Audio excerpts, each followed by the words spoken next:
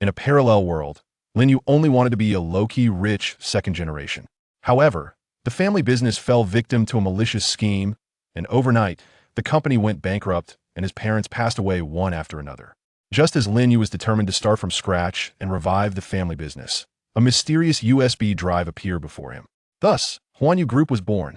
Years later, when Huanyu Group had become one of the strongest companies in the world, a reporter asked, "Mr. Lin, how did you go from being destitute to the world's richest man? Is there any experience you can share?" Lin Yu smiled lightly and said, "It all started with those 20,000 bitcoins." Chapter 1. This is just the beginning. In Xiaogua, Ansheng, in the southwest province, Lin Yu sat in the corner of the classroom, playing with a small silver USB drive. Someone had just delivered a package to the school without leaving any information, and upon opening it, Lin Yu found this USB drive. With a sense of curiosity, Lin Yu plugged the USB drive into his tablet, and after a brief blue screen, a strange website and a series of odd numbers appeared on the screen. "Is this an account and password?" Lin Yu quickly opened the website, and after entering the account and password, he was instantly stunned. At that moment, sitting in the corner of the classroom, Lin Yu's face was filled with shock as he looked at the teacher on the stage and the students in the classroom, feeling that everything was surreal. This is Bitcoin. Rubbing his eyes vigorously, Lin Yu stared at the screen intently. 1, 10, 100, 1,000, 10,000. Hiss! Lin Yu suddenly gasped. 20,000 Bitcoins. It should be noted that the current exchange rate of Bitcoin to real currency is 1:40,000. And the real currency here is not Xiaogua currency, but American currency, with an exchange rate of 1 minute and 6.5 seconds between American and Xiaogua currency. In other words, the amount of 20,000 Bitcoins converted into Xiaogua currency is 5 billion cash. Even Lin Yu, who has lived 2 lives, felt his scalp tingle when he saw the number of 5 billion. In his previous life, Lin Yu was a college student on Earth, who had crossed over to this parallel world similar to Earth. He became the only son of the Lin family in Ansheng, growing up with a golden key in his mouth. Because of his 2 lifetimes, Lin Yu's mindset had long since calmed down. In this world, he originally just wanted to live a quiet life as an ordinary rich second generation with his parents. However, fate took an unexpected turn. His father was secretly harmed by his own subordinates, who embezzled all of the Lin family's assets. Overnight, the Lin family's assets were completely looted. The father who loved him passed away from a heart attack, and his mother also succumbed to grief.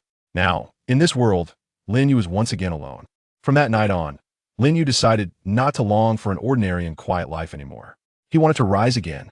The old generation of the Lin family had died, and the new generation of the Lin family would stand up again and make a comeback.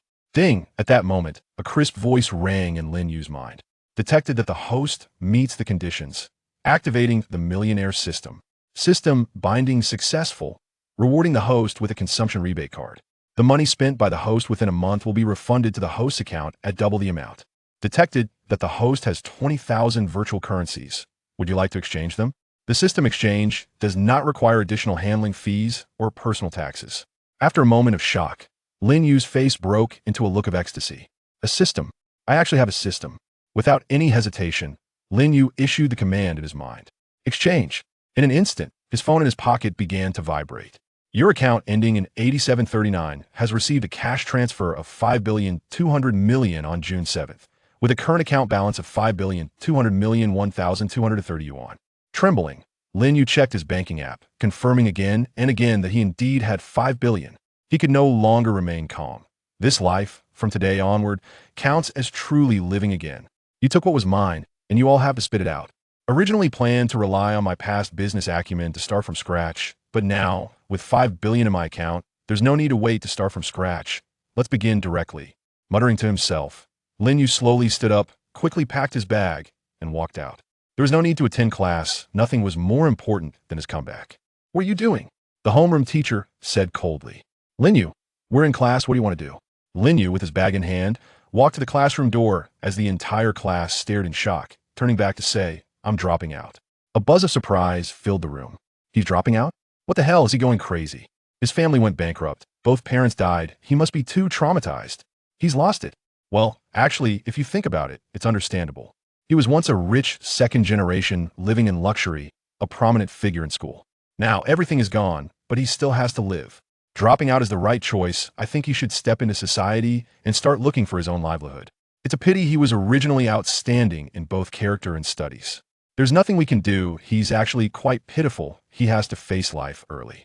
The homeroom teacher also understood Lin Yu's family background, looked at Lin Yu deeply, and finally sighed, saying, Lin Yu, I can understand your feelings.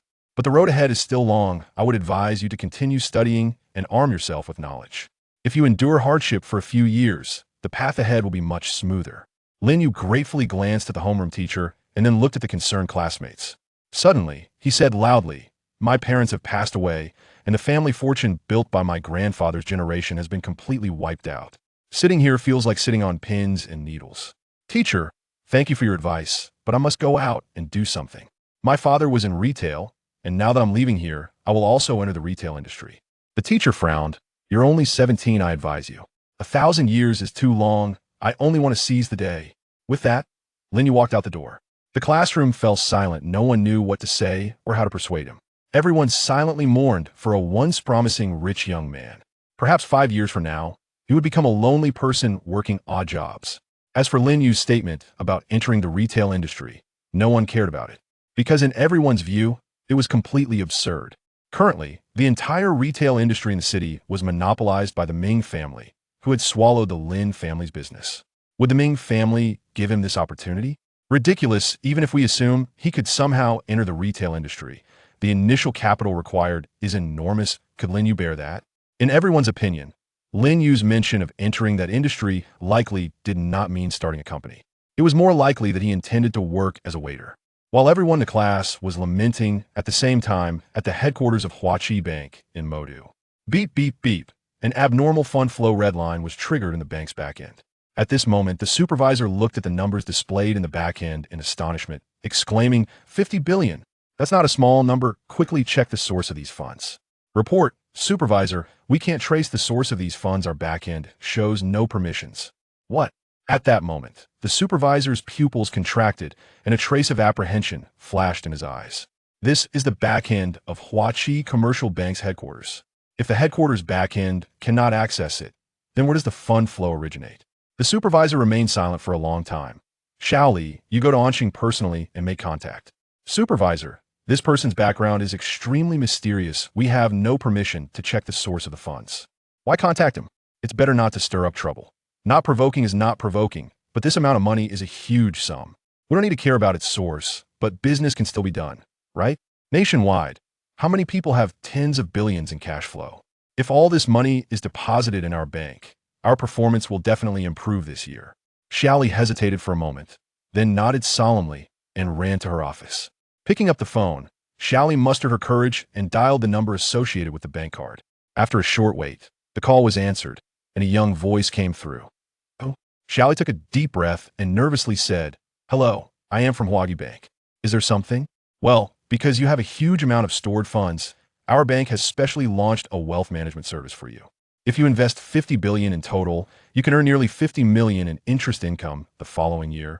And you, Lin Yu interrupted, no need. Sir, that's 50 million. I said no need. Hee. Okay, sir. Sir, are you planning to keep this money in our bank for a long time? We specifically offer you an unlimited credit card. If you keep your fund with us long term, this credit card can be yours. No need, thank you. While speaking, Lin Yu stopped a taxi driver to Xingyuan Commercial Center. Once in the car, Lin Yu continued on the phone, I probably won't be able to keep this money. In about 10 hours, I will have spent it all. Buzz, Shaoli felt a chill run down her spine. She exclaimed, Sir, that's 50 billion. Beep, beep, beep, the call was disconnected. At the bank headquarters, Shaoli stared in shock at the hung-up phone. Recalling Lin Yu's voice, her heart filled with astonishment. 50 billion? To be spent in 10 hours? God, are there really so many rich people? For an ordinary business owner, having 50 billion in financial transactions would be normal. But Shaoli saw his profile. Lin Yu, male, 17. 17? Oh my God, a teenager. What could you possibly buy to spend 50 billion? Chapter 2, I don't rent. While Shaoli was shocked by Lin Yu's age and wealth, many others were in extreme panic. Just a few minutes ago, a transaction of 20,000 bitcoins appeared in the market, directly wiping out 800 million in buy orders, turning the entire market upside down. Although trading virtual currencies is not illegal in Xiagua, due to the mature development of securities and futures markets, there are not many speculators in virtual currencies. Achieving a daily trading volume of 1,000 bitcoins is already considered good. Trading volumes of over 10,000 are rare and usually involve many traders. Holders of virtual currencies typically exercise extreme caution in controlling the amount of currency traded at one time to prevent market panic, which could devalue their holdings. However, 20,000 bitcoins seem to appear out of thin air, crashing down on the buy orders below. The resulting panic selling instantly drove the price of Bitcoin down to 1:3,000, and it was only when external buyers entered to bottom fish along with arbitrageurs that the price was pulled back up. On a famous international Bitcoin forum, Bitcoin holders from all over the world were discussing the recent event with lingering fear. What the hell just happened? I suspect a well-known mathematician discovered an algorithm to improve mining efficiency, which led to this batch of new coins appearing without any trading records. That's not right. Even if someone improved the algorithm, it's impossible for such a huge amount to appear in such a short time. I heard that Huanyu recently developed the world's largest supercomputing center. Could this be the reason for the dump? It's not impossible, but highly unlikely. Countless people were discussing the incident, but no matter the explanation, each seemed extremely far-fetched. As for the truth, only Lin Yu knew, but at that moment, Lin Yu had no idea how much of a stir his actions had caused in the Bitcoin market. Even if he did, he wouldn't care. After all, he only wanted cash. At this moment, Lin Yu was in a taxi dialing a number. Beep. After the call connected, a middle-aged man's voice came through. Xiaoyu? Lin Yu said, "It's me, Uncle Zhao. I want to revive the Lin Group, and I want you to help me." In a high-end restaurant in Anqing, Zhao Zhentao, who was having dinner with his family, paused slightly upon hearing this, then said earnestly, "Xiaoyu, I know the bankruptcy of the group has hit you hard, but one must be down to earth. 50 billion. Lin Yu's lips curled into a confident smile. "I currently have 50 billion in cash, and I want to rebuild the Lin family's business empire. Uncle Zhao, believe me, the Lin family will soon rise above the entire Southwest province again. 50 billion. Zhao Zhentao's chopsticks clattered to the floor. "Don't joke with me. Where did you get 50 billion in cash?" Upon hearing Lin Yu's words, Zhao Zhentao instinctively felt he was lying. 50 billion in cash. Even before the Lin Group went bankrupt, it would not have been easy to suddenly come up with 50 billion in cash. Lin Yu smiled and said, "Uncle Zhao, you should know my character well. When have you seen me joke?" Seeing there was no response on the other end, Lin Yu continued, "I'm at the Xingyuan Commercial Center in Anqing. Come over, and I'll prove to you this is not a lie." After a moment of silence, Zhao Zhentao replied, "All right, I'll be there in half an hour." After hanging up, Zhao Zhentao quickly got dressed to go out. At that moment, the woman sitting across the dining table chuckled dismissively and said, "You can't really think Lin Yu is 50 billion, can you? You should know the situation of the Lin family. If they really had money, they wouldn't sit idly by and let the Ming family swallow their assets. I advise you not to go." As Zhao Zhentao reached the door, he turned and said, "I'm a close friend of Lin Yu's father, and the Lin family has treated me well. Lin Yu personally called me out of courtesy and reason. I should meet him. Even if he is lying to me, I would only waste a little time." After saying that, Zhao Zhentao walked out the door. At this moment, a taxi stopped steadily in the most prosperous area of Anqing, on the street of Xingyuan Commercial Center. The driver looked at the teenager in the back seat with suspicion and said, 48 yuan. Just a moment ago, this poorly dressed teenager claimed on the phone to have 50 billion in cash. Is he not crazy? The driver immediately thought about stopping to let him out, but decided to endure since they were almost at the destination. However, if the teenager showed any abnormal behavior, he would drive to the nearest police station. Ding! Lin Yu scanned the QR code in the car to pay. "Thank you." Watching the teenager get out of the car, the driver let out a long breath and muttered to himself, "Seems pretty normal." On the roadside, Lin Yu looked up at the tall buildings ahead. This was the most prosperous commercial center in Anqing, and he was looking at the landmark building of Anqing, the tallest office building, the Times Tower. Since he wanted to revive the Lin family, the first priority was to have a place to settle, and this place was very much to Lin Yu's taste. As soon as he entered the reception center, a woman dressed in a business suit approached him with a professional smile and asked, "Hello, sir, are you here to look at the office building?" Lin Yu nodded and said, "I plan to set up my company here." As soon as the woman heard this, her smile immediately became incredibly sincere. Although the young man in front of her was dressed simply, his demeanor was not something ordinary people possessed. Some wealthy individuals have peculiarities despite their wealth. They prefer to wear items from street vendors. This young man must also be a rich second-generation heir. The woman enthusiastically introduced, "I don't know what kind of company you want to open, but we have office spaces of 180 square meters, 220 square meters, and 300 square meters. If you find these too small, You can also rent an entire floor, and I can help you apply for a discount. I'm not renting. Not renting? The carefully prepared script the woman had suddenly got stuck in her throat. Why would you come and ask if you're not renting? Is this person just here for fun? Just as she was about to question him, Lin Yu calmly said, contact the manager and ask if he's willing to sell. I'm planning to buy this building. Upon hearing this, a gasp echoed through the office. Everyone stopped what they were doing, looking at Lin Yu in shock. Buy it? Does he know the value of the Times building? This is the most prosperous area in Anqing, the tallest building in Anqing. The woman felt her scalp tingle. This young man actually said he wanted to buy the Times building. Sir, don't joke around. This is a whole building. Lin Yu confidently sat on the office sofa and waved his hand at the woman, saying, go ahead, I'll wait here. In less than 3 minutes, a middle-aged man angrily pushed the door open. Who is it? Hearing the employee's report, Lu Dongsheng felt a surge of anger rise within him. How dare a young man claim he wants to buy the entire Times building? Isn't this insulting me? The Times building is located in the most prosperous commercial center of Anqing. Just the construction cost is 500 million, with a total of 50 floors. Who in the entire southwest province can afford it? Are you kidding me? Lu Dongsheng wanted to see who had the guts to come and mock him. The staff pointed to Lin Yu, who was sitting on the sofa. As soon as Lu Dongsheng saw Lin Yu, he froze. Everyone in the office was now looking at Lin Yu, eager to see the spectacle. This person actually dared to show off at the Times building.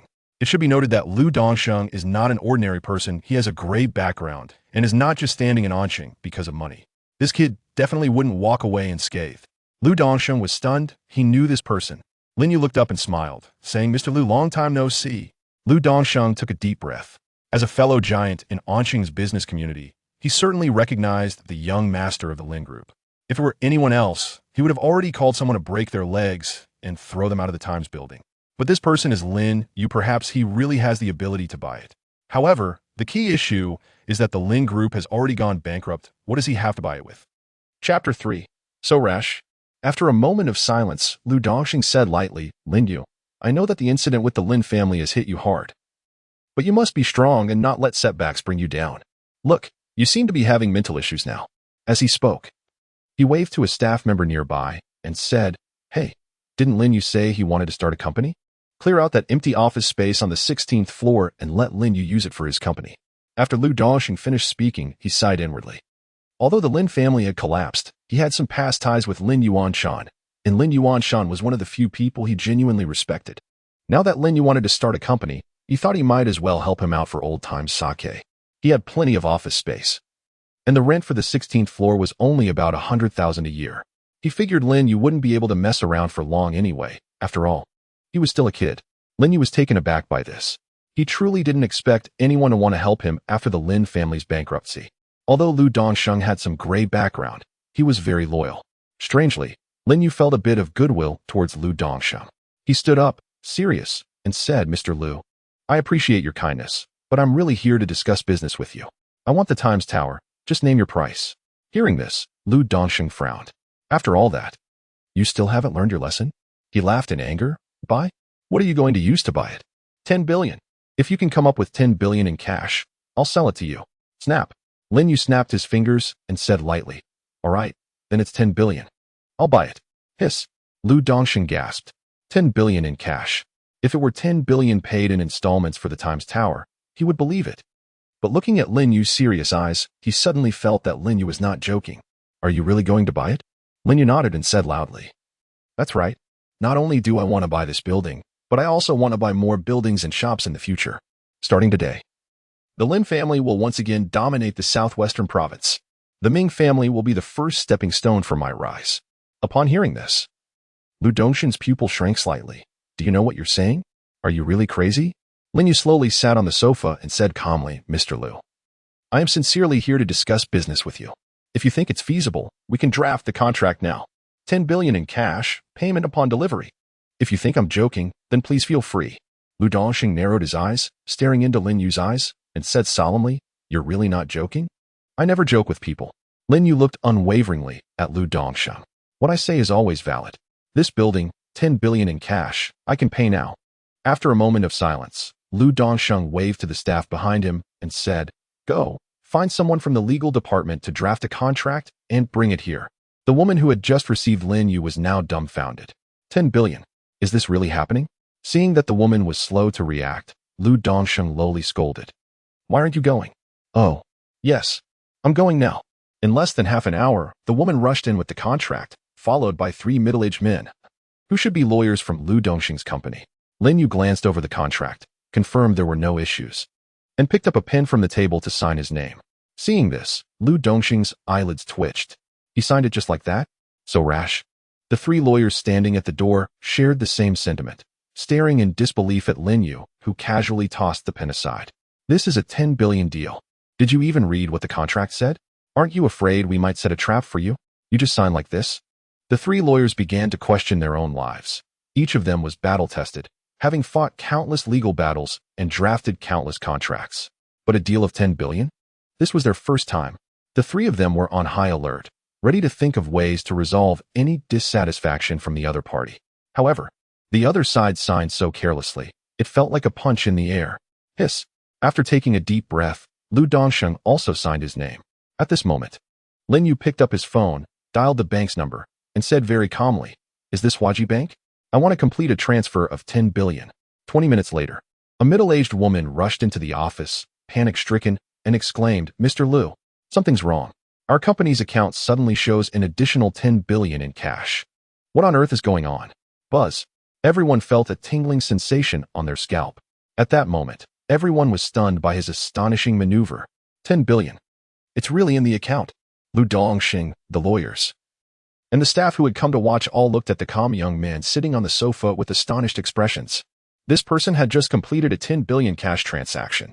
He was only 17 years old and could casually bring out 10 billion in cash. Hiss. Everyone collectively gasped. Lu Dongsheng looked at Lin Yu, his eyes revealing a hint of shock. He thought to himself, the Lin family has collapsed, but Lin Yu has risen up. The king of Anqing is back.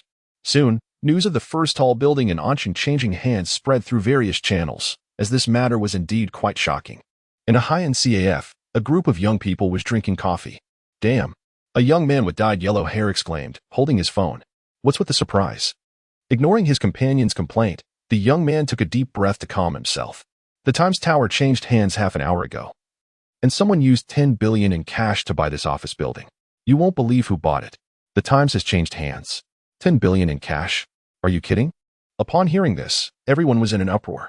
Even other patrons in the CAF turned their attention to the young man with yellow hair. Chapter 4. Huanyu. Shocking the entire city. Impossible. Where did you hear such wild rumors? That's the Times Tower. If someone really bought it with 10 billion in cash, I would believe it. But no one in the southwestern province can come up with 10 billion in cash in such a short time. So this must be false news. If the Times Tower really changed hands, it would definitely be a super news story. However, until now, no news outlet has reported it. Seeing that everyone doubted his words, the young man with yellow hair immediately got anxious. He stood up and said, "It's true. The Times has really been bought. I have a friend working there, and they're preparing to evacuate right now. Plus, you all know who bought the building." Upon hearing this, a stylishly dressed girl, adorned in designer brands, elegantly set down her coffee cup and said with a playful smile, "Who? I don't remember knowing such a rich person." Ha ha. The others burst into laughter. These few were all second-generation rich kids, well aware of the upper-class circles, but they truly didn't know anyone like that in their social circle. The yellow-haired guy shouted loudly, "It's Lin Yu." The CAF instantly fell silent. A few seconds later, a girl burst out laughing, looking at the yellow-haired guy with amusement. "You didn't tea drink today either. Why are you talking nonsense? The Lin family has long collapsed. Everything has been picked clean. It's common knowledge that Lin Yu doesn't have a billion." Everyone else chimed in. "Yeah, this is just fake news. Minjia's family has already absorbed all of the Lin family's assets. Lin Yu is now completely broke. Don't mention that Lin Yu. It's a buzzkill." Seeing that no one believed him, the yellow-haired guy raised his phone, showing a video of the staff at the Times building packing up to leave. But no one was willing to look at it. Just then, someone in the CAF exclaimed, "Look over there. Oh my God." Hearing the commotion, everyone turned their gaze. Through the bright floor-to-ceiling windows, they saw a scene that left them dumbfounded. On the top floor of the Times building, a group of workers wearing yellow safety helmets were busy doing construction, not just on the top floor, but throughout the entire office building.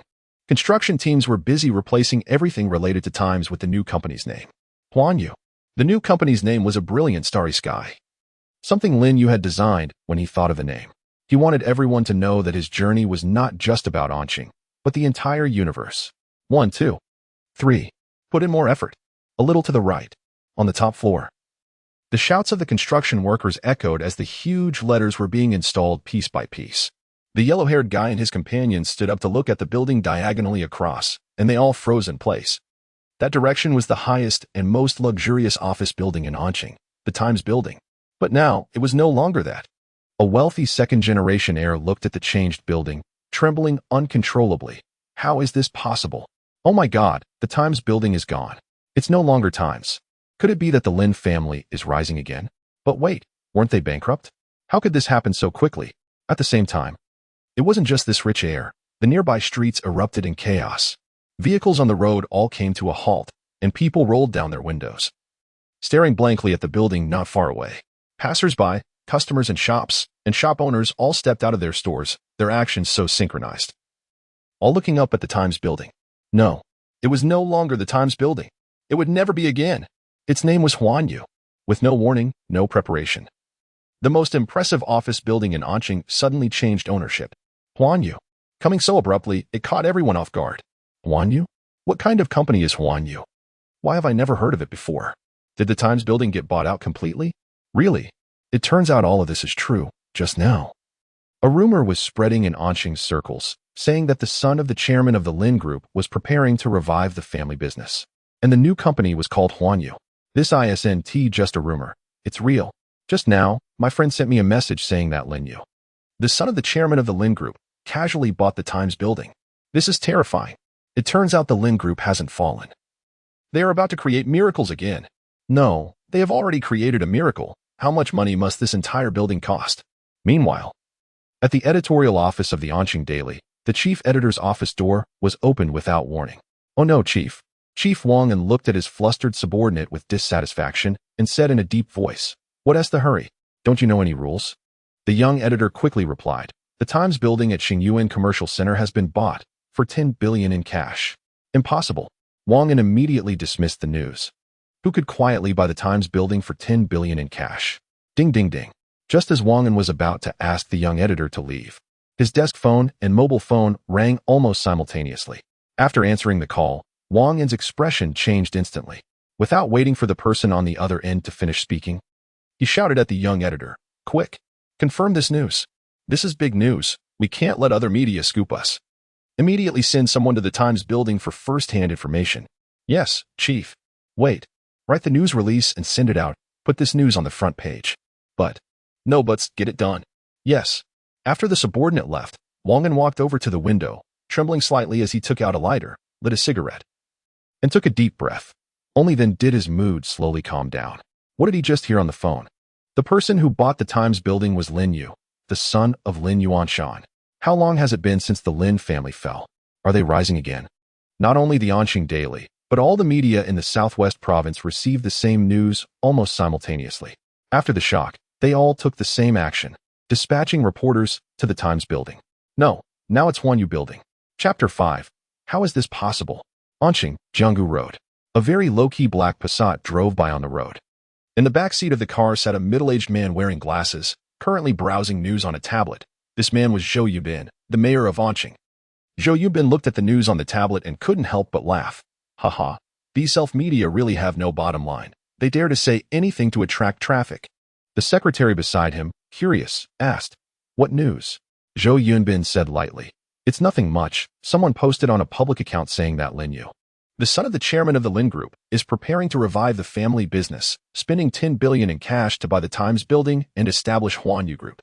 These people really take no responsibility for their words. Do they think I don't know about the Lin family's situation? Besides, that Lin Yu is still a kid. I saw him a couple of years ago. Even if he wants to revive the family business, how could it happen so quickly?" The secretary chuckled and said, "That's right. It's a pity for the Lin family." Hearing this, a complex expression flashed in Zhou Yunbin's eyes. He sighed deeply and said, "Speaking of the Lin Group, it's a thorn in my heart. Lin Yuanshan turned a medium-sized enterprise into the best in the Southwest, and just like that, it fell, as mayor. I didn't even have a chance to react." As he said this, a cold glimmer flashed in Zhou Yunbin's eyes. Do they really think that by joining forces, they can disregard me, the mayor? Once this period passes, I will settle accounts with them one by one. If Lin Yu really wants to do business, then I might as well support him. Suddenly, the Passat screeched to a halt by the roadside. Secretary Xiao Wang nervously shielded Zhou Yunbin, while shouting at the driver in the front seat, "What is going on?" The driver looked blankly out the window and stammered, "This isn't a rumor. It's real." Secretary Xiao Wang frowned, looking at the dazed driver, and asked in a deep voice, "What rumor? What is real?" "The rumor of Lin Yu's revival seems to be true." "What did you say?" "Look outside." Secretary Xiao Wang pulled back the curtain, his pupils narrowing suddenly, and Zhou Yunbin beside him was equally shocked. Outside the car window, a massive skyscraper stood tall, making it impossible to ignore, like a crane among chickens. And on the rooftop of the building, everywhere was the same sign of Huanyu. Hiss. Zhou Yunbin suddenly inhaled sharply, feeling a tingling sensation on his scalp, and all the hairs on his body stood on end. This is real. Huanyu. Lin Yu is really going to revive the Lin family. What a Lin Yu. What a Huanyu Group. At this moment, a black Mercedes-Benz slowly stopped at the foot of the Huanyu building. Before getting out of the car, Zhao Jintao was attracted by the construction workers coming in and out. Is someone preparing to open a new company and is renovating? Could it be Lin Yu? Just as this thought flashed through his mind, Zhao Jintao shook his head in denial. Impossible. This is the best office building in Anqing. Where would he get the money to rent an office space here? However, as soon as Zhao Jintao stepped out of the car, he was stunned by the scene before him. The Times building, no. The building towering in front of him had already been renamed Huanyu Building. How is this possible? Did the driver take a wrong turn? Zhao Jintao instinctively glanced around. No, it's right. To the left is Anqing's largest shopping mall, Xingyuan Mall, and to the right is the Oscar International Cinema, where he had taken his little daughter to watch a movie just yesterday. But within less than a day, the Times building had actually changed ownership and name? Which capital from Xia country came to Anqing? If that's the case, the business landscape in Anqing, and even in the southwest province, may undergo a major reshuffle. With heavy thoughts, Zhao Jintao dialed Lin Yu's number. After a brief beep, the call connected. "Xiaoyu, I've arrived. Where are you?" "Uncle Zhao. I'm on the top floor. Someone is coming down to pick you up." Hearing this, Zhao Jintao was even more puzzled. The top floor is the territory of Lu Dongxing, the chairman of the Times building, who is a tough character in Anqing. What is Lin Yu doing there? Ding. The elevator door opened, and a female staff member with a Nebula logo hanging on her chest walked out of the private elevator. She respectfully said to Zhao Jintao, "Are you Mr. Zhao? The boss has been waiting for you for a long time." "The boss?" Zhao Jintao instinctively asked. "Is it Lu Dongxing?" The staff shook her head and smiled. "No, Mr. Zhao. Mr. Lu is no longer the owner here. The Huanyu building was purchased by our boss with 1 billion in cash just an hour ago. 1 billion in cash." Hearing this number, Zhao Jintao's eyelids twitched. Although he had been in the business world for most of his life and was quite well known in Anqing, he had never seen a transaction of 1 billion in cash. Who could be so extravagant? Soon, they reached the top floor. The staff led him into a spacious and bright office. In front of the huge floor-to-ceiling window stood 2 people. The man who was smoking was someone Zhao Jintao recognized. It was Lu Dongxing. Standing next to him was someone Zhao Jintao's pupils slightly constricted, unable to help but exclaim, "Xiaoyu, where's your boss? Didn't he want to see me?" Until this moment, Zhao Jintao still didn't believe Lin Yu had 50 billion. He thought Lin Yu must have some connections and that this Huanyu building was bought by that capital. Lin Yu turned around and said with a faint smile, "I am the boss here." "Impossible." Zhao Jintao blurted out. "How could you buy the Times building?" Seeing his shocked expression, Lu Dongxing immediately burst into laughter, thinking he must have had a similar expression at that time. He handed over a contract, and Zhao Jintao skeptically opened it. The next second, he was frozen in place. The signature at the bottom of the contract clearly stated the building's owner, Lin Yu. Transaction amount, 1 billion in cash. After reading the contract over and over a dozen times, Zhao Jintao took a deep breath and still asked in disbelief, "Really? You really bought the Times building? But where did you get so much money?" Lin Yu did not answer his question, but looked down at the entire Anqing and said lightly, "Uncle Zhao, how do you like my new company? After a long time." Zhao Jintao slowly uttered 2 words, "Perfect." Chapter 6, Recall Clack. Hiss. Zhao Jintao sat on the sofa lighting a cigarette, taking a deep drag.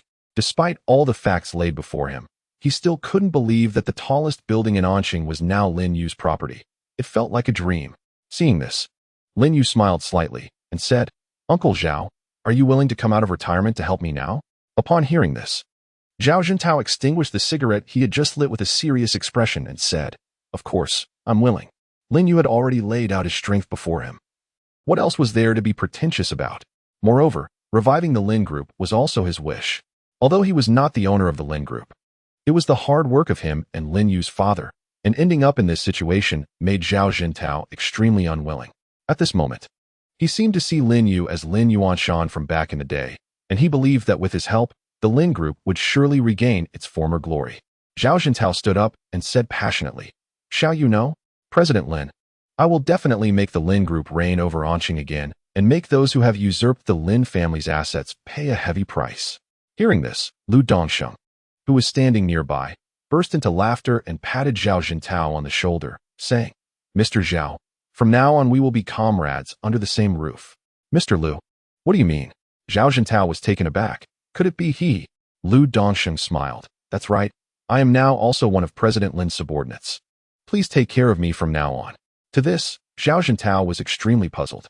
Lu Dongsheng was able to stand firm in Anqing's business world solely because of his previous great power. In terms of business, he had no achievements at all. Why would Lin Yu want to recruit this person? Seeing this, Lin Yu saw through Zhao Jintao's thoughts and explained, "Uncle Zhao, I believe you understand Mr. Lu as well. Our company's establishment will surely attract the attention of certain people. They will not easily let us grow. While we can handle the obvious means, there will always be some hidden arrows that we cannot anticipate. Moreover, some things cannot be done in the open." Zhao Jintao fell silent. He agreed with Lin Yu's thoughts because that little man, in order to rise, would stop at nothing. Lu Dongsheng's great power could indeed play a significant role here. Some inside information that was hard for them to find out could be easily learned by Lu Dongsheng. Thinking of this, a hint of relief appeared in Zhao Jintao's eyes. He had always regarded Lin Yu as a child, but now he realized that Lin Yu had grown to a sufficient height, giving him more confidence in the rise of the Lin family. Zhao Jintao turned to Lu Dongsheng and said seriously, "Mr. Lu, please take care of me in the future." Lu Dongsheng laughed heartily. "Not at all. We are all soldiers under President Lin. There is no need for guidance. To be honest, I can't wait to see President Lin in action." Seeing the two men treating each other sincerely, a smile appeared on Lin Yu's face as he said, "Uncle Zhao, with Huanyu newly established, I now need a large number of personnel. Please help me call the veterans and key members from the previous company and ask if they are willing to come to my new company." "Okay. I'll do it right away." After saying that, Zhao Jintao excitedly took out his phone and walked aside. To be honest, the first people he thought of when Lin Yu established a new company were the old partners he had fought alongside before. He immediately began dialing the phone. "Hello. Old Chen, where are you? Hurry to Huanyu building." "What? Where's Huanyu?" "It's the former Sherdai building. Lin Yu bought it and established a new company here. He wants to revitalize the Lin family, so hurry over." "Old Zhang, come to Huanyu building quickly. Don't ask so much. Just come." "Old Xin, come to Huanyu." Watching Zhao Jintao making call after call, Lu Dongsheng felt an itch in his heart. He said to Lin Yu, "Mr. Lin, could you arrange something for me as well? Zhao is full of energy, and sitting here doing nothing isn't right." Lin Yu replied, "There's just the thing for you to do. I want to set up a security department, and you'll lead it. There's only one requirement. The people must be reliable. The safety of the company and everyone must be guaranteed in the future. Also, use your own channels to help me find out information about the Ming family. I want to know about any of their movements." "Yes, Mr. Lin," Lu Dongsheng said, and immediately turned and left the office. Meanwhile, downstairs at Huanyu building, news media rushed in after hearing the news. A large group of reporters gathered with cameras, trying to enter the building but were stopped by security, unable to enter. The reporters could only take random shots of the building. A female reporter with a press badge stood at the foot of the building and said to the camera, "Hello everyone, I'm a reporter from the finance channel of Southwest Province TV. As you can see behind me, this building, formerly known as Sherdai Building, has now been renamed Huanyu Building.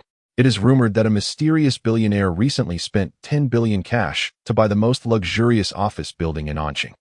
Although I haven't seen the true face of this mysterious person yet." Just then, a commotion broke out among the reporters behind her. "Mr. Lu, Mr. Lu, did someone really spend 10 billion cash to buy Sherdai Building? Mr. Lu, I heard your company is facing bankruptcy due to mismanagement, so you sold it. Is that true? Mr. Lu, who is the mysterious billionaire? Some say it's Lin Yu, the only son of the former chairman of Lin Group. Is that true? Mr. Lu, isn't Lin Group already bankrupt? Where did he get all that money?" Seeing this, the female reporter quickly rushed over, but at this point, Lu Dongxing was already surrounded and couldn't move. Surrounded by security, he tried to push his way out. However, the reporters showed no signs of letting him go, blocking the entrance. In exasperation, Lu Dongxing stood still and shouted, "Quiet. I am not obliged to answer your questions. But I can tell you clearly that Sherdai building was indeed sold for 10 billion cash. You will naturally know who the new owner is in a couple of days." After saying this, he signaled to his subordinates to roughly push the reporters aside and got into his luxury car, driving away. His answer further piqued the reporters' curiosity. Was the mysterious billionaire who bought Sherdai truly Lin Yu, the fallen second-generation rich kid? Half an hour later, a screeching halt was heard at Huanyu building. A sleek black BMW 7 Series came to a swift stop at the roadside. A slightly overweight middle-aged man in a suit got out of the car. The moment he stepped out, he looked up at the sign of Huanyu building and, upon seeing the enormous sign, his pupils slightly contracted. "Old Zhao didn't lie to me. This matter is real," he murmured to himself before quickly walking into the building. A staff member was already waiting at the entrance and immediately came forward to lead him inside. At that moment, a sharp-eyed reporter quickly raised their camera and snapped a few photos. A colleague nearby hesitantly asked, "Was that person just now lawyer Qin Zhenglong?" The reporter picked up the digital camera, reviewed the high-definition photo they had just captured, and exclaimed, "It really is Qin Zhenglong. He was the chief lawyer of the legal department at Lin Group. What is he doing here?" A colleague whispered, "Could it be that the rumor is true? The Lin family is really about to rise again? The former strongman is returning." Just as they were speaking, another screeching halt was heard. As the reporters prepared to take another photo, a continuous stream of cars appeared from all directions and parked at the foot of Huanyu building. Within just 3 minutes, more than a dozen cars, ranging from million-dollar Mercedes-Benz and BMWs to tens of thousands of domestic cars, had arrived. The first thing they did upon getting out was to look up at the renamed building, then they excitedly rushed inside. At that moment, the reception room on the top floor was filled with noise, with dozens of people crowded together. "Mr. Chen, you are a veteran of the company. Is what Zhao said on the phone true? Is Huanyu building really bought by Lin Yu to revitalize the Lin family?" "Yes, Mr. Chen. I saw the news on social media today, but everyone knows what happened to the Lin family in the end. Where did he get so much money to buy this place?" "Mr. Chen, say something." Hearing the crowd's questions, Chen Huaiji revealed a wry smile. He raised his hand and said, "Everyone, please be quiet. I learned this news through Zhao, and as for whether it's true or not, I believe we will know the answer soon." Upon hearing this, the crowd quieted down. However, there was still some worry on their faces, as they deeply believed that the news was true. They were all former employees of Lin Group and had an immense love for their previous company. Their desire to see the Lin family revitalized was no less than Lin Yu's. Because of this, after learning about the news, they were willing to rush over here at the first opportunity. However, because their expectations were so strong, they were even more afraid that this might be false news. Creak. The door to the reception room opened. In an instant, dozens of eyes turned to the entrance. A plainly dressed young man walked in calmly, followed closely by Zhao Zhentao. Lin Yu stood in front of everyone, scanning their faces, revealing a hint of a smile. He hadn't expected that after the Lin family had been bankrupt for so long, so many loyal people would still be willing to come. In the hopeful gazes of everyone, he walked up to Chen Huaiji and smiled. "Long time no see, Uncle Chen." Looking at Lin Yu, Chen Huaiji sighed and said, "Long time no see, young master Yu. I remember when Lin Group fell into financial crisis. It was you who turned the situation around after a series of analyses and decisions. The rise of Lin Group owes a lot to you." Hearing this, Chen Jua's eyes flashed with nostalgia, and then he somewhat shamefully said, "I truly feel ashamed. The company's bankruptcy is closely related to me. It was my failure to manage." "You can't blame it all on yourself," Lin Yu interrupted him. "At that time, Lin Group was expanding, and you were not in the company." After saying this, he walked up to Qin Zhenglong. "Uncle Qin, you are one of the top lawyers in Anqing and even in Southwest Province. So many lawsuits of Lin Group were personally handled by you, saving the company unimaginable benefits. Back then, a law firm in the capital offered you a 5 million annual salary to poach you, but you rejected it without a second thought.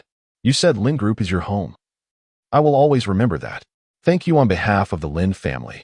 Qin Zhenglong's throat was a bit choked as he said, "But in the end, I didn't even have the right to sue." Lin Yu smiled and shook his head. He approached a young woman and said, "I remember you. Your name is Wang Qi. At last year's annual meeting, you performed a dance with your colleagues, and halfway through, you threw your shoes away. You're Xiao Wang, right? Back then, you worked overtime at the company all night to complete a task, and ended up in the hospital. Young Lu, a capable aide to Uncle Chun, often praised how clear and detailed your accounts were. As everyone's names were called one by one, the scenes from the past in the company seemed to come alive again. Some female employees had already started to tear up. Amidst their emotions, there was also a strong sense of astonishment.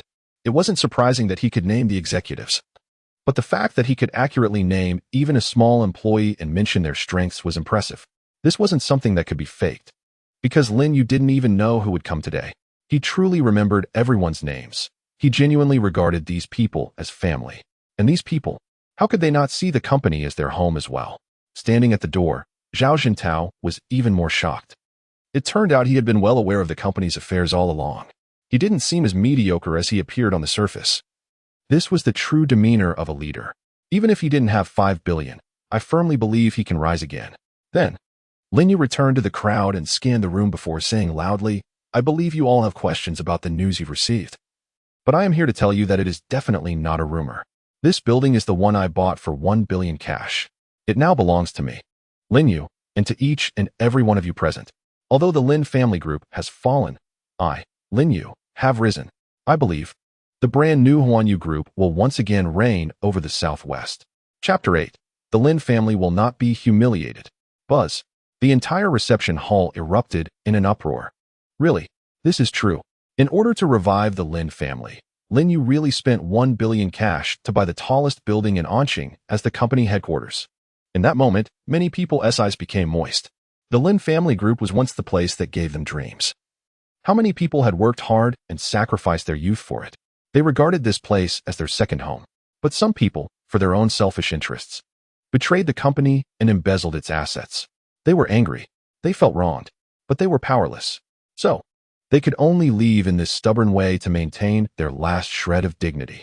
Lin Yu's rise reignited their hope. President Lin, from now on, I am a Huanyu person in life and a Huanyu ghost in death. Me too. Even if you make me clean toilets in the company, I won't leave. President Lin. Just give the order. Who should we hit first? No need to say, it must be that old ghost Mingy. I can't wait to eat his flesh, drink his blood, and chop him into meat paste to feed the dogs. President Lin, now that you just bought the building, if funds are insufficient, I have 300,000 for my wedding. You can take it first. I'm not in a hurry to get married. I also have hundreds of thousands. You can take it first. And mine. Looking at the passionate crowd, Zhao Jintao felt a surge of excitement in his heart. He stepped forward and raised his hand, saying, everyone, quiet down. Since President Lin can spend 10 billion to buy this place, how could he lack your small amounts of money? Then, he turned to Lin Yu and said, President Lin, look at everyone now, itching to get started. You have to tell us about the next steps, right? Lin Yu chuckled and said, indeed. There are some things that need you all to do. The company has been established, and the facade must be impressive. Zhao, choose a dozen people to go to the Rolls-Royce dealership and procure a batch of cars. A batch? Zhao Jintao was taken aback, thinking he heard wrong. That's right. A batch. Lin Yu emphasized again, I want all the black cars in the dealership. Hiss. Upon hearing this, a sound of cold breaths was heard throughout the reception hall. All of them. This is Rolls-Royce. Zhao Jintao said with a difficult expression, President Lin, I think this is too wasteful. The company is just starting out. We should. Before he could finish, Lin Yu raised his hand to interrupt him, saying, don't worry about the money issue. Just go do it. Lin Yu was certainly not worried about the money issue. The system had rewarded him with a double cashback card. The money he spent within a month would be doubled back, so he wasn't worried about overspending. He was worried about underspending.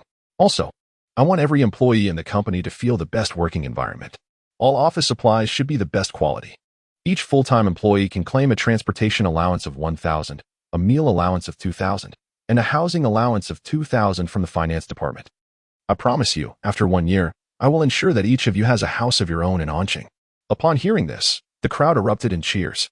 President Lin is mighty. Amazing, President Lin. We will definitely live up to your expectations. A house. And it's after 1 year. I wouldn't even dare to dream of it. Woo-woo. I finally didn't follow the wrong person. Hearing such bold promises, no one in the crowd had any doubts. A person who could casually buy a building and a batch of Rolls-Royces. Would he lie? At this moment, Zhao Jintao no longer hesitated.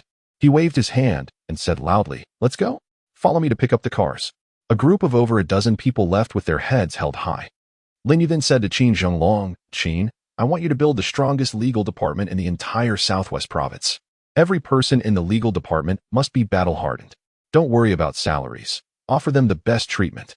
I hope that in the future, our company's legal department will not only be the strongest in the Southwest, but also the strongest in Xia country, the strongest in the Eastern Hemisphere, and the strongest in the world. Qin Zhenglong excitedly replied, "Yes, President Lin." Lin Yu then addressed the remaining people. "I hope everyone can get the company up and running as quickly as possible, and that all departments can be established promptly. Does everyone have confidence?" The crowd raised their fists and shouted loudly, "Yes, yes." At the same time, in the office of a large supermarket in Anqing, a middle-aged man sat in a chair, arrogantly looking at the employee in front of him, who was bowing his head. He slapped a planning proposal onto the spotless floor and sarcastically said, "Is this the proposal you wrote? What garbage. Rewrite it." The young man bowed his head, a flicker of anger in his eyes. Although he knew the manager hadn't even cut a single word, he could only endure it to keep his job. "Manager, I've already rewrite it." "So where does all this nonsense come from?" The manager coldly huffed, "Chao Wenqing, so what if you worked at the Lin family group before? That garbage company has already gone bankrupt. You must understand, now I am the one giving you a meal." Hearing this, Chao Wenqing suddenly raised his head and said word for word, "You can say my proposal is garbage. I can endure your humiliation. But you cannot insult the Lin family group." The manager raised an eyebrow, walked up to Chao Wenqing and arrogantly said, "So what if I insulted it? The Lin family group is garbage, garbage." Chao Wenqing glared at the manager, his fists clenched tightly. "What? Not convinced? Want to hit me?" The manager sneered, "Do you dare?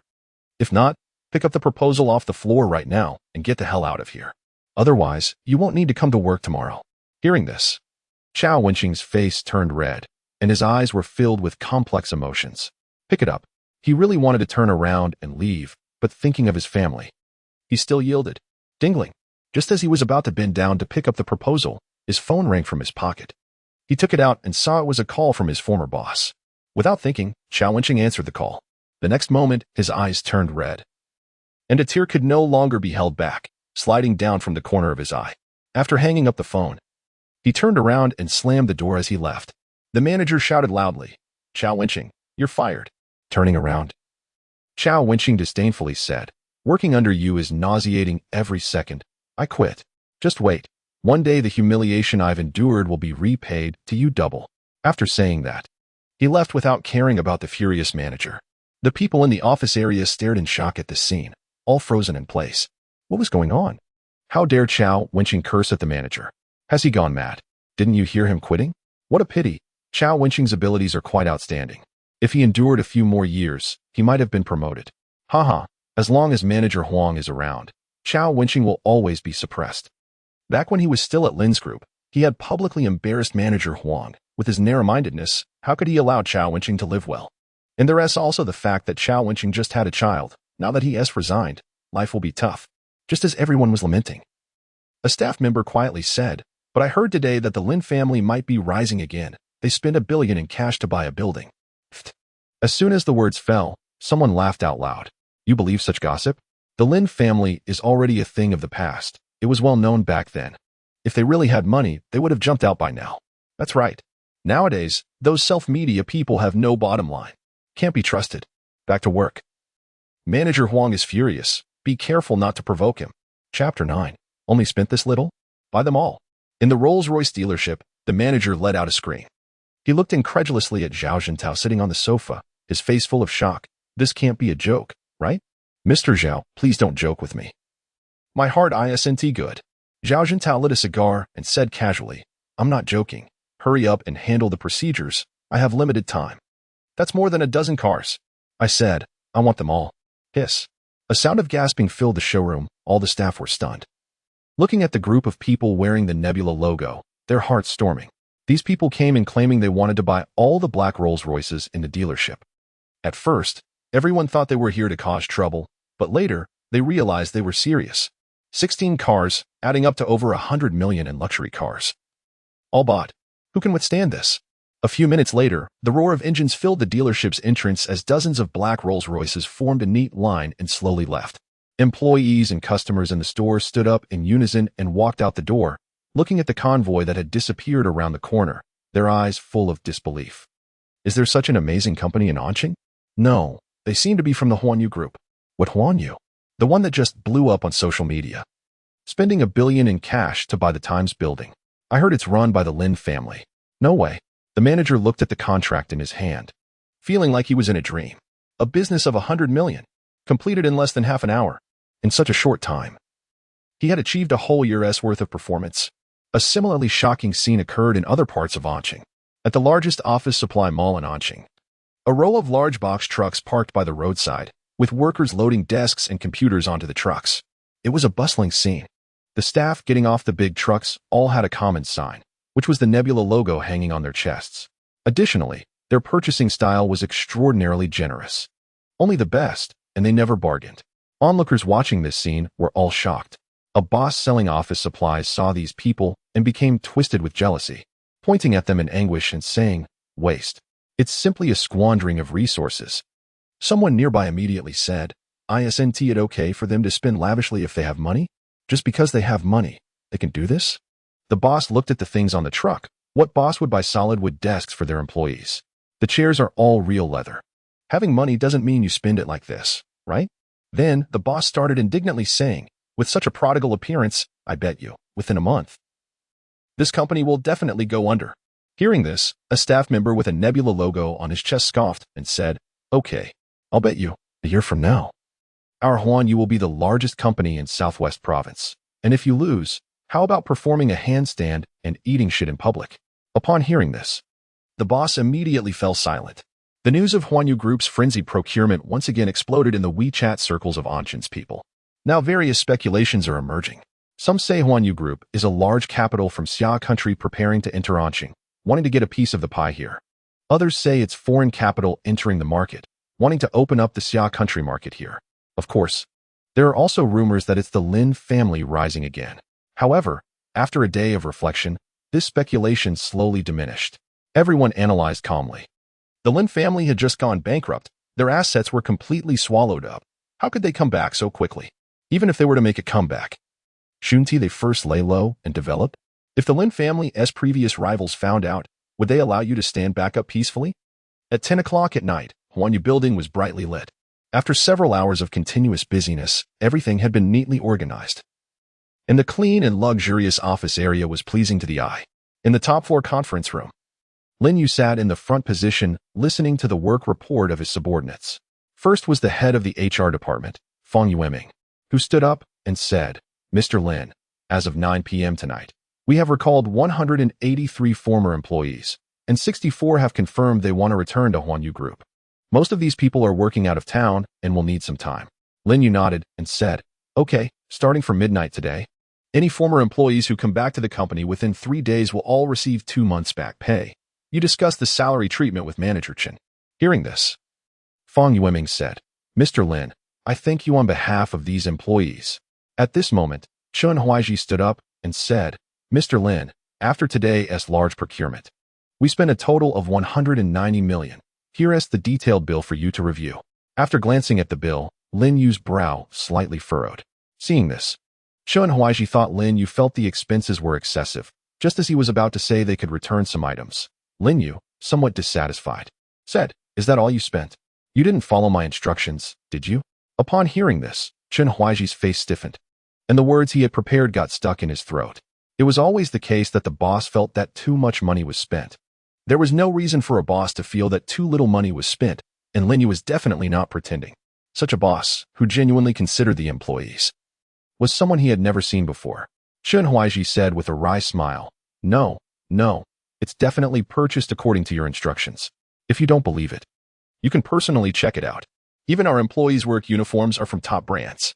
Lin Yu sighed inwardly. It seemed he needed to spend more money, or else that double cashback card would be wasted. He looked at Qin Jinglong, who immediately said, "I was just about to report to you. I've contacted the lawyers in Anqing, but they aren't very interested. However, there are a few well-known lawyers in Modu and Daidu who are quite interested, though their fees are a bit high." Lin Yu decisively said, "That's fine, as long as they have the ability.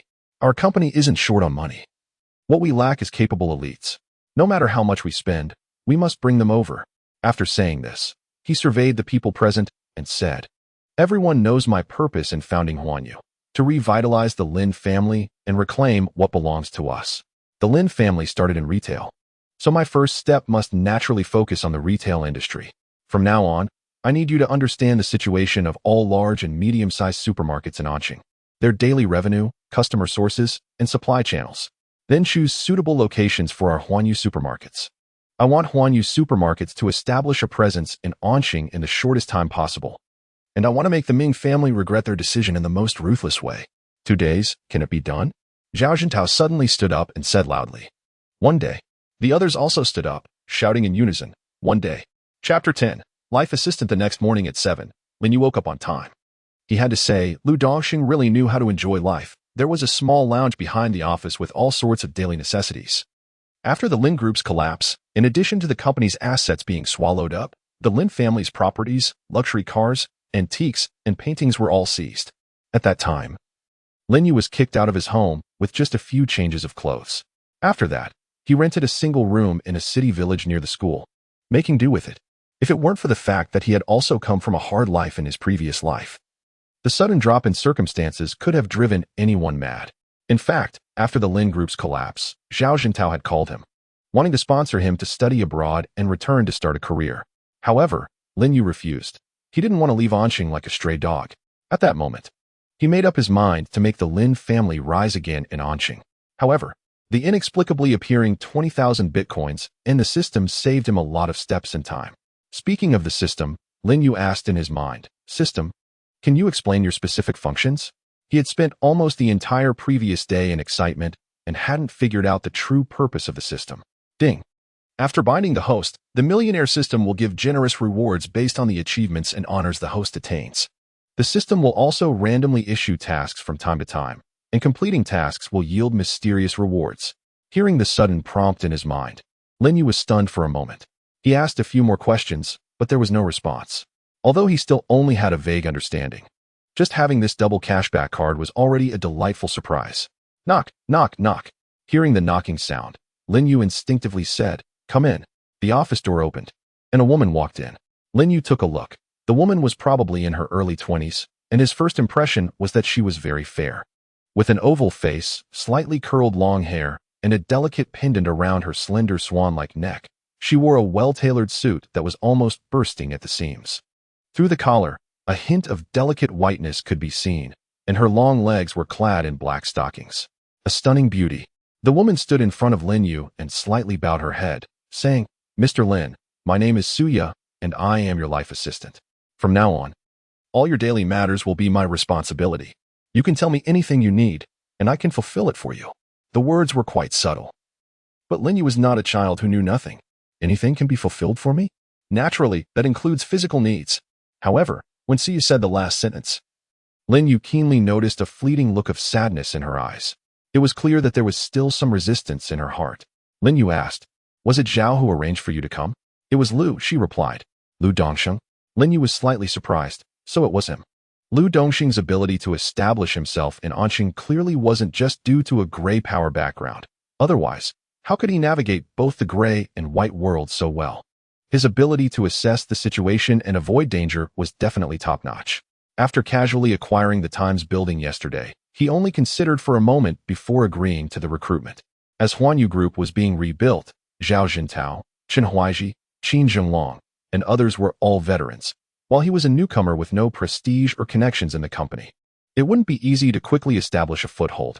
This person's vision was sharp. The core of Huanyu was ultimately Lin Yu. And having good relationships with anyone was not as important as building a good relationship with Lin Yu.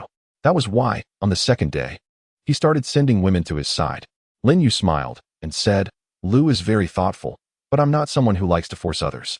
If you don't want to, you can go back. I'll let Lu know, and he won't make it difficult for you. Upon hearing this, Suya's eyes immediately panicked. She bit her lip and said, Mr. Lin, if I do anything wrong, please punish me. Just please don't send me away. I can do anything you ask. As she spoke, tears began to well up in her eyes, and one of her hands gently tugged at her shirt. With a pop, a button flew open. It was clear from her demeanor that there was a story behind it, but Lin Yu had no interest in knowing. He said, All right, then you can stay for now. Thank you, Mr. Lin. Suya's face turned red, not daring to look at Lin Yu. She quickly buttoned up and took a deep breath before calling out towards the door. Come in. A sound of footsteps approached. and two women pushed in a long clothing rack filled with various styles of clothes, suits, shirts, casual wear, and more. Suya said, Mr. Lin, these are the clothes prepared for you by Mr. Liu. Due to time constraints, we couldn't tailor them for you. But later I will contact the best tailor in Anqing to make a custom fit for you. Lin Yu glanced at the clothes hanging on the rack, which were mostly luxury brands like Armani. Before the Lin family fell, he had also worn similar brands. Whether they were custom-made or not didn't matter as long as they fit. He said, then let's try them on. After speaking, Lin Yu unbuttoned his jacket and tossed it onto the nearby sofa, instantly revealing his perfect physique to Suya's eyes. Although Lin Yu, who frequently worked out, didn't have a body like a professional bodybuilder, he was still quite pleasing to the eye. The two women standing by immediately took the hint and walked out.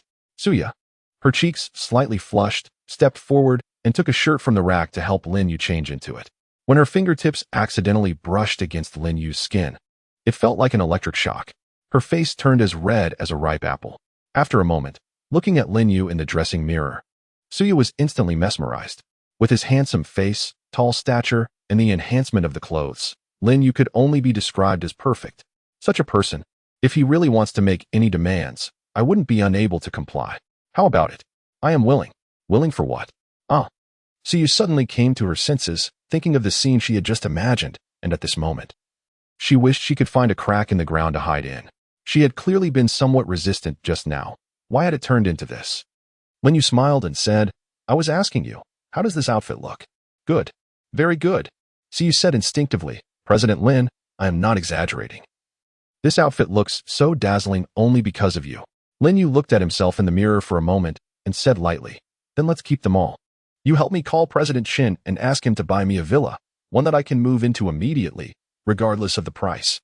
Suya immediately replied, President Liu has already prepared one for you, right by Donghu Lake. Upon hearing this, Lin Yu raised an eyebrow. This Liu Dongxing really does things meticulously. It seems that I previously underestimated him a bit. You tell President Chun that the villa's worth should be transferred in full to President Liu's account. How can a boss take advantage of his subordinates? Yes, President Lin. Chapter 11. Cutting off the source of power. Meanwhile, in a luxurious community in Anqing, Liu Dongxing sat on the sofa, holding a cigar in his hand. He asked, Are you saying Lin Yu transferred 30 million to my account as the money for the villa? His subordinate nodded and said, Yes, President Liu. We also made a profit of 5 million. What does this person mean? Liu Dongxing said lightly. This is expected, with Lin Yu's financial power. How could they accept my gift? He can acquire this villa because he currently needs a place to stay and doesn't he want to waste time looking around? The subordinate cautiously asked, President Liu, after the deal with Times Tower, your status in Anqing is already top-notch. Why still subordinate yourself to Lin Yu, this young brat? With this 1 billion in cash, plus previous accumulations, you could also compete for the title of Anqing's richest. Liu Dongxing took a deep puff of his cigar and exhaled smoke towards the ceiling, saying, Anqing's richest? Even if I become one, it's just a small Anqing. You don't have to. Liu Dongxing waved his hand to interrupt his subordinate, saying, Don't look at me thriving in Anqing. I'm very clear about my own capabilities. I've reached the end of my life. Perhaps to others, this is already very successful, but I am not satisfied. If I can't go further on my own, then I can only leverage power. The subordinate said, Lin Yu? Exactly. Liu Dongxing nodded and said, The Lin family collapsed very cleanly. Everyone in the southwestern business community knows that. But this Lin Yu suddenly rose. And there must be significant capital supporting him. Moreover, this teenager is not as simple as you think. He is a real lion. I am increasingly looking forward to how he will deal with the Ming family. At noon, Lin Yu had just finished lunch when there was a knock on the office door. Zhao Jintao walked in, and after seeing Lin Yu and Suya standing beside him, he paused slightly and said, President Lin, we have basically figured out the situation of all supermarkets in Anqing. So fast. Lin Yu was somewhat surprised. He had just assigned the task last night, and it hadn't been long. Not fast. Zhao Jintao laughed. You don't know. Everyone is holding their breath, eager to achieve something early, so it's not in vain that you treat us so well. Besides, I know exactly what the situation of these supermarkets is. Lin Yu nodded and said, Then call over the heads of each department. After your report, I have some plans I want to discuss with you. Yes, President Lin. In the conference room, Lin Yu still sat in the main seat, and he waved his hand to Zhao Jintao to indicate he could start. A staff member turned on the projector in the conference room. Zhao Jintao looked at the projection and said, President Lin. There are currently over a dozen large and medium-sized supermarkets in Anqing, and the national large chain supermarkets include China Resources, Carrefour, Huanyu, and Renrenal. Additionally, there are 2 local supermarkets, Lin Yu Supermarket and Delong Supermarket. Zhao Jintao glanced at Lin Yu's expressionless face and continued, the remaining 6 supermarkets are owned by the Ming family, and everyone present is familiar with them. They are formerly known as Century Hongtian Supermarket under the Lin Group, now all renamed to Dingxing Supermarket. At this point, Zhao Jintao paused briefly before continuing. The 6 supermarkets under the Ming family together can reach a daily turnover of up to 4,800,000 at their peak. Of course, this is only during the best of times. Their average monthly turnover is around 70 million. 70 million a month, though only gross profit, is still quite alarming. Lu Dongxing was quite surprised and said, 70 million a month means nearly 7 or 8 billion a year. Even if the net profit is only 20%, that's almost 2 billion in revenue in a year. Zhao Jintao explained, when the Lin Group was still around, the retail industry in Anqing was completely monopolized by us. Although there are only 6 supermarkets, their geographical locations perfectly encompass the entire urban area of Anqing, so everyone in Anqing has bought something from Lin's supermarkets. Unfortunately, Zhao Jintao stopped at this point. He did not linger on this topic, but explained the situations of the other few supermarkets. After hearing everyone's reports, Lin Yu stood up with a serious expression and said loudly, my goal is very clear. I want to bring down the Ming family and reclaim what belongs to me. The foundation of Dingxing Supermarket was laid by the Lin Group, and it is nonsense to think of taking it down in a short time. Therefore, I plan to use a strategy of cutting off the source of power. Cutting off the source of power? A hint of confusion flashed in Zhao Jintao's eyes.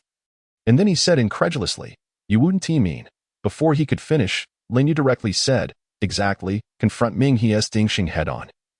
Using a price war to seize their customers, and see who can hold out until the end. At this moment, Chun Huaiji stood up and said, President Lin, but Dingxing has 6 supermarkets. They inherently have an advantage. Are we really going to open 6 supermarkets too? Of course not. Lin Yu smiled and said, I want to open 12 supermarkets, or even more. Wherever there is Dingxing, there will be our Huanyu supermarkets. Upon hearing this, everyone's breath caught. 12? Are you joking? Even if it's to fight a price war, there is no need to go this far. Everyone present did not expect Lin Yu to use such an aggressive approach to reorganize the Lin family. Even though he had considerable wealth now, Ming he was not an easy opponent. You are so conspicuously targeting the Ming family. Do you think they will just stand by and watch you do as you please? Too reckless. Chapter 12, Guess. In the conference room, everyone exchanged glances with one another. Finally, a middle-aged man in his 30s stood up and said, Mr. Lin, I understand your eagerness to revitalize the Lin family, but this matter needs to be planned carefully. It cannot be accomplished overnight. My personal suggestion is to first open a supermarket and develop steadily, then gradually encroach on the market dominated by Dingxing and Anqing. Currently, we are in the dark while the enemy is in the light. We should observe the situation and then proceed slowly. Hearing this, Lin Yu gently shook his head. Just as he was about to speak, Lu Dongxing stood up first. He looked at the middle-aged man and chuckled, saying, Am I in the dark while the enemy is in the light? I wonder where Manager Huang's confidence comes from. Mr. Lin's acquisition of the Times building yesterday has already caused a sensation throughout Anqing. Anyone with a bit of insight would know that the buyer behind it is Mr. Lin. Also, I do not agree with Manager Huang's idea of proceeding slowly. Mr. Lin needs to reclaim what rightfully belongs to him. And this is the time to use decisive means to crush the enemy. Proceeding slowly? Are you giving the enemy a chance to breathe? This speech was clear and powerful, causing everyone in the conference room to nod in agreement. Lin Yu was also somewhat surprised to glance at Lu Dongxing. His viewpoint coincided with his own. Now was the time to deliver a fatal blow while the opponent was unprepared. Playing it safe was not suitable for his current situation. Lin Yu continued, What I want is not just to reclaim the Lin family's assets. I want to integrate the entire retail market in Anqing. In the future, there will be no China Resources, Carrefour, or Renrenal in Anqing. In Anqing, Huanyu will be truly unique. Therefore, what I need you all to do next is to buy more stores. I want Huanyu shopping centers to spread throughout Anqing. Gasp. Everyone inhaled sharply, looking at the young man sitting at the conference table in disbelief. This was already the second time today that they were shocked by his words. What did he just say? Integrate all of Anqing's retail industry? There would be no room for China Resources and Carrefour here? He was clearly aiming to become the absolute ruler of Anqing's retail industry. This was impossible. This was the first reaction in many people's minds. Even Lu Dongsheng, who had always held inexplicable confidence in Lin Yu, harbored such thoughts. The Ming family was one thing. They only had a foundation in Anqing and the southwestern province. But China Resources and Carrefour were top-tier large-chain supermarkets in the country. How could they be dealt with so easily? Zhao Jintao frowned and said solemnly, Mr. Lin, forgive me for speaking bluntly, but I do not have high hopes for your plan. Oh, Lin Yu smiled and said, then you tell me. Zhao Jintao replied, you chose to open multiple supermarkets at the same time, which in itself is already a big step. If you also go head-to-head with top-chain supermarkets like China Resources, you are essentially creating a bigger enemy for yourself. This is not a wise choice. At this moment, Chun Huaiji also stood up and said, Mr. Lin, I also think your plan is too rash. I roughly estimated that according to your plan, at most within a month, our company's capital chain will have problems. At that time, our supermarkets will enter a semi-stagnant state, and before long, we will collapse without the enemy's attack. A month? That was enough. After a month, the double cashback card that the system rewards would be redeemed, and the money spent would be doubled. 5,200 million would become 10,400 million. I really do not care about money. Seeing Lin Yu lost in thought, everyone thought he was moved by the two managers' words, and they began to persuade him. Mr. Lin, I think it's better for us to use a more prudent approach. What Mr. Huang said has some truth to it. Proceeding slowly also has its benefits. As the ancients said, a gentleman seeks revenge. 10 years is not too late. We are not in a hurry. Mr. Lin, Huanyu Group's shopping centers could monopolize the entire Anqing. While this plan and idea are certainly good, we need to take it one step at a time. Lin Yu raised a hand to stop the crowd's persuasion. He said calmly, 2 points. First, the price war between me and the Ming family will sweep through the entire retail industry in Anqing. Do you think large chain supermarkets like China Resources and Carrefour will stand by and do nothing? Hearing this, everyone fell silent. Lin Yu was absolutely correct. If Huanyu and the Ming family's Dingsheng really went to war, other supermarkets would inevitably be swept into this vortex.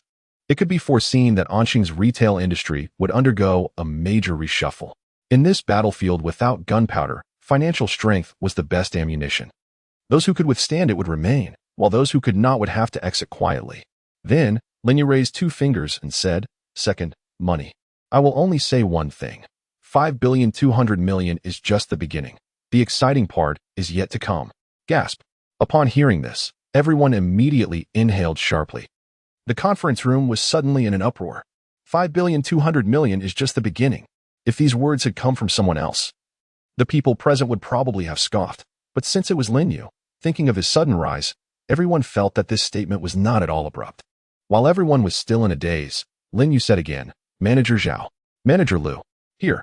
Zhao Jintao and Lu Dongxing instinctively stood up, their eyes fixed on the calm Lin Yu. The acquisition work will be handled by you two. I do not need you to worry about money for me. What I need is to see Huanyu shopping centers appear in Anqing in the shortest time possible. Understand? Understood. Hearing the two respond in unison, Lin Yu revealed a satisfied smile and said, Trust me, Huanyu Group will not be trapped in the southwest for long. It will eventually shatter the skies and astonish the world. All right. The meeting is dismissed. Watching Lin Yu's departing figure, the crowd in the conference room quickly shifted their focus to Zhao Jintao after a brief silence.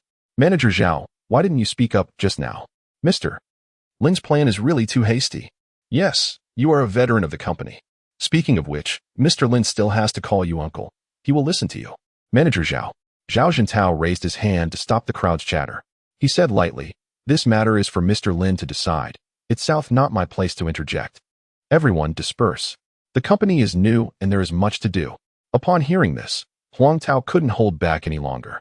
He stepped forward and asked, Manager Zhao, I just want to hear one truth. Does Mr. Lin mean that a large sum of capital will be injected into Huanyu soon? Zhao Jintao smiled slightly and said, Yes. After saying that, he ignored the dazed crowd and strode out. Chapter 13. Taking action, guess? Everyone was confused by these two words. Huang Tao was stunned for a moment before he immediately became excited, laughing. I see. I understand now. The few people next to him looked at Huang Tao, who was laughing heartily, and asked in confusion, Understand what? Don't just laugh to yourself. Tell us about it. Huang Tao took a deep breath and smiled mysteriously. Do you know what Manager Zhao's guess means? Of course. If we knew, we wouldn't need to ask you. Huang Tao chuckled and said, Guess means that the capital behind Mr. Lin will inject a large sum of funds again, and Mr. Lin is already confident about it, which is why he made such an outrageous plan. It's not that Mr. Lin is arrogant, but that our vision is too narrow. Someone nearby questioned, "What makes you say that Manager Zhao means this? Don't you understand?" Huang Tao said confidently, "This is the art of conversation. I estimate that only General Manager Lin and General Manager Zhao know about this news. For certain reasons, General Manager Zhao must keep it a secret. But think about it. If there really wasn't any news, General Manager Zhao would just say there isn't. Why bother to beat around the bush and say guess what? He wants to reveal the information to us in this way while not violating the agreement with General Manager Lin." Impressive. Truly impressive. Upon hearing Huang Tao's explanation, the expressions on everyone's faces suddenly showed a realization. Now that you mention it, no wonder General Manager Zhao is so confident. He must have known all along. Does it need saying? What is the relationship between General Manager Zhao and the Lin family? When Chairman Lin was still alive, they called each other brothers. I heard that when General Manager Lin wanted to revitalize the Lin family, the first person he thought of was General Manager Zhao. Now that I think about it, everything before makes sense. No wonder General Manager Lin splurged $1 billion to buy the Times building. I wonder which capital is behind General Manager Lin. Their financial strength is extraordinary. What does it matter which one it is? Right now, you just need to listen and do as you're told. Exactly. Let's just wait and see the show. All right, I'm off to work. Zhao Jintao, who had already left, never expected that he would just casually say something and it would energize these people as if they had been injected with adrenaline. In fact, he had no idea whether Lin Yu had follow-up funding. The purpose of his statement was merely to prevent the employees' enthusiasm from being dampened and to avoid the newly established company falling into a state of stagnation. At that moment, Zhao Jintao had already appeared in a clothing market in the southern district of Anqing. In the office of the market manager, Zhao Jintao sat on the sofa, lightly tapping his cigar in the ashtray, and said faintly, "Manager Zhu, my time is tight." Zhu Guangcai frowned as he looked at the contract on the table. This unknown Huanyu Group actually wanted to buy his market, and they were not joking. The contract was clearly laid out in front of him. Just yesterday, the news that Huanyu Group bought the Times building was spreading wildly on social media, and until now, he thought it was fake news. But now, as the Huanyu contract was laid before him, he suddenly realized it was all true. Since this mysterious Huanyu Group is financially strong, could he take advantage of this fat sheep? Ahem, Zhu Guangcai cleared his throat a couple of times. It's not that I can't sell, but the price has to be increased. Saying this, Zhu Guangcai raised a hand. 5 million. Zhao Jintao, seeing this, sneered and said, "I'll add 10 million. 10 million. Zhu Guangcai jumped up from his chair, looking at Zhao Jintao with uncertainty. His first reaction was that Zhao Jintao was joking. "I only want 5 million. And you offer me double? Is there such a good deal?" But looking at the calm demeanor of the other party, it didn't seem like he was joking. "General Zhao, there is no such thing as a free lunch in this world. You need to clarify your terms. Otherwise, I won't feel secure." Hearing this, Zhao Jintao smiled and said, "Of course there is no free lunch. Giving you this 5 million comes with conditions." "What conditions?" "I want you to make all the merchants in the market vacate within half a day, leaving not a single scrap of paper behind." Deal. At 6 o'clock in the evening, during the peak time for getting off work, the citizens of Anqing suddenly discovered something amazing. Xiao Wang was an ordinary white-collar worker. He was off work today and had planned to go shopping with his girlfriend at the clothing market near the company. After quickly eating something at a street food stall, they arrived at the Dahongmen clothing market. However, when they stood at the entrance, they were stunned by the scene before them. What? Did we take a wrong turn? Xiao Wang's girlfriend looked at the empty market in disbelief. Facing this scene, Xiao Wang was also dumbfounded. The originally large market had nothing in it, not even a thread. "This is impossible." Xiao Wang came back to his senses. "I saw it was fine this morning at work. How could it suddenly?" Suddenly, his girlfriend pointed at a sign overhead and said, "Look, the name has changed. It's no longer Dahongmen. Now it's Huanyu Shopping Center. Oh my God. ISNT Huanyu, the company that bought the Times building for a whopping $1 billion in cash, which has been circulating all over social media yesterday. Now they've acquired Dahongmen too. What are they trying to do?" At the same time, similar scenes were happening all over the urban areas of Anqing. People, whether after work or unintentionally passing by certain places, were surprised to find familiar buildings suddenly change their names. "Hey, ISNT, this Haikong home city. How did it become Huanyu Shopping Center?" "Yeah, I passed by here at noon, and it hadn't changed names yet." "Huanyu? Could it be that Huanyu? Damn, this is terrifying." This place is one of the prime locations in Anqing, with 2 levels of shops, and they just bought it. Not only that, I just drove over from Xinhua Street in the southern city, and several small shops there have also been sold. I heard they are going to integrate them into a shopping center. Just looking at this scale, it's clear they are planning something big. This Huanyu doesn't know where it came from. Its financial strength is just too immense. I guess we are going to see some good shows. Chapter 14. They have arrived. At 8 o'clock in the evening, in the top-floor office of Huanyu Building, Lin Yu sat in front of the spacious and bright floor-to-ceiling window, listening to reports from Zhao Jintao, Lu Dongsheng, and others. Financial Director Chen Huaiji held a work report and said, "General Lin, according to your plan, I started acquiring suitable shops from noon today. As of just now, we have acquired 3 large markets, 2 large malls, 1 hotel, and several medium-sized shops. The total expenditure is 470 million. According to your requirements for acquisition, we will need at least another 200 million in funding." Upon hearing this, Lin Yu showed a strange expression. So it means his acquisition plan would cost at most 700 million. Is it really that cheap? Previously, he thought 52 billion was an astronomical figure, but suddenly, with so much money available, he was thinking about spending it all within a month. Lin Yu suddenly felt that tens of billions didn't seem like that much.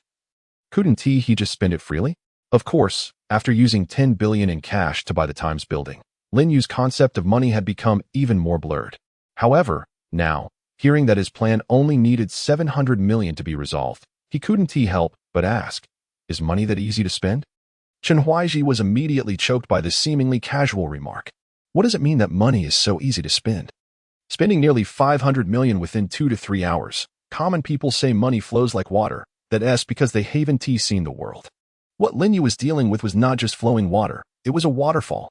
Chen Huaiji's forehead was covered with sweat. He had never handled such a huge cash flow in such a short time. Yet Lin Yu was clearly not satisfied. At this time, Zhao Jintao stepped forward and said, "This is actually a lot. 700 million is just for the storefront expenses. We still need to do renovations, promotions, etc.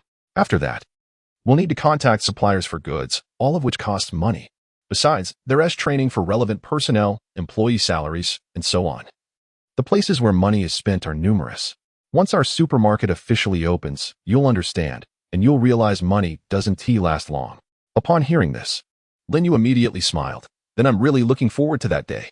Suddenly, Lu Dongxing said, "Mr. Lin, as per your instructions, the security department of Huanyu Group has been established, and the training of security personnel has been put on the agenda. Do you need some strong security personnel? Are there any good candidates?" Lin Yu casually asked. "Better safe than sorry. The rise of Huanyu is a foregone conclusion, but the Ming family will definitely not ignore it. They will do everything possible to stop us. This includes using some despicable means. Having Lu Dongxing establish a security department is not an unnecessary move, but a precaution." Lu Dongxing said, "There are a few retired personnel, one of whom is from the special forces, and his quality is quite solid. The reason he left the army is quite special. He only has his mother left at home, who is seriously ill, so he had to retire and return.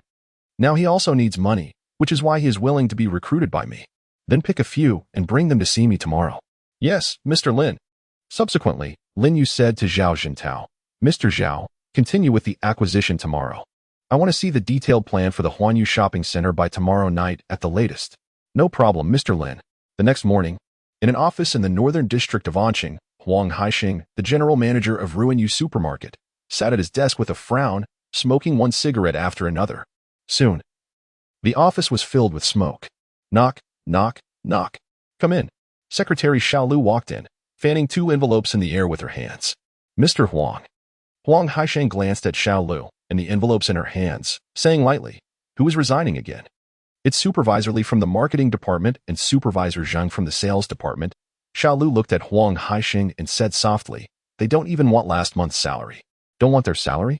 "They're really eager to go to Dingsheng." Huang Haixing did not raise his head and said, "From now on, if someone resigns, there's no need to tell me. Just let them go." "Okay, Mr. Huang." After a moment, Huang Haixing saw Xiaolu still standing in the office, hesitating to speak, and said, "Is there something else? Do you want to resign too? Then you can go to finance." "No." Xiaolu interrupted Huang Haixing. "Mr. Huang, our supermarket might still have a chance." Hearing this, a trace of mockery appeared on Huang Haixing's face. "A chance? Everyone is avoiding me like the plague. Who would come to save me?" After hesitating for a moment, Xiao Lu said, Huanyu, if we can get in touch with someone from Huanyu, maybe our supermarket will be saved. Really, Mr. Huang? Huanyu Group suddenly appeared in Anqing, first spending $1 billion cash to acquire the Times building. And yesterday they acquired several large shopping malls. They are clearly preparing to establish a large shopping center. As long as they can acquire our supermarket, all your debts can be paid off. Huang Haixing smiled and said, Xiao Lu, you're still too young. They won't acquire our Huanyu supermarket. Why not? Xiao Lu was very puzzled. We absolutely meet their requirements. There's no reason not to acquire us. Since Xiao Lu, as a secretary, could think of this, Huang Haixing could naturally think of it too. In fact, from the moment Huanyu appeared in Anqing, Huang Haixing had been fantasizing about his Huanyu supermarket being noticed by Huanyu. And yesterday's actions by Huanyu made him ecstatic. They were definitely targeting the retail industry. However, until last night, no one had contacted him. And Huang Haixing suddenly realized the key. In Anqing, the absolute leader in retail is Dingxing. He ended up in such a situation precisely because he offended the owner of Dingxing, Minghe. If it weren't for the pressure from Dingxing, someone would have come to negotiate the acquisition long ago. Although Huanyu came in strong, after all, they are outsiders. As the saying goes, a strong dragon cannot suppress a local snake. It is not a wise choice to provoke Dingxing right from the start. Therefore, despite the excellent location, price, and potential of his Huanyu supermarket, no one from Huanyu had contacted him because they did not want to offend Dingxing. There might be another reason. Huanyu's funds might have also reached their limit, and they do not have extra money to acquire his supermarket. Huang Haixing said gloomily, They are not acquiring us because they don't want to offend. Bang! Before he could finish speaking, the office door was violently pushed open. A staff member, looking excited, shouted, Huanyu. Boss, Huanyu is here. Chapter 15. Snatching food from the tiger's mouth. Huanyu is here. These words hit Huang Haixing like a bolt from the blue. He had always thought that Huanyu would avoid Dingxing's sharp edge and would not choose to acquire his Huanyu. But at this moment, they really came. Is it possible that Huanyu is not afraid of Dingxing, the biggest local power in Anqing? After a moment of shock, Huang Haixing excitedly said, Quick, take me there. A few minutes later, Huang Haixing finally saw a group of Huanyu employees dressed in black suits with the same Nebula logo in the company's reception room. Huang Haixing walked towards Lu Dongsheng, who was sitting on the sofa, calmly smoking, and respectfully said, Sorry to keep you waiting, Mr. Lu. May I ask what brings your esteemed company here? Lu Dongsheng looked up, a hint of a playful smile on his lips. Mr. Huang, let us not beat around the bush. You know very well why we are here. Just name your price. Hearing this, Huang Haixing felt extremely awkward. He awkwardly smiled and said, Yes, I naturally know. I assume Mr. Lu is also aware of my situation. How about this price? As he spoke, Huang Haixing tentatively gestured a number with his hand. Upon seeing this, Lu Dongsheng raised his eyebrows and chuckled, 60 million? Seeing the expression on Lu Dongsheng's face, Huang Haixing thought Lu Dongsheng found the price too high and said with a pained expression, Mr. Lu, 60 million is actually very low. Our Huanyu supermarket is located in a high-traffic area. Just the value of the 2 floors of shops upstairs is no less than 40 million. All the necessary facilities are here, saving you the trouble of renovation. Noticing that Lu Dongsheng remained silent, Huang Haixing gritted his teeth and said, Mr. Lu, if that doesn't work, then 5,000. No need. Lu Dongsheng waved his hand to interrupt Huang Haixing, 60 million. Deal. Huh?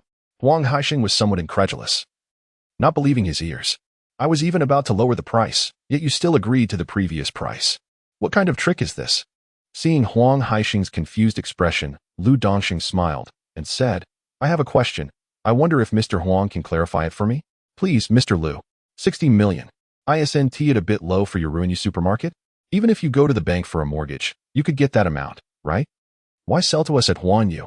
Hearing Lu Dongsheng's question, Huang Haixing smiled and said, If someone had wanted to buy my Huanyu for 60 million a year ago, I might have directly kicked him out.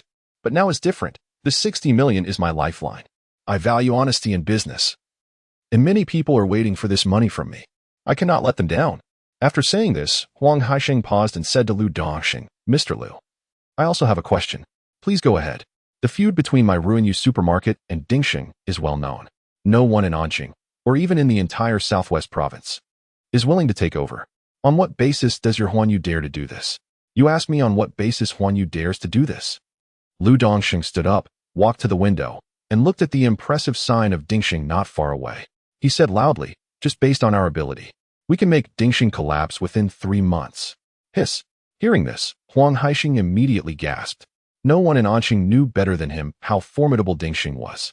Although Dingxing was slightly weaker now than when the Lin Group was in control, its financial power was still incredibly strong. And its style of operation was even more domineering than before. Otherwise, he wouldn't have ended up in such a situation.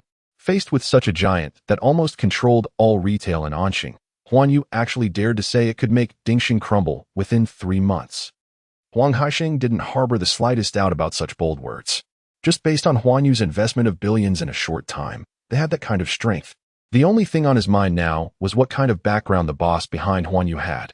Also, what kind of enmity was there between Huanyu and Dingxing? Judging by Lu Dongxing's tone, the two companies were definitely in a life-or-death struggle. A few minutes later, after signing the contract, Huang Haixing let out a long breath.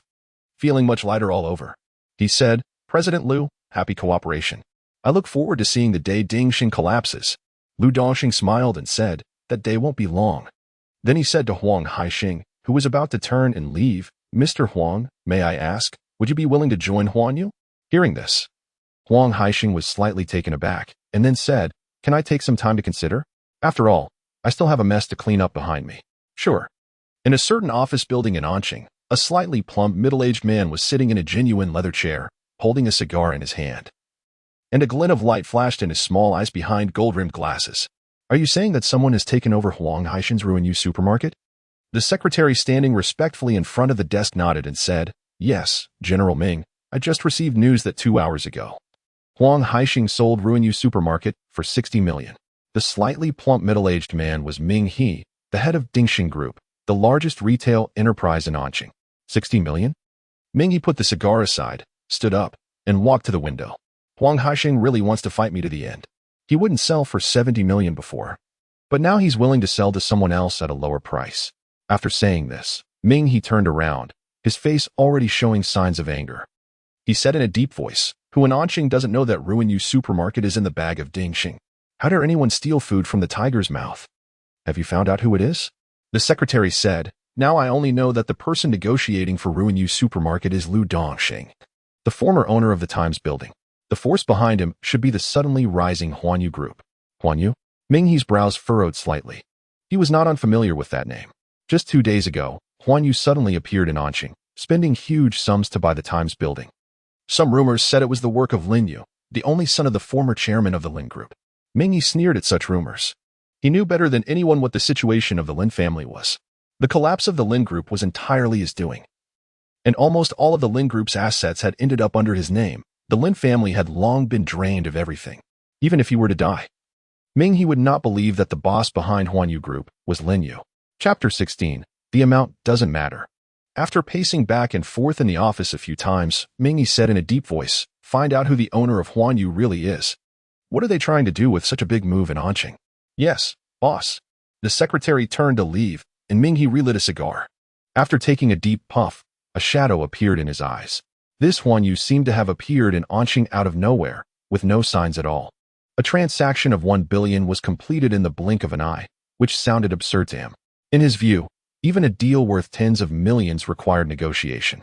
Ming He absolutely did not believe that the change of ownership of the Times building would be so simple. It might have been premeditated. And Huanyu was definitely not a sudden appearance. They must have some hidden agenda. As the saying goes, knowing oneself and knowing the enemy leads to victory in 100 battles. First, he had to determine whether the other party was friend or foe. If the other party wasn't targeting the retail industry in Anqing, then it would be fine. If they took over Huanyu supermarket, so be it. After all, it was of no concern to him, and there was no need to create an unknown enemy for himself. But if Huanyu really was blind, then they needed to know who was in charge of the retail industry in Anqing. Meanwhile, on the banks of Donghu Lake in Anqing, Lin Yu, under the guidance of Suya, toured the villa. Although Lu Dongxing came from humble beginnings, his taste was quite good. This villa was located on the mountainside by Donghu Lake, in a modern and stylish style, with a total of 3 floors, complete with a game room and karaoke room. Lin Yu didn't care about these. He had always been easygoing, as long as the house was livable. However, one thing made Lin Yu very satisfied. There was a large outdoor swimming pool in the front yard. Suya said, "President Lin, Do you need me to prepare anything else for you? Lin Yu shook his head and said, no need. This is already enough. Just help me buy some daily necessities. Ceoromance gently nodded, her eyes looking at Lin Yu on the sofa with a complex expression. After a brief interaction, she had shifted from initial nervousness to calmness. This series of changes had greatly altered Ceoromance impression of Lin Yu. When Lu Dongxing found her, she thought her fate would be to become a plaything in the hands of a wealthy person, discarded when they got bored. However, Lin Yu was clearly different from those wealthy individuals she knew. He didn't have the arrogance typical of second-generation rich kids. Nor did he have the disdainful attitude of the wealthy. So you didn't even see a hint of desire in Lin Yu's eyes to possess her. He exuded a unique aura, a calmness towards everything. So you felt he was not at all like a teenager. You can choose a room here. Huh? So you was momentarily stunned by Lin Yu's sudden words. He wants me to live here? A man and a woman alone. What if something happens at night? Wouldn't I be at their mercy? Could it be that he was just pretending before, and now he revealed his true self? Seeing her reaction, Lin Yu smiled and said, aren't you my personal assistant? If you don't stay here, how can you help me with my tasks? Oh, okay, President Lin. Although Ceoromance felt some unease in her heart, she nodded upon thinking about her current situation. Virum. At this moment, a roar of an engine sounded from the front yard. Lu Dongxing walked in briskly, and as soon as he saw Lin Yu, he laughed loudly. President Lin. Are you satisfied with this place? Nestled by the mountains and water, it's very nice. President Lu, you are very thoughtful, Lu Dongxing said. As long as President Lin doesn't mind. I previously selected a few security personnel for you, and today I brought them over for you to see. Also, I've arranged for personnel to handle the security issues of this villa. Lin Yu nodded. Lu Dongxing called out to the outside, everyone, come in. As soon as he finished speaking, 4 strong men in black suits walked in. Hello, President Lin, the 4 said in unison. Lu Dongxing pointed to the man at the forefront, who had a faint scar at the corner of his eye, and introduced him. This is Zhou Feng. He previously served in the Special Forces and is an exceptionally skilled scout. During his service, he won first place in military competitions. So calling him a soldier king is not an exaggeration.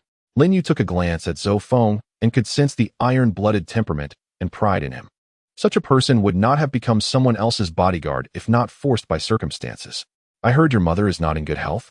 Yes, Mr. Lin. As long as you work hard, the company will arrange for a top medical team to treat your mother. Upon hearing this, a hint of excitement appeared in Zhou Feng's eyes.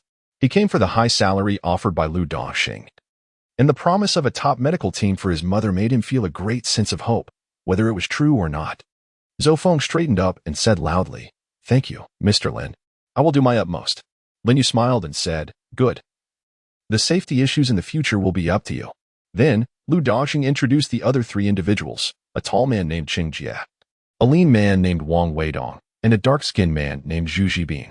Besides being Lin Yu's personal bodyguard, Zhu Zhibin was also Lin Yu's dedicated driver.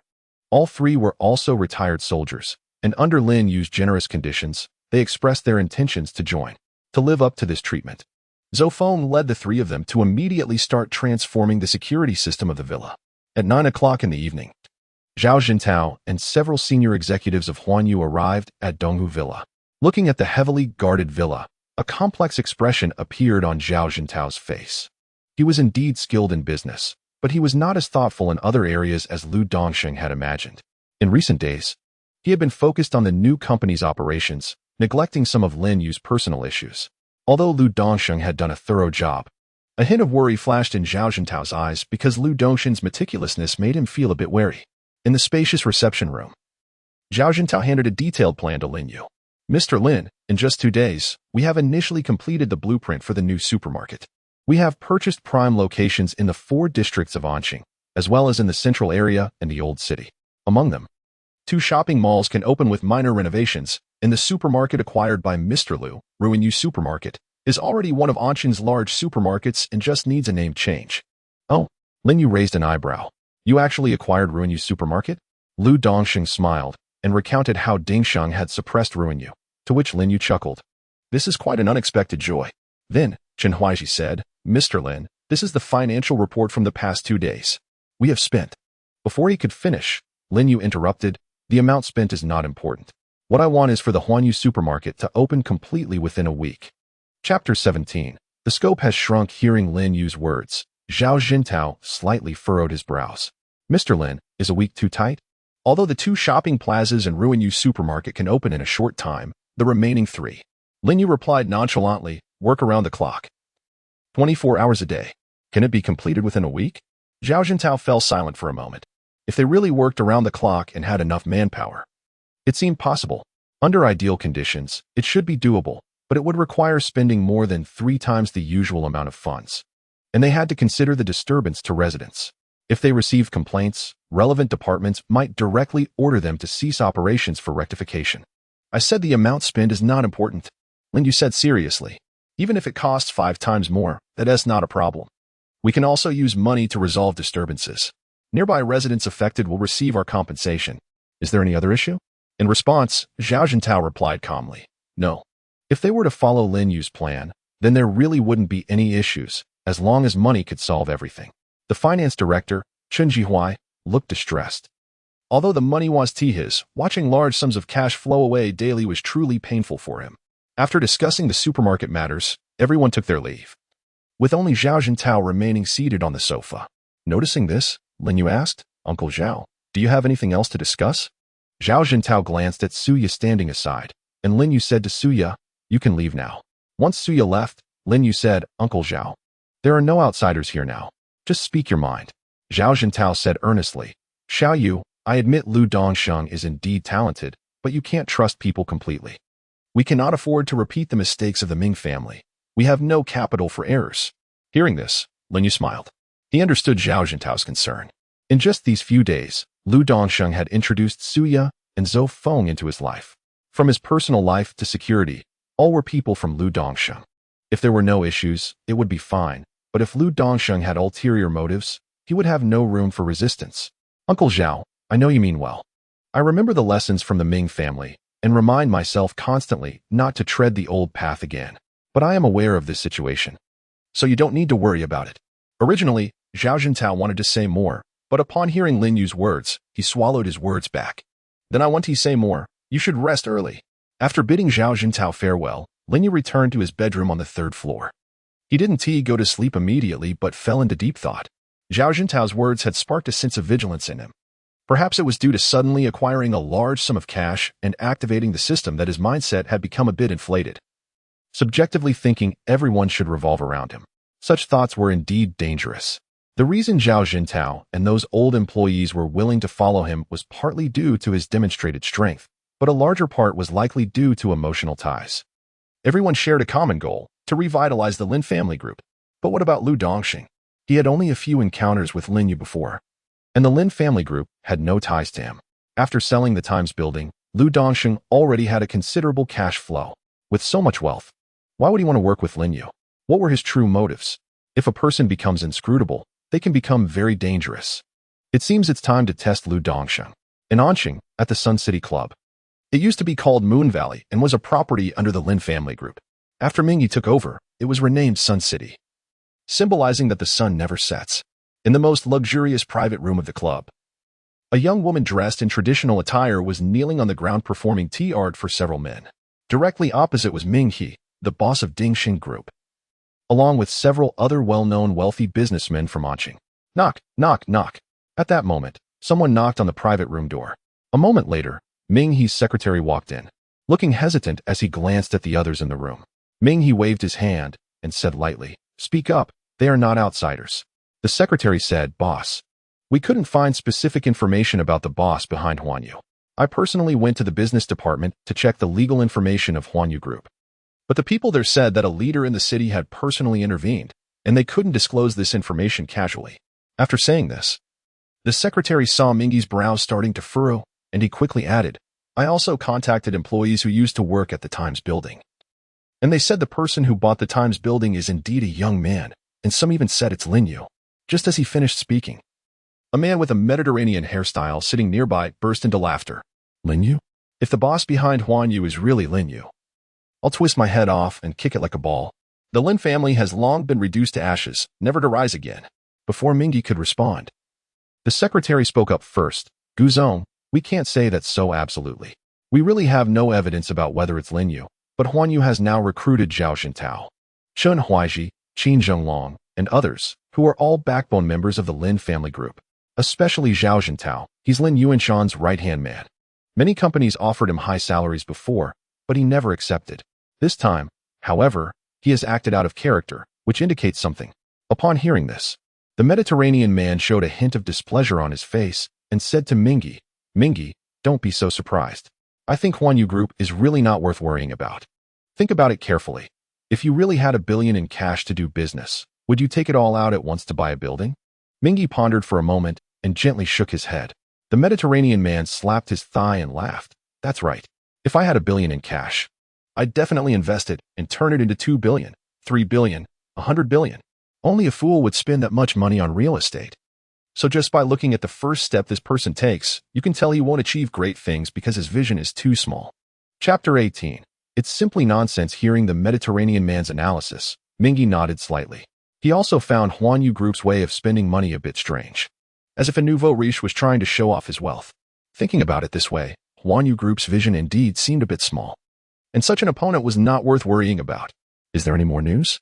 The secretary nodded and said, "After my investigation, Huanyu has acquired several shops and markets in the north, south, east, and west of Anqing in just 2 days, with a total value exceeding 700 million. And it's all one-time payment." Hiss. Upon hearing this, everyone in the room gasped. 700 million. Is your information reliable? Adding the 10 billion they spent on the Times building, Huanyu Group has already spent 17 billion. That's way too much money.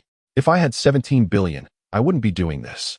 I'd invest in something else and easily earn over 100 million. It's truly wasteful. Just as everyone was lamenting, the secretary continued, "Boss, the shops, markets, and supermarkets that Huanyu has acquired are all within the radius of our Dingxing supermarket. I suspect they might not come with good intentions." Hearing this, Mingy suddenly stood up from his seat. "Are you sure?" "Absolutely." The secretary frowned and said, "I strongly suspect they want to enter the retail industry and compete for the market in Anqing with us." After pondering for a moment, Mingy muttered to himself, "It doesn't make sense. What exactly does Huanyu want? Do they really plan to open 6 supermarkets at once to compete with us for the market? Doing so would be self-destructive. Rapid development is a major taboo for businesses. If they don't manage well, their capital chain will break. And we won't even have to do anything. They will fail on their own. Unless their funding is incredibly strong, but that also doesn't make sense. I just can't figure it out." At this moment, the Mediterranean man scoffed, "Mingy, based on this person's current development trajectory, even if he has 100 billion net worth, it won't be enough for him to make a fuss. I'm actually looking forward to finding out that the boss behind Huanyu Group is that Lin Yu. He can't even compete with us, let alone a young punk like him. If we can make the Lin family group go bankrupt once, we can make them go bankrupt twice, so just rest easy, brother." Mingy nodded gently. He was also looking forward to this outcome. Lin Yu is not a significant threat to him, but if someone else was behind Huanyu, it could indeed be troublesome. However, it was only somewhat troublesome. That said, we still need to keep a close eye on Huanyu's movements and report any developments to me at any time. "Yes, boss." The next morning, the citizens of Anqing woke up to a big news story. Lin Yu was on the bus to work, eating the bread in his hand while looking at yesterday's news on his phone. Huanyu Group spent 700 million to buy a large number of shops. What a joke. Didn't they just spend 10 billion to buy the Times building a few days ago? Where would they get another 700 million to buy other shops? The news today really has no integrity at all. Murmuring to himself, Lin Yu put down his phone. "Come on, everyone. If you complete the required work today, you'll get double pay. If you finish early, there will be extra bonuses." At this moment, Lin Yu heard a commotion, and his gaze fell out the bus window. Bang! The next second, the meat floss bread in his hand fell to the ground. He saw that an electronics mall he passed by every day had been renamed Huanyu Supermarket, and a dozen trucks were neatly parked downstairs, with workers constantly coming in and out to move renovation materials. A person who looked like a foreman, wearing a safety helmet, was shouting loudly by the truck. What's going on? Could the earlier news be true? Did Huanyu really spend 700 million to buy a large number of shops? Lin Yu had lived in Anqing since childhood, and this electronics mall had been a well-known brand for 20 years. Was it really sold just like that?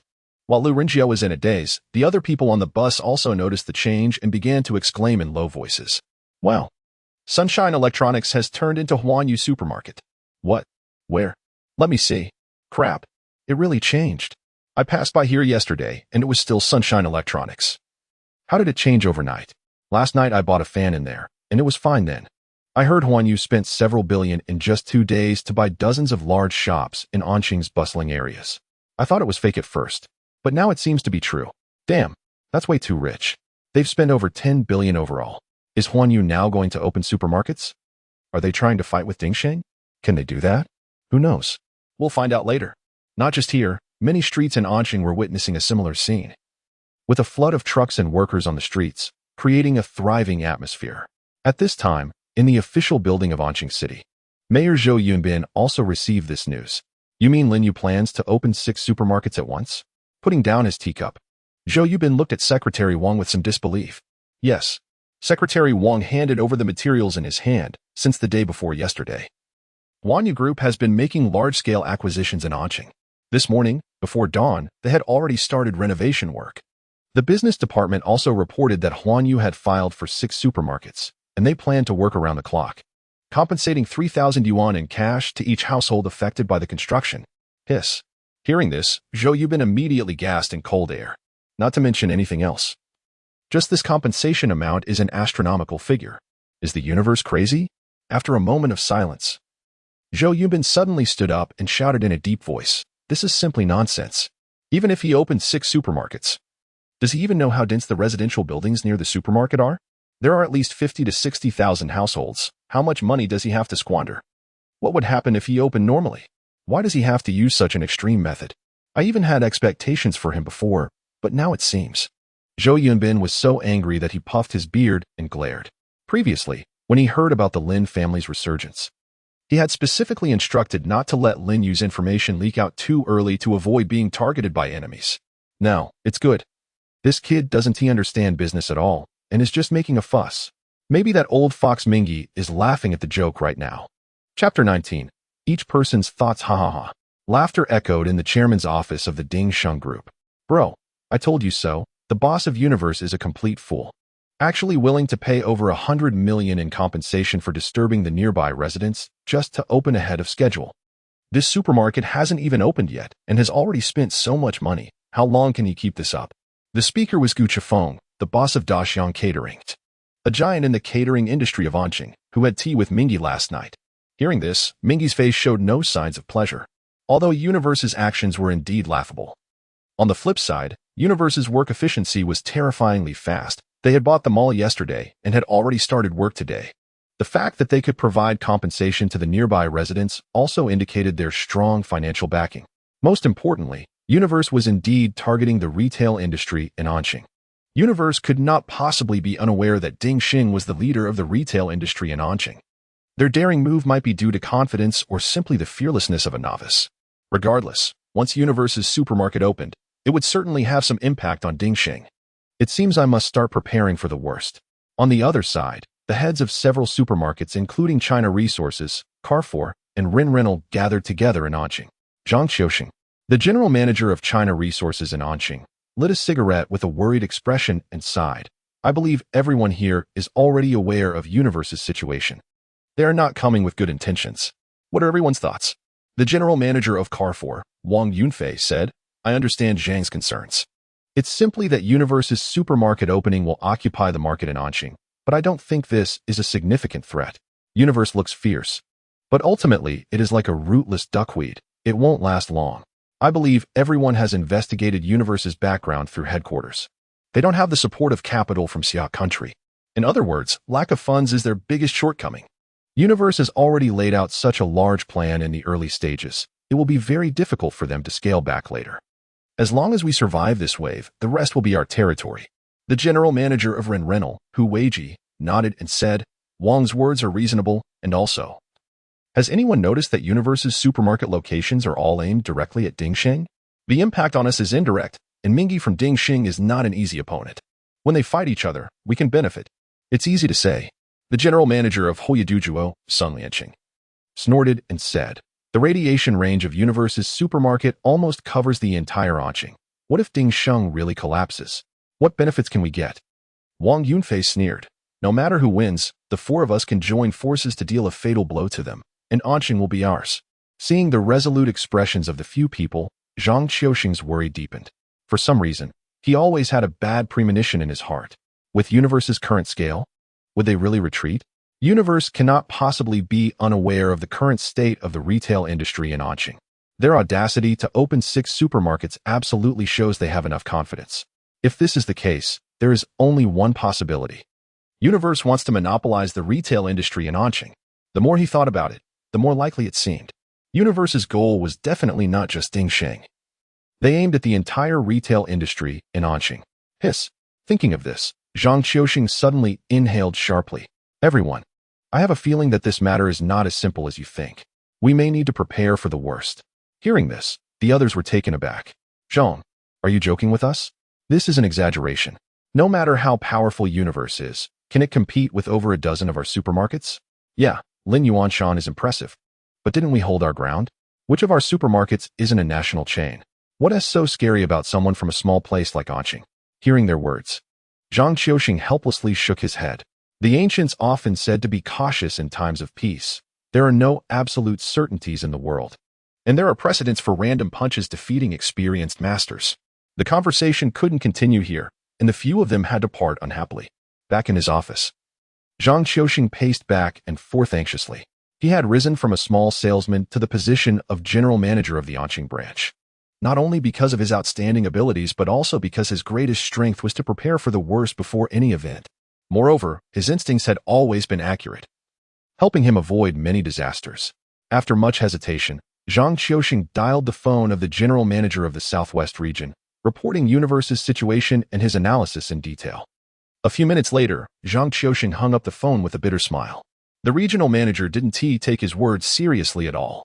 He believed that based on Universe Group's performance, they could only make minor ripples in Anqing and wouldn't be able to create any significant waves. At this moment in the Universe building, Mr. Lin, based on today's renovation progress, we should be able to open in a week. The key issue now is that we are a bit short-staffed. After all, 6 stores are opening simultaneously. Even excluding Huanyu, there are still 5. We need at least 1,000 employees. Zhao Jintao said to Lin Yu, holding a plan. He then pointed to some data on it and said, besides, the compensation for disturbing residents is basically settled. 80% of the residents have signed agreements with us, and the remaining few can be completed in half a day. Good. Lin Yu turned to Lu Dongsheng. Mr. Lu, what is the situation with staff training? Lu Dongsheng replied, due to time constraints. We have only recruited over 200 people so far, and only a quarter of them have work experience. I guarantee that we will recruit enough people within 3 days, but we may need to slightly increase the salary. Lin Yu waved his hand and said, salary is not an issue. It can be increased within a reasonable range. Also, have the supply channels been contacted? Zhao Jintao said, this is not a big problem. The connections from Lin's group are still there. I have contacted most of them. And I have already sent part of the prepaid goods. There will definitely be no issues. And one more thing, Lin Yu said. Start the promotion for the new store opening now. It should be continuous for 7 days. Already in progress. Chapter 20. Do they lack your little money? Before the morning sun showed its face, the streets of Anqing were already bustling with crowds. At 6 o'clock, the breakfast stall by the roadside had already opened. Office workers and morning walkers liked to have a steaming hot breakfast at the street corners before starting a vigorous day. At Yong'an Road, a long queue had formed in front of the Daxing steamed bun shop. The owner, Zhang Daxing, was a well-known figure on this street, and their buns were famous in the area for their large fillings and thin skins, making the business flourish. Every morning, it was crowded, and today was no exception. Jiang Shun worked nearby and felt energized only after having a soup dumpling from here. Looking at the long queue at the entrance, Jiang Shun couldn't help but sigh. Just because he got up 5 minutes late, he ended up in this situation. At that moment, a conversation between a few people in front caught his attention. Did you receive the money? Yes, 3,000 yuan. It's like picking it up for free, isn't it? Just 7 days. My monthly salary is only 5,000. That's like half a month's hard work for me. I actually hope they renovate for a few more days. Ha ha ha. I think so too. With the windows shut at night, you can hardly hear any noise. Isn't that right? Free money? Is there really such a good thing in this world? Jiangshan curiously asked, hey, brothers. What kind of good thing are you talking about? Picking up money. Tell me about it. The middle-aged man in front smiled and said, little brother, where do you live? Jiangshan was taken aback and asked, what does where I live have to do with it? It's not like we're being relocated. Of course it matters. Tinha Road. Fengyuan community. Then you're out of luck. Why am I out of luck? Do you know Huanyu Group? Without waiting for Jiangshan to answer, the middle-aged man continued. No need to ask, you've definitely heard of them. They've recently opened 6 supermarkets in Anqing and are renovating around the clock to open as soon as possible. Aren't they disturbing the nearby residents? Jiang Shen interjected. The middle-aged man shook his head. Complaints? I wish they would renovate for a few more days. Huh. Huanyu is compensating each household with 3,000 yuan to express their apologies for the disturbances. It's just a few days. Isn't that like picking up money? Hearing this, Jiang Shen was taken aback. The residents near those 6 stores must be quite wealthy. Why isn't there a Huanyu supermarket near my home? Just then, a commotion attracted everyone's attention, and they all looked towards the road. A convoy of a dozen cars, beating drums and gongs, slowly approached, decorated with promotional posters and banners, with loudspeakers on the roofs playing advertisements. Breaking news! Breaking news! Huanyu Supermarket will grandly open on June 19th, with a 15% discount on all items. Customers who spend over 108 yuan can also enter a lottery for fruit phones, tablets, and various home appliances. The convoy slowly drove away, and before everyone realized it, a group of people in yellow vests, emblazoned with the Huanyu logo, walked up, handing out thick flyers. A young girl approached Jiang Shen and said, Sir, our Huanyu supermarket is opening on June 19th, with great gifts to give away. If you scan this QR code with WeChat and share the news in your circle, once you collect 108 likes, you can redeem a 100 yuan voucher on the opening day. Collect 108 likes for a 100 yuan voucher? Who doesn't have hundreds of people on WeChat? Isn't 108 likes a piece of cake? Jiang Shen was skeptical. Isn't this too good to be true? You're not trying to scam me, are you? If I scan the QR code, won't you leak my information? The girl smiled and said, Sir, Huanyu would never do anything to harm consumer rights. Please trust us. Jiang Shen replied. So you're saying you're giving a 100 yuan voucher? But there are many restrictions, like certain products not being eligible or only being able to use 20 yuan at a time, spending it in 5 installments. I know all about these tricks to bind customers. The girl shook her head. No, you can use this 100 yuan voucher on anything in the supermarket. And you can use it all at once. If you buy something for 101 yuan, you only pay 1 yuan. Of course, the amount used with the voucher won't qualify for the lottery. Is it really that good? Jiang Shen was even more suspicious. Forget it. Where there's smoke, there's fire. What guarantees do you have that what you say is true? The girl raised her head and stated clearly. Because Huanyu doesn't care about this little money. Hearing this, Jiang Shen's expression stiffened, and he found himself momentarily at a loss for words. At that moment, the 2 men who had been in front of him in line walked over and said, Why haven't you scanned yet? They're giving away money and you don't want it? Have you lost your mind? Jiang Shen replied, Aren't you afraid this is a scam? The middle-aged man laughed. They just handed out millions in compensation without blinking. What's a little money to them? Besides, what can they do if they scam me? I just post to my circle and collect likes. It's just a few minutes of my time. Jiang Shen thought about it and felt that made sense. Earning 100 yuan just by posting to his circle seemed worth it. He took out his phone and scanned the QR code, then posted the news about Huanyu Supermarket's opening to his circle and also left a message in the comments asking for likes. After having a soup dumpling, Jiang Shen walked to the company's building. Jiang Shen, just as he was about to enter the elevator, he turned to see his colleague, Xiao Mei, blocking the elevator door. As soon as she stepped in, she panted and said, You're so inconsiderate. I liked your post, but you didn't like mine. What post? The like collection for Huanyu Supermarket's opening. Oh, that. Jiang Shen suddenly realized and immediately pulled out his phone, only to exclaim the next second. Damn, 99 likes. After opening his WeChat moments, he saw there were 99 new messages, not only likes but also requests for mutual likes and inquiries about the authenticity of the news. This is insane. Just a few minutes and it's already like this. Not only that, but his moments were flooded with posts about Huanyu Supermarket's opening, all asking for likes. Several well-known local media accounts were also promoting this news. How much effort did Huanyu Group put into this promotion? Chapter 21. Unseen at 10 o'clock in the morning, Ming-He arrived at the office building of Dingxing Group. As he entered the lobby, he noticed a few staff members in front of him walking with their phones, seemingly discussing something. Ming-He vaguely heard collecting likes, vouchers, and Huanyu. Huanyu? At the mention of this name, his brows furrowed tightly. These past few days, the preparations for Huanyu Supermarket's opening had been in full swing, and his mood was not good, to say the least. In fact, it was quite bad.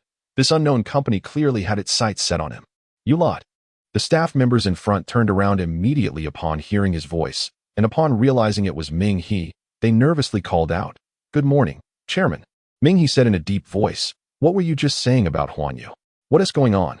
The group exchanged furtive glances, none daring to meet his gaze. Seeing this, Ming He's expression darkened. If you don't speak up, don't bother coming to work tomorrow. A male employee immediately handed over his phone and said, "It's the moments of Huanyu supermarket collecting likes." Ming He took the phone, flipped through it a few times, and his expression instantly turned extremely gloomy. The publicity and discount efforts of Huanyu had exceeded his imagination. If this situation continued to develop, they would definitely lose a large number of customers. Upon arriving at the office, Ming He called his secretary and the operations director. "Do you all know about Huanyu's situation?" Operations Director He said, "Boss, I was just about to report this to you. This morning, as soon as I woke up, there was Huanyu's publicity everywhere, not just in WeChat moments and new media, but also on Weibo, Douyin short videos, and major search engines. The key point is that their discounts are indeed very substantial. An 85 discount is almost not profitable, plus a cash coupon of 100 yuan. Considering this, they are operating at a loss, even if it's to capture the market. There is no need to go to such lengths, right?" The secretary then added, "What I'm worried about now is how far Huanyu will take this discount. If it's just for a day or two, that is fine, but if it lasts a long time." Ming He frowned, thought for a moment, and said, "They want to stir up the entire retail industry in Anqing and drag us down with them." He hesitated for a moment and said, "Boss, should we also?" Ming He waved his hand and said, "Let us not rush. We still don't know what Huanyu's attitude is. Xiaojin, help me contact someone from Huanyu. It's time to meet this mysterious Huanyu boss." Secretary Xiaojin immediately replied, "Okay, boss, I'll go myself." Meanwhile, at Huanyu Tower, Lin Yu looked at various promotional advertisements on his phone and said to Zhao Jintao, "Very good. But the prizes for the lottery on the opening day are not rich enough. These items are too petty." Upon hearing this, Zhao Jintao's expression stiffened. "Fruits, mobile phones, tablets, these are all gifts worth 5,000 to 6,000. Refrigerators and televisions are not cheap either. How can they be considered petty?" Lin Yu continued, "We at Huanyu need to be different from others. We can have a few more ordinary prizes, but let's set up a special prize above the first prize. As for the prize, how about a car? It doesn't have to be too expensive, around 200,000 will do. Customers only need to spend over 108 yuan at Huanyu supermarket to have a chance to win a car. Isn't that more attractive?" Zhao Jintao was stunned. Isn't that too extravagant? As soon as the words left his mouth, he realized his mistake. When has Lin Yu ever cared about money? He wouldn't even blink at a business worth hundreds of millions, let alone a car worth several 100,000. Moreover, Zhao Jintao thought for a moment. This method really could work. Spending a few hundred yuan for a chance to win a car, who wouldn't be tempted? It's like everyone knows the chances of winning the lottery are almost zero, yet people still flock to it. That is the psychology of taking a gamble. What if they win? Okay, I'll handle it right away. Is it for all 6 supermarkets or just? Before he could finish, Zhao Jintao realized he had misspoken again. Sure enough, Lin Yu said, "What do you think?" "Wait a minute." Lin Yu then called out to the already turned Zhao Jintao, "How about Zhang Qiuxing's side?" He agreed immediately after hearing your conditions. Zhao Jintao lowered his voice and said, "But I always feel that someone like him can't be trusted. He can turn to us now, but he might also turn to others when Huanyu is in a crisis. There is indeed such a possibility, but I will never let Huanyu reach that point." Lin Yu's face showed a confident smile. Moreover, Zhang Qiuxing really has some talent. It's quite rare for someone to make such a decision under uncertain circumstances. Keeping such talent in China resources would be a waste. Knock, knock, knock. At this moment, there was a knock on the door. "Come in." Suya walked in and said to Lin Yu, "General Manager Lin, the secretary of Chairman Ming, he from Dingxing wants to see you. He is already in the reception room." Hearing this, Lin Yu raised his eyebrows. The fact that Ming He's secretary wanted to see him definitely meant it was Ming He's intention. He smiled and said, "It seems the other party can't hold their composure any longer. With all this commotion, it's not easy for Ming He to have waited until now to find you." Zhao Jintao chuckled. Suya asked, "General Manager Lin, will you meet him?" Lin Yu decisively replied, "No meeting." In the reception room, Jin Chao was on his 3rd glass of water when he finally met Huanyu's staff. However, he only received the reply that the boss was busy and had no time. Jin Chao frowned. He clearly could not accept such a response. "I am here representing our chairman Ming He from Dingxing, with important matters to discuss with your Huanyu. Is this how your company treats esteemed guests?" The employee smiled and said, "If it's an esteemed guest visiting, shouldn't there be an appointment made in advance? You came here so recklessly. Where's the demeanor of an esteemed guest?" Jin Xiao was momentarily speechless. He said, "Then when will your boss have time? I can wait. Our boss is extremely busy and hasn't he had time in the past few days. You might as well leave." Suya said. Jin Xiao's face immediately darkened. Although he was just Ming He's secretary in the upper circles of Anqing, who wouldn't he give him some face? But today, Huanyu actually only sent a small employee to dismiss him. "Then please convey to your boss to take care of himself." After saying this, he turned around and left angrily. Back at Dingxing, Jin Xiao told Ming He everything that had happened at Huanyu. Ming He slammed his palm on the table and shouted angrily, "Arrogant. I originally wanted to be diplomatic first, but it seems there's no need for that now. Do they really think they can do whatever they want in Anqing just because they have some money? I'll let them see who truly has the final say in Anqing's retail industry." After venting his anger, Ming He added, "They really think Dingxing is made of mud. Go call He Wei over and also help me arrange a meeting with the general managers of China Resources, Carrefour, and several supermarkets.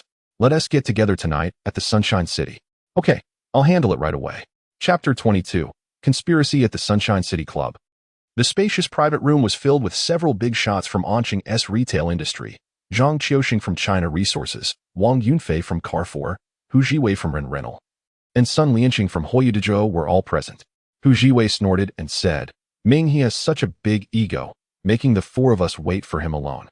Does he really think he is the boss of Anqing's retail industry?" Sun Lianqing said, "Whether he is or not, his capital is there. But I don't know what he called us here for. What else could it be? It's still about Huanyu." Just as he said this, the door to the private room opened, and Ming He walked in with a smile on his face. He laughed. "Sorry, everyone. I got stuck in traffic on the way and arrived late." Hu Jiwei grinned. "It's already 8 in the evening, not during rush hour. What traffic are you talking about?" However, he didn't expose it, just said impatiently, "What does General Ming want us here for?" Upon hearing this, Ming He waved at Jin Xiao, who immediately placed several documents in front of the four men. Ming He said, "Since President Hu asked, I'll be straightforward. This is the proposal I had someone prepare. You can take a look first." The few of them opened the proposal with confusion. After a moment, Hu Jiwei tossed the proposal onto the table and laughed. "General Ming wants to have a hard fight with Huanyu. But what does that have to do with us?" Ming He lit a cigar and took a slow puff, saying, "I want all 4 of your supermarkets to have the same promotional strength when Huanyu opens." "What?" Hu Jiwei immediately jumped up, and Zhang Qiuxing and the others looked at Ming He with displeased expressions. "President Ming, this is going too far." Zhang Qiuxing, who had not spoken until now, said, "What do you mean by dragging our 4 supermarkets into your fight between Dingxing and Huanyu?" Sun Lianqing stood up, ready to leave without saying a word. "We're not your subordinates. Why should we listen to you? Do you really think you're someone important?" Seeing this, Ming He gently pressed down with the hand holding the cigar and said, "Everyone, please calm down and let me finish. You all have seen the situation Huanyu is in.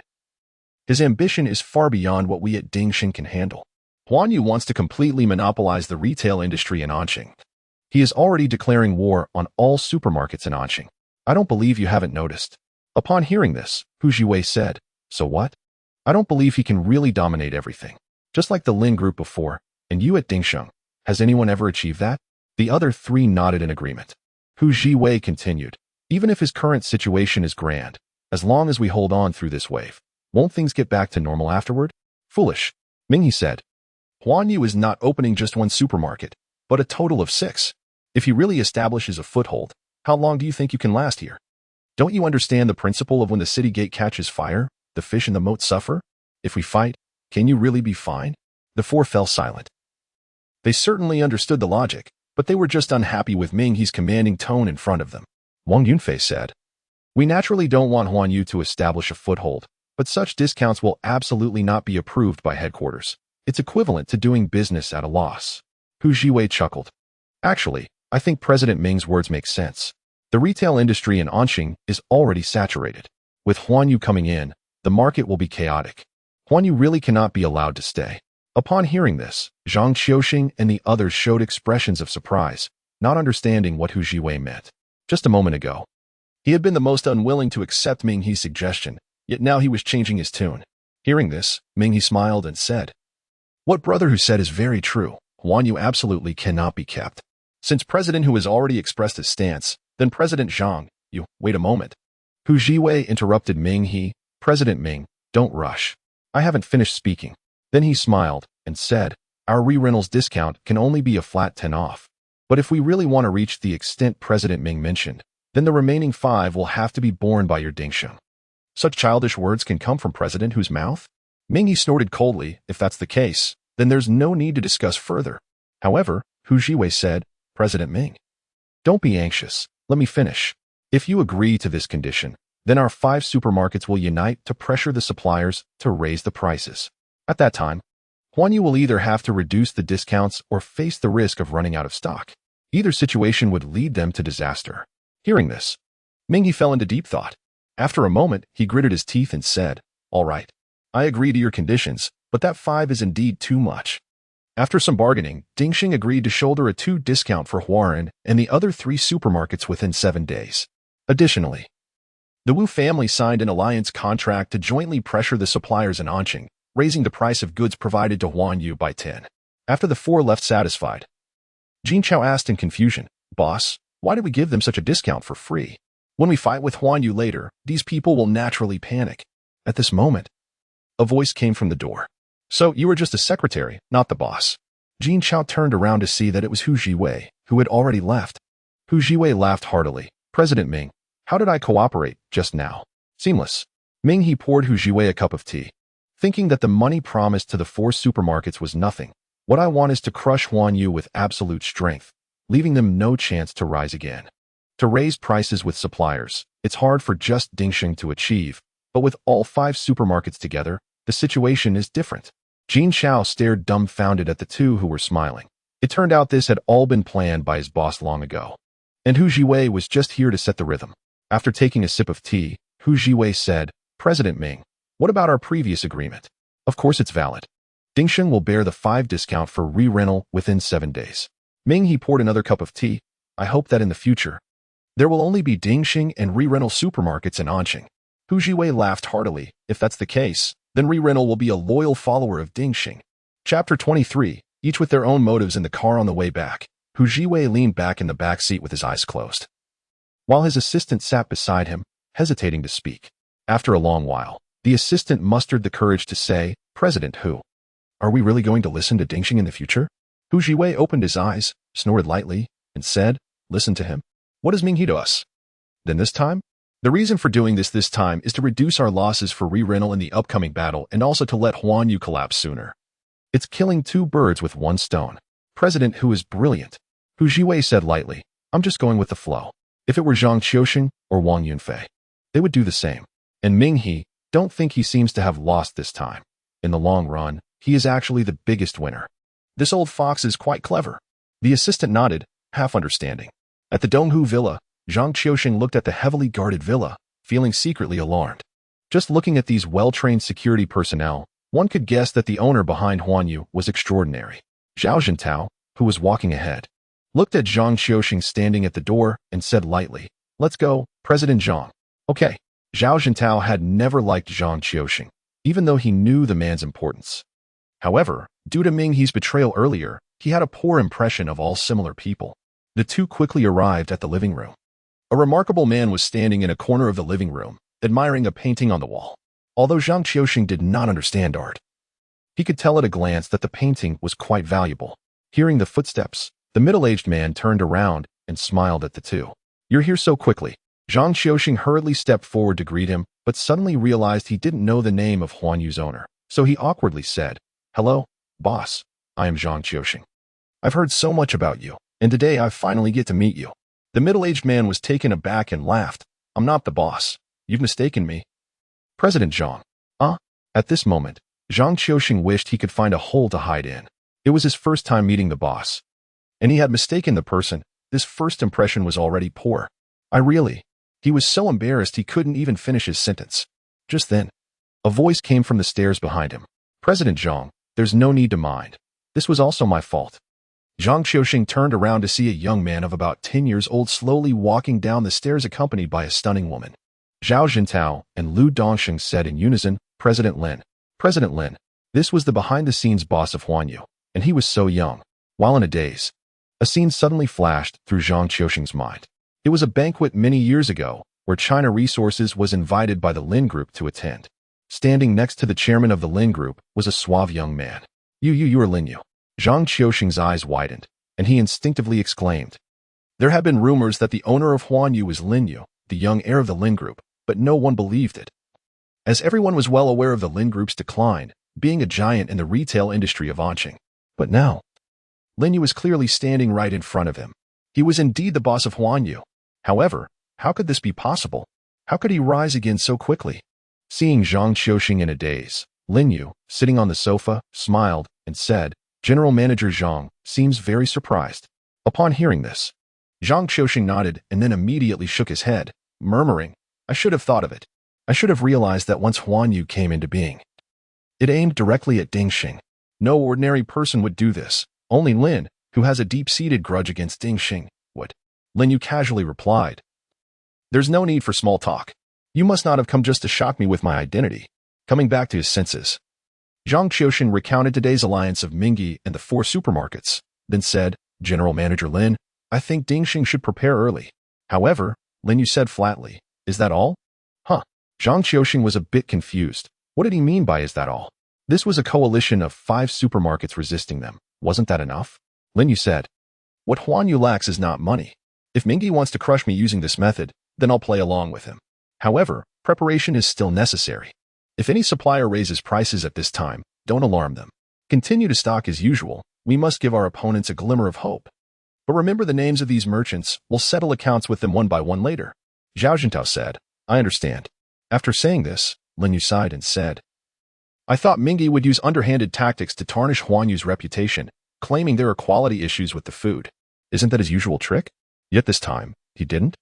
Lu Dongxing chuckled and said, General Manager Lin, you actually don't need to worry about that. Such underhanded tactics work well against small and medium supermarkets because they can't compete with Dingxing. But large supermarkets are different. Everyone is strong. If you can blacken me, I can blacken you too. Who's scared of whom? As long as one does something out of line, it will end in mutual destruction, and that benefits no one. However, we do need to be on guard. Mingyi might act out of desperation. Lin Yu nodded and said, then I'll leave this matter to General Manager Lu. Speaking of which, Hu Jiwei from Renrenal has actually colluded with Mingyi. Keep an eye on him. Lu Dongxing asked in confusion, why do you say that, General Manager Lin? Haven't you noticed that during this secret meeting, Hu Jiwei's attitude was quite unusual? Lin Yu analyzed. He started with resistance, but then kept trying to steer the conversation. If there was nothing fishy between them, who would believe it? Hearing the conversation, Zhang Qiuxing broke out in a cold sweat. Lin Yu's words made him realize he had fallen into a trap. Moreover, Huanyu didn't take the alliance seriously at all. They even actively jumped into the trap, cooperating with the supermarkets to act. What kind of audacity did it take to say such things? However, this very attitude made Zhang Qiuxing even more determined to board Huanyu's ship. Originally, he came today to inform the boss of Huanyu as a gesture of loyalty. But now it seemed he was the fool. Wiping the cold sweat from his forehead, Zhang Qiuxing said, Sorry, General Manager Lin, I acted rashly. Lin Yu smiled and said, It's nothing. General Manager Zhang's information is still very important to us. I wonder if you would be willing to work for Huanyu in the future? Absolutely. Of course. I would. Zhang Qiuxing nodded repeatedly. Wasn't this exactly what he wanted? Then he added, Please rest assured, General Manager Lin. I will keep a close eye on Dingxing's movements and report to you at any time. Chapter 24. Out of Options. The next morning, a piece of news caused the entire population of Anqing to boil over. All information channels in Anqing were spreading a message that all 10 supermarkets under Dingxing would hold a large event on June 19th, the day Huanyu opened. Moreover, all promotional offers would be comparable to those of Huanyu. This was like a stone creating 1,000 waves. Wow, is this for real? Of course it's real. When I went to Dingxing's supermarket to buy groceries this morning, they even put up banners. So on June 19th, the whole of Anqing will have huge discounts? It seems Huanyu is going to be in trouble this time. Who can say otherwise? They can only blame their arrogance, coming in with such a big move. They opened a supermarket right in front of Dingxing's door. Would they let you be? Dingxing is the big brother of the retail industry in Anqing. Anyone wanting to do retail business in Anqing has to pay respects to the Ming family. Only outsiders like Huanyu are unaware of the situation. But what does that have to do with us? We just need to go and take advantage. Ha ha ha. Now that you mention it, I should thank Huanyu. Without them, how could we seize this rare opportunity? For a time, the people of Anqing were almost all discussing the competition between the supermarkets. Almost everyone was not optimistic about Huanyu. It was clear to any discerning person that all supermarkets in Anqing did not welcome Huanyu, which appeared to be a disruptive element like a rat spoiling a pot of porridge. All the good businesses were being stirred up. In a certain office building, Jiangshan looked at the news on his phone, equally shocked. He didn't expect that just one day later, the Shijia supermarket had already united to deal with Huanyu. And the dizzying array of events left people unsure of which supermarket to shop at. Xiaomei leaned over and asked, "Which one will you choose on the 19th? Jiangshan thought for a moment and replied, "Huanyu. Not to mention, that 100 yuan coupon is just too valuable. What about you?" "I'll choose the nearby China Resources." "Why?" "The coupon is nice, but the membership recharge activity at China Resources is even better, plus there's an extra discount. I suggest you go get a membership card now. You'll enjoy even bigger discounts then." "Forget it. My home is too far from China Resources." Jiangshan ended the topic and prepared to start his work for the day. But Xiaomei was unwilling to let it go. She asked again, "This incident is clearly Dingshan's ambush against Huanyu. Do you think Huanyu can hold on?" Hearing this, Jiangshan fell silent for a moment and said, "Considering Huanyu's previous moves, their financial strength is quite robust. They should be able to hold on." "Do you want to bet?" "Bet on what?" Xiaomei's eyes sparkled as she smiled and said, "I bet Huanyu will definitely be defeated this time.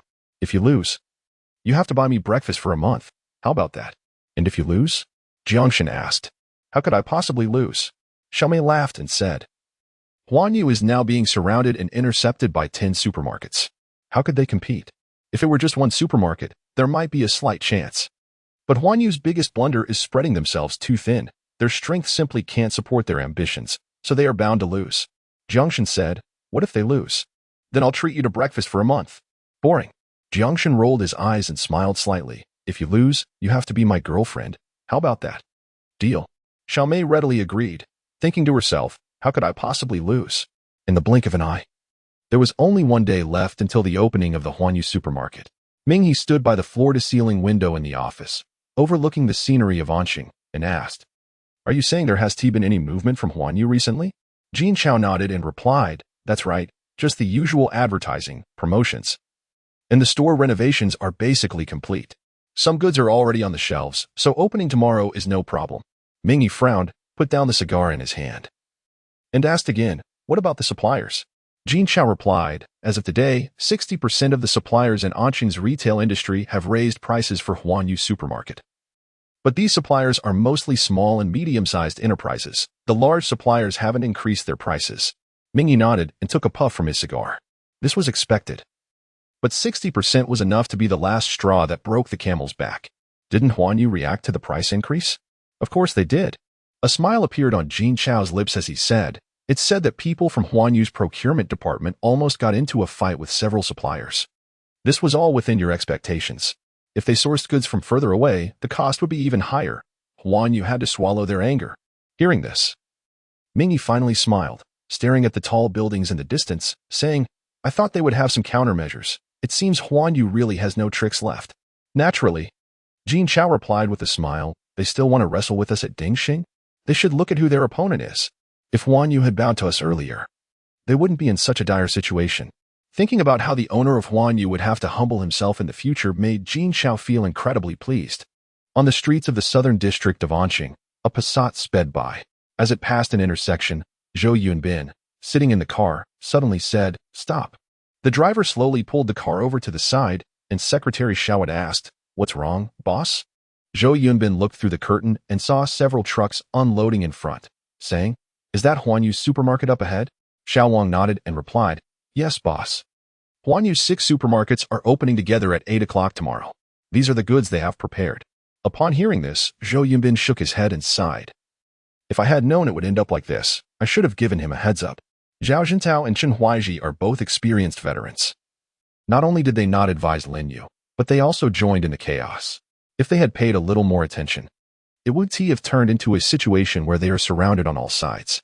Xiao Wang said, maybe their hatred clouded their judgment. They were only thinking about revenge and didn't consider much else. But it hasn't even started yet. Maybe there will be a miracle? What miracle could there be? Zhou Yubin sighed, "Let us go. I'm not in the mood to deal with Huanyu's affairs right now. The Tianxia Group is coming soon. That's the priority." Hearing this, Xiao Wang nodded. Compared to what was coming next, Huanyu's issues were indeed insignificant. Chapter 25. Opening day in the year 2023 on June 19th. Early in the morning before dawn, many residents were awakened by a loud commotion. On several bustling streets in Anqing, trucks were shuttling back and forth, and many employees dressed in Huanyu uniforms were constantly on the move. Everyone who saw this scene immediately thought, Huanyu is opening. The citizens of Anqing were also eagerly waiting for this day to arrive, as it was a rare opportunity to grab some bargains. Boom, boom. At 8 o'clock in the morning, the sound of firecrackers echoed throughout the city of Anqing. Huge clouds of smoke rose into the air, and the firecracker sounds continued for a full half hour before stopping. Lin Yu naturally would not miss the opening of his supermarket. However, when he got out of the car, he was stunned by the sea of people at the entrance of the supermarket. Although he had guessed that his supermarket would be packed, he didn't expect so many people in Anqing to choose Huanyu's supermarket. It's worth noting that the discounts offered by Dingxing's 6 supermarkets and those from Huarun and Carrefour were not any less significant. However, he was unsure if the other stores were experiencing such explosive popularity. Looking at the crowded crowd, Lin Yu worriedly asked, with so many people crammed in here at once, is security okay? He could clearly feel that the few security guards maintaining order were beginning to struggle. In such a situation, it was very easy for a stampede to occur. If business didn't go well and they ended up facing lawsuits, Huanyu's reputation would take a big hit. Lu Dongxing, standing nearby, said, we didn't expect it to be like this either, but please don't worry, Mr. Lin. I've dispatched more personnel. There will definitely be no safety issues. So you looked at the sea of heads in front and exclaimed, with so many people, we're definitely going to make a killing this time. I even want to go shopping myself. Lin Yu smiled and remained silent, as everyone understood that with the current discount levels, making a profit was impossible.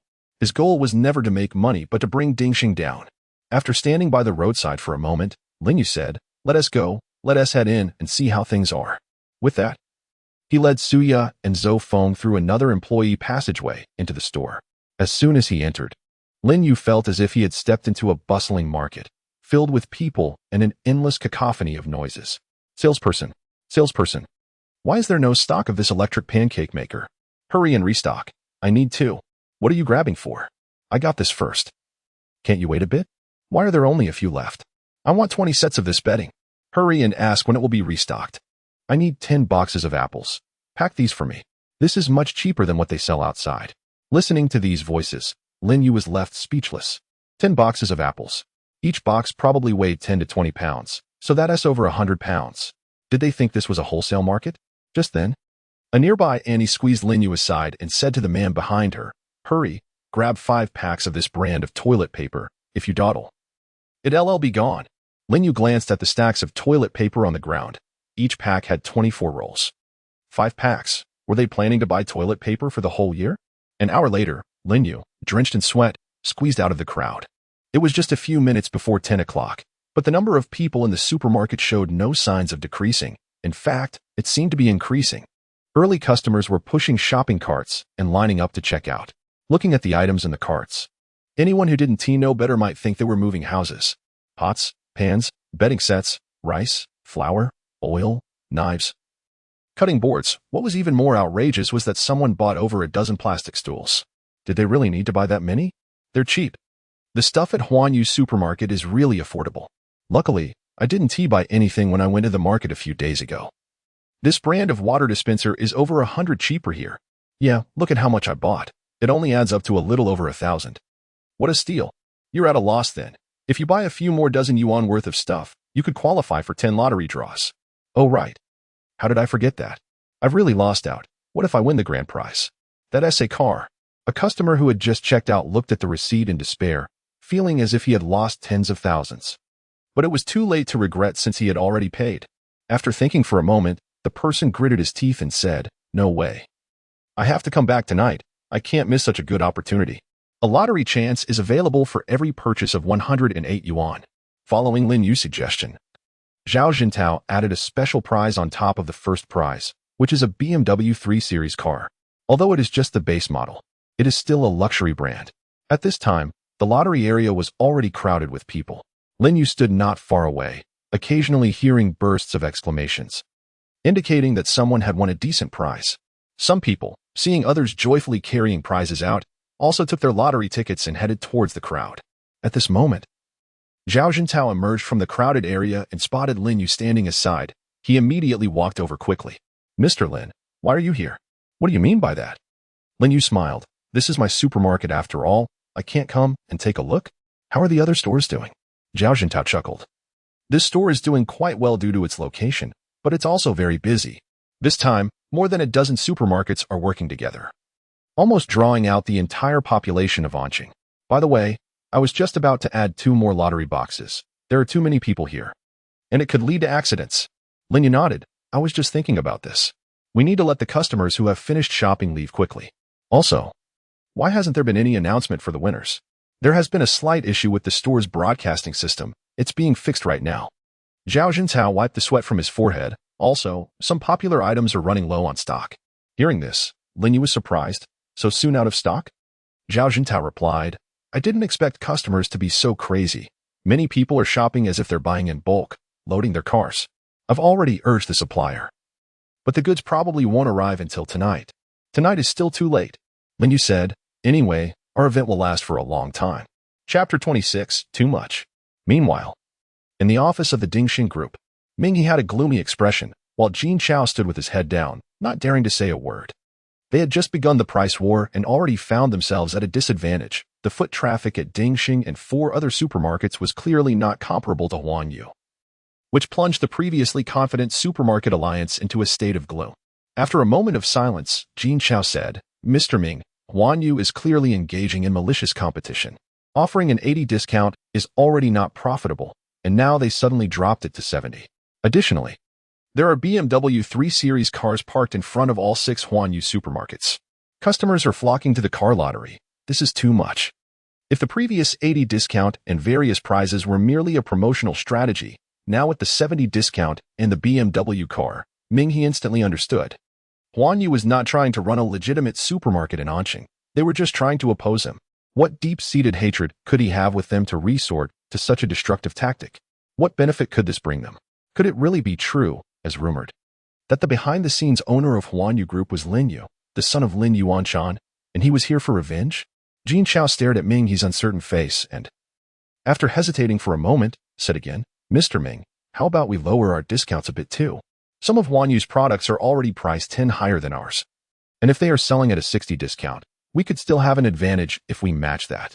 Just then, there was a knock on the office door. "Come in." A staff member entered and said, "Mr. Ming, Mr. Zhang from China Resources and others are here." Minghe frowned, knowing that these people were certainly not here for good news. In the reception room, when Zhang Qiuxing saw the others arrive, he stood up and said, "Mr. Ming, Huanyu is doing this to push things to the extreme. The foot traffic in our supermarkets is now less than it used to be. We must find a way. If this continues, we will all have to close down. Mr. Ming, you are the leader of the retail industry in Anqing. Why don't you step up and negotiate with Huanyu? Yes, you need to think of a way." Upon hearing their words, Minghe sneered inwardly. He had never seen them consider him the leader of Anqing's retail industry before. Now that trouble had arisen, they all jumped out asking him to take charge. Huanyu's move was indeed somewhat beyond his expectations. With the discount drop, the previous agreements with the 4 supermarkets had almost no effect. Why did Huanyu suddenly choose to do this? Was it due to pressure from 10 supermarkets? Or was there someone among them who leaked information? Minghe glanced at the 4 of them, sighed deeply, and pretended to be troubled, saying, "I apologize, but I already approached Huanyu a week ago, wanting to discuss the stability of the retail market in Anqing. I even made significant concessions, but I was kicked out without even meeting their boss." Upon hearing this, the 4 of them exchanged surprised glances. Hu Jiwei said indignantly, "Huanyu is truly too arrogant. How dare they do this? This is absolutely intolerable." Sun Lianqing nodded and said, "Huanyu's actions have severely impacted the market balance. This is already malicious competition. I suggest we unite with the Anqing Chamber of Commerce to pressure Huanyu to adjust their supermarket activities." Wang Yufei did not speak but nodded in agreement. The others' eyes turned to Zhang Qiuxing, who had not yet voiced his opinion. Minghe asked, "Mr. Zhang, what do you think?" Zhang Qiuxing replied, "I fully support everyone's opinion. But have we considered that if Huanyu ignores the Anqing Chamber of Commerce, what will we do?" The group fell silent. Given Huanyu's reckless behavior, there was indeed a possibility of this happening. After a long time, Sun Lianqing said, "That possibility exists, but it is small. Can Huanyu really compete with us? Do they have such confidence?" After speaking, he chuckled. I really hope they dare to offend the Chamber of Commerce. If so, can Huanyu still have a foothold in Anqing? Upon hearing this, the others showed knowing smiles. In the North District of Anqing, Huanyu Supermarket. I won. I won. Haha. In the lottery area. A middle-aged man held his lottery ticket and let out a wild laugh. People immediately surrounded him, and they saw that the ticket he had scratched clearly stated special prize. Buzz. Instantly, the entire venue was in an uproar. Oh my god. Oh my god. Special prize. It's really a special prize. What? Someone won the special prize? That's a BMW car. There really is a BMW. I thought this was just a publicity stunt by Huanyu Supermarket. Damn it. Why did I only win a bottle of soy sauce? If the BMW from the North District branch has been taken, does that mean we no longer have a chance to win the BMW with our lottery tickets? Yeah. Does that mean my purchase was for nothing?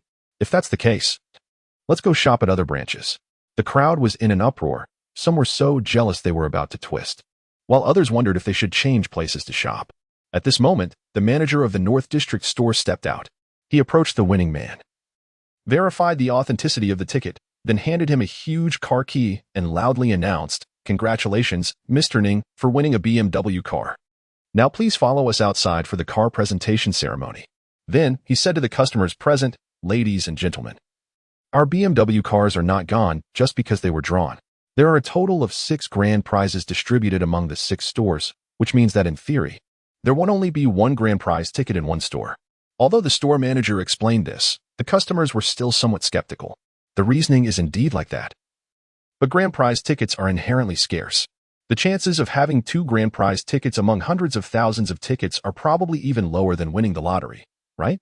At that moment, some customers who were ready to shop left the scene, preparing to head to other branches. The store manager saw this and revealed a bitter smile.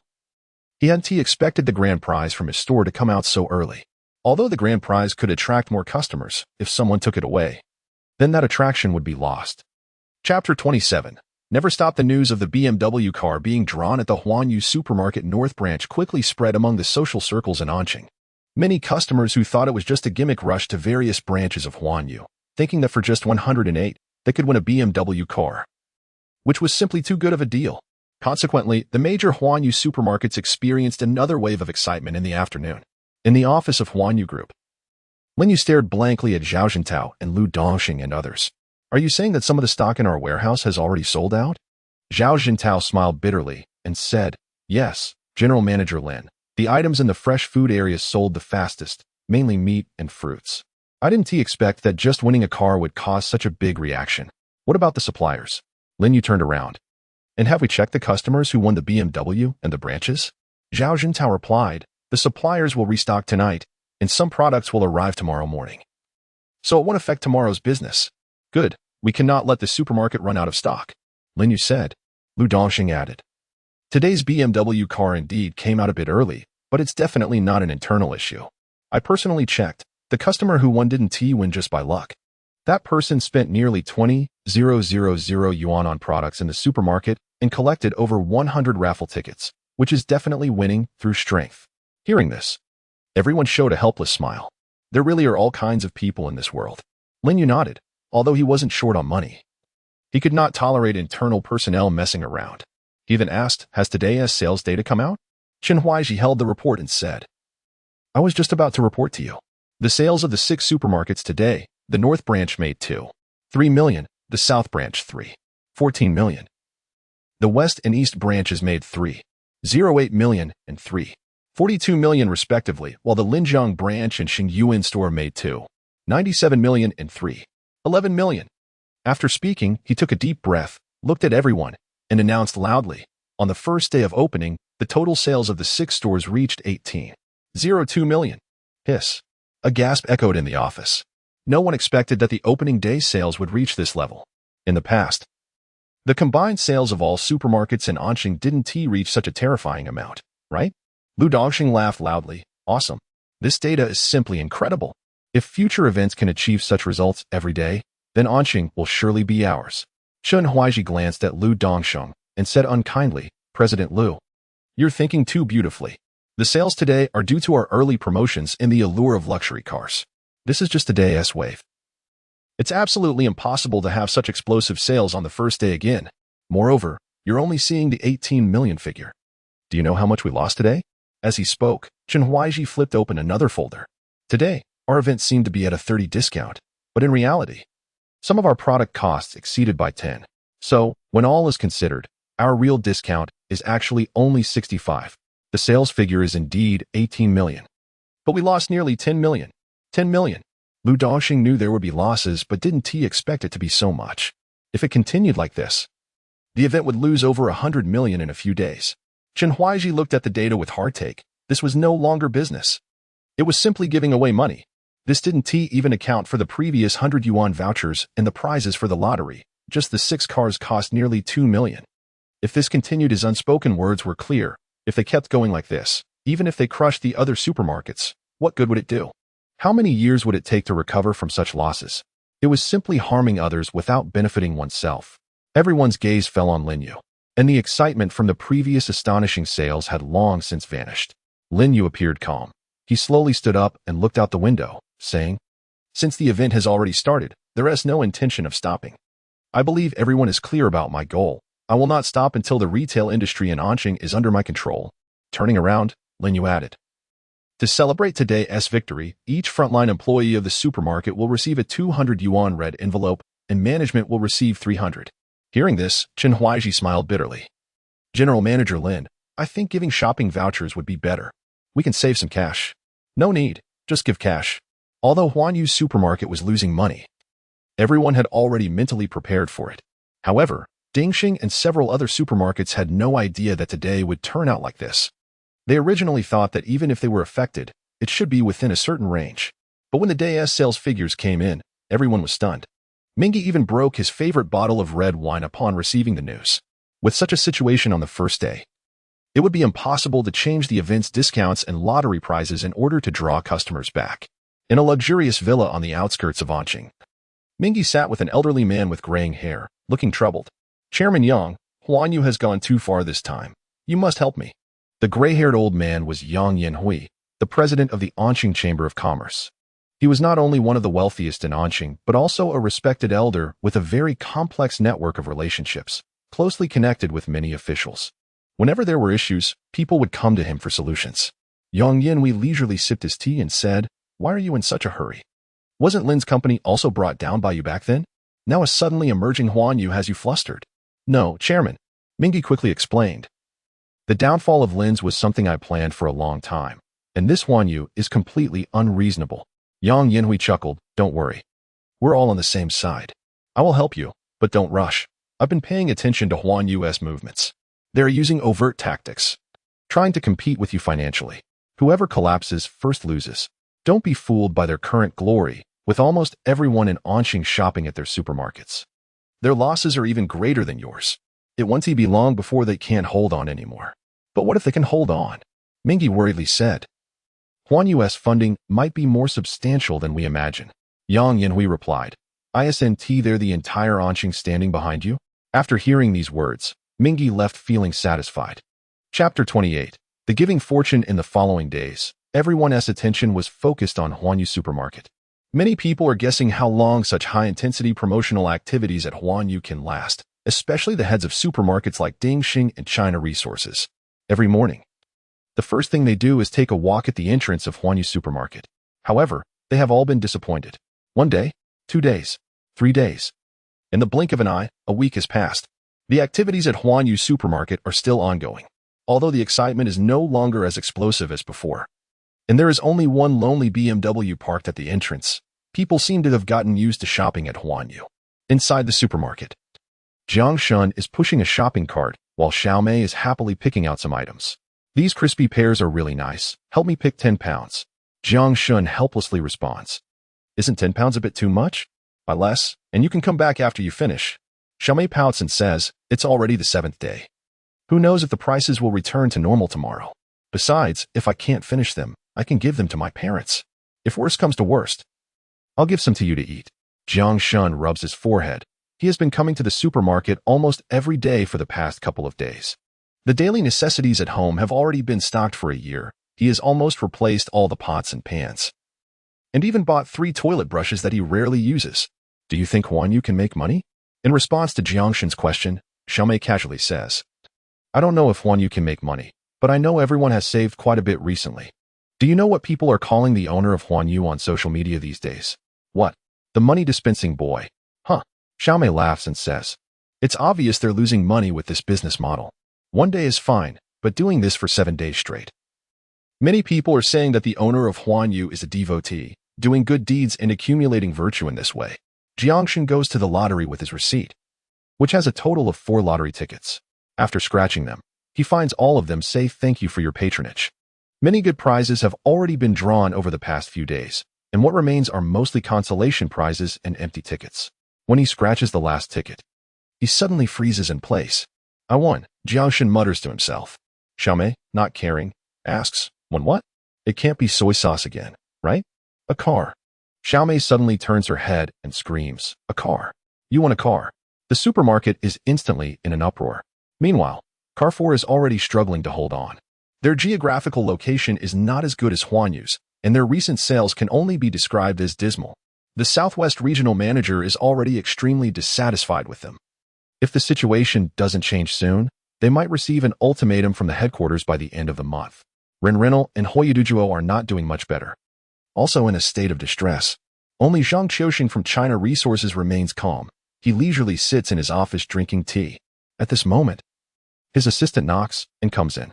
Mr. Zhang, Mr. Wang, and the others are here again. Let them in. After speaking, Zhang Qiuxing takes out 3 empty cups and fills them with fragrant tea. Seeing the worried faces of the newcomers, Zhang Qiuxing says, you're just in time. This is aged pu'er tea that a friend specially brought back for me, just brewed. Wang Yunfei sees this and sighs, Mr. Zhang. Brother Zhang, what time is it? You still have the mind to drink tea? If this continues, the 4 of us are going to be in trouble. That old man Mingyi promised to bear our losses. But now it's been days and all he does is make excuses. We can't just sit and wait any longer. Hu Jiwei, seeing Zhang Qiuxing's calm demeanor, laughs, seeing Mr. Zhang so composed, I guess you must have a plan, right? Share it with the brothers. As soon as this was said, the other two's gazes immediately fell on Zhang Qiuxing. While they are as anxious as ants on a hot pot, Zhang Qiuxing sits quietly here sipping tea, as if nothing is bothering him. Who would believe he has no solution? Zhang Qiuxing lifts his teacup to his nose and takes a sniff. Good tea. Oh, just spill it already. Wang Yunfei, almost flipping the table in his anxiety, says, just consider this me begging you. Zhang Qiuxing smiles and says, my method might be hard for you all to accept. What is hard to accept? Just say it. Exactly. Seeing this, Zhang Qiuxing says, give up on the Anqing market.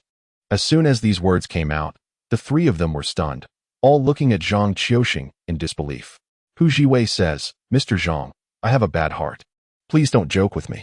Zhang Qiuxing gently shakes his head, finishes the tea in his cup, and then says, I'm not joking with you. Long before this started, I had already said that we should prepare for the worst, but what did you all say? Hearing this, the group fell silent. Zhang Qiuxing had indeed said it back then, but they were confident and thought Huanyu was not a threat. However, just half a month has passed, and the situation has undergone a dramatic change. Zhang Qiuxing continues, at that time, I could see that Huanyu was coming on strong. I suspected Huanyu wanted to dominate the Anqing market.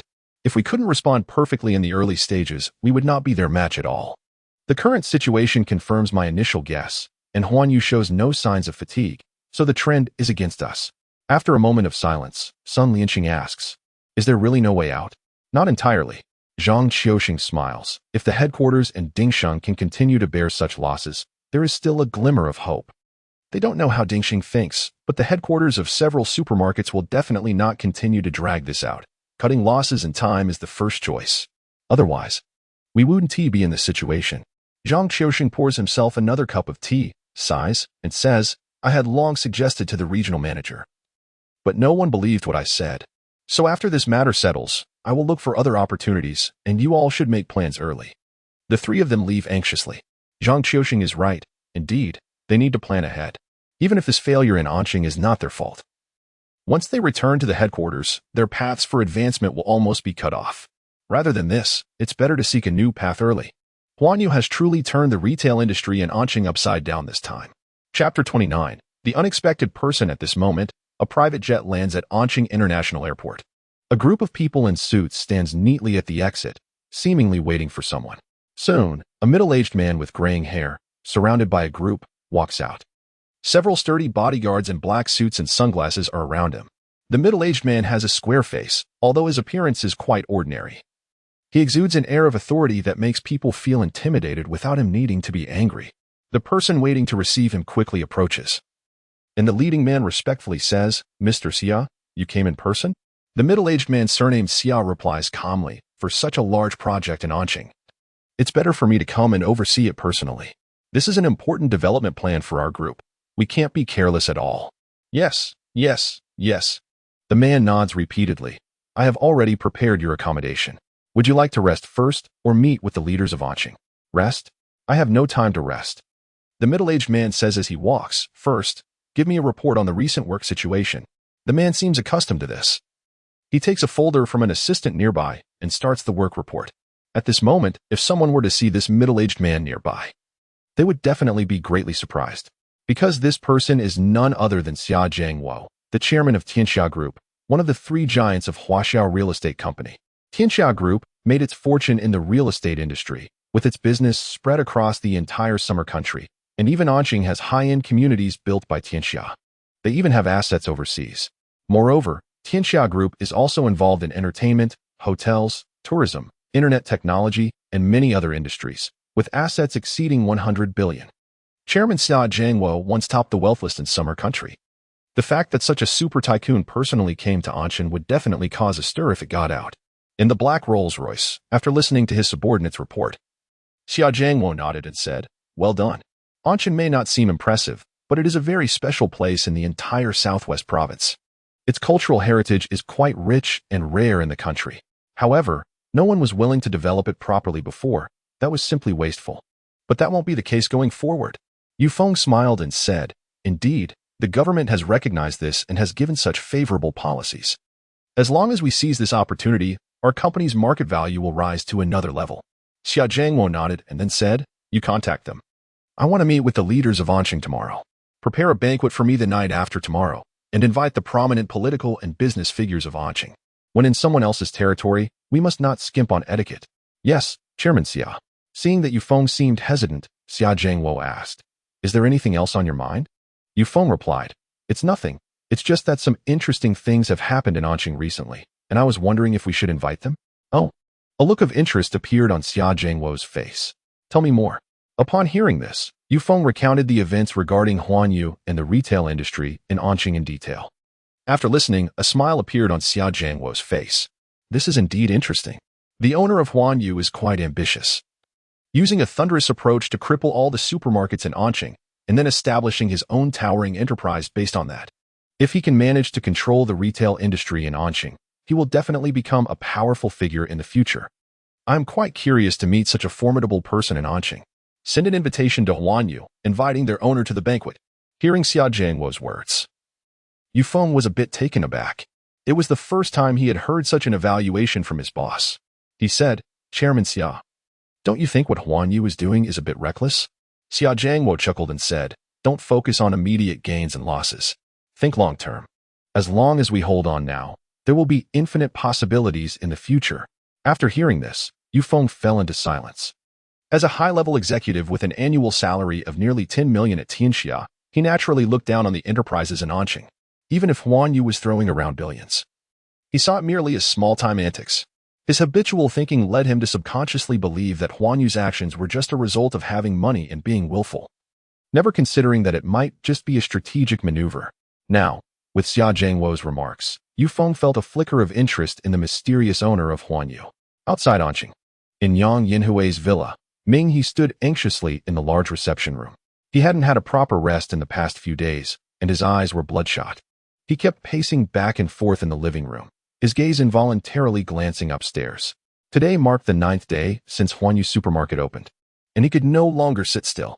Despite Ding Xing claiming to be the leader of the retail industry in Anqing, in reality, their funds were about to run into trouble. After the Lin family went bankrupt, Ming He successfully took over all the supermarkets under the Lin family. But he paid a huge price for it. Now, if the supermarket's goods could not be converted into cash flow, Ding Xing's operations would be affected, and if this continued, the company's capital chain would break. At this moment, Yang Yinhui slowly walked down the stairs in his pajamas. Seeing this, Ming He quickly approached him. "Chairman Yang, help." A hint of dissatisfaction appeared on Yang Yinhui's face as he said in a deep voice, "What are you panicking about? If this continues, Ding Xing will be finished." Ming He's words were filled with anxiety. It's already the 9th day, and Huanyu shows no signs of stopping. Ding Xing's daily revenue is negative. It won't be long before the capital chain breaks. Hearing this, Yang Yinhui frowned. He really didn't expect Ding Xing to collapse so quickly. He also didn't anticipate that Huanyu would be so aggressive. According to his estimates, Huanyu had already spent massive amounts of investment and had no geographical advantages. So the price war shouldn't last too long. But judging by the current situation, Huanyu's funds were even more abundant than he had imagined. It seemed he had underestimated his opponent. I have a plan for this. However, I have more important matters to attend to right now. After tomorrow, I will talk to Huanyu. Upon hearing this, Ming He's face showed a hint of urgency. Waiting another day will make Ding Xing even more dangerous. Chairman, I know what you want to say. Yang Yinhui interrupted him directly. Do you know that Xia Jiangwo has come to Anqing? What? Why is he here? Chapter 30. The opportunity to soar. Upon hearing this name, Ming He was indeed startled. Xia Jiangwo's name is known throughout the summer country. And his sudden arrival in Anqing is definitely not just a casual visit. Something significant must be happening. What is he here for? Yang Yinhui shook his head lightly. His expression serious as he said, I don't know. I just received the news, but it's certain that Xia Jiangwo is not here with good intentions. Hearing this, Ming He was even more astonished. Although Yang Yinhui may not be the richest person in Anqing, he has the largest network and connections in the business community of Anqing. Not only in Anqing, but throughout the entire Southwest province, he can be considered all-powerful. However, why has he received no hints about Xia Jiangwo's visit this time? That is rather strange. Yang Yinhui continued, but we will know the reason soon. Tomorrow night. Xia Jiangwo has invited prominent political and business figures from Anqing in the Southwest province to a banquet. I believe he will clarify his intentions then. At that time, the head of the retail industry in the Southwest region will surely also be present, and I will discuss Huanyu with them. Upon hearing this, Ming He let out a long sigh of relief. Since Yang Yinhui said so, then there should be no problem with Huanyu. With several large chain supermarkets in Yang Yinhui, Huanyu cannot afford to ignore them. The next morning, as Lin Yu just arrived at the office, Zhao Jintao approached him with a serious expression, handing him a beautifully designed gold-embossed invitation. Tianxia Group's banquet? Lin Yu glanced at the words on the invitation, surprised as he raised his head and asked, is it the largest real estate developer in Summer Country, Tianxia Group? When did they come to Anqing? Zhao Jintao nodded and frowned as he said, I have confirmed that it is indeed Tianxia Group, and the person attending this time is not ordinary. It is the chairman Xia Jiangwo himself. Something significant must be about to happen. Rubbing his chin, Lin Yu fell into deep thought. Logically speaking, such a supergroup as Tianxia would be under countless eyes for whatever they do. But this time, they came quietly, which is quite strange. Zhao Jintao's eyes were filled with worry as he said, will Tianxia's arrival this time have an impact on us at Huanyu? Lin Yu shook his head, feeling that Zhao Jintao's concerns were completely unfounded. Although Tianxia was also involved in the retail industry, they operated shopping mall models, which were suitable for establishment in first-tier cities, encompassing supermarkets, dining, luxury goods, and so on. Moreover, their main business was still real estate, with retail being just a minor venture. Zhao Jintao seemed to grasp this critical point as he said, it's highly unlikely that Tianxia will conflict with us. But I haven't heard of any major plans in Anqing. Lin Yu smiled and replied, thinking too much is pointless. We'll know their intentions tonight. We need to continue with our plans and not give Ding Xing any breathing room. Yes, General Manager Lin. After saying this, Zhao Jintao left the office. Although Lin Yu was somewhat surprised by Tianxia's arrival, he knew that his plans could not be halted. Under Huanyu's strong offensive, Ding Xing would definitely not hold out for much longer. The worst-case scenario was that Tianxia would intervene in Anqing's retail market, but Lin Yu was not afraid. He still had a trump card that could prolong this price war, and no matter how strong Tianxia was, they wouldn't engage in a long-term losing business.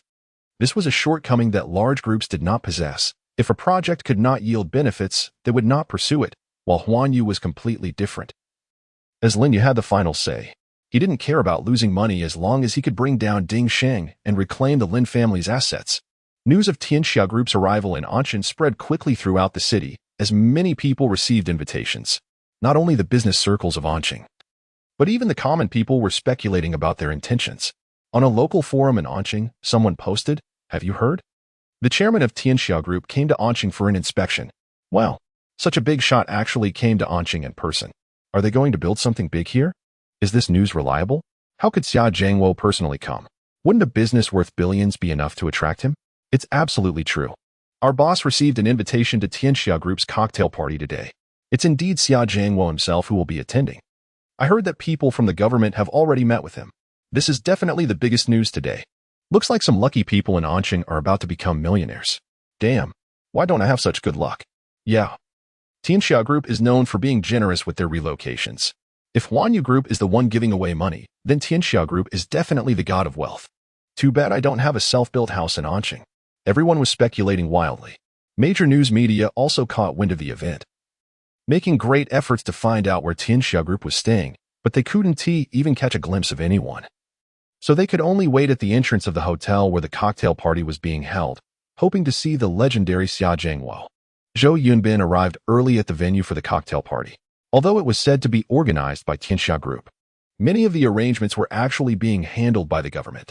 As the top leader in Anqing, he could not allow any problems to arise at this cocktail party. Is the security for the cocktail party all set up? Secretary Xiao Wang nodded and said, "Rest assured, leader, the entire hotel is under our control now. All security personnel have been replaced with our people, and no strangers are allowed in today. Every entrance is guarded." Zhou Yunbin nodded. This time, the higher-ups had issued policies to vigorously develop Anqing's economy and culture. As long as he could seize this opportunity, Anqing would definitely take off. Perhaps it could even become a true first-tier city. As the top leader in Anqing, if he could accomplish this task, it would add a significant achievement to his record. And whether he could rise swiftly would depend on this occasion. Anqing actually had the opportunity to become a first-tier city, but due to the inaction of past leaders, the current situation was stuck in limbo. Zhou Yunbin was ambitious. He wanted to surpass the provincial capital during his tenure and make Anqing into a new economic and cultural center of the Southwest province. Now, the opportunity had arrived. Chapter 31. Cocktail party at 7 o'clock in the evening at the Jinggu Hotel in Anqing. In just half an hour, dozens of luxury cars had parked at the entrance of the hotel. Each time this happened, the reporters stationed there would swarm over, snapping photos incessantly. Today, Tianxia Group had booked the entire Jinggu Hotel for a cocktail party, and all the attendees were big shots from various fields. The security at the entrance was very strict. Without an invitation, no one could enter regardless of who they were, and each invitation only allowed 3 people to enter. The cocktail party was located on the 33rd floor, and Ming He also received an invitation. As soon as he entered, he saw familiar faces, mostly from Anqing's business community, along with some unfamiliar ones who were likely from other cities. He scanned the room and thought that Huanyu would not miss such an occasion. Zhao Xintao, as a key member of Huanyu, would definitely accompany the boss. However, after looking around the entire banquet hall, he did not see Zhao Xintao's figure. "Ming General, why are you so late?" At that moment, a voice came from behind. Ming He turned around and saw an old acquaintance from Anqing. He laughed and said, "You must have come early, Director Li. There is still half an hour until the party starts." After speaking, the two waved to a waiter, took a tray with red wine, and joined a small group of people nearby to chat. Tianxia Group is really impressive. I heard that just the wine for this cocktail party cost over 10 million. Their financial strength is evident. If they didn't do this, wouldn't it seem cheap? But it really is luxurious. Their pastry chef is a Michelin star, specially brought in from the capital. It seems that Tianxia Group has significant plans for Anqing this time. As long as Director Zhou can connect with Tianxia Group, he might be able to wake up smiling from a dream. We can only envy him. The man named Director Zhou immediately burst out laughing at this. He was in the building materials business in Anqing, and if Tianxia Group developed real estate in Anqing, he would definitely be involved. Even if he couldn't get the meat, a sip of soup would fill his pockets. Despite the smile on his face, Director Zhou humbly said, "Nothing has been decided yet. Don't tease me. Besides, if they really have big plans, would they look my way?" He then shifted the topic to Ming He. "By the way, Ming General, how is Dingxing doing? I heard that Huanyu has been quite arrogant lately." Before Ming He could respond, Director Li beside him said, "What is Huanyu? Just a flash in the pan. Ming General would take them seriously. Just wait a few days and see. They will definitely roll away in disgrace. Yes, with Huanyu Group's methods, they can't last long. Hey, why haven't I seen anyone from Huanyu here? A little company that hasn't been established for long wouldn't attract the attention of Tianxia Group. It's normal not to have an invitation. What is the big deal?" Hearing everyone's comments, Ming He merely nodded and smiled without expressing his opinion. However, if Huanyu really didn't come, He felt a slight sense of relief. This indicated that there was no connection between Huanyu and Tianxia. The cocktail party was about to start, and everyone's gaze was unintentionally directed toward the entrance. Xia Zhangwo is indeed a super rich man in Xia country, and just talking to him for a few moments could make these people boast about it for a lifetime. If he could use this opportunity to connect with Tianxia, he might just get a lift. At that moment, the door of the banquet hall was opened by a servant, and everyone's gaze instantly focused on the entrance. The next second, a very young figure appeared in front of everyone. After the boy entered, he scanned the banquet hall and finally fixed his gaze on Mingyi in the crowd, a faint smile appearing at the corner of his mouth as he walked in steadily. Following behind him were Zhao Jintao and Lu Dongxing. Upon seeing Lin Yu, Mingyi looked as if he had been struck by lightning, his heart surging with waves of shock. It's him. How could it be him? How is it possible that it's him? Didn't the Lin family already go bankrupt? Lin Yuanshan is dead. How could Lin Yu have the money to establish Huanyu? Seeing Zhao Jintao and Lu Dongxing standing behind the boy, anyone not foolish could deduce that this boy is the owner of Huanyu, and many people recognized him. He is the former young master of the Lin Group, Lin Yu. It really is Lin Yu. There were rumors before that Huanyu Group was founded by Lin Yu, and he was aiming to revive the Lin family. At that time, I didn't believe it, but now it seems to be true. No wonder Huanyu would choose this way to engage in a battle with Dingxing. There has always been a deep-seated feud between the two families. Dingxing originally belonged to the Lin family, and Lin Yu is seeking revenge for his father, vowing to fight Dingxing to the death. That's right, but Dingxing is not to be trifled with. It's uncertain who will win. Huanyu is going in with both sides likely to suffer, and I think Lin Yu is still too young. If he could be a bit more patient, he might really be able to overturn Dingxing. Mr. Li and others were also in shock. They never expected that the owner of Huanyu was Lin Yu. They glanced at Mingyi, whose expression was fluctuating, revealing a complex look. Everyone present knew about the grievances between Mingyi and the Lin family, despite Mingyi's despicable tactics. But the business world is like a battlefield. It has always been about the victor and the vanquished. Only those who stand at the end are the winners. The losers have no voice. However, the current situation was somewhat subtle. When everyone realized that the person capable of going head-to-head with Dingxing was Lin Yu, they fell silent. Even though the music in the banquet hall continued to play melodiously, but it couldn't suppress the strange atmosphere that spread within. Just then, the door of the banquet hall opened once more. Xia Zhangwo walked in accompanied by Zhou Yubin and others. In front of Zhou Yubin was a man wearing gold-rimmed glasses. His position was clearly above Zhou Yubin, the leader of Anqing. Yang Yinhui, as the president of the Anqing Chamber of Commerce, also walked in at the end.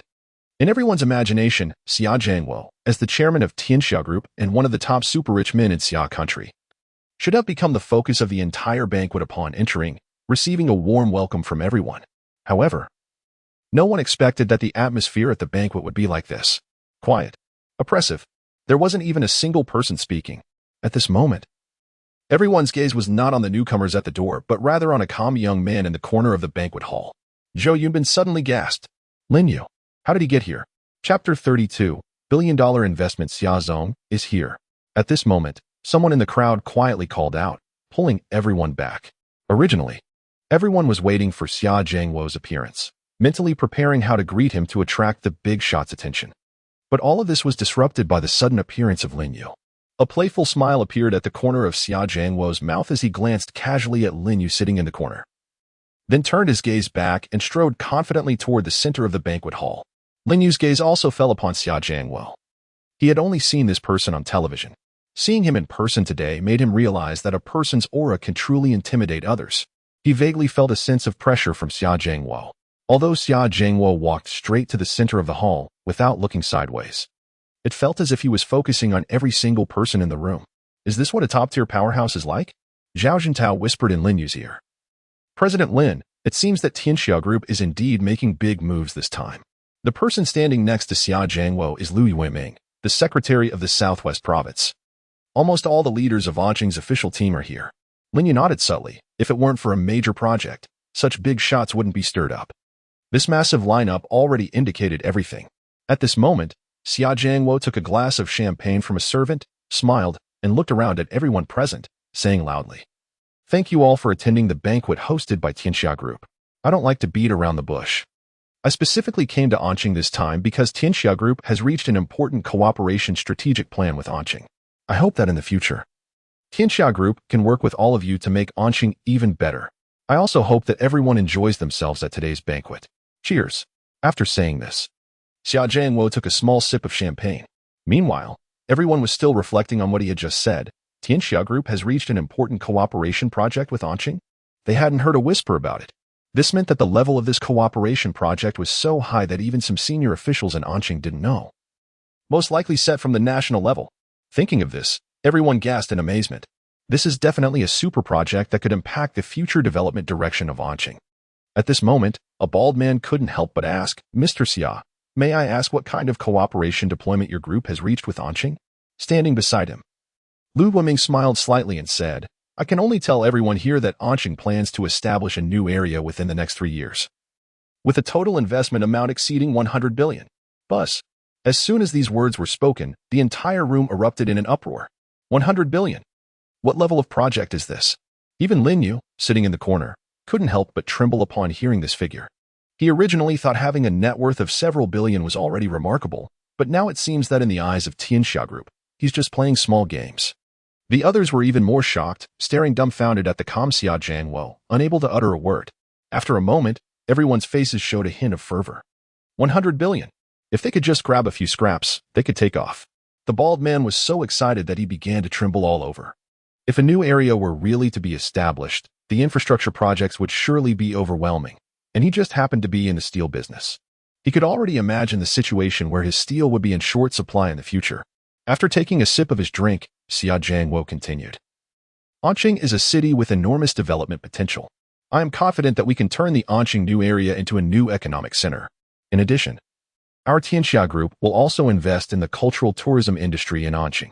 In the future, Anqing will not only be a strong economic city in Xia country, but also a cultural powerhouse.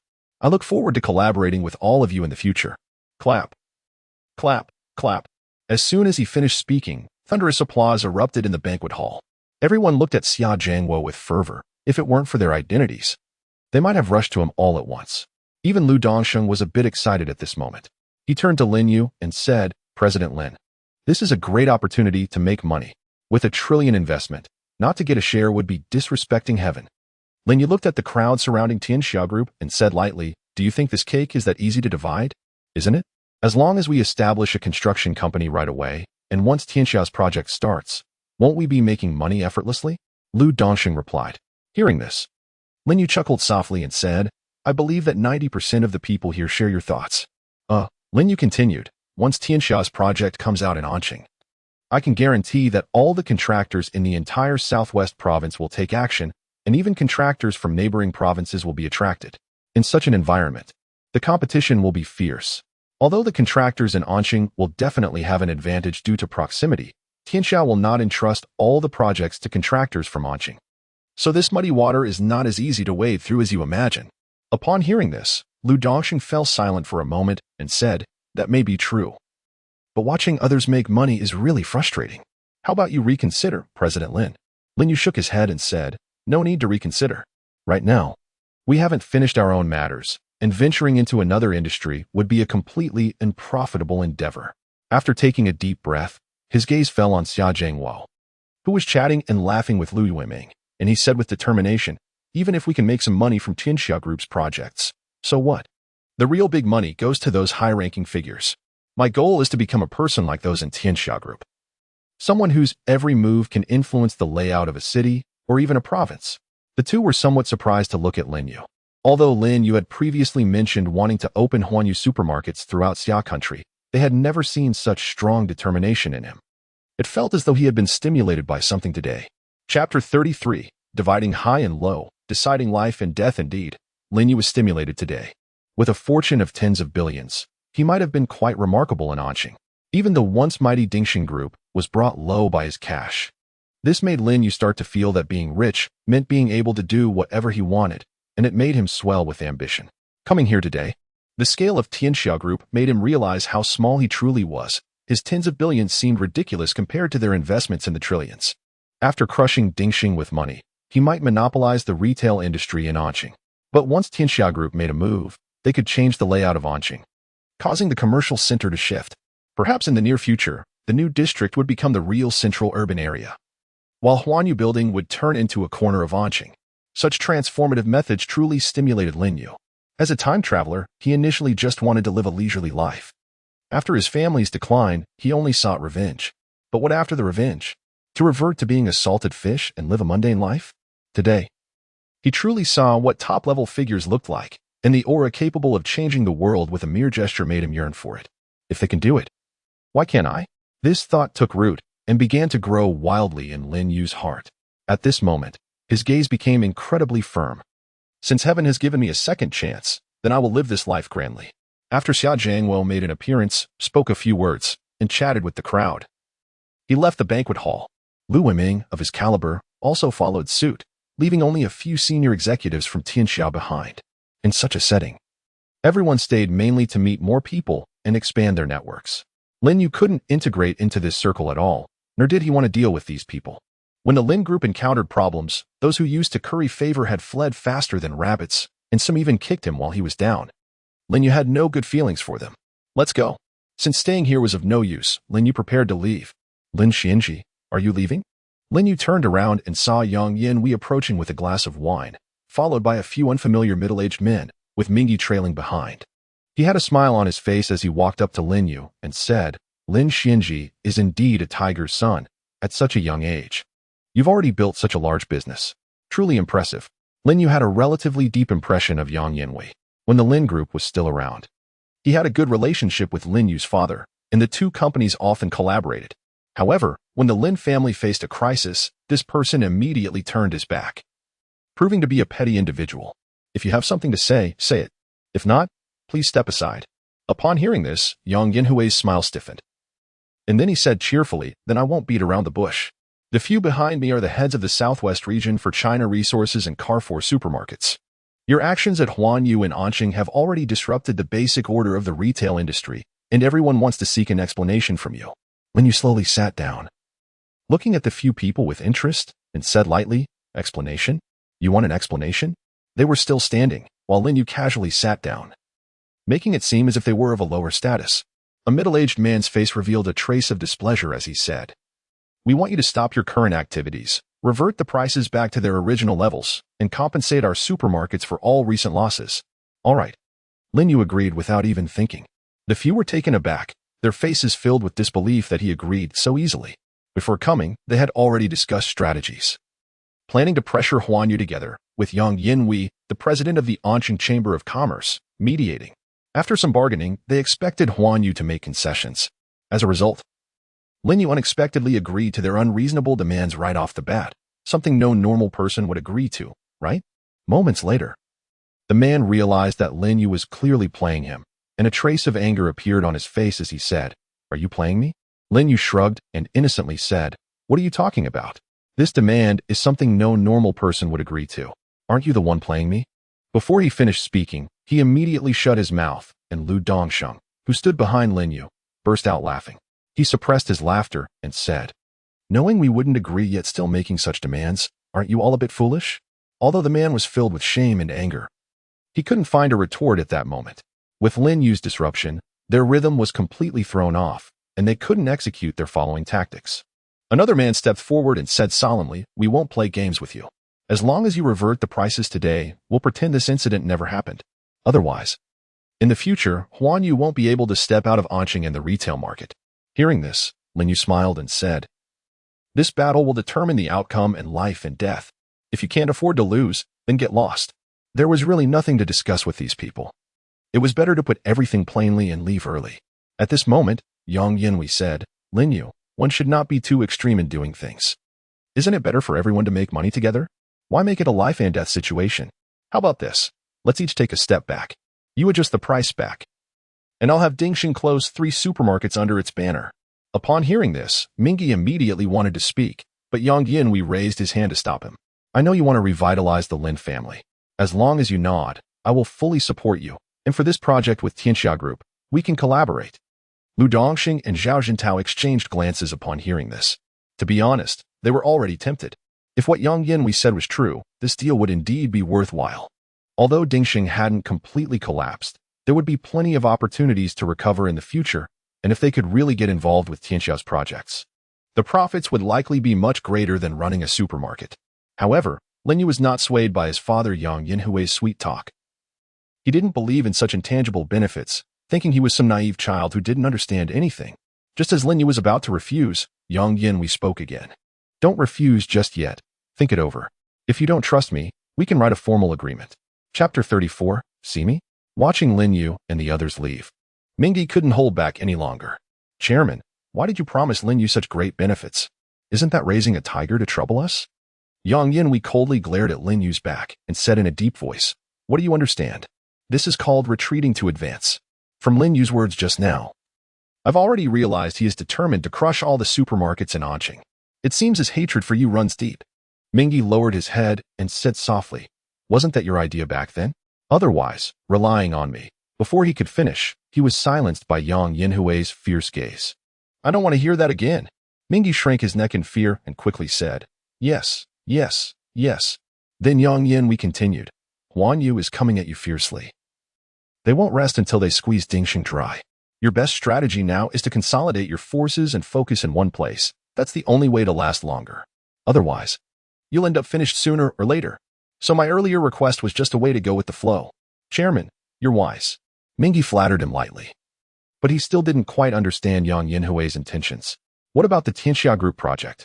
That's a juicy piece of meat. A cold glint flashed in Yang Yinhui's eyes as he said, Even if we give it to him, what can he do? The waters in this industry are deep. I have 1,000 ways to trip him up. People like him aren't suited for Anqing. I hope he can be sensible this time, otherwise Lin Yu Anshan will be his fate. On the other side, just as Lin Yu stepped out, he was stopped by someone. The person was a staff member from Tianxia Group who had just been following Xia Jiangwo. President Lin, President Xia requests your presence. Hearing this, Lin Yu and the others looked at each other in surprise. What kind of person is Xia Jiangwo that he would want to meet me? This must be a mistake. Right? Seeing their expressions, the staff member continued. President Lin, there's no need to doubt. President Xia indeed wants to see you. Lin Yu nodded and took a few steps forward, but the staff member blocked Zhao Jintao and Lu Dongxing behind him. President Xia only wishes to see President Lin alone.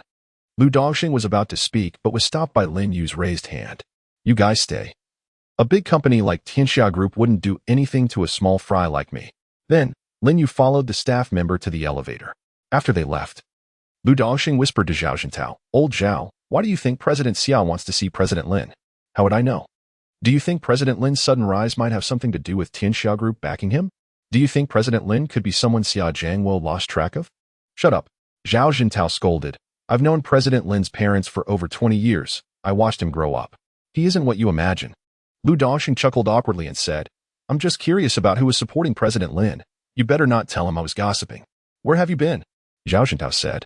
Although Zhao Jintao scoffed at Lu Dongxing's speculation, he also felt it was possible that Tianxia Group was indeed helping Lin Yu from behind, as it was hard to imagine why someone of Xia Jiangwo's status would meet a complete stranger. Upstairs, Lin Yu followed the staff member to the door of a room. After taking a breath, Lin Yu stepped inside.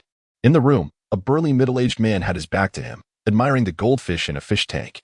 Hearing the noise, he turned around, smiled, and waved at Lin Yu, saying, Do you know why these fish never grow big? Lin Yu looked at Xia Jiangwo in confusion and after thinking for a moment, replied, Maybe they have never seen the ocean. Xia Jiangwo laughed. And what about you? I hadn't seen it before, but now I have. Upon hearing this, Xia Jiangwo turned and sat down on the sofa, pouring 2 cups of tea. He was like a kind elder as he said to Lin Yu, Come and sit. Lin Yu was full of questions, but he still sat down. Xia Jiangwo placed a cup of tea in front of Lin Yu and slowly said, I can guarantee that even if you put the fish in this tank into the ocean, within a few days, they will beg you to put them back in the tank. They won't be excited just because they've seen the ocean. All they will feel is fear, because they will realize that in the unfathomable ocean, there are countless big fish with gaping mouths, and they are just food. After finishing, he looked at the silent Lin Yu. Are you wondering why I wanted to meet you? Lin Yu nodded. Because I found a different fish in this tank. A shark that hasn't grown up yet. Xia Jiangwo picked up his tea and took a sip, saying, Even before I arrived in Anqing, I had heard about Huanyu. At that time, I became interested in Huanyu's boss. To be able to force over a dozen supermarkets in Anqing into a dire situation in such a short time shows that this person indeed has some skills. However, I didn't expect you to be so young. At the same age, I can't compare to you. Lin Yu said, Thank you for the compliment, President Xia. Xia Jiangwo waved his hand and smiled. Just speaking the truth. You don't have to be modest. Perhaps because of your parents' situation. There is some element of defiance in this matter, but I can see that you are a person of ambition and capability. Lin Yu remained silent, and Xia Jiangwo continued to analyze. Initially spending heavily to buy a building in Anqing, and then continuously spending money there. Some might see these actions as reckless and foolish. However, there's no other way to elevate Huanyu's visibility in such a short time, and this has laid a solid foundation for the opening of your supermarket. Am I right? Lin Yu swallowed hard, feeling a bit embarrassed as he nodded. In fact, Xia Jiangwo was only partially correct.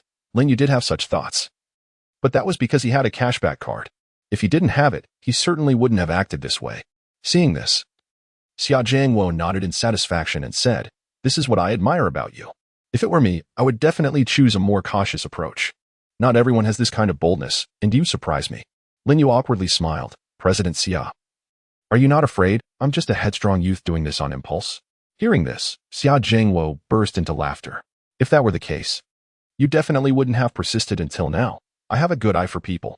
He paused for a moment, then said with a serious expression, "Are you willing to come to my Tianxia Group? I can offer you a salary of 10 million. Chapter 35. Interesting. Upon hearing this, Lin Yu was immediately stunned. He didn't expect that Xia Jiangwo had called him for this reason. Without thinking, he shook his head and said, "Thank you for your kindness, President Xia, but I cannot accept."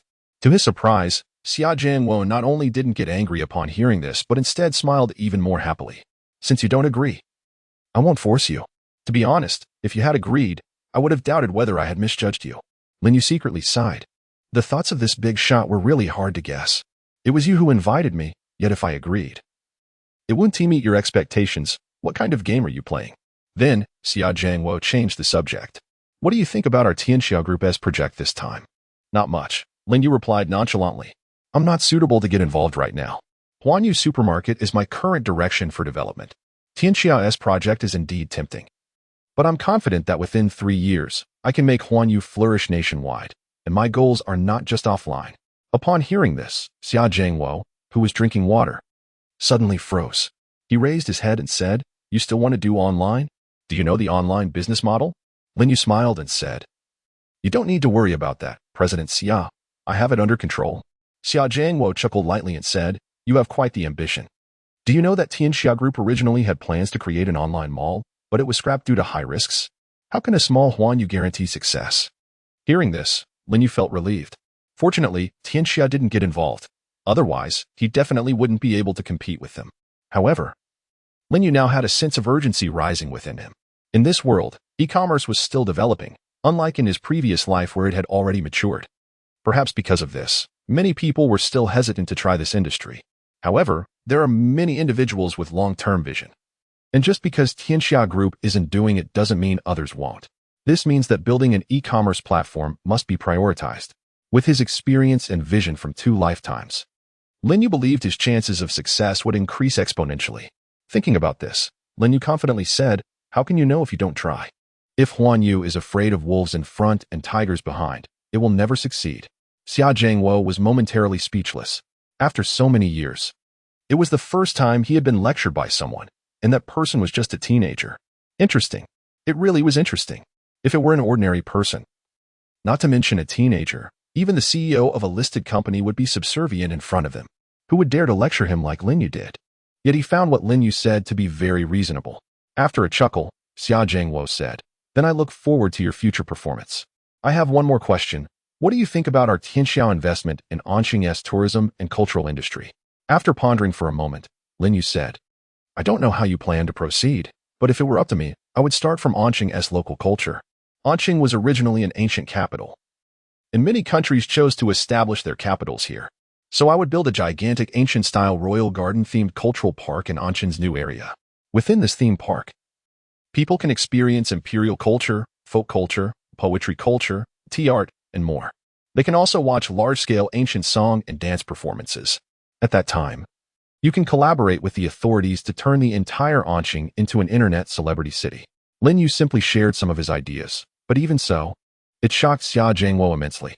Their thoughts on Anqing's tourism construction coincided with Lin Yu's ideas, but many of the details were not as innovative as Lin Yu's. They only wanted to turn this cultural park into a level 5 scenic spot within the city. However, Lin Yu was thinking about turning the entire Anqing into a nationally renowned scenic area. It must be said that Lin Yu's vision was far beyond that of Tianxia. The two chatted in the office for nearly 2 hours. Lin Yu also asked Xia Zhangwo for advice on some business matters since he was a big shot in the business world. There were some things Lin Yu didn't understand, but Xia Zhangwo could pinpoint them accurately. Just when Zhao Jintao and Lu Dongxing were about to become impatient, Lin Yu finally walked out of the hotel. As soon as he got in the car, Lu Dongxing eagerly asked, "Lin, why did President Xia look for you?" Lin Yu yawned and said, "Xia Zhangwo wanted to poach me to Tianxia, offering a salary of 10 million, but I refused." "What?" Lu Dongxing was immediately taken aback. Although Lin Yu had just casually mentioned it, he would never believe that they were only talking about this for 2 hours. There must be something else going on. But Lin Yu either didn't want to say or couldn't say it. The more he thought about it, the more Lu Dongxing felt that Lin Yu had a deep connection with Tianxia Group. Not only Lu Dongxing, but even Zhao Jintao felt the same way. The two of them tacitly chose not to ask more questions, but they were extremely pleased in their hearts. You people want to go to great lengths to connect with Tianxia Group, while we can receive support from Tianxia just by sitting still. At this time, in the luxurious suite of the hotel, Yufeng looked at Xia Zhangwo, who was standing by the window admiring the night view, and said softly, "President Xia, I've never seen you talk with a teenager for such a long time." Xia Zhangwo smiled and said, "I didn't expect to gain such unexpected joy this time. This trip to Anqing was definitely not in vain. Do you know what I just discussed with him?" "I don't know." Then, Xia Zhangwo shared Lin Yu's insights and views on Anqing's tourism and cultural industry with Yufeng. After listening, Yufeng silently stood to the side for a long time without speaking. He was the person in charge of this Anqing tourism and cultural industry. And this young man's views and insights completely surpassed their own plans. After a while, he hoarsely asked, "Did he just say that? Doesn't he know we're planning to develop Anqing's tourism and culture?" Xia Zhangwo nodded and said, "Now that's a smart person. What can he do by keeping these ideas to himself? By saying them out loud, we owe him a favor. This young man is not simple." Ding, ding, ding. At this moment, the phone rang. Looking at the number displayed on the screen, a gentle look appeared in Xia Zhangwo's eyes. Daddy will be back in Beijing tomorrow. When I return, I have a big surprise for you. You know Daddy would never lie to you. Okay. See you tomorrow. Chapter 36. Both sides suffer. The Tianxia Group's billion yuan investment quickly became a topic of conversation among the people of Anqing during their tea breaks. However, it only sparked a brief period of excitement. After all, this matter had nothing to do with most people. They wouldn't stop eating just because someone was investing, right? So everyone was more concerned about the basic necessities of life. 7 days had passed since the banquet, and Huanyu supermarket still hadn't adjusted its prices back, giving the impression that the supermarket's products were originally at this price. Huanyu was not in the least bit anxious, but some people were starting to get restless. In a villa, Yang Yanhui wore a sullen face, and Ming He beside him looked even more despondent. "President, what should we do now? You've already said that." Yet Lin Yu remains unmoved. "This kid clearly doesn't think much of you. Now the thriving cash flow is about to break. Why don't you lend me a bit to tide me over?" Before he could finish speaking, Yang Yanhui raised his hand to interrupt him. "It's useless. Even if I lend you money now, Lin Yu will continue on, unless I use all my assets to help you fight for it." Hearing this, Ming Yi opened his mouth but closed it again. He knew that Yang Yanhui would definitely not do that. Even if he defeated Lin Yu, what would it matter? Both sides would suffer. No one wants to engage in such a thankless task, especially since Yang Yanhui is currently focused on making a profit from the Tianxia New District project, so it's even less likely that he would lend money to help himself. Thinking of this outcome, Ming Yi felt a wave of desolation and clenched his fists, saying, "Are we just going to let it go? I'm not willing to accept that." Yang Yanhui said, "Let it go? How could that be? You are just temporarily withdrawing from the retail industry. Let that little brat Lin Yu be arrogant for a while. Once he climbs up a bit, I will let him know what it means to be ruthless. You don't need to worry about that." Yang Yanhui picked up a cigar and took a puff. "I will allocate a share for you in the Tianxiao project, and once you have accumulated enough strength, you can make a comeback."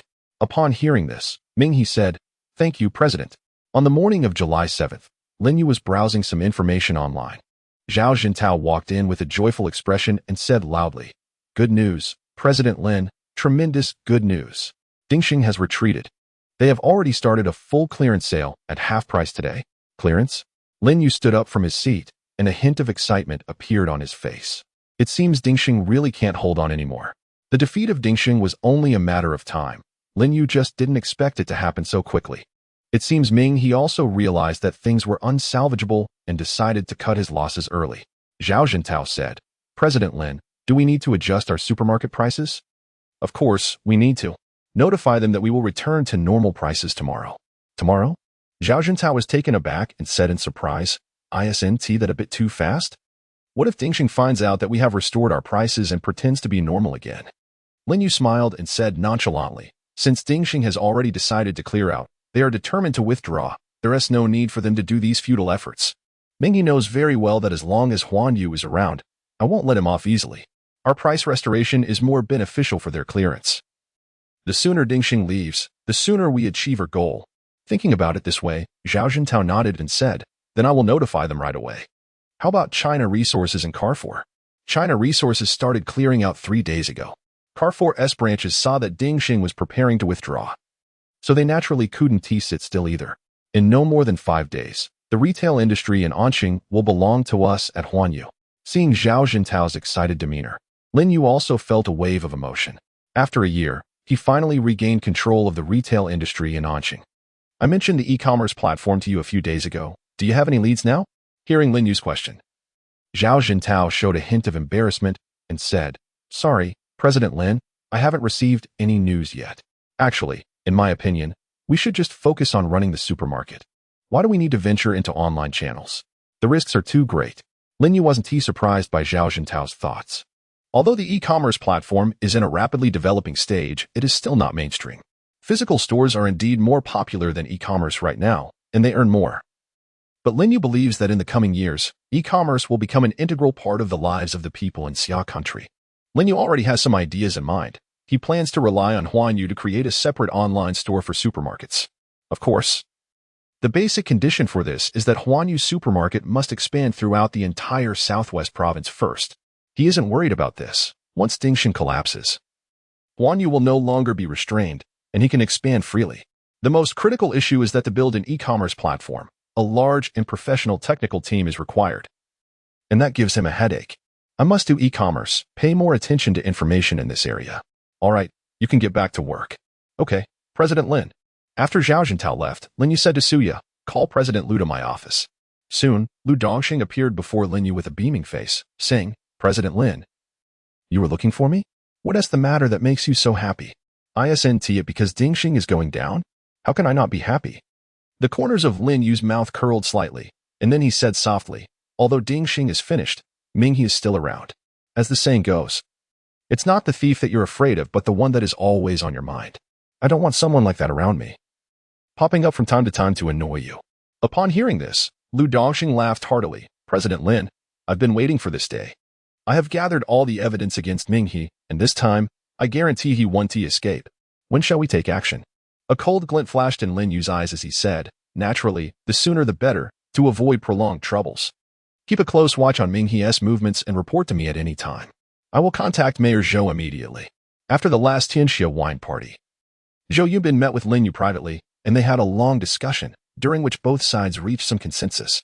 Zhou Yunbin explicitly promised that as long as Lin Yu could find enough evidence, he would move to eliminate He and the tumor behind him.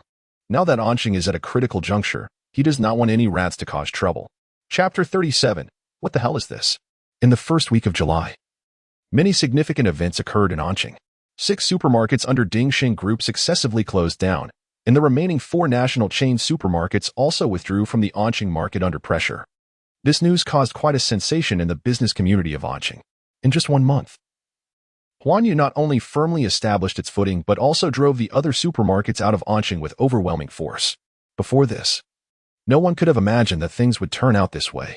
Another event was even more shocking. 2 days ago, the Anqing police dismantled an underground gambling den, seizing cash amounting to over 10 million. The location of this underground gambling den was a resort under Dingxing Group, and its chairman, He, was arrested by the police for illegal gambling and money laundering. According to news reports, among those involved in this gambling were not only some wealthy businessmen, but also several high-ranking officials. The mayor was furious upon learning this and publicly stated that strict punishment would be meted out. In the Huanyu building, at this moment, Lin Yu felt a sense of emptiness after completely bringing down Ding Xing, but this feeling only lasted for a short while. He now had even more important things to do. The construction of the e-commerce platform was urgent. Knock, knock, knock. Come in. President, General Zhao is here. Let him in. Soon. Zhao Jintao walked in and handed over 3 resumes. President Lin, you asked me to pay attention to the e-commerce platform, and now I have some leads. We don't have any management talent in this area in our company. These 3 people were found by the headhunting company I contacted. Please take a look at the resumes. Upon hearing this, Lin Yu raised his eyebrows slightly and reached out to take them. Among these 3 people, the first 2 were acceptable. They were both veterans in the industry and had experience working in a few well-known domestic e-commerce companies. Their backgrounds were quite sufficient, and their experience was relatively rich. But when Lin Yu saw the ages of these 2, he gently shook his head. They were too old. It felt like these 2 were not looking to create value at Huanyu, but rather to retire. The third person left Lin Yu speechless. Are headhunting companies really this unreliable nowadays? What kind of nonsense are they finding? Xia, female, 22 years old, work experience, none. I need management talent. And you bring me someone with no work experience at all, 22 years old. With both her bachelor's and master's degrees from the Massachusetts Institute of Technology in the United States. Although this educational background is a huge highlight, Lin Yu couldn't help but think it looked fake. Would a 22-year-old MIT master's graduate come to a little-known company like Huanyu? Even if your qualifications are impressive, what good is it if you're highly educated but lack practical skills? At this age, she should just be graduating. So how could Lin Yu entrust such an important matter regarding the e-commerce platform to her? Without a second thought, Lin Yu dismissed Xia. At that moment, Zhao Jintao said, "Do you want to meet her? She's out there waiting. Since she came all this way, he might as well meet her." Lin Yu slowly stood up. Even though none of the 3 candidates met his expectations, talent shouldn't be judged solely by resumes. Only by talking face-to-face could he understand the situation. The interview took place in a small conference room next door. Besides Lin Yu, Zhao Jintao and the HR director listened in. Lin Yu placed great importance on the main person in charge of the e-commerce platform and spoke with the 2 candidates for over an hour. Most of the time, Lin Yu asked questions while they answered. His questions were very detailed, but the more he asked, the deeper his frown became. After the 2 left, Lin Yu's expression had turned extremely grim. Zhao Jintao quietly said, "Mr. Lin?" Lin Yu's face was dark as he coldly snorted and said rudely, "Do you really think Huanyu is a retirement home? If you're truly willing to work at Huanyu, age doesn't matter, but these 2 only looked good on paper. They have no real ability." I asked so many questions, and not one of them could hit the nail on the head. And what were they concerned about? Salary and benefits, housing and car, and retirement benefits. I can't believe this. The more he spoke, the angrier Lin Yu became. He turned to the HR director and said, "The headhunting company that found these candidates, we won't cooperate with them anymore." At that moment, Xia knocked and walked in, saying someone was looking for Lin Yu. After confirming the person's identity, Lin Yu was completely speechless. It turned out to be Xia. He said to the HR director, "Didn't I already dismiss this person at the beginning? Did you not clarify with her?" The HR director looked innocent and replied, "I did." Xia immediately said, "I'll have her leave." "No need." Lin Yu stopped Suya, who was about to turn and leave. Since she hadn't gone yet, he might as well meet her. Since she had the patience to wait until now, just for that persistence, Lin Yu was willing to give her a chance. When Xia appeared before Lin Yu, he was truly taken aback. She looked completely different from her resume. In the photo on her resume, Xia wore a very ordinary black suit and black-rimmed glasses, giving off the impression of a fresh graduate with a youthful demeanor. However, at this moment, Xia was wearing a cream-colored dress, not wearing glasses, and her big, round eyes were full of spirit. Her skin was as white as fine porcelain, and her long black hair fell on her shoulders like satin. The first thought that flashed through Lin Yu's mind when he saw Xia was, "Miss, have you walked into the wrong room?" Then he wondered where she had undergone plastic surgery because the transformation was astonishing, almost like she had a new head. Soon, Lin Yu snapped back to reality and raised his hand slightly, saying, "Please, have a seat." Xia appeared very confident. After sitting down, she didn't introduce herself like others, but looked directly into Lin Yu's eyes and began to assess him. Young. That was Lin Yu's first impression of her. Although Xia had heard before coming that Huanyu's boss was a teenager, she had been skeptical at the time. How could there be a group chairman so young? But now she realized it was true. Normally, very few people would stare directly at an interviewer, especially when the person across from them was the boss.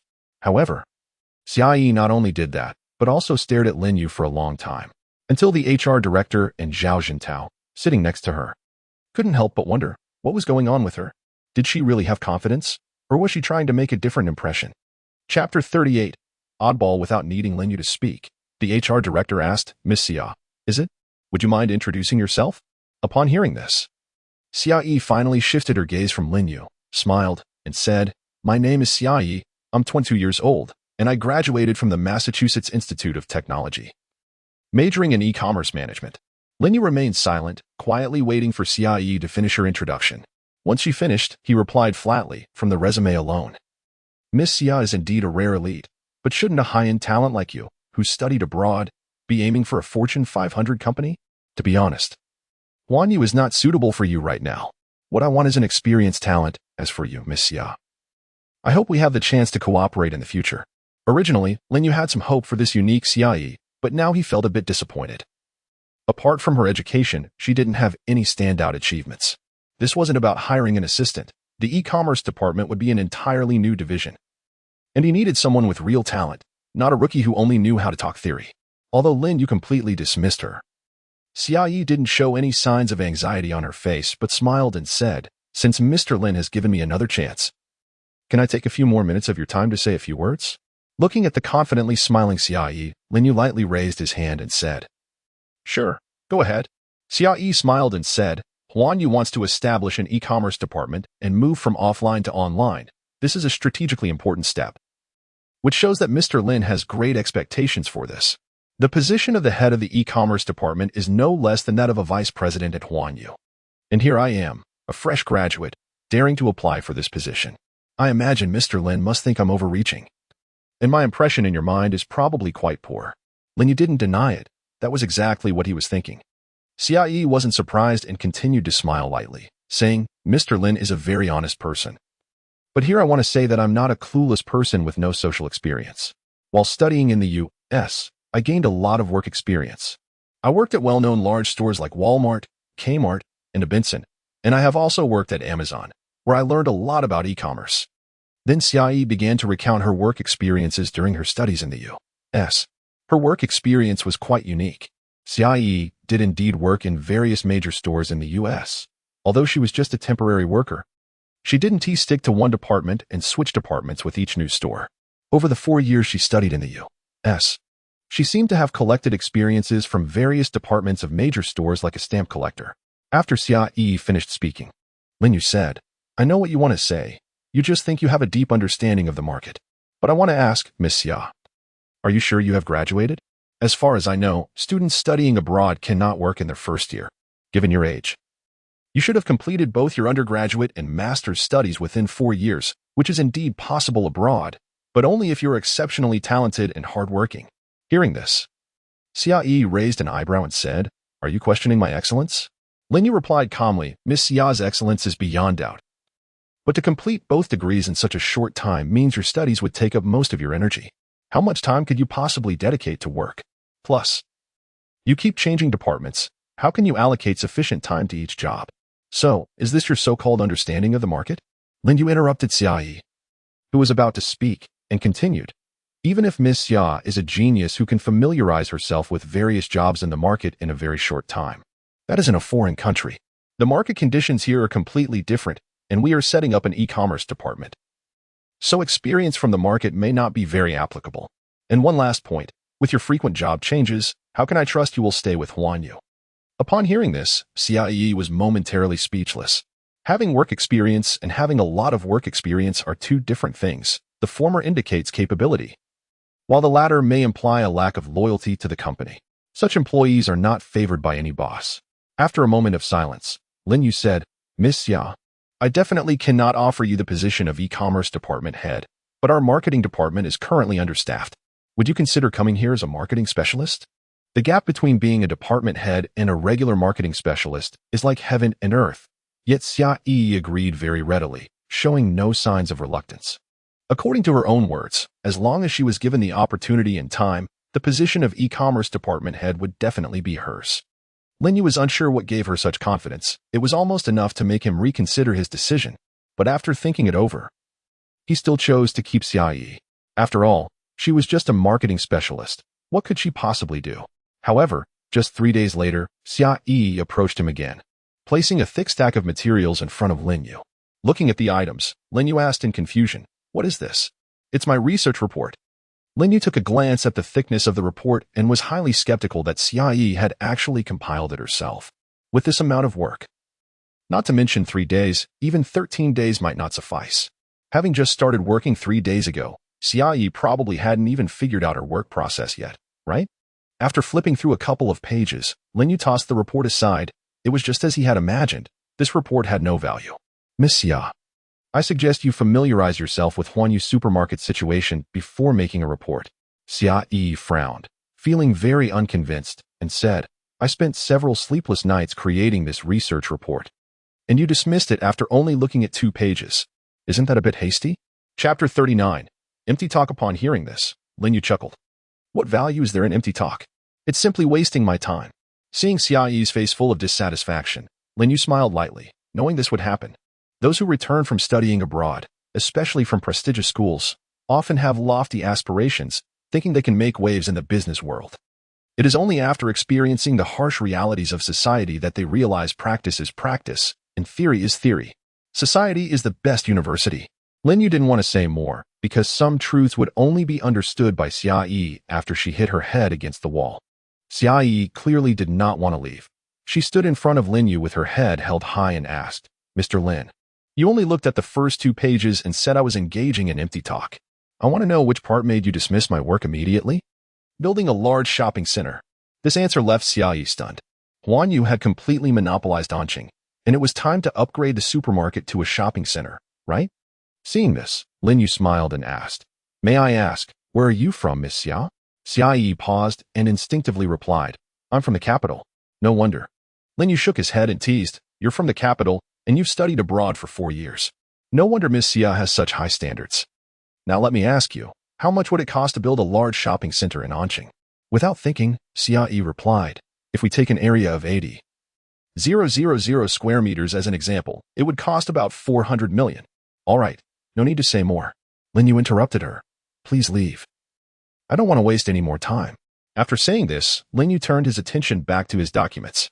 Hearing this, Xia Yi felt like she could bite through her silver teeth in anger and said loudly, "If you really want Huanyu's supermarket to develop and grow, you must build a shopping center. This is fundamental for a market. Without a shopping center, the public will not establish brand awareness.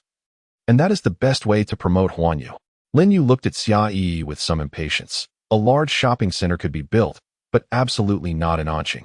Anqing already had 6 supermarkets, nearly encompassing the entire retail industry there. Opening another shopping center would be a waste of resources. If it were to be built, it would have to be in the new area of Anqing. Although 400 million was not a lot for him, the money had to be spent wisely. "Miss Xia, you can leave now. This is Huanyu, not your school in the U.S. I am not obligated to bear the losses caused by your capriciousness. If you feel you can't do it, you can resign now. I won't deduct a single penny from your salary." Upon hearing this, Xia Yi's eyes turned red instantly, and she fought back the tears. Taking a deep breath, she said, "The shopping center is only a part of my report. There are also my plans for the e-commerce platform. Besides, I think your Huanyu Group's future planning is a complete mess, lacking a coherent system. If you want to enter the national market this way, it will definitely lead to a dead end, even if you have a lot of money. If you continue operating like this, Huanyu will eventually go bankrupt.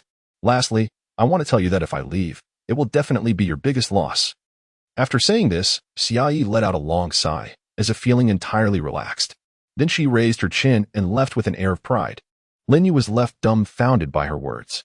"You leaving will be Huanyu's biggest loss. Where does your confidence come from?" Lin Yu almost couldn't help but throw a glass of cold water at her. A few minutes later, Lin Yu, who gradually calmed down, fell into deep thought. Xia Yi's tone was indeed arrogant, but her words held some truth. Since Huanyu was established, he had been focused on how to undermine Ding Sheng. His future development was only a rough concept. He hadn't thought deeply about the details. Moreover, the shopping center plan he had dismissed was not something he hadn't considered. It just wasn't suitable for the current Anqing. After a moment of thought, Lin Yu's gaze fell on the research report on the table again. In the end, he picked it up and began to read it carefully. However, the more Lin Yu looked at it, the more shocked he became. This report, aside from the shopping center at the beginning, involved many other aspects, such as the construction of e-commerce platforms and the logistics systems derived during the platform construction process. It also touched on the improvement of customer loyalty in the marketplace, the establishment of corporate culture, and so on. Additionally, there were insights into the future development direction of Huanyu. Although these points were merely briefly mentioned, they greatly benefited Lin Yu, giving him a feeling of enlightenment, as if he had found a broad road leading to the peak. After reading the research report 3 times, Lin Yu reluctantly put it down and murmured to himself, "Did I really misunderstand Xiaoyi? Is she actually a genius? If she weren't a genius, how could she pinpoint Huanyu's shortcomings so incisively in just a few days, especially as someone with no work experience? No, something is off." The more Lin Yu thought about it, the more he felt there was a problem. This so-called research report, which was actually a development plan, required a strong overall perspective to write, and to achieve this level, one must first stand at a sufficiently high vantage point to have a broad vision. This could be considered a sign that Xia Yi is a genius.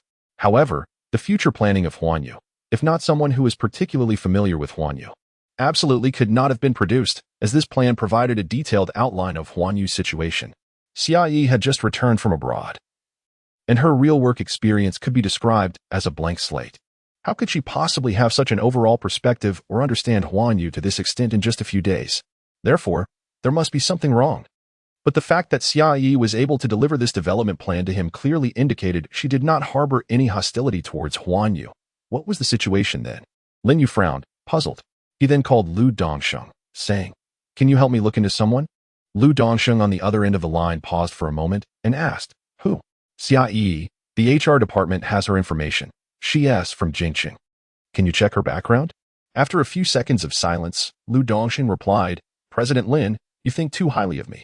I have some connections in Anqing or the southwest region, but asking me to check something in Jingchong, I really don't have that kind of ability." Hearing this, Lin Yu felt a bit embarrassed. It was indeed asking too much. Forget it then. Chapter 40. Something's off. While Lin Yu was deep in thought, Xia Yi returned to her residence in a huff. The more she thought about it, the angrier she became. She had rushed from Jingxing to Anqing, not just to showcase her ambitions.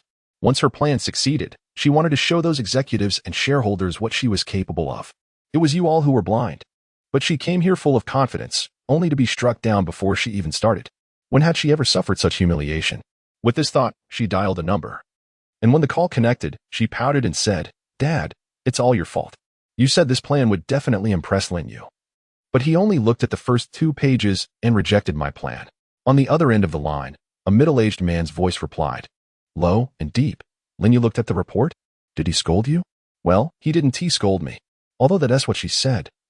Xia Yi still looked aggrieved and said, "He said the large shopping center I wrote about in the plan was unrealistic, that I was just blowing hot air.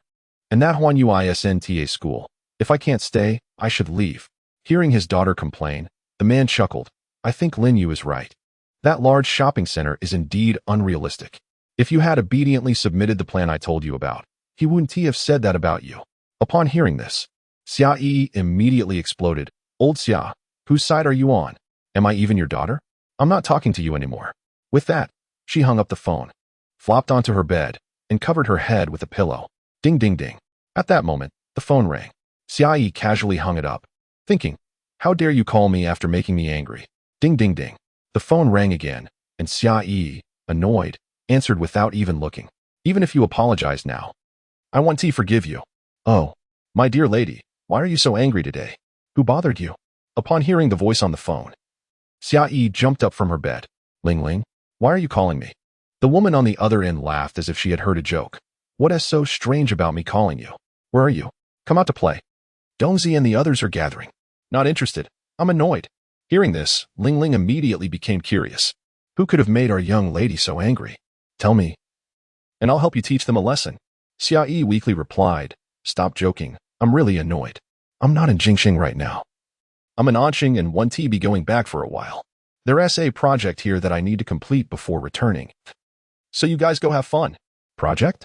Ling Ling exclaimed in surprise. "It wouldn't be the project where your Tianxia group is investing in a new district in Anqing, would it? That's impressive. Your dad actually dared to give you such a big project." Xia Yi said, "It's not that. I'm not discussing this with you. I'm going to start my counterattack. This time, I'll make that little man see my power." "Little man? Ling Ling was momentarily stunned upon hearing this term. Could it be that this girl has started dating? No way. Xia Yi was someone who had never looked at her male peers because she thought they were all useless. But that phrase little man sounded very much like she was sulking with her boyfriend. If this is true, it might even make the gossip headlines. The daughter of the chairman of Huanyu Group is dating a younger man. Just thinking about it was exciting. The next morning, after Lin Yu arrived at Huanyu Tower, he said to Suyu beside him, "Call the marketing department and have Xia Yi come over. I need to talk to her." Shortly after, Suyu returned and said, "President Lin, the marketing department said Xia Yi arrives at work around 9 every day. So it might take a while before she gets here. The working hours at Huanyu start at 8:30, meaning Xia Yi is basically late every day." After speaking, Suyu cautiously observed Lin Yu's expression, noticing that he didn't seem displeased with Xia Yi's behavior, which immediately showed a hint of disappointment on her face. Since Xia Yi arrived, Suyu had been under a lot of pressure. Although Suyu was nominally Lin Yu's personal life assistant, everyone could see that Lin Yu treated her as a presidential assistant, and Suyu had indeed done well in that regard. However, everything changed when Xia Yi came along. Xia Yi's appearance was not inferior to hers, and in terms of temperament, she was even better, plus she was a graduate of a prestigious school abroad. She was practically the best candidate for a presidential assistant. Suyu had also heard that Lin Yu initially did not think highly of Xia Yi. But after seeing her in person, he changed his mind and decided to give her a chance. As for Xia Yi's claim to be the head of the e-commerce department, Suyu absolutely did not believe it. Therefore, it was highly likely that Lin Yu would make her the presidential assistant, while she herself was not truly the presidential assistant. With this thought, Suyu sighed lightly in her heart. Knock, knock, knock. Just then, the knock on the door interrupted Suyu's train of thought. She opened the door to find Zhao Jintao standing outside. After he entered, he said, "President Lin, you asked me to pay attention to the e-commerce platform's technical team. After thinking it over, I believe hiring outsiders isn't very reliable, so I have an idea." "Let's hear it," Lin Yu replied. "It's like this. Building an e-commerce platform requires strong professional knowledge. I interviewed a few people before, and I couldn't understand some of the things they said. So we urgently need a professional technical person to help us, someone we can trust." Hearing this, Lin Yu nodded. It was indeed a problem. However, judging by Zhao Jintao's expression, he seemed to already have an idea.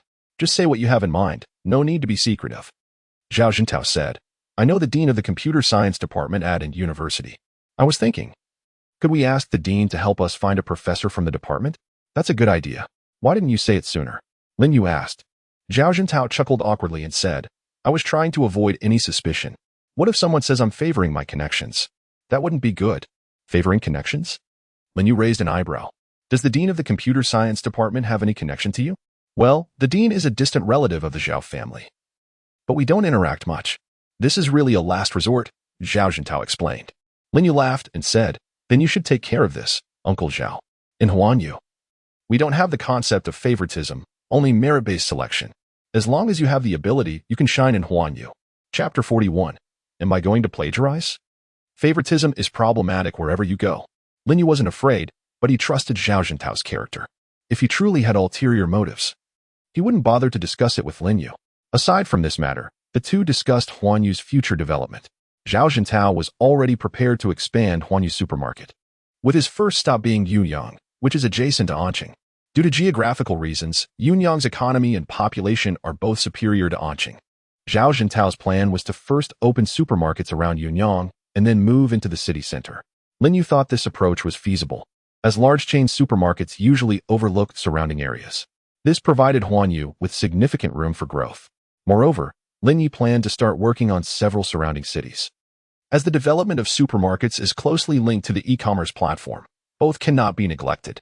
After discussing these matters, Lin Yu rubbed his temples. The pile of tasks was indeed quite troublesome. Just as he was about to take a break, Suyu knocked and walked in. "President Lin, Xia Yi is here. Let her in." As soon as he finished speaking, Lin Yu heard the sound of high heels clicking on the floor. Xia Yi didn't knock and directly pushed the door open. Upon seeing Lin Yu, she didn't say anything, but raised her chin, looking quite displeased. Seeing this, Lin Yu frowned. She was like a thorn in his side, and he was starting to regret keeping her around. He didn't want to beat around the bush with Xia Yi and directly asked, "Did you write yesterday's proposal yourself?" Upon hearing this, Xia Yi immediately lowered her proud chin, her face flushing slightly. She said emphatically, "Of course. How could you doubt my abilities? Am I the type of person to plagiarize others' work? Though she appeared strong on the outside, Xia was secretly thinking, of course I wrote it myself, but it was under someone else's guidance. And my dad doesn't really count as someone else, right? Although Lin Yu still had some doubts, he didn't want to waste time on it. So he said, if you really wrote it, then it shows you have some ability. Upon hearing this, Xia lifted her chin again and said proudly, of course. This proposal was my blood, sweat, and tears. Stop with the nonsense. Lin Yu interrupted her forcefully and continued, since you have the ability, I have a task for you. Didn't you say that Huanyu lacks core competitiveness? Then I want you to conduct research on our stores in Anqing. I'm giving you the opportunity. Let's see if you can prove yourself. Xia excitedly responded. So does this mean I've been promoted? Lin Yu paused for a moment, then smiled and said, that's right. You've been promoted. You are now our senior market specialist at Huanyu. Good luck. When will you let me take charge of the e-commerce department? I'm not here just to run errands. Xia complained. Lin Yu twitched his lips. Did she really think he was naive? Just because of one proposal. She expected him to hand over the crucial e-commerce department to her. He wasn't that foolish. Although he thought this. He said, there's an old saying, haste makes waste. Every step you take now is laying the foundation for the future. Look. You've only been here for about 4 days and have already been promoted from a regular market specialist to a senior market specialist. The next step is a supervisor. Then a market director, and then you'll be the vice president. With your abilities, you'll soon become a high-level executive at Huanyu. The e-commerce department will eventually be yours. Xia rolled her eyes. She wasn't stupid and could tell Lin Yu was just talking nonsense.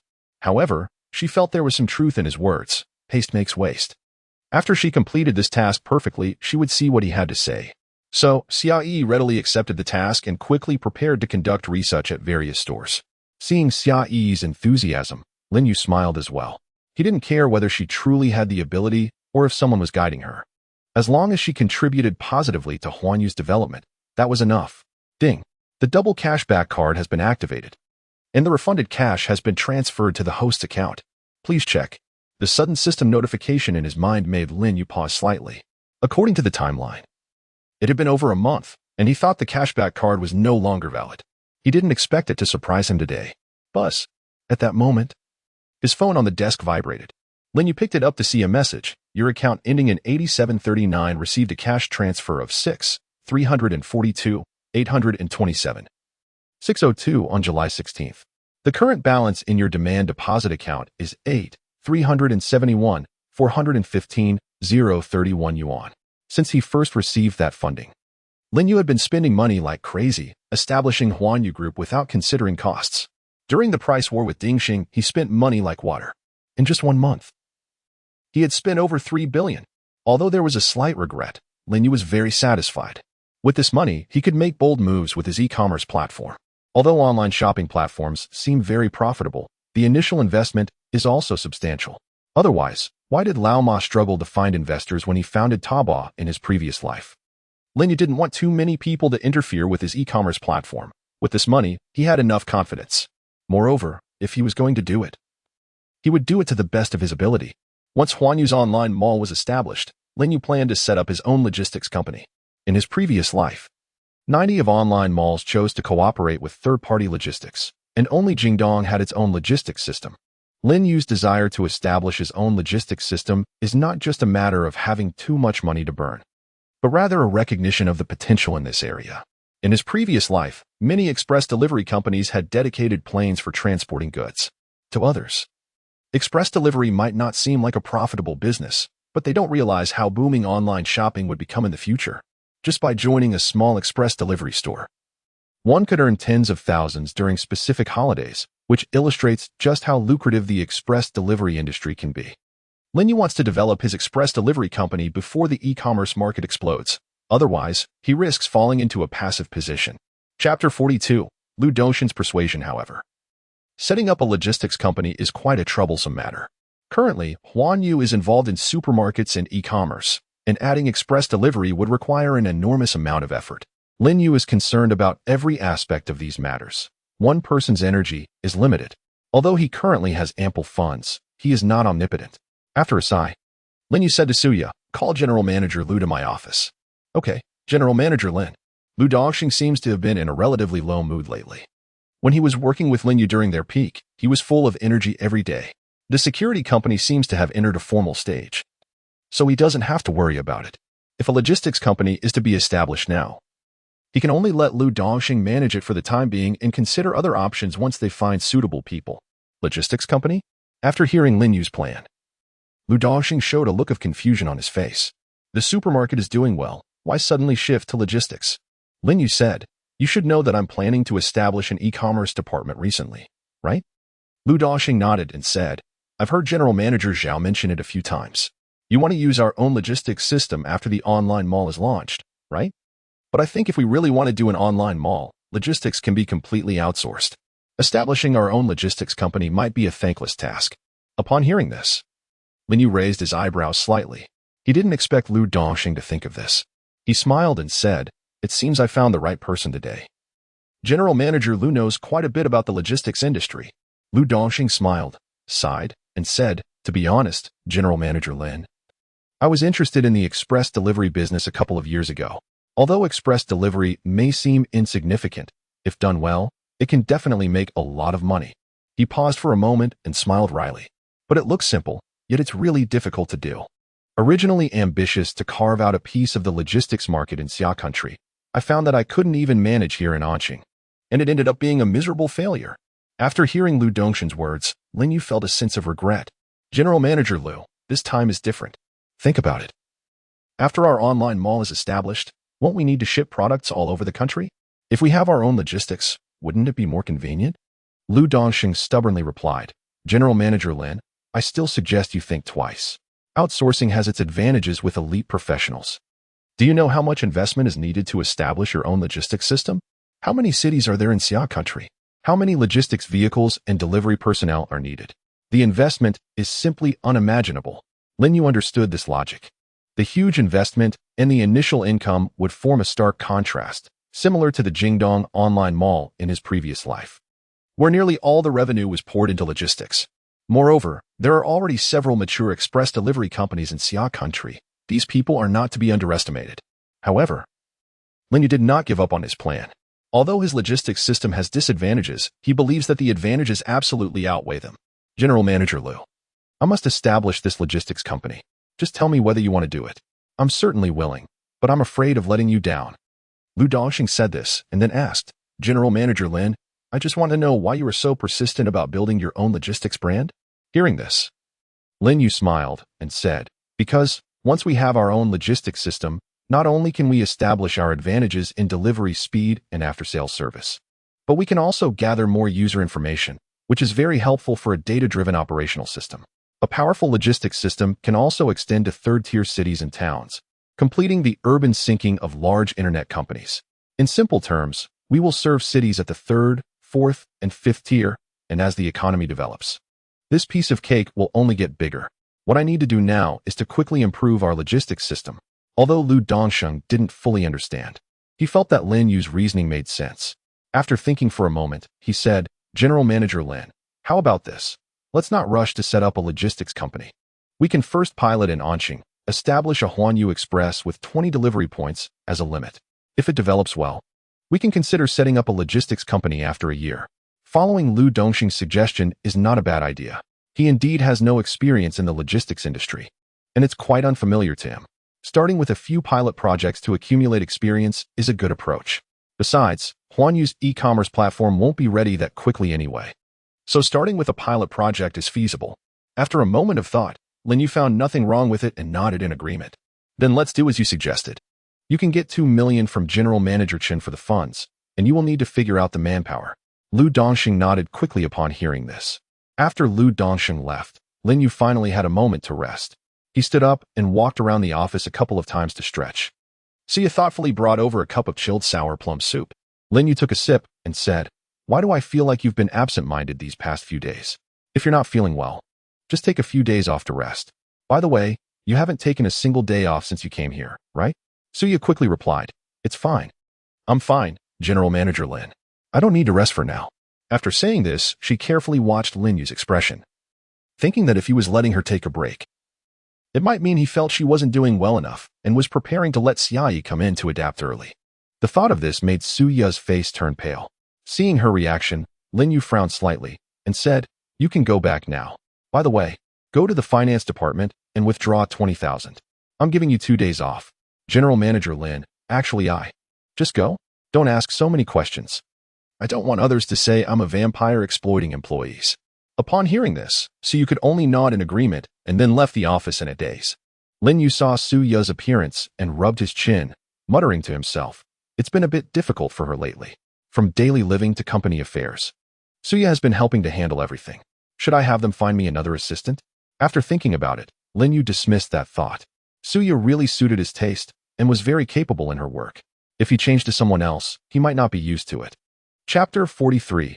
Undercurrents rising in the office downstairs. Zheng Yun stood next to Lu Dongsheng, showing a strong look of confusion on his face. He is Lu Dongsheng's brother-in-law, and he has some ability, which is why Lu Dongsheng kept him around. Brother-in-law, why did you push this away? According to Lin Yu, if this logistics company is really established, it will definitely be no worse than the e-commerce department.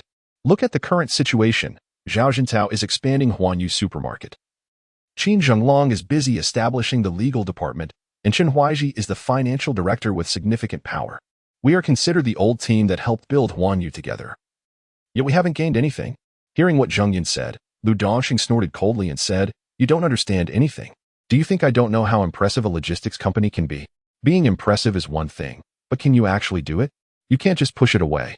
Before Zheng Yun could finish speaking, he was shot down by Lu Dongsheng's glare. Lu pointed at Zheng Yun's forehead and said, I thought you had some small cleverness. But now I see you're even more foolish than a pig. If it weren't for your sister, I would have kicked you out long ago. Do you think managing 20 pilot projects is easier than managing a large logistics company that hasn't even taken shape yet? If I can manage these 20 pilot projects well, then the logistics company will have the chance to be handled by me. After hearing this, Zheng Yun suddenly realized that it could be like this. Then brother-in-law, can I manage a few of the pilot projects for this express company? Lu Dongsheng rolled his eyes at him and said, sure. But you have to start as a courier. What? Anqing, Zawuyuan. This upscale community located in the eastern district of Anqing was built by Yang Yanhui of the Chenhui Group. Next to Zawuyuan, there is a high-end club, also owned by the Chenhui Group. Yang Yanhui has been very anxious lately, ever since Ming He was caught. He has been on edge. He knows this is definitely the work of Huanyu. Many people in Anqing know about Ming He's underground gambling operations. But nothing has happened until now, thinking that they had connections within the official channels. As long as the wind tightened, someone would inform them. However, this time was different. They hadn't heard even a hint of trouble beforehand, and all the people involved in gambling were caught on the spot, including their official protectors. Upon hearing this news, Yang Yanhui fell off his bed, cold sweat pouring down, feeling a wave of fear. If he hadn't suddenly felt unwell and missed out, he might have also been caught. He didn't expect Lin Yu's revenge to be so ruthless, directly causing him to lose more than half of his network in Anqing. The good thing is that he has always been meticulous in his work, leaving no evidence in the hands of outsiders. So even if Lin Yu suspects that the collapse of the Lin Group is related to him, he has no evidence to trouble him. In the private room of the club, Yang Yanhui sat on the sofa, smoking a cigar intermittently, with several middle-aged men sitting beside him. Suddenly, the lock of the private room clicked, and a tall, thin man walked in. He scanned the people in the room with his triangular eyes, and then focused on Yang Yanhui. President Yang, did you call us over today for something? Yang Yanhui extinguished the cigar in the ashtray on the coffee table and said, it's nothing much, just wanted to talk about Huanyu. Upon hearing this, the 7 or 8 people present fell silent. The tall, thin man was the first to break the silence, saying, does President Yang want to deal with Lin Yu? To be blunt, Huanyu is currently at its peak in Anqing. If President Yang wants to rally our forces to compete with Huanyu, I'm Qinxing not going to participate. Yang Yanhui coldly snorted and said, I remember you swallowed a piece of land from the Lin Group in the northern city, right? Are you thinking of returning that land? Qinxing's face instantly changed. When the Lin Group collapsed, he used some means to take over a prime piece of land from the Lin Group, which he has now developed into a commercial property worth several times more. Telling him to return that land now would be like asking him to die. Seeing this, Yang Yanhui glanced at the others present and said, you should all have some assets from the Lin family, right? Don't think Lin Yu will be merciful to you. Ming He is a prime example. The atmosphere in the private room immediately became extremely tense. In fact, they all knew in their hearts that based on Lin Yu's actions, he would definitely not let those who had targeted the Lin Group off the hook. It's just that Ming He was the most obvious case. Seeing the expressions on everyone's faces, a faint smile appeared on Yang Yanhui's lips. This was exactly the situation he wanted. Rather than constantly being on guard against when Lin Yu would strike, it was better for these people to come together, take the initiative. And only by completely defeating Lin Yu could he feel secure. After a long silence, Chen Xing said softly, "President Yang, do you have any plans?" "No plans." Everyone was taken aback. "You called us over without a plan? Just to kill time?" Yang Yinhui continued. "Everyone has seen the price war between Huanyu and Dingxing. Lin Yu is like a mad dog, biting down and not letting go. Naturally, I don't want to touch this bad luck. I called everyone here to establish a defensive alliance, secretly build strength, seize opportunities, and strike decisively to eliminate this hidden danger forever." Chen Xing hesitated for a moment and nodded heavily. The others saw this and did not oppose. Lin Yu remained a thorn in everyone's heart. But they simply did not have the strength to eliminate him. Now that Yang Yinhui wanted to take the lead, they had no reason to oppose. After a few people left, Yang Yinhui said to his assistant beside him, "Is there still no movement from Huanyu?" The assistant opened the folder and said, "In the past few days, Zhao Jintao went to Yuyang. Huanyu seems to be planning to expand to Yuyang, and there are also some movements from Lu Dongxing. But they are all minor actions." Minor actions? Lu Dongxing personally rented more than a dozen storefronts in Anqing, not large in area and not in prime locations. It's unclear what he intends to do. Yang Yinhui rubbed his chin, his brows furrowing tightly. Huanyu would definitely not make pointless moves. There must be some deep meaning behind it. He just couldn't figure it out. Although Huanyu had not taken any action against him, and it seemed calm, Yang Yinhui felt a turbulent undercurrent. "Keep a close watch on their movements and report to me every day." "Yes, President Yang." Chapter 44. Extremely bad. In order for Huanyu to establish itself in Yuyang, Zhao Jintao personally stayed in Yuyang for a week, and upon returning, he went straight to Lin Yu without even going home. "President Lin, the situation in Yuyang is quite complicated. Supermarkets are basically saturated. However, the nearby towns have great potential. Why don't we start in the towns and take the route of surrounding the cities from the countryside? This is a detailed plan. Take a look." Lin Yu took it, read it, and nodded, saying, "This method is feasible. You go handle it. However, the stores in the central urban area must also be opened. Money is not a problem. As long as we can establish a foothold, we will eventually earn it back. Oh, by the way, you mentioned contacting the dean of the computer college of an university. Half a month has passed. When can we meet?" Hearing this, Zhao Jintao slapped his forehead, a bit embarrassed, and said, "I've been busy lately and forgot to tell you. Isn't the school on summer vacation right now? Dean Shi went out traveling. He will be back in a week. I've already communicated with him. He's very willing to help us." "That's good. Recently, Huanyu's business has become more regular, so he doesn't need to worry too much. He is just anxious about the e-commerce platform." Just as he was about to let Zhao Jintao leave, Xia knocked on the door and walked in. "President Lin. Xia Yi is back. She wants to see you." "It's about time." Lin Yu smiled. This time, Xia Yi did not act like before, throwing a research report in front of him in less than 3 days. From what the marketing department said, she was indeed very dedicated. Although there are not many stores in Anqing, she stays at each store for about 2 days. "Let her in." After Xia left, Zhao Jintao looked at Lin Yu with a puzzled expression and asked, "Xia Yi? Is she the young girl from the last interview for the e-commerce department director?" "That's her." "I thought you had already let her go. I didn't expect she was still with the company." Lin Yu smiled and said, "Although she is young and lacks work experience, she has some abilities. She definitely can't be the director of the e-commerce department, so I placed her in the marketing department." Just as he finished speaking, Xia Yi pushed the door open and walked in. It seemed that in her world, there was no concept of knocking. As soon as she entered, Xia Yi pulled a long face, clearly having overheard the conversation between the two. The atmosphere in the office became a bit awkward. And Zhao Jintao immediately said to Lin Yu, "General Manager Lin, since you have something to do, I'll take my leave. Don't rush." Lin Yu called him back. "You should listen to her views and suggestions about our company." Xia Yi stepped forward and said to Zhao Jintao, "Hello, General Zhao. I'm Xia Yi, a senior marketing specialist at Huanyu Group. Soon, I will be the director of the e-commerce department, so I hope for your guidance in the future." Hearing this, Zhao Jintao chuckled and nodded, finding her quite interesting for daring to contradict him in front of the boss. However, what is this senior marketing specialist? When did Huanyu have this position? He glanced at Lin Yu, who was looking out the window, and said, "The younger generation is formidable. We have to rely on you young people in the e-commerce department." This statement clearly pleased Xia Yi, as a smile appeared on her lips. Before she could speak, Lin Yu handed her Zhao Jintao's proposal. "Take a look at this first, then talk about your findings." Xia took it, read through it carefully, and then said nothing, instead handing her research report to Lin Yu. Looking at the thick report, Lin Yu flipped through a couple of pages and was immediately overwhelmed by the dense data and text. He said, "I'll review the report later. Please summarize your research findings verbally. It's very bad." Upon hearing this, Lin Yu raised an eyebrow and said nonchalantly, "It seems you have strong opinions. Go ahead." Xia didn't hold back and bluntly stated, "The overall impression of Huanyu is very poor. To put it bluntly, Huanyu has been on the wrong path since the beginning. If it weren't for your relatively strong financial backing, it would have gone out of business long ago. The ability to crush other supermarkets can only be described as young people fighting without honor, using reckless punches to defeat their masters." Hearing this, both Lin Yu and Zhao Jintao fell silent. Is this girl trying to take the initiative? There are indeed many problems at Huanyu, but it is definitely not as exaggerated as Xia described.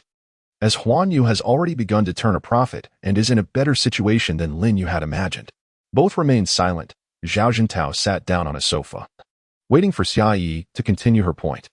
He was now eager to hear what kind of capabilities Xia had to dare to claim Huanyu was terrible from top to bottom, if she couldn't justify her claims. Today would be her last day at Huanyu. Lin Yu shared the same thought. Although the last proposal surprised him, it alone couldn't prove anything.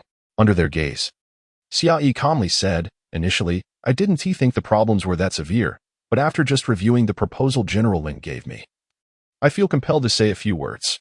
Upon hearing this, Zhao Jintao slightly frowned. That proposal was something he had worked hard on for a long time, and Lin Yu didn't see any problems with it. What made her think otherwise? However, he remained silent and continued to watch Xia. She continued, "In my opinion, I suggest that Huanyu suspend its plans to expand into all small cities. At this time, Huanyu should focus entirely on developing economically advanced cities like Yuyang, Baoqing, and Xingqing." Upon hearing this, Zhao Jintao couldn't help but chuckle lightly. Give up on small cities? Then explain to me why Huanyu should abandon the less competitive small markets and instead go to big cities to compete with other strong supermarkets? Isn't it obvious? Xia stared at Zhao Jintao and said crisply, "Of course, it's to have better development in the future. Right now, there is indeed no competition in small cities. They are all blank slates, and Huanyu's entry can indeed yield considerable returns. I won't argue that. However, if Huanyu is only focused on these immediate profits, once the first and second tier cities in Xia country are all occupied by other supermarkets, Huanyu will be trapped in the third, fourth, fifth, and sixth tier cities. If General Lin only wants to make money, what I propose is reasonable, but if you want to make Huanyu bigger and stronger, you need to enter the big cities as soon as possible." Chapter 45. Is that it? Regarding Xiaoyi's statements, Lin Yu actually understood, which is why when Zhao Jintao submitted the proposal, he reminded him not to overlook the central urban areas of Yuyang. However, if Xiaoyi's viewpoint is limited to this, Lin Yu would be somewhat disappointed. Sitting on the sofa, Zhao Jintao straightened his back and said solemnly, "We certainly know what you're saying. We will never give up on several major cities in the southwest province. My plan is to be more cautious, to develop in small cities first, and then start entering the central urban areas of several large cities in the second half of next year." The second half of next year means waiting another year. Xia looked incredulous. "General Zhao, are you joking with me? The market is like a battlefield, and the situation changes rapidly. Do you think there will still be opportunities for Huanyu next year? Do you think those big supermarkets will just wait for you to come and take their share? If you wait until then, it will be too late. The market will have long been saturated, unless Huanyu spends multiple times the cost to open up the market." But why bother? Xia finished expressing her viewpoint in one breath, summarizing it in one sentence. "Whatever you do, do it early." Moreover, even entering several large cities now feels a bit late, but there is still a glimmer of hope. So if you don't enter now and wait for those big supermarkets to completely divide the market, Huanyu will be in a dead end. At that time, perhaps there won't even be a drop of soup to drink. If Lin Yu just wants to make a little money, to live comfortably without worries in Anqing and be a local emperor, then Huanyu doesn't need to rush. It can just develop steadily in small cities. But if Huanyu wants to grow, then this conflict is essential. Lin Yu's thoughts are, of course, to grow. Otherwise, why would he still be messing with the e-commerce platform? The money in his account could sustain him for 3 lifetimes. Nevertheless, he couldn't deny that Xiaoyi's words had some merit, but only to a degree, as Lin Yu was well aware. Therefore, he could summarize Xiaoyi's work in 3 words: lacking originality. Initially, seeing Xiaoyi's aggressive stance, He thought he would hear some different suggestions from her, but he didn't expect it to be just the same old cliché. Lin Yu felt somewhat disappointed. He rubbed his forehead and said impatiently, "If that's all you have, you can leave." Upon hearing this, Xiaoyi certainly felt Lin Yu's dismissiveness. She said with an unhappy face, "Lin Yu, I didn't expect you to be such a stubborn person. If this continues, Huanyu will eventually head towards ruin. Provoking her won't work." Lin Yu chuckled and said, "I had too high expectations of you. You should go back to being a senior marketing specialist." Then he turned to Zhao Jintao and said, "All right, that's enough for today. CEO Zhao, you can go back to your work." Zhao Jintao did not move. He sat on the sofa and said, "I think Miss Xia's points are very reasonable. See, even CEO Zhao thinks I'm right. It's just that you were too stubborn. You're so young, yet your thoughts are so conservative." With Zhao Jintao's support, Xiao Yi immediately perked up. Ahem, ahem. Zhao Jintao cleared his throat awkwardly and said, "Miss Xia, I said your points are reasonable, but I never said CEO Lin was wrong." Xiao Yi was a bit confused. She couldn't understand what Zhao Jintao meant. "Aren't you supporting me? Then Lin Yu's plan is clearly problematic. Are you afraid of offending your boss? Which is why you're acting this way." It turns out Lin Yu is not only obstinate but also petty. While she was lost in thought, Zhao Jintao said, "Miss Xia, what you said today enlightened me, and I've benefited greatly." Xiao Yi raised her chin and said, "Of course, I'm a genius. However," after hesitating for a moment, Zhao Jintao said, "However, this plan was made by me, and CEO Lin's thoughts are actually quite similar to yours." "What?" Xiao Yi gasped, looking at Lin Yu, who was fiddling with his fingers in disbelief. Remembering how confidently she had spoken in front of him earlier, her face immediately flushed red. If her research was the same as Lin Yu's original idea, then she had been working hard for nothing lately. This guy should have said it earlier instead of sitting there watching her make a fool of herself for so long. Simply despicable. Xiao Yi's eyes instantly turned red. If looks could kill, Lin Yu would have been riddled with holes by now. The two of them faced off for a moment before Xiao Yi turned around and slammed the door as she left. Zhao Jintao watched Xiao Yi's angry figure and said softly, "CEO Lin, isn't this a bit unfair? After all, she has worked hard for so long. And this is too big of a blow to her. It's my fault, isn't it? You were the one who pointed it out." Hearing this, Zhao Jintao's face stiffened. It was indeed his own fault, but his intention was to compliment her. He felt that Xiao Yi was truly capable. And keeping her at Huanyu was indeed the right decision. Lin Yu said, "All right, you can go. Just do what I said before. We need to enter big cities. And small cities should also be entered. Huanyu is not short on money for now, so let's take this opportunity to conquer the entire southwestern province." "Okay, CEO Lin."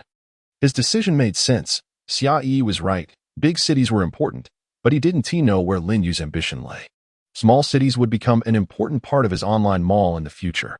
Back at her residence, Xiao Yi dialed Xia Jiangwo's number and immediately complained as soon as it connected. "Dad, it's all your fault. You said Huanyu has endless potential and that I could showcase my talents here. But this Lin Yu is clearly a big bad guy. Did he bully you?" Xiao Yi recounted what had happened today to Xia Jiangwo, who immediately said on the other end of the line, "If it's irrelevant, just come back. I'll invest in a company for you, and you can be your own boss." Upon hearing this, Xiao Yi, who was sobbing softly, immediately replied, "No, I want to go back. I will make Lin Yu submit to me." After hanging up the phone, a shadow crossed Xia Jiangwo's face. When had his daughter ever suffered like this? That Lin Yu dared to treat her this way. The assistant standing nearby cautiously glanced at Xia Jiangwo. He hadn't seen this expression on his boss's face for a long time. He whispered, "CEO Xia, should we give Huanyu a shout?" Xia Jiangwo waved his hand and said, "You know EE's temper. If she finds out, she'll definitely blame me for meddling and give that kid another chance." Chapter 46. Positioning. Lin Yu naturally had no idea that he was already being targeted by someone who could easily take him down with a flick of a finger. He had nothing much to do these past 2 days. He had handed over the supermarket matters to Zhao Jintao. And Lu Dongxing had already started the pilot for the express delivery service. He had some experience, so he adapted quickly. Huanyu Supermarket had already selected a location in Yuyang. And as Lin Yu expected, even before they officially entered, several supermarket heads approached Zhao Jintao, hoping Huanyu could develop peacefully in Yuyang. They were scared. If Lin Yu used the same tactics he had applied against Dingxing in Yuyang, who could withstand it? Zhao Jintao was quite happy about this. The bloody storm he had imagined did not materialize. By the end of August, Huanyu had added 3 large supermarkets and 5 medium-sized supermarkets, effectively completing the coverage in Yuyang. Notably, the head of the Yueyang store was Zhang Qiuxian, the first person to align with Huanyu, who finally welcomed his second spring. Previously, he was merely the general manager of the Huaran store in Anqing, but now he was the head of the entire Yueyang branch, and his status had soared. Recently, Xia had been very quiet. If Lin Yu hadn't run into her as he was leaving, he would have almost thought she had resigned. CEO Lin. The two had just brushed past each other when Xia called out to him. Lin Yu turned around and asked, "Is there something?" "I have something I want to discuss with you." After hesitating for a moment, Lin Yu said, "Then get in the car. We can talk while we drive." Xia didn't ask where Lin Yu was going and promptly got into the car. Lin Yu had just spoken to Zhao Zhentao, who informed him that Dean Shi from a university had returned and wanted to schedule a meeting. Lin Yu couldn't wait, so after confirming the location, he set off immediately. As soon as she got in the car, Xia asked, "I know CEO Lin is planning to make a big push on the e-commerce platform. But what is your positioning? B2B or B2C? Or are you going straight for B2C?" It seemed this girl hadn't given up on the position of director of the e-commerce department, and Lin Yu replied lightly, "First, we'll go for B2C. Once the timing is right, we'll shift to B2B." He had already thought this through regarding the positioning. B2B refers to the business model where enterprises exchange data and information through a dedicated network or conduct trading activities. It closely integrates the enterprise's internal network and its products and services with customers through B2B websites or mobile clients, providing better services to customers through rapid online responses, thereby promoting business development. This method was not suitable for Huanyu. Rather, B2C was more appropriate. B2C, which stands for business to consumer, is another model of e-commerce, usually referring to the retail model that directly sells products and services to consumers. Huanyu already had a large number of supermarkets as a foundation and was already selling products directly to consumers. In the early stages, this model had more advantages. The last model, C2C, refers to e-commerce between individuals, indicating consumer-to-consumer transactions.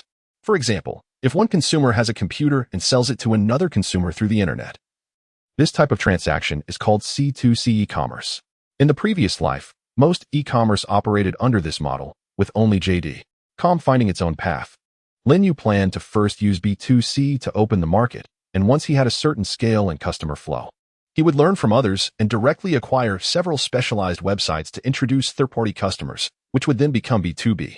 Hearing Lin Yu's words, Xia replied, "It's easy for you to say that, but do you know how much there is to pay attention to? Since I came to Huanyu, I haven't seen a single technical staff member to maintain the website. By the way, do you really understand e-commerce?" Lin Yu smiled and said, "Does it matter whether I understand e-commerce or not? Besides, how do you know I haven't looked for technical staff?" Xia was momentarily speechless. Then Lin Yu continued, "If you really want to be the director of the e-commerce department, then please show some capability. At Huanyu, we value ability over education and background." Upon hearing this, Xia was taken aback. Had her identity been exposed? No. If her identity had really been exposed, he should be treating her with utmost respect, right? While she was thinking, the car stopped by the roadside. The black Rolls-Royce was the center of attention wherever it went. People stopped to see who was inside. As soon as Xia got out of the car, she frowned and said, "School? What are you doing here? Are you planning to attend school here?" Lin Yu got out of the car and glanced at the main entrance of Anqing University, a hint of melancholy on his face. He murmured, "At my age, I should be on my way to register for university right now. I'm not bragging, but with my grades, I could easily get into any key university in Xiagua." Upon hearing this, a trace of unnoticeable sadness flashed in Xiaoyi's eyes. Before coming here, she had investigated Lin Yu and knew exactly what had happened to the Lin family, dropping out of school midway, seeking revenge for his father, and founding Huanyu all by himself, all accomplished by this 18-year-old boy in a short time. September was the start of the school season, with new students arriving at the entrance. Although Lin Yu was young, he didn't look like a student at all. However, today Xia was dressed in a light cream-colored t-shirt, light blue cropped jeans, and a pair of white sneakers, looking very much like a student attending school. "Aren't you leaving?" Xia originally intended to leave, but hearing Lin Yu's tone urging her to go made her feel rebellious. "Why should I leave? Wherever you go today, I will go too. Suit yourself." Lin Yu said to the bodyguard following him, "Zofeng, you wait in the car for me. I'll be back after discussing some matters. There won't be any danger here." Zofeng shook his head and said, "I must ensure you are within my sight. It's my duty." Lin Yu smiled and said, "All right then. By the way, How is your mother's condition? Upon mentioning this, Zhou Feng's eyes immediately turned a bit red. He took a deep breath and said, "Thank you very much, President Lin, for hiring a top medical team to treat my mother. She is much better now. She has also told me that even if it costs her life, she must ensure your safety." Lin Yu waved his hand repeatedly, saying it was fine as long as she was better. And not to say such things lightly, it sounded too depressing. Hearing their conversation, Xia Yi quietly observed Lin Yu, realizing that despite doing enough research before coming, she still couldn't see through this man's true nature. Chapter 47. The New Rich? Xia Yi's gaze was very complex. The 18-year-old boy in front of her seemed to be shrouded in a layer of mist that was hard to decipher. He was so young, yet his actions were so mature and steady. He hadn't even graduated from high school, yet she, a master's graduate from a renowned university abroad, often found herself at a disadvantage in front of him. This was a person who could hire the best medical team in the country to treat his bodyguard's mother. At this moment, Xia Yi was filled with strong curiosity about Lin Yu. She quickened her pace to catch up with Lin Yu and said, "Actually, you could continue with university now. Once the company is on the right track, there won't be much to do." Upon hearing this, Lin Yu gently shook his head and said, "No need. School life is indeed wonderful, but that's no longer what I want. If my parents were still alive." Unknowingly, Lin Yu brought up this heavy topic again. Xia Yi softly said, "I'm sorry. It's all right." After walking in silence for a while, Lin Yu's phone rang. "Hello? I'm almost at the administrative building." "All right then." After hanging up, not long after, Zhao Jintao rushed up from behind, panting. Upon seeing Xia Yi, he clearly showed surprise on his face, as if he hadn't expected her to be there. Taking a deep breath to calm his chaotic breathing, he said, "President Lin, you were too fast. I received the news and rushed over, but I didn't expect to be late. Where's Dean Qi? The dean is waiting for you in the office. I'll take you there." Soon, under Zhao Jintao's lead, the group arrived at the bottom of a building, where a man in his 30s seemed to have been waiting for them for a while. As he saw them approach, he stepped forward and smiled. "You must be from Huanyu Group. The teacher asked me to take you upstairs." After saying that, he led the group to an iron gate, inputting a long series of passwords on a keypad before opening the door for them to enter. "Your security measures here are quite strict. Are you afraid of others stealing your research results?" Xia Yi joked. The man awkwardly replied, "Miss, you jest. Our School of Computer Science and Information Engineering's research results are not something ordinary people can steal. This password lock is mainly to prevent theft. We had some small items go missing from upstairs before." Hearing this, everyone was left speechless. The man led them into a spacious office where two people were already seated. One was an elderly man with completely white hair, but still looking sprightly. The other was about 50 years old, wearing a pair of Western-style glasses and dressed in a gray shirt, clearly someone with great knowledge. Zhao Jintao took a couple of steps forward and said to the elderly man, "Dean Qi, it's great to finally meet you." Qi Yuqing laughed heartily. "Indeed. It's been a long time. The last time we met was 4 years ago, right?" Zhao Jintao introduced, "Dean Qi, this is our Huanyu Group's chairman and president, Lin Yu." Lin Yu extended his hand and smiled. "Hello, Dean Qi." Qi Yuqing was very cheerful. He looked Lin Yu up and down and said appreciatively, "Indeed. The Yangtze River pushes the waves forward. Heroes emerge from youth. You're too kind. I'm just speaking the truth. Look at us. We are all half in the grave. And our fortunes don't even compare to your 1%. Dean Qi, knowledge is priceless. If I had a choice, I would prefer to be an ordinary academic researcher." Upon hearing Lin Yu's words, Qi Yuqing's smile grew broader. He pointed to the elderly man beside him wearing glasses and said, "This is Professor Zhang Qiyuan from the Computer Science College. The one who brought you up is Professor Zhang's student, Li Heng. Although young, Shaoli has already obtained his doctoral degree." Hearing this, Lin Yu quickly extended his hand and said, "Hello, Professor Zhang, Dr. Li." Originally, he and Zhao Jintao had planned to find 2 teachers or graduate students from Anqing University's Computer Science College, but unexpectedly, Dean Qi had directly invited 2 esteemed experts. Although Professor Zhang had not spoken yet, Lin Yu noticed that his demeanor was calm and composed. When Qi Yuqing introduced Lin Yu, he didn't show any special reaction. Such a person was either very strong and didn't need to put on airs, or was just pretending. Lin Yu preferred the former, while Li Heng, having obtained a doctoral degree, had already proven his capabilities. Although a university was not on par with several universities in the capital, it was still one of the key universities in Xia country, and its computer science department ranked among the top in the country. Li Heng seemed a bit restrained when addressing Lin Yu and nervously said, "Mr. Lin, Please don't call me doctor. It feels too formal. Just call me Li Gu brotherly. Lin Yu smiled and replied, all right, Li Gu. You don't have to call me Mr. Lin either. Just call me Lin Yu. After the two exchanged pleasantries, Zhang Qiyuan turned to Qi Yuqing and said, it seems we are really getting old. In a few more years, I might as well retire and enjoy a good life. Hearing this, Qi Yuqing chuckled, I've wanted to retire for a long time, but the institute won't allow it. Seeing the two of them sighing, Lin Yu couldn't help but laugh. Dean Qi, Professor Zhang, you are not old at all. At this age, it's actually the golden period for doing academic work. If you retire now, wouldn't that be a loss for the country? Zhang Qiyuan shook his head repeatedly. Not old? My grandson is not much younger than you. Look at you. It really makes me feel inferior. Everyone in the room was relaxed, and the atmosphere in the office was quite easygoing. Zhao Jintao seized the opportunity to bring up the main topic. The three of them already knew the purpose of their visit, but they still listened attentively as Zhao Jintao reiterated it. After he finished speaking, Zhang Qiyuan chuckled, I understand. It's about assessing the other party's capabilities in advance. And that is no problem. I'm not boasting. I might not be able to match you in making money in business. But when it comes to knowledge and computer security, there are very few in Xia country that I respect. Zhao Jintao quickly replied, of course, your level is absolutely top-notch. Actually, I just wanted Dean Qi to help me find a couple of teachers or graduate students, but who would have thought he would find me two great experts? Hearing this, Zhang Qiyuan burst out laughing and said, stop flattering me. Although I enjoy it, the reason I agreed to help old Qi this time is a bit selfish. I have high hopes for Huanyu, the new richest man in Anqing. Chapter 48. So it turns out everyone has their own selfish motives. But Zhang Qiyuan's mention of the new richest man in Anqing surprised Lin Yu. He quickly laughed, Professor Zhang, you must be joking. How could I be the richest man in Anqing? If this gets out, people will laugh themselves to death. Zhang Qiyuan waved his hand dismissively, saying, although I'm just a poor teacher, I do have a few business friends in Anqing. Now everyone has already recognized you as the new richest man in Anqing. Don't you know that?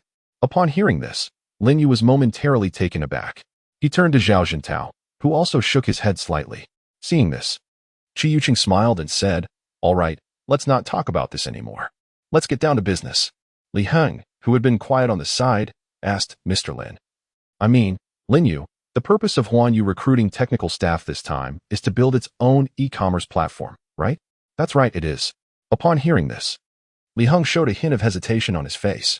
After a second or two, he seemed to have made up his mind and said, Lin Yu, I have a small suggestion. I wonder if you would like to hear it? Feel free to say it. Li Heng immediately said, e-commerce is indeed a newly emerging industry. But there are already quite a few well-established platforms in the country. Although there are no obvious profits yet, this path is definitely viable. Therefore, there are still many professional teams focused on e-commerce in the country. My suggestion is that instead of recruiting people piecemeal like you are doing now, it would be better to directly poach a more mature technical team. This way, you can expedite the progress of the e-commerce platform, save on team integration time, and most importantly, reduce expenses. After hearing Li Heng's suggestion, Lin Yu couldn't help but smile wryly. Li Gu, to be honest, your suggestion was my initial thought. But a mature technical team is not easy to poach. Money is not the problem. The key issue is time. I urgently need to hire people. And if I had that time, the new hires might have already gone through the adjustment period. Li Heng nodded, agreeing with Lin Yu's point that an entire team is indeed not easy to poach. However, it was clear that Li Heng had more to say. A smile crept onto his lips as he said, what if I told Mr. Lin that there is a relatively mature technical team in Anqing that is currently unemployed? Would you consider them? Upon hearing this, Lin Yu immediately understood. So all this time, they were waiting for him here? Looking at Qi Yuqing and Zhang Qiyuan, it was clear they were not surprised at all, indicating they had known this beforehand. From the moment he arrived, Lin Yu felt something was off. Qi Yuqing was too efficient in handling this matter. His need was only for 2 knowledgeable teachers or graduate students, yet he brought him a full professor and a PhD. It turned out it was all premeditated.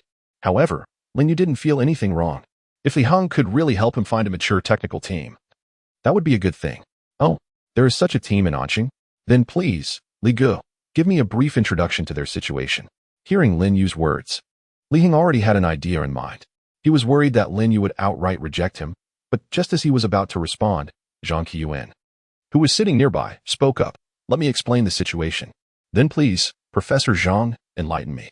Zhang Qiyuan chuckled and said, the technical team Li Heng mentioned consists mostly of my students. There are 2 PhDs, 5 graduate students, and the rest are undergraduates. Most of them graduated last year. They saw the potential for development in the internet e-commerce platform. So after graduation, they came together to prepare to imitate some current e-commerce platforms and create their own brand. Upon hearing Zhang Qiyuan's introduction, Lin Yu finally understood the background.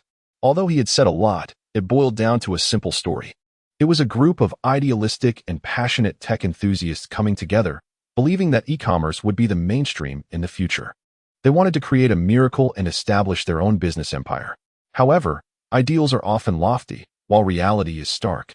The outcome was evident. After their initial enthusiasm, these passionate young people were brutally beaten down by harsh realities. Forget about establishing an e-commerce platform. They were nearly starving. They managed to hold on until now thanks to family support and some odd jobs they picked up. After nearly a year of ups and downs, they finally managed to build a framework for the e-commerce platform.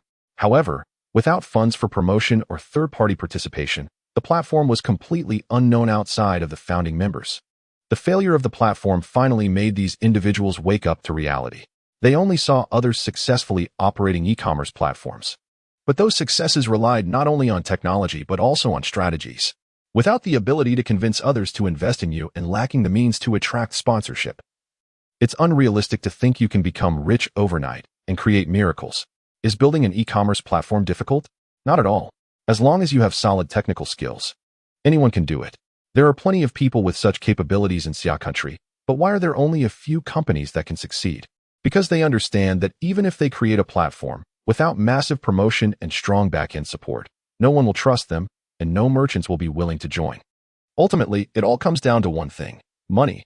Without money, even eating becomes a problem. Relying on a bunch of tech geeks to attract venture capital and sponsorship is nothing short of a joke.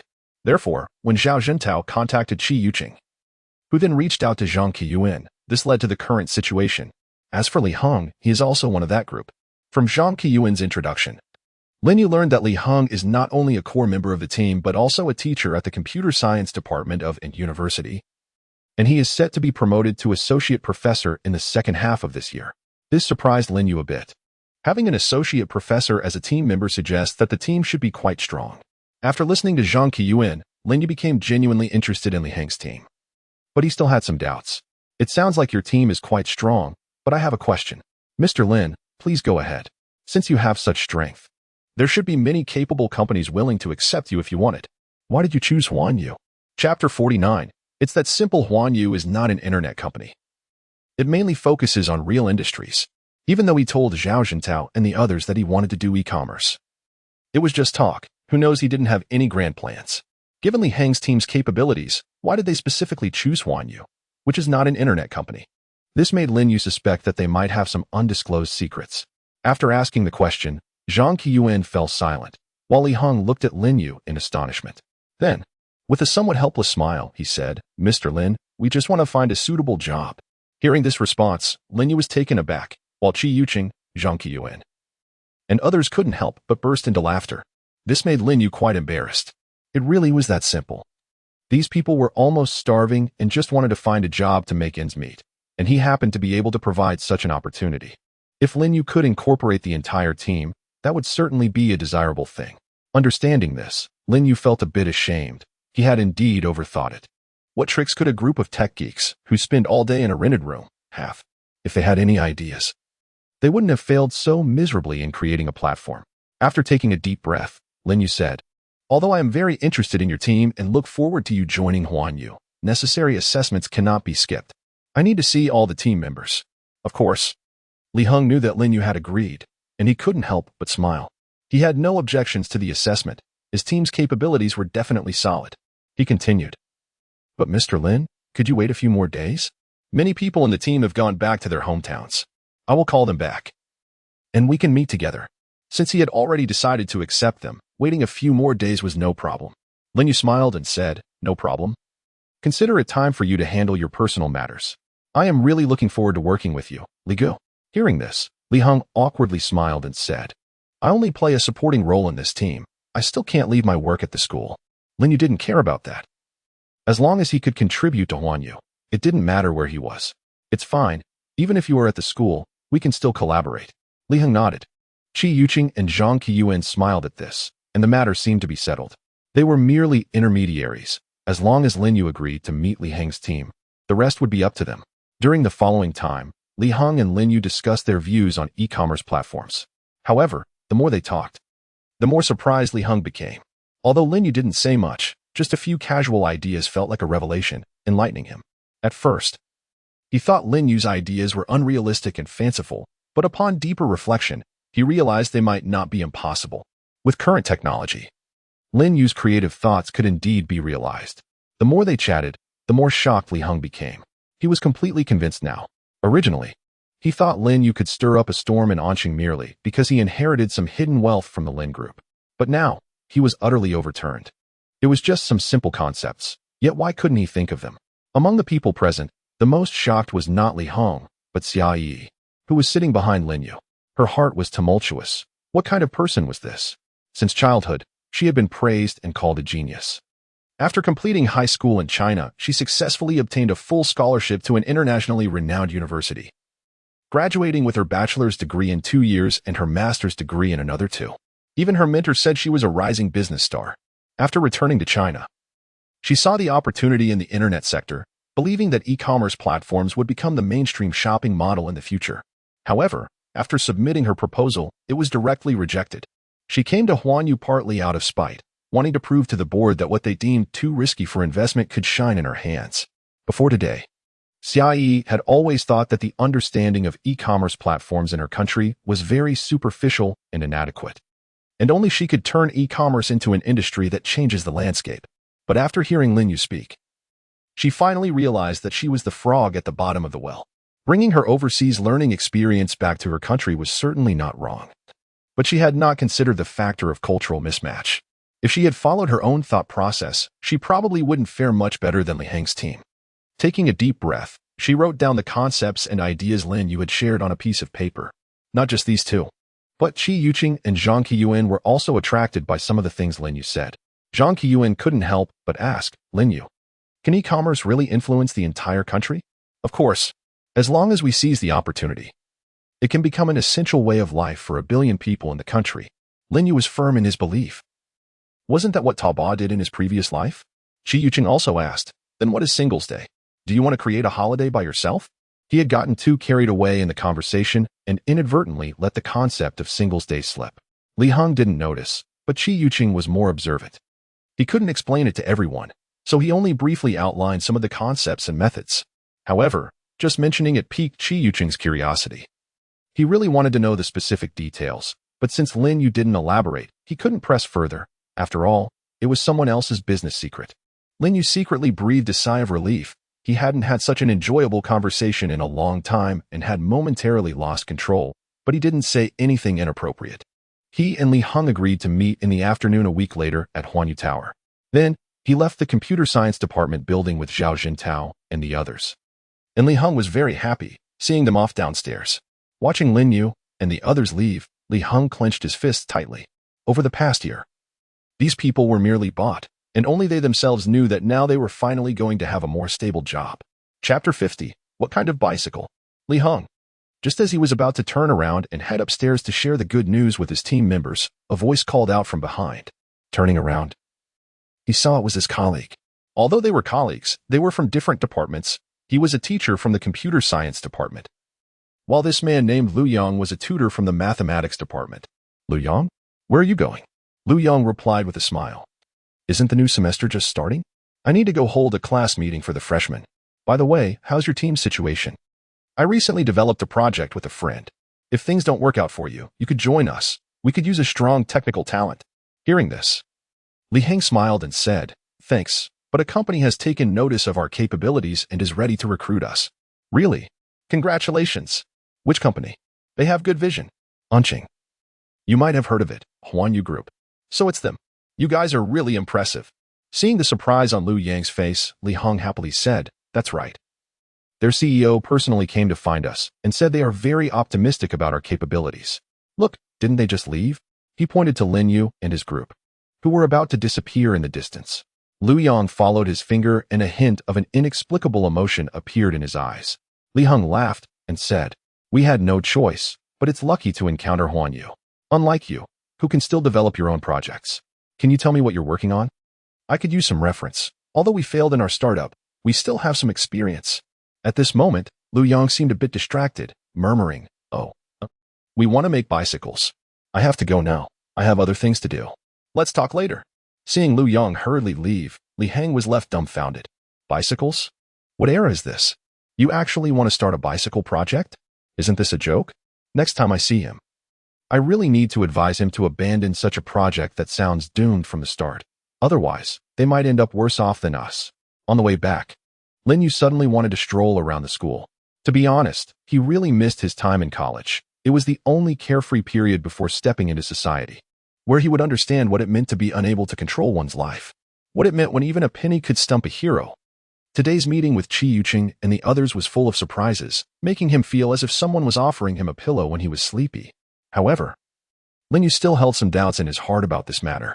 A mature team is indeed like a timely help for Huanyu, saving both time and money. The benefits are plentiful, but it's not just benefits. The very maturity and perfection of Li Heng's team made Lin Yu feel a bit uneasy. If they completely absorbed this team, would the future head of the e-commerce department be able to manage it? Would he have to personally manage the e-commerce department? That was clearly unrealistic. It was like a team that had shared hardships. They could come together because there was an outstanding and charismatic leader guiding them. It would be difficult to fully integrate such a team into Huanyu in a very short time. There would surely be some clash of philosophies and cultures. And sometimes a team as strong cohesion might not be a good thing. As he walked, Lin Yu shared his thoughts with Zhao Jintao. Before Zhao Jintao could respond, Xia Yi nonchalantly said, "You're overthinking it. I really don't know how someone your age can have such deep thoughts. You don't seem like a teenager at all." Seeing Lin Yu frown, she quickly added, "Actually, this is a very good thing. If you're not at ease, we can continue to hire and then use Li Heng's team to cultivate our own trusted people. Even if they decide to quit later, we won't be anxious." Lin Yu nodded. Although this approach might make Li Heng's team feel uncomfortable, it was indeed a very prudent method. Xia Yi continued, "Think about the situation these people are in. Describing it as struggling would not be an exaggeration. They just want to make a living. They don't have the energy to play tricks. After a while, most of them will get used to the stable and comfortable work at Huanyu. Not everyone has the strong determination to start their own business, and they have already experienced a painful lesson." After thinking for a while, Lin Yu felt that Xia Yi's analysis was very reasonable. He smiled and said, "Not bad. I didn't expect you to be quite adept at managing personnel." "Of course, I'm a genius," Xia Yi said proudly. "So do you have confidence in handing the e-commerce department over to me now?" Lin Yu shook his head and said, "Your abilities and talents are all displayed in your words. If you can show me your capabilities in reality, then handing the e-commerce department over to you wouldn't be a problem." Hearing this, Xia Yi said with dissatisfaction in the end, "You just don't trust me with the e-commerce platform. You're not wrong in your understanding." Ignoring the stomping Xia Yi, Lin Yu took a step forward. "Mr. Lin, Mr. Lin." At that moment, Lin Yu heard a shout. He turned around and saw Zhou Feng with an unfriendly expression, blocking a man not far away. The man, seeing Lin Yu and the others stop, excitedly said, "Mr. Lin, I'm a teacher from a university. My name is Lu Yang. Can I take 5 minutes of your time? I'd like to talk to you." A teacher from a university? Wanting to talk to me? Looking at the man's hopeful eyes, Lin Yu gently nodded and said to Zhou Feng, "Let him come over." Zhou Feng then let Lu Yang through but blocked him again 1 meter away from Lin Yu. Lu Yang didn't mind and said, "Thank you for this opportunity. Let me reintroduce myself. My name is Lu Yang, a teacher from the mathematics department at a university, and I'm also from Anqing. After completing my master's degree at a university, I stayed here to teach. The reason I called you over today is that I, along with a few friends, have developed a project that I would like you to take a look at." As he spoke, he pulled out a document from his bag and handed it to Zhou Feng, who then passed it to Lin Yu. At this moment, Lin Yu was quite speechless. What is going on with the teachers at a university? Instead of focusing on teaching, they're all dreaming of getting rich. However, when Lin Yu opened the project proposal and saw the first line, he was immediately stunned. Chapter 51. Talents. Develop a campus bicycle that can be unlocked by scanning a code with a mobile phone and charges fees based on hours or monthly subscriptions. Seeing this first line, Lin Yu was captivated. Isn't this just a shared bicycle? Talents. Did this guy really not think of this? Instinctively, Lin Yu voiced his doubts. And Lu Yang awkwardly chuckled. "Actually, I didn't come up with this alone. Here's what happened. I noticed a problem previously. Every year, a large number of unclaimed bicycles are dealt with at the bicycle parking area under the student dormitory. These are basically left behind by graduates. It's such a waste to scrap a batch every year. At a gathering, I casually mentioned that it would be great if we could rent bicycles. And then everyone expressed their opinions, which ultimately led to this project. Although Zhao Jintao and Xia Yi, who were standing nearby, didn't know the contents of this proposal. They immediately understood the general idea after hearing Lu Yong's words. This person wants to rent bicycles on campus. Can this really be called a project? A bicycle costs only a little over 100 yuan, and secondhand ones are even cheaper. Who would bother renting your bicycle? Just look at the discarded bicycles every year. Students really don't care about these. However, Lin Yu didn't think this way. Lu Yong's proposal struck him like a bolt of lightning. He had been in this world for a long time and hadn't thought about doing business in the shared economy. The advent of shared bicycles in his previous life had shocked the entire country. This was another kind of innovative consumer concept. However, this project eventually received mixed reviews, starting with rampant development, followed by capital entering the scene upon seeing profits, leading to fierce competition. What was originally a great project turned into a battle of subsidies among major capitals and urban issues, ultimately resulting in a broken funding chain, causing numerous problems for shared bicycles. Lin Yu still remembered that the shared bicycle he used hadn't returned the deposit until just before he crossed over. Despite so many drawbacks, this project was indeed profitable at the beginning. As he pondered, a plan emerged in his mind. He then opened the back part of the proposal, which contained a lot of data, such as how many bicycles were on the campus of a university, who the potential customers were, the locations for bicycle placement, and an estimate of the market size. The ideas in this proposal were not unrealistic. Lin Yu even thought they were more down-to-earth than Li Heng and the others' ideas. Not only were they not radical, but they were also somewhat conservative.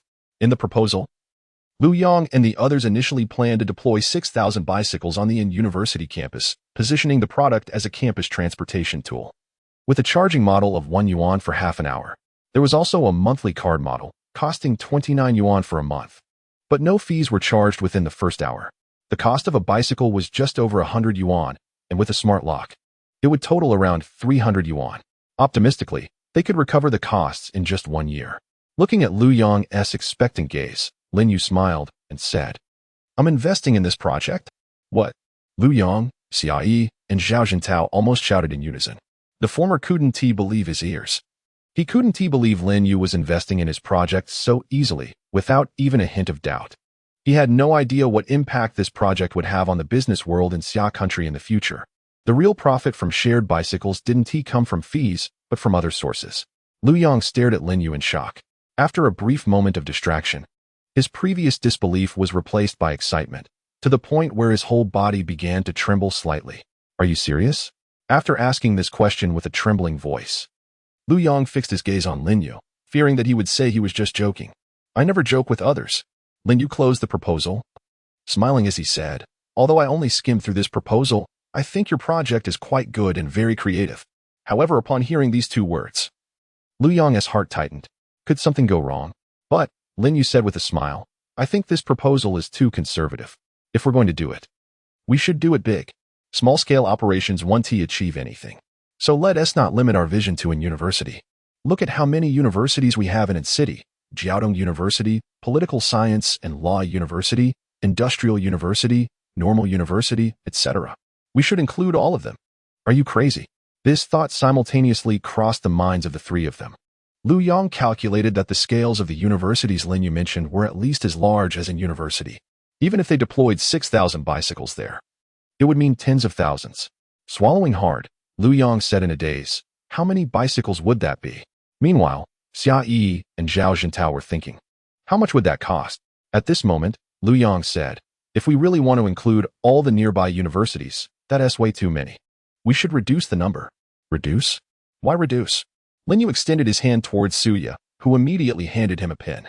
Lin Yu struck through the section of the proposal where it estimated bicycle deployment and quickly wrote down a number. "Let us start with 60,000 bicycles and cover all the nearby universities. If that is not enough, we'll continue." Cough, cough, cough. Upon hearing the number 60,000, Lu Yong almost choked on his own saliva. The cost of one bicycle was around 300 yuan, so 60,000 would cost at least 20 million. Even if he sold all his organs, he couldn't come up with that much money. After holding back for a while, Lu Yong blushed and said, "We don't have the money." "Of course, I know you don't have money. If you did, who would start a business?" Lin Yu said with a smile. Looking at Lu Yong, whose face was flushed, he glanced at the 5 million yuan financing plan in the proposal and crossed it out. 5 million to play around with this project? Should I say you're naive or just plain naive? Without at least 20 million. You can't even get the bicycles out. This is such a good idea, yet it's almost stifled by your limited vision. How about this? I'll invest 30 million for you. Chapter 52. I'm giving you this opportunity. 30 million. Gulp. Lu Yong swallowed hard. Feeling his legs starting to lose control, he took a deep breath several times to force himself to calm down. After revising the data in the proposal, Lin Yu tossed the proposal to Lu Yong. Let us do it this way for now. This money should be enough. Do you have any other requests? Feel free to bring them up. And no. Lu Yong waved his hands repeatedly. What more could he ask for? But then he thought of something and said, actually, there is a small request that was mentioned in the proposal. This project will definitely go through many rounds of financing. So we need absolute decision-making power when cooperating with those companies. Looking at Lin Yu, whose eyes were shining, Lu Yong hurriedly added, of course. This does not include the transfer of equity. We can sign an agreement that we absolutely want to cash out company shares before the company goes public. He had to fight for this right, and although he said it with a stiff face, he felt completely uncertain inside. If Lin Yu refused at this moment, he would definitely make concessions because 30 million was already too much for him. However, Lin Yu didn't care about this at all and directly agreed. You can find whoever you want for financing. I want to participate in the decision-making. However, I will send an experienced investment expert from Huanyu to your team to assist you in managing this project. After saying this, Lin Yu's gaze fell on Xia Yi. The latter's heart sank. You're not talking about me as the investment expert, are you? I want to get involved in building and running the e-commerce platform. But you want me to follow this bicycle project? What do you mean? Seeing Xia Yi's murderous gaze, Lin Yu smiled and said to Lu Yong, let me introduce you. This is Ms. Xia Yi, an investment expert from Huanyu Group. She will be the one to communicate with you about the following matters. Okay, Mr. Lin. Lu Yong replied, looking at Lin Yu with a face full of smiles and cautiously asked, Mr. Lin, do you have any objections to the equity ratio? Lu Yong originally intended to give up 30 of the equity for a financing of 5 million, but he didn't expect Lin Yu to open with 30 million, which would cover even the second round of financing. At this point, giving away 30 would be a bit excessive. He was momentarily stuck on how much to give. Equity? How much is it? So focused on the bike-sharing plan, Lin Yu actually forgot such an important matter that concerns how much he could earn in the future. He reached out to take back the plan to take a look. Lu Yong, as if electrocuted, quickly pulled the plan behind him and said, how about 60? He truly did not dare to let Lin Yu see the 30 on the plan. That would be too insincere. If Lin Yu saw it, he might withdraw the investment on the spot. 60%? Lin Yu looked at Lu Yong with some surprise. Not everyone can give away that much equity. It means he could control the company at any time in the future. Okay, no problem. Just draft the contract when you go back today. And come tomorrow to sign it with Ms. Xia. Lu Yong stepped forward excitedly, shook Lin Yu's hand vigorously. Thank you. Thank you so much. I really didn't expect you to invest in our project. I just wanted to try my luck today. If you didn't invest, I just wanted to ask you what improvements this project needs. I didn't expect, at this point. Lu Yong was getting a bit incoherent with excitement. I will remember this favor for a lifetime. If you need anything in the future, just let me know. After saying this, he awkwardly smiled. What is his status? Does he need his help? Isn't he afraid of making a fool of himself? You're too polite. The reason I invested in your project is that I see its huge market potential. I absolutely won't be wrong. What you are doing is unprecedented. And bike sharing will definitely be an event recorded in history.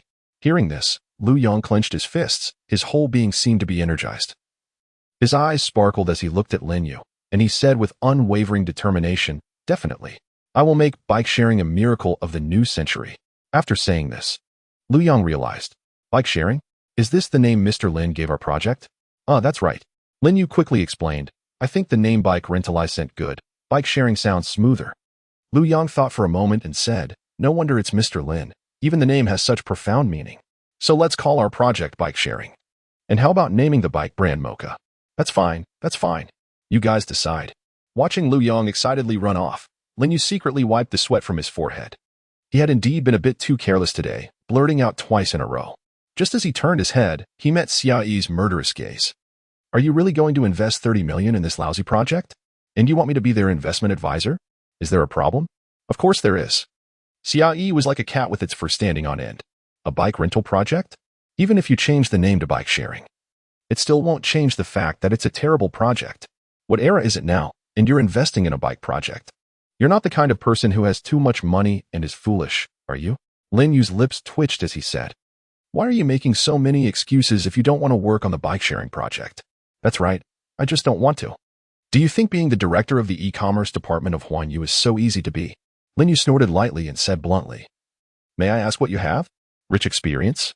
Extraordinary qualifications? Have you ever held a leadership position above supervisor? Have you personally participated in the promotion of a project?" With these words, Xia Yi was immediately left speechless. Besides her education, it seemed she had nothing impressive to show. Nothing, right? Lin Yu's eyes fixed on Xia Yi.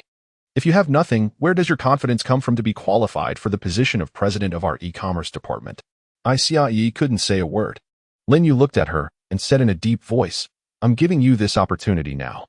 If you can achieve 10 times the return for the company on the bike sharing project, then the position of director of the e-commerce department is yours." Chapter 53, As long as you have hands? 10 times the profit. Lin Yu invested 30 million in this project, and 10 times that would be 3 billion. How is that possible? He wouldn't be deliberately making things difficult for Xia Yi with this project, making her unable to handle the pressure and resign on her own. Would he? This was the first reaction that Zhao Jintao had after hearing Lin Yu's words. At this moment, Xia Yi was also glaring at Lin Yu. Her teeth clenched in frustration. While Zhao Jintao was merely suspicious, she had already confirmed that Lin Yu was deliberately making things difficult for her. A lousy bike project? And you still want 10 times the return? Have you gone mad? Lin Yu said lightly. Whether you can become the director of the e-commerce department depends entirely on you. Looking at Lin Yu, Xia Yi was nearly grinding her teeth, and she stubbornly said, "Don't think you can drive me away like this. I will prove to everyone that I am absolutely the first choice for the director of the e-commerce department." After saying this, she turned and left. Once she was out of Lin Yu's sight, tears began to fall from her eyes. She had never faced such humiliation. She had been praised since she was a child. She didn't have any of the flaws that other rich second-generation kids had. On the contrary, she worked harder than anyone else. She didn't want people to think her excellence was due to her family background. She wanted to prove that her excellence was the result of hard work. But today, in front of Lin Yu, Xia Yi suffered the biggest blow of her life. In Lin Yu's eyes, the achievements she could bring forth were all garbage. After carefully reflecting, Lin Yu realized that he was absolutely right. She really had nothing to show for herself. Why would anyone hire her for such an important position? Meanwhile, Zhao Jintao looked at Xia Yi's quickly departing figure and sighed. "Mr. Lin, isn't this a bit too much? After all, she's just a young girl. Besides, I think Xia Yi has some abilities. She's just a bit too proud. As long as she can correct that, she will definitely be a good employee. You really don't need to force her like this." Hearing this, Lin Yu smiled and said, "Is it too much? I don't think so." After hesitating for a moment, Zhao Jintao said, "Mr. Lin, I think this bike project has no potential at all. Investing 30 million is just nonsense in my opinion, and now you're asking Xia Yi to achieve 10 times the return on this project. Isn't this making things difficult for her?" Upon hearing this, Lin Yu helplessly said, "Do you really think the bike-sharing project can't make money?" Not only Zhao Jintao, but even Suya behind him subtly nodded. Seeing this, Lin Yu gently shook his head. The concept of shared economy had never appeared in this world. It was indeed not easy for everyone to accept such a new thing. It's like the first person to eat crab. Risk and opportunity coexist. Zhao Jintao and the others only saw superficial things and didn't dig deeper at all. If it were Lin Yu from his past life, before the emergence of the sharing economy, someone had come to tell him that renting bicycles could make money. He probably wouldn't have believed it either. But he was different. He knew what kind of explosive situation would arise after the sharing economy appeared. If I told you that this bike-sharing project was essentially a money-making venture that anyone could pick up, would you believe it? Anyone can pick up money? Zhao Jintao looked at Lin Yu in shock. He knew Lin Yu never joked, which meant this project could really make money. But it still looked like a flop. However, Suya behind them had a new idea. If the project was really as Lin Yu said, that it just needed hands to operate, then having Xia Yi in charge meant Lin Yu was already preparing to give her the position of director of the e-commerce department. Back in the office, Lu Yang felt like he was dreaming. Even though the modified plan was laid out bare before him, Lu Yang still couldn't believe it. 30 million. Normally, he wouldn't even dare to dream about that. He pinched his thigh hard. The sharp pain told him this wasn't a dream. It was real. Someone had really invested 30 million in him. Just as he was pinching himself, a tall, thin man in a black shirt and black-rimmed glasses walked in. Seeing the scene before him, he immediately stepped forward and said, "Lu Yang, what are you doing? I know you're anxious about attracting investment, but you can't treat yourself like this. We should think of a way together." This man was Pan Yun, a partner in the bike-sharing project and a teacher at the university, though he was from the School of Environmental Engineering. They had been classmates a long time ago and stayed at the school together, maintaining a good relationship. Coming back to his senses, Lu Yang turned to him and said, "I'm not treating myself badly. I'm happy and excited." Upon hearing this, Pan Yun's heart sank. He thought, oh no. Could it be that the pressure was too much and his mind was affected? He reached out to touch Lu Yang's forehead and murmured, "No fever. Yang good. Don't scare me. Should we go to the hospital for a checkup? Get out of here." Lu Yang swatted Pan Yun's hand away and handed him the plan on the table. "Take a look." Confused, Pan Yun took it and, after flipping through a few pages, his face twitched violently twice. He then looked at Lu Yang with concern and said softly, "Yang Gu, we don't need to rush. Let's take it slow and not put so much pressure on ourselves." Upon hearing this, Lu Yang shouted, "Damn, I really am not sick. This plan is real." Seeing Lu Yang so excited, Pan Yun pointed at the plan and said, "Yang Gu, the first phase is estimated to have 60,000 bicycles. And the first round of financing is 30 million. Brother, you still say you're not sick? I wouldn't even dare to think like this in my dreams. This is 30 million. Do you think it's 3,000? After the project was established, their initial thought was that raising 200,000 would be a success. The reason they wrote 500,000 in the plan was to have room for negotiation with investors. It's like selling something. You can't just reveal your bottom price at the start, right? A 200,000 financing plan is really small. But it was a helpless choice because this project was almost just talk, and they hadn't even completed it yet. They didn't even have confidence that they could actually attract investment. After all, in this society, wealthy people who are foolish and have too much money are practically extinct. Chapter 54. I'm really not sick. I'm not sick. This isn't a dream. What did you say? Lu Yang's voice was very low, and Pan Yun didn't hear clearly. Instinctively asking again, I said I'm not sick. Slowly raising his head, Lu Yang looked firmly at his close friend of over a decade, took a deep breath, and shouted, Someone is willing to invest in our bike project, and the first round of financing has given us 30 million. The air suddenly became stagnant. Pan Yun stood there dumbfounded, still digesting what Lu Yang had just said. Really, someone invested? And gave 30 million at once? How is that possible? Is this real? Really? You didn't lie to me? No. Lu Yang grabbed Pan Yun's shoulders and shook him vigorously, saying loudly, Brother, I'm not lying to you. Our dream is about to come true. The investor in our project is Lin Yu, the boss of Huanyu Group. I met him today. Lin Yu. This name has been making waves recently. Almost everyone in Anqing has benefited from the crazy discounts at Huanyu Supermarket. You met him today? Are you sure it's Lin Yu? But why would he invest in our project? I don't know. Lu Yang also found it strange. Mr. Lin said he was very optimistic about our project, stating that bike sharing could be a historic project. Then, Lu Yang picked up the plan, looking contemplative, and said, Perhaps he was moved by my charisma. Hearing this, Pan Yun's mouth twitched violently. What charisma? If you had any, you wouldn't still be single. After a few internal complaints, Pan Yun said, So when are we signing the contract with Huanyu? I was just about to mention that. Lu Yang smiled and said, Lin is very attentive to this project. He asked me to draft the contract, and we'll go to Huanyu building tomorrow. Do you need me to accompany you? Pan Yun swallowed and said, Actually, I also want to see Huanyu. Upon hearing his good friend's request, Lu Yang nodded and said, Then let's go witness this great moment together. Awesome. Pan Yun quietly cheered and, seeing Lu Yang about to speak, he already knew what Lu Yang was going to say. He patted Lu Yang on the shoulder and said, Don't worry, I'll keep a close eye on the RD team's matters. There won't be any issues.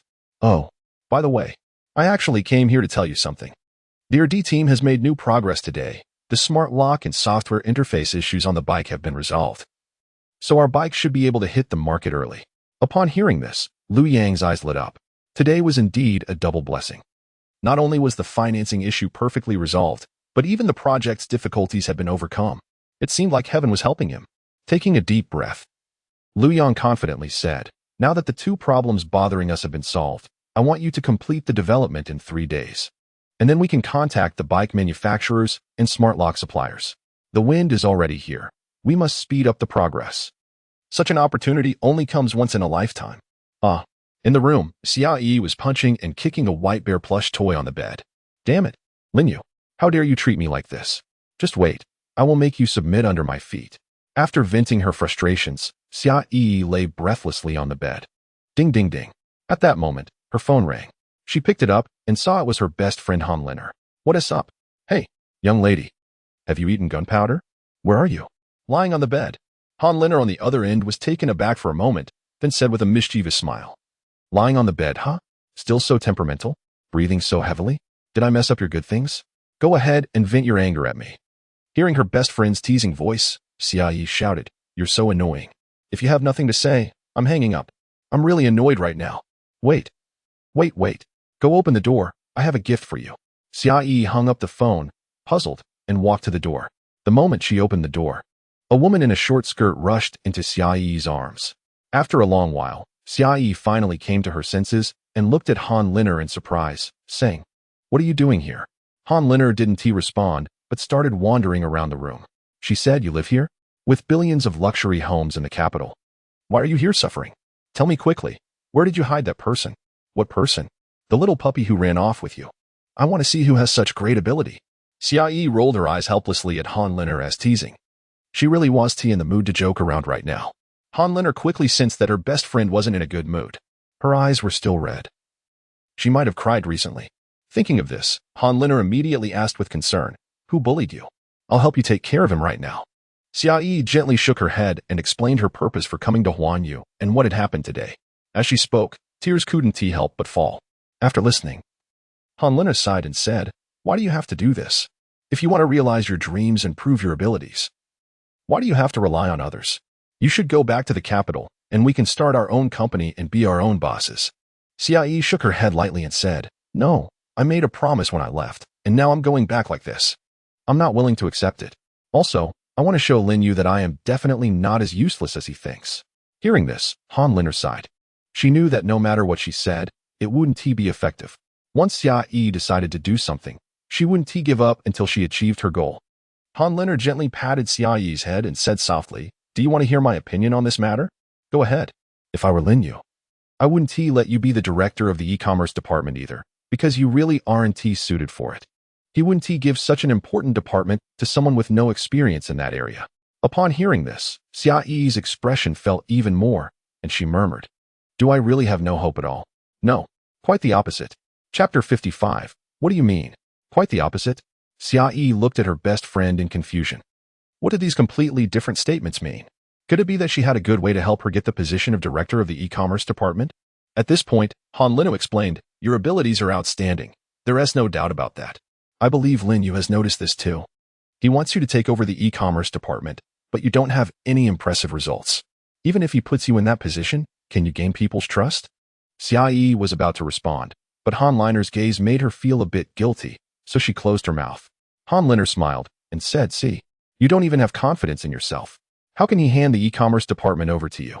Then it's not that he is deliberately making things difficult for me. Xiaoyi said angrily, I can gain experience. And I'm even willing to work as an officer in the marketing department. Sooner or later, I will achieve good results. When that day comes, will the e-commerce department still need you? Hearing her best friend's words, Xiaoyi fell silent. Seeing this, Han Liner's lips curled slightly, and she said, So, Lin Yu is really interesting. He is working so hard to help you. Could it be that he has a crush on you? Help me? He has been bullying me like this. Xiaoyi exclaimed, like a cat whose tail had been stepped on. Since I entered the company, he has had it out for me at every turn. I'd rather not have this kind of help. Calm down. Han Liner comforted Xiaoyi and slowly analyzed. If Lin Yu didn't want to hand the e-commerce department to you, he wouldn't have given you the bike-sharing project. Once you complete it, that will be enough experience, and no one will think it's inappropriate for you to take the position of director of the e-commerce department. What do you mean? You don't think this project can make money, do you? Xiaoyi seemed to have heard the biggest joke ever. Han Liner helplessly shook her head and said, You're completely confused. Although you've only told me a little, I can already see the immense potential in this project from your few words. This project might sweep across the entire Xia country. Hearing this, Xiaoyi's mouth dropped open in disbelief. Was that too exaggerated? Just a broken bike could sweep the nation? Don't underestimate this bike. I don't know who came up with this idea, but this bike can be deployed not only in schools, but can also be rolled out in urban areas. Then, Han Liner detailed her thoughts on the bike-sharing project. After listening, Xiaoyi completely overturned her view on the project, and her perception of Lin Yu began to change. Could it be that he really wanted to hand the e-commerce department over to her? Could it be that she truly misunderstood him? Could it really be like Han Liner said, that he has a crush on her? Absolutely impossible. He is only 18. How could I possibly like someone younger than me? Right. Absolutely impossible. Immediately, she said seriously to Han Liner, Lin, why don't you come help me at Huanyu? Together, we can definitely make Lin Yu's jaw drop. Han Liner collapsed onto the couch, lazily nestling into it. I'm not going. There is no way I'm going to work. I'd rather stay at home playing games all day. Isn't it great to lie in bed watching anime and eating snacks? Besides, I'm not short on money. I can't even spend the allowance my family gives me. There is no future in working. Looking at Han Liner with disappointment, Xiaoyi sighed. She had always envied Han Liner for being able to ignore others' opinions and live her life fully. Things that others had to work hard to accomplish seemed effortless for her. However, aside from playing games and reading comics, she didn't care about anything else. This time, with the bike-sharing project, Han Liner could see the business opportunity at a glance, while Xiaoyi only complained about Lin Yu. Xiaoyi inexplicably began to feel jealous of Han Liner. Why could she connect with Lin Yu, but not herself? Suddenly, she was startled by her own thought. Seeing Xiaoyi looking shocked, Han Liner asked, What is wrong with you? Nothing. Xiaoyi said flustered. Let us go. I'll treat you to a meal to thank you for coming all this way to help me. As soon as she heard about food, Han Liner perked up immediately. What is good to eat? I heard there is a barbecue place in Anqing that is really nice. The next day, Lu Yang and Pan Yun, dressed in sharp suits, appeared downstairs at Huanyu Tower. A staff member warmly led them to a reception room. Pan Yun lowered his head and said quietly, This Huanyu Group is really wealthy. Do you know what kind of tea we're drinking? Before Lu Yang could respond, Pan Yun continued, This is Nushuyan tea. Is it expensive? This pot probably costs 2,000. Cough. Lu Yang was immediately choked by a sip of tea. This small pot of tea cost over 2,000. And how much is his salary? This is really too much. Afraid of wasting such good tea, Lu Yang took small sips. Before long, Xiaoyi, dressed in a simple and neat suit, walked in. Lu Yang and Pan Yun were both taken aback, stunned by Xiaoyi's beauty. Yesterday, Lu Yang had focused all his energy on Lin Yu, and seeing Xiaoyi alone today made him realize that this girl was stunningly beautiful, even more so than the stars on television. Ahem. He nudged the dazed Pan Yun with his elbow and handed over the newly revised project proposal. Miss Ya, this is the project proposal revised according to General Manager Lin's instructions from yesterday. Please take a look. Xiaoyi took the proposal and carefully flipped through it. For some reason, when she looked at the project today, she was genuinely impressed. It seemed that her bias against Lin Yu yesterday had clouded her judgment about the project. Fortunately, she was awakened in time. Otherwise, she would have missed out on a good project and a chance to rightfully ascend to the position of director of the e-commerce department. I've read the proposal, and I must say, your project is indeed very promising. No wonder it caught General Manager Lin's eye and received a 30 million investment. Upon hearing this, smiles appeared on their faces. However, then came the twist. But, Chapter 56, Too Conservative. Hearing this turn, both of their hearts sank. Could it be that Lin Yu thought 30 million was too much and was planning to cut the investment? If he wanted to cut part of it, then so be it. 30 million was indeed a bit excessive. A normal person wouldn't invest so much in this project, right? While Lu Yang was lost in thought, Xiaoyi pondered for a moment yesterday's ideas that Han Liner had shared with her, and then said, I think your plan is still too conservative. Conservative? What do you mean? Lu Yang exclaimed, surprised. 6,000 bikes is already a lot. Our management limit is just this number. Increasing the number of bikes with 30 million might not even be enough. No, you may have misunderstood my point. Xiaoyi gently shook her head and said, What I mean by conservative is not the number of bikes, but your market positioning is too narrow. Lu Yang and Pan Yun exchanged glances and saw confusion on each other's faces. Is there a problem with market positioning? Yes, a very big problem.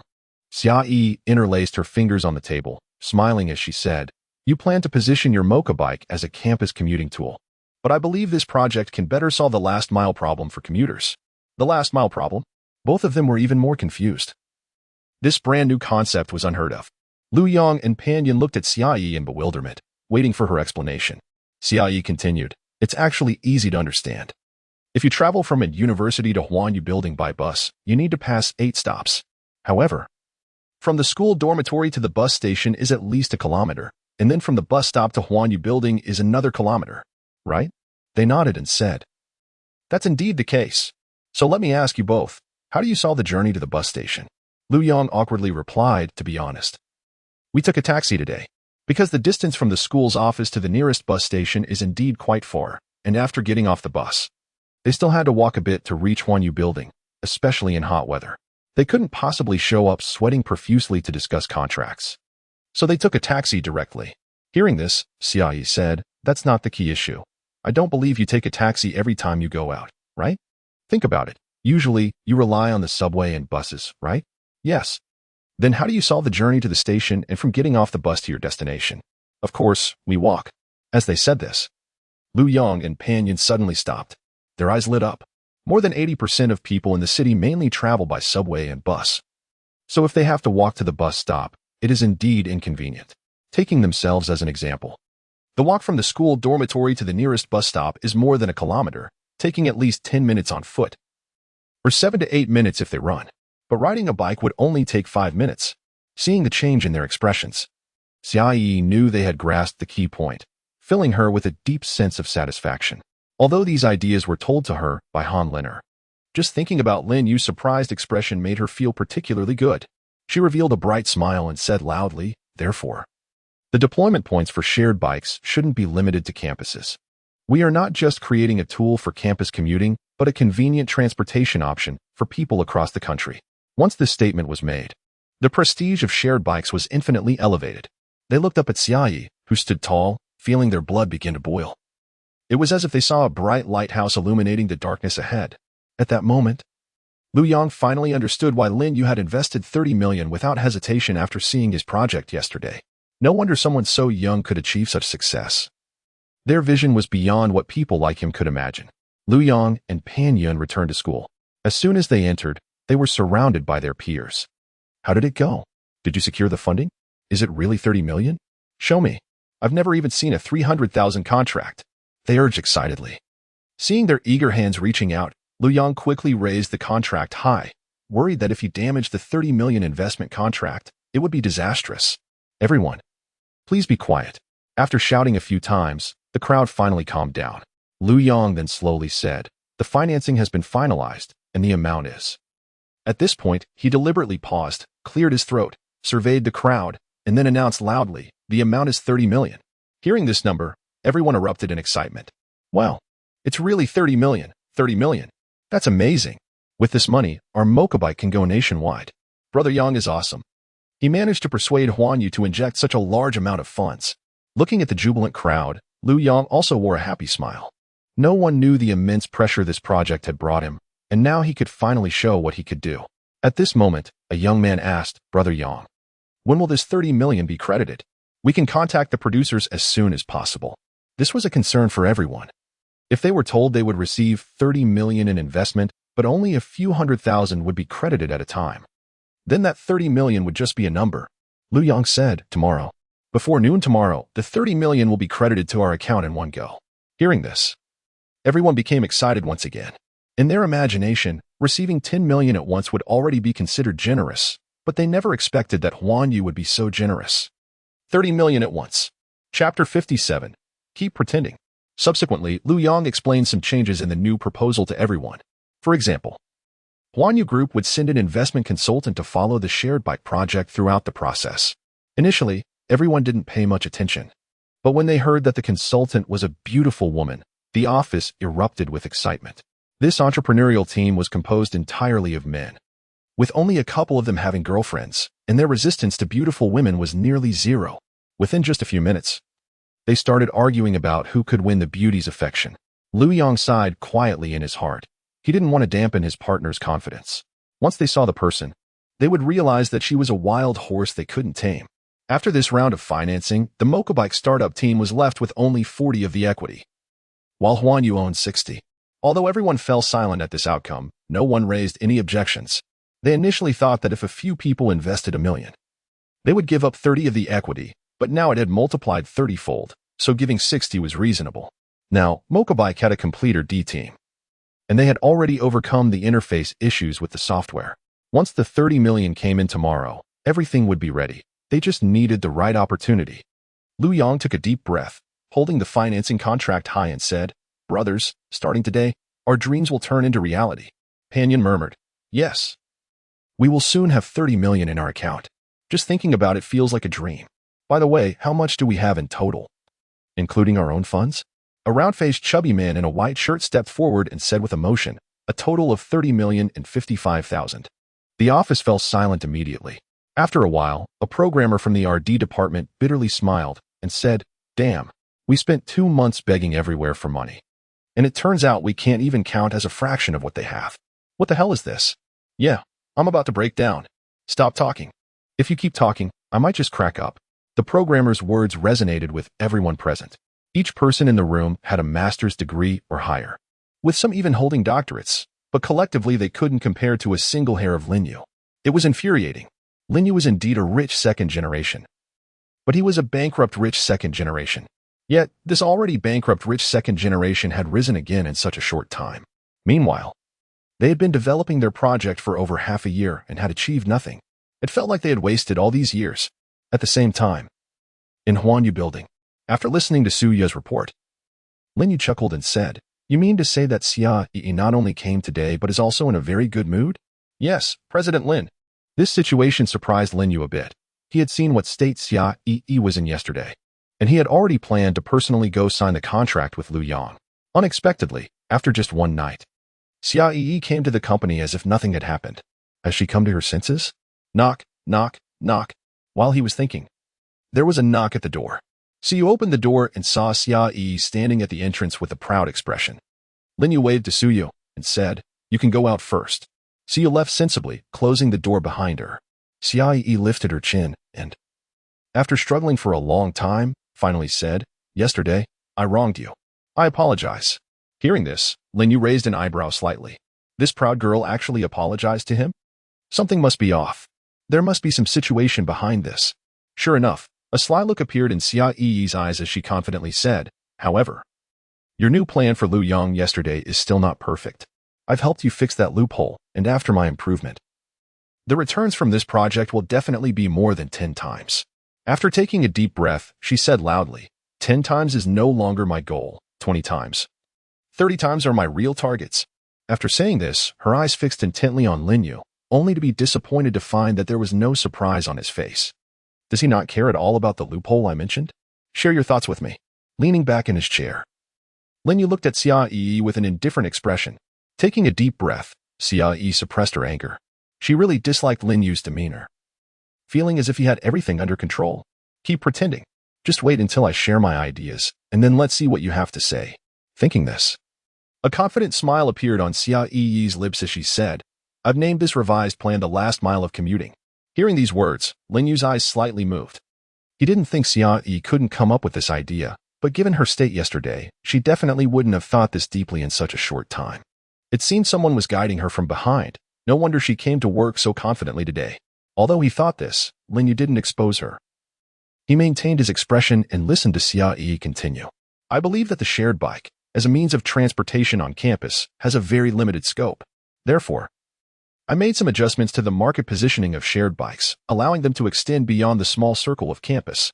So in today's negotiations, I propose to expand the usage market of shared bikes to the urban area.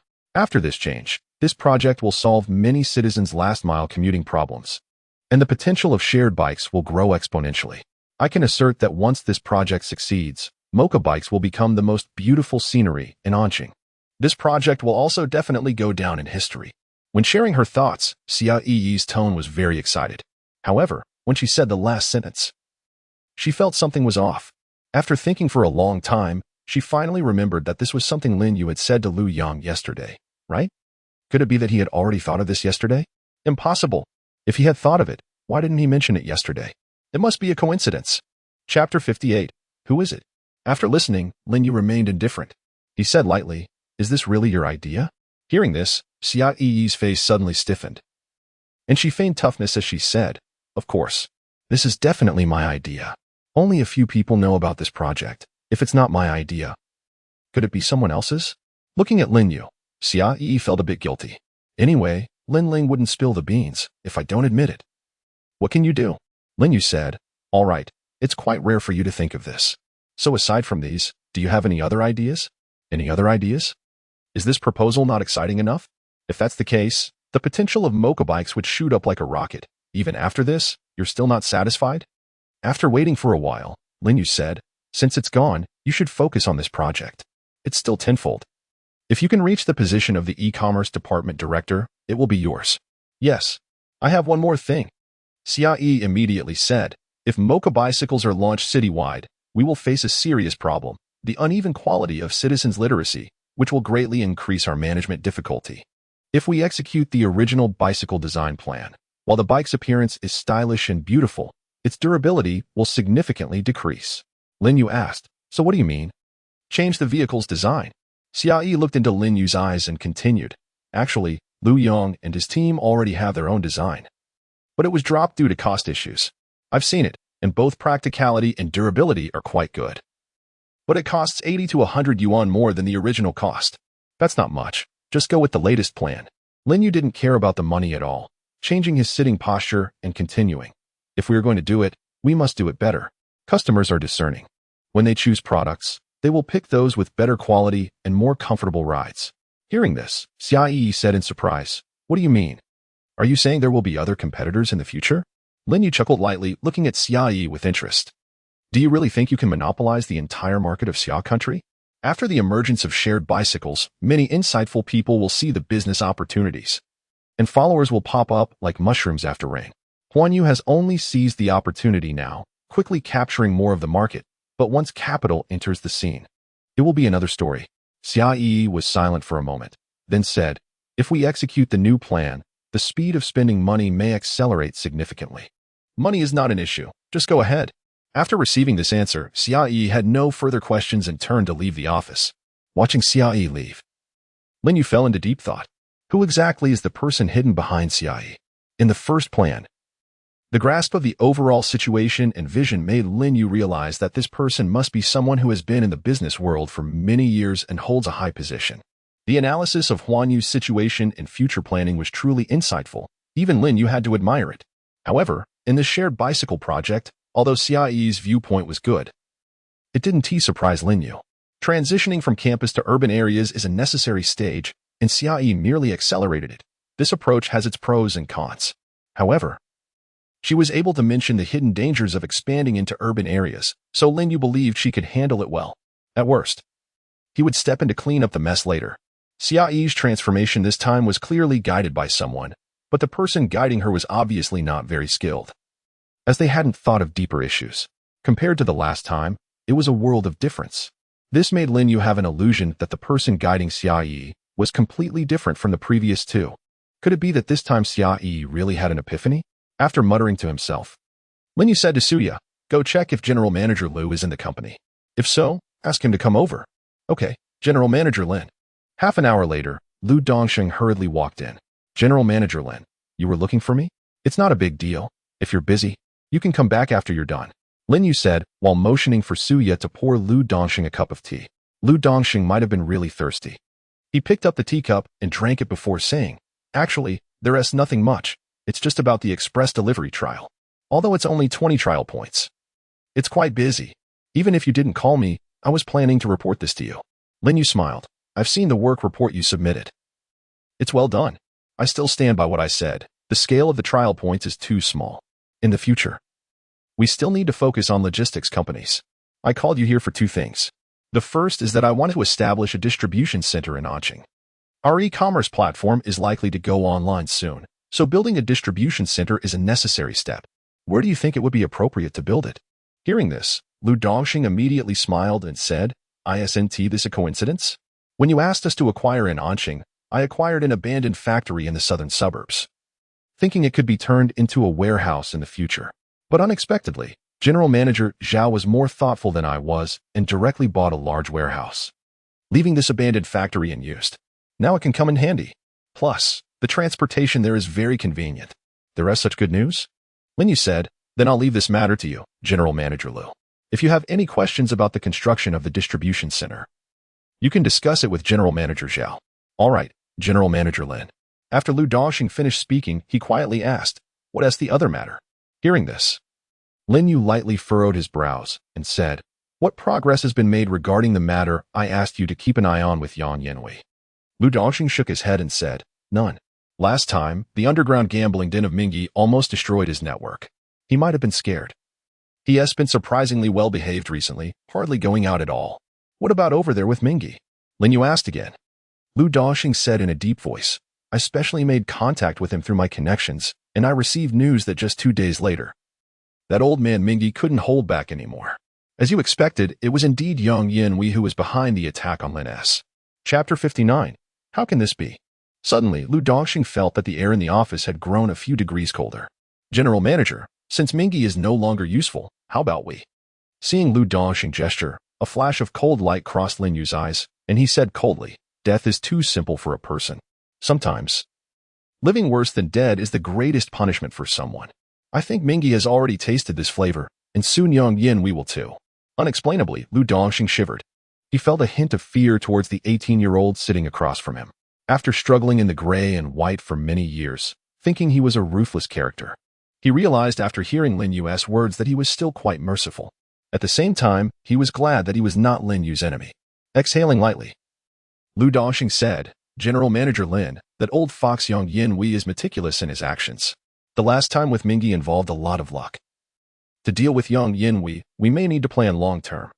Lin Yu's mouth curled into a cold smile as he said, you don't need to worry about this matter. I have my own ways. Just report to me in a timely manner if there's any movement over there. Understood, General Manager Lin. After Mingyi was arrested, many believed he had avenged Lin S Group. But Lin Yu knew very well that it was impossible for Mingyi alone to bring down the massive Lin S Group. He was merely a puppet pushed out. Mingyi didn't know much. The real key figure was still Yang Yanwei, the president of the Anqing Chamber of Commerce. He definitely knew who the real masterminds behind Lin S' downfall were. To bring down this old man would indeed require some effort, but fortunately, Lin Yu already had an idea at this point. It just depended on whether that old fox Yang Yanwei would take the bait. At 7 o'clock in the evening, in a private room of a restaurant near Huanyu Building, Han Liner stared at Xia Yi in disbelief, forgetting to eat the food on her plate. She said, My Miss Xia, you actually took the results of our discussion last night to show off to others. Are you out of your mind? You still expect to surprise them and have them praise you? I didn't ask him to praise me. Xia Yi defended. I just wanted to see their surprised reaction. To prove that I'm not that stupid. Who knew? Han Liner sighed heavily and shook her head, since they can invest 30 million at once. They must have seen the business opportunity right away. They thought of what we thought of long ago, and they also thought of what we didn't consider. I don't know where your confidence comes from. You were pretty smart when you were in Beijing.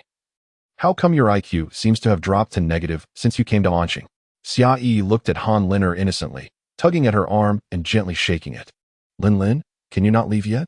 You're my strategist now. Let's team up and show that bastard Lin Yu my power. I don't care. It's all the same where we play games. Here, someone even provides meals. Han Liner shrugged indifferently. She had already seen the problem.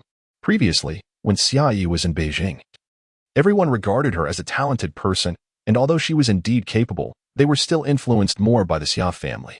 After coming to Huanyu, the setbacks she faced were more than all the challenges she had encountered in the past 21 years combined. So now she was eager to prove herself in front of Lin Yu, causing her to lose her composure. It was good for Han Liner to stay. Having an observer to remind her was not bad. Thinking of this, Han Liner said, Lin Yu asked you if you had any other opinions. I can't think of anything at the moment, but if you want to make the bike-sharing project look good so Lin Yu will look at you differently, I have some ideas. Hearing this, Xia Yi hugged Han Liner and happily exclaimed, Lin, you're amazing. Hurry up and tell me. Han Liner said, I think Lin Yu's words are absolutely right. If you're going to do it well and on a large scale. You can't be timid or stingy. First, go to the Mokobike office and then the two discussed the bike-sharing issue for nearly 2 hours in a corner of the restaurant. By the end, Han Liner was already very impatient and pleaded, My little aunt, can't we go back? What time is it? I haven't even done today's gaming live stream. Xia Yi replied irritably. What future does a gaming live stream have? Just come help me. If we team up, we can definitely create a business legend. Not interested. Running a business is not as fun as gaming. If you're not leaving, I'm going. With that, Han Liner stood up and walked outside. The next morning, Xia Yi went directly to Anda. On the 5th floor of the old teaching building at the south end of the school was the motorbike office. Standing at the door and taking a look, she found that the office was poorer than she had imagined. With a few old desks and several laptops being all their possessions, Xiaoyi couldn't imagine how tight their finances must have been before receiving Lin Yu's investment. Besides technology and people, what else did they have? This wouldn't work. The financial report from Mokobike clearly stated that before securing the investment, they still had hundreds of thousands on the books, so they weren't out of money. They were just too stingy. Everything had to be meticulously calculated. Afraid to waste even a penny. This kind of approach was not acceptable. Luckily, she came.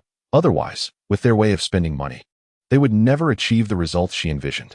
To be honest, despite Lin Yu having many shortcomings, there was one thing that suited her taste. He was absolutely not stingy when it came to spending money. If money could solve the problem, it was not an issue. Xiaoyi stood at the door, knocked, and politely asked, "Hello, is this the Mokobike office?" "Yes, who are you looking for?" Zheng Jijia, sitting at the door, looked up and was immediately stunned by the beauty standing at the entrance. Is she this beautiful? After a moment of shock, he quickly collected himself, hastily put down his work, and approached her. Xiaoyi wore a professional smile and skillfully took out a business card from her bag, handing it over. "I am Xiaoyi, the investment consultant assigned to your team by Huanyu Group. Here is my business card. Chapter 60. Is this okay?" "Oh, it's Miss Xia. I've heard so much about you." Zhang Jijia quickly took the business card, not even looking at it before stuffing it into his pocket, showing no doubt about her identity. He had heard from Lu Yang and Pan Yun that the person in charge of this project from Huanyu Group was a super beauty, and upon meeting her, he found their evaluation was low. She was a stunning beauty. And even if this beauty was a scammer, so what? He would willingly be deceived. Discarding his random thoughts, Zhang Jijia hurriedly invited this financial backer into the office. "Miss Xia, please have a seat. I'll brew you some tea. No need to go through so much trouble. I'm here today just to get acquainted with everyone for future cooperation." While speaking, Xiaoyi surveyed the office. Where are Lu Yang and Pan Yun? Why haven't I seen them? Hearing this, Zhang Jijia's face was full of smiles as he said, "Lu Yang went out early this morning. He is preparing to negotiate the production cooperation for the bicycles. Pan Yun went to the R&D department. He said this with the hope of making Xiaoyi feel that he was very dedicated to the project since she was the investor, and they had to rely on her." However, upon hearing this, Xiaoyi did not show the kind of appreciative expression Zhang Jijia anticipated. Instead, she froze for a moment, her face filled with disbelief. "You mean Lu Yang personally went to the bicycle manufacturer?" Yes. What's the problem?" Zhang Jijia was puzzled by Xiaoyi's expression. "The problem is huge. We are the client. How can we personally go to find someone to do business? They should come to us." Xiaoyi shook her head, her expression very serious as she said, "We hold orders worth billions. If we personally go to negotiate, will they believe you? Billions?" Zhang Jijia's mouth dropped open wide. He even thought he was hearing things. Isn't the initial batch of Mokobikes only 60,000? Even at full capacity, it's just over 20 million. Where does the billions come from? Xiaoyi did not answer his question, but instead asked, "Do you really think we are only launching one batch of bicycles?" After a moment of hesitation, Zhang Jijia said, "Of course not. If the feedback after the launch is good, we will definitely continue with the second batch, third batch, or even fourth and fifth batches of bicycles. We have budgeted, and the final number of bicycles launched could reach 400,000. After hearing Zhang Jijia's words, Xiaoyi shook her head. These people had too small a vision. Luckily, she came early. Otherwise, this brilliant idea might have been wasted by them. "Give me the phone." "What phone?" "Of course, the phone number of the bicycle manufacturer. You must have screened the businesses, right?" At this moment, Xiaoyi frowned slightly, exuding an aura of pressure as a superior. "Don't tell me you haven't even verified the qualifications of the businesses before going to negotiate cooperation?" Yes. Zhang Jijia hurriedly said, "We have been screening bicycle manufacturers nationwide. The information is all there. I'll get it for you right away."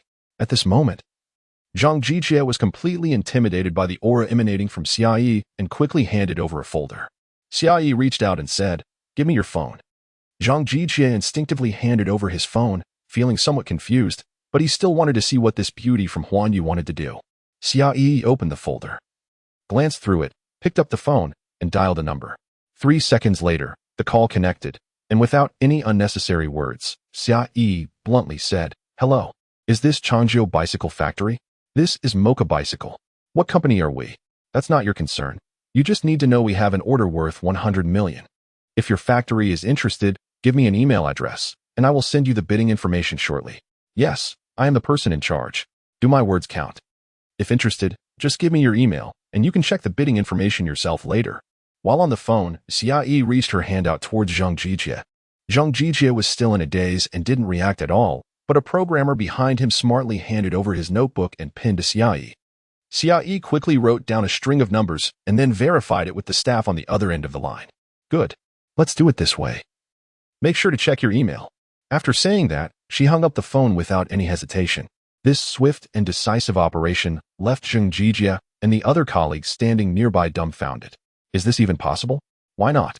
Xiaoyi's rhetorical question made Zhang Jijie's expression stiffen. And for a moment, he couldn't find a suitable response.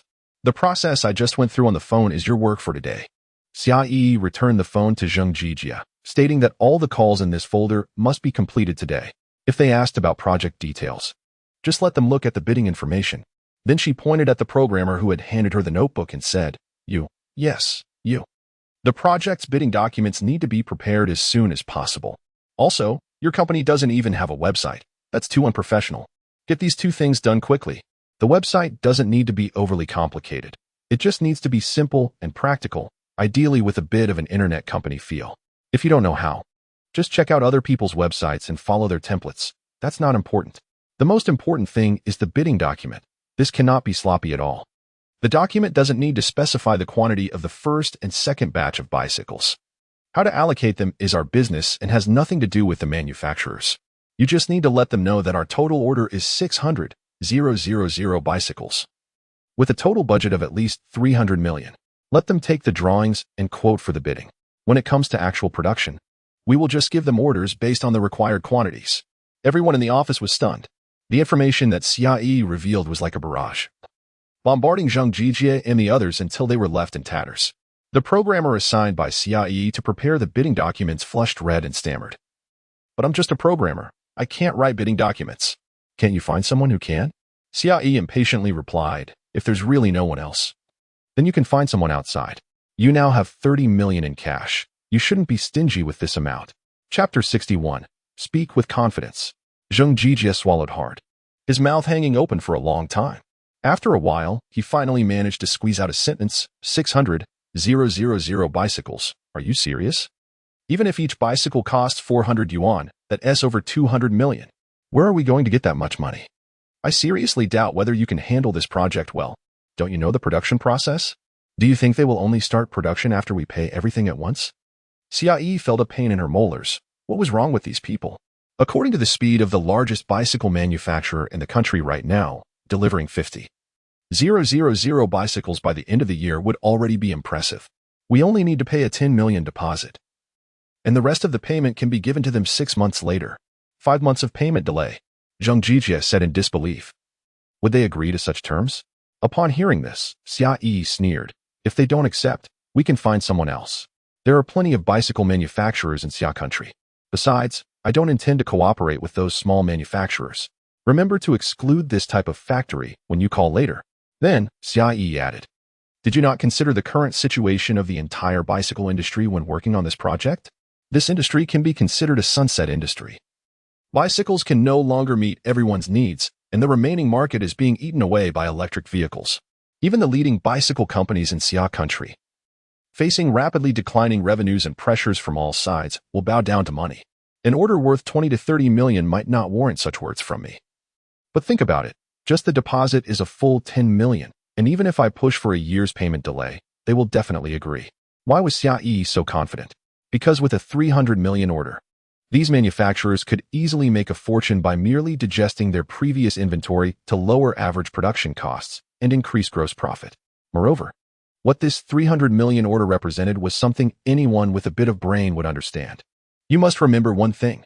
Mocha Bicycle will be a company valued at over 10 billion in the future, so you must speak confidently and directly, forgetting all that previous small-mindedness. After looking around at everyone present, Xia continued. Still the same statement. We are the client, their financial backer. I don't want to see you groveling to suppliers again. They should be the ones begging to kiss your feet. Get Lu Yong back quickly. He shouldn't be out there embarrassing us. Instead of wasting time, he should contact the officials to see if we can get some favorable policies. Also, Gather the flow data of the city's bus and subway stations. Don't go empty-handed. Bring your project proposal so they can see the potential of this project and the value it brings to society. At this point, Xia paused for a moment, gently exhaling. After such a long speech, she was indeed a bit tired.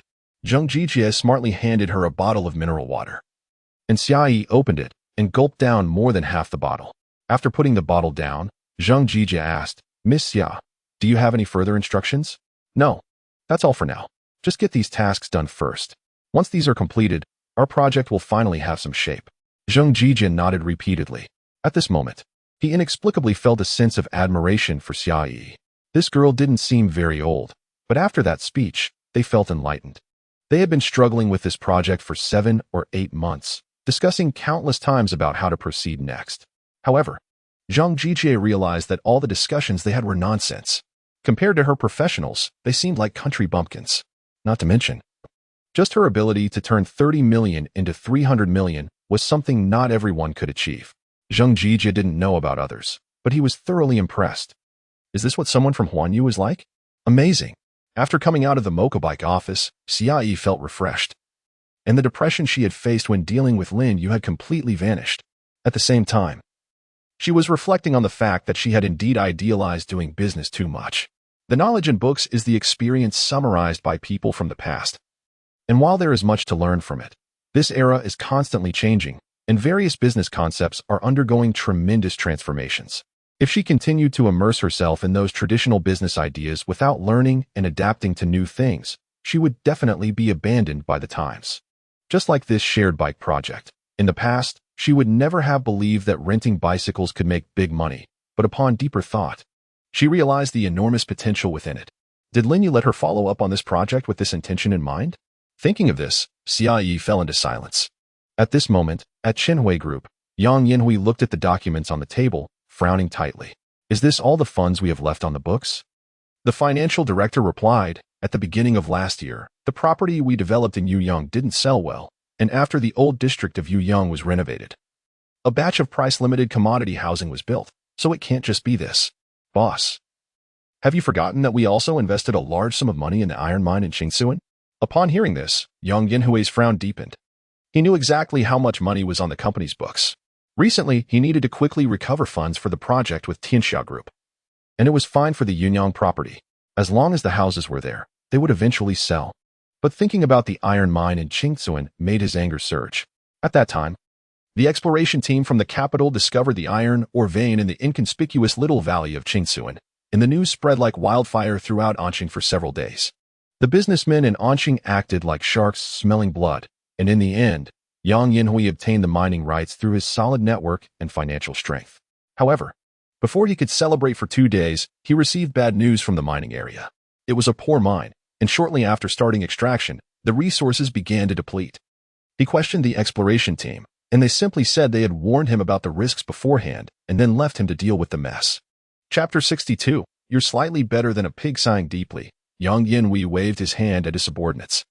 The financial director felt as if he had received a pardon and quickly left the uncomfortable office. What's been happening over at Huanyu recently? Upon hearing the boss's question, Jin Chao lowered his head and said, Huanyu has been quite active lately. They first opened several branches in Yuyang and then began expanding in Baoqing and Xingqing. Also, Lu Dongxing has pushed for an old factory in the southern suburbs. I got a bit of news from the Architectural Design Institute in Anqing. They are building a distribution center. A distribution center? Yes, the blueprints for the distribution center were drawn by the Design Institute. There's no mistake. Yang Yinhui fell into deep thought. After a moment, he took a deep breath and said, Lin Yu has quite an ambition. If I guess correctly, he is preparing to develop into the online mall. Online. Are you saying Lin Yu is planning to enter e-commerce? That's a highly risky project. Jin Chao was also surprised. E-commerce had been attempted by others a few years ago, but no platform had achieved remarkable results. Many domestic e-commerce platforms have been in a state of loss, and Lin Yu diving in would be like seeking his own death. Yang Yinhui shook his head, his expression complex. Let's wait and see. You go arrange a meeting with the person in charge of Huanyu Group in the new area of Anqing, Yufeng, and tell him I will host a banquet at Jinggu tomorrow, and he must come. Okay, President Yang. As Jin Chao turned to leave, he added, President Yang. There's one more thing. Huanyu seems to have recently invested in a bicycle rental project initiated by several teachers from a university. For some reason, Lin Yu invested 30 million into it. This matter stirred up quite a bit at a university. Should we look into it in detail? Upon hearing this, Yang Yin snorted coldly, disdainfully saying, a bicycle rental project? What's so worth paying attention to? Only an idiot would invest in such a project. Jin Chao nodded with a smile, agreeing with Yang Yinhui's assessment. Meanwhile, the idiot Yang Yinhui referred to was drinking tea in her spacious office. Sitting across from her was Xiaoyi, who had initially shown a bad face upon seeing Lin Yu but now appeared refreshed. Lin Yu picked up his teacup and took a sip, saying, "You seem to be in good spirits lately." "It's okay," Xiaoyi replied casually. "The more I get involved in this project, the more I feel the potential of shared bicycles. I now have full confidence that we can exceed 100,000 users in a very short time." After a pause, she tentatively said, "If I charge a deposit of 200 yuan for the bikes, the cash flow we have will be an extraordinarily terrifying number. Haven't you already thought about how to use this money?" Lin Yu smiled slightly and said, "It seems you finally figured out the real benefits of this project. I can't tell you about this for now. You'll find out later. Cut. Stop pretending." Xiaoyi turned her face aside, pouting in displeasure. Although she appeared that way on the surface, she secretly felt lucky that she hadn't jumped out to show off. This guy had indeed been planning ahead. Perhaps he had thought of this when he saw Liu Yang's proposal. No wonder he invested 30 million without a second thought. What kind of keen business sense is this? Lin Yu then asked, "When can the shared bicycles go online?" Without thinking, Xiaoyi replied, "We've been ready for a long time, and the promotion is gradually underway. The key issue is that the production speed of the bicycles is a bit slow. After our discussion, we found 4 manufacturers to produce simultaneously. By the end of this month, Mocha Bikes will officially meet everyone." "Good. Once the bicycles are online, you can come back," Lin Yu said lightly. However, this sounded different in Xiaoyi's ears. She suddenly stood up and exclaimed, "What do you mean? Are you abandoning me after I've worked so hard to make Liu Yang and the others' ragtag team look decent? Now you casually say I should come back. Anyone would find it hard to swallow. Let me tell you, Lin Yu, if you want me to leave you. Aren't you wanting to be the director of the e-commerce department?" "I do want to be the director of the e-commerce department, but now you want me to come back." Halfway through her harsh words, Xiaoyi suddenly realized something was off. She cautiously asked, "What do you mean by that?" Lin Yu smiled and said, "Just the surface meaning. But didn't you say I had to create 10 times the return for the company to be the director of the e-commerce department?" Xiaoyi was suddenly bewildered by this unexpected surprise. "If I leave, who will manage the Mocha Bikes?" Lin Yu poured himself another cup of tea and said slowly, "At this stage of the project, is it still meaningful to talk about the bet? Even if you push a pig up, it can do it.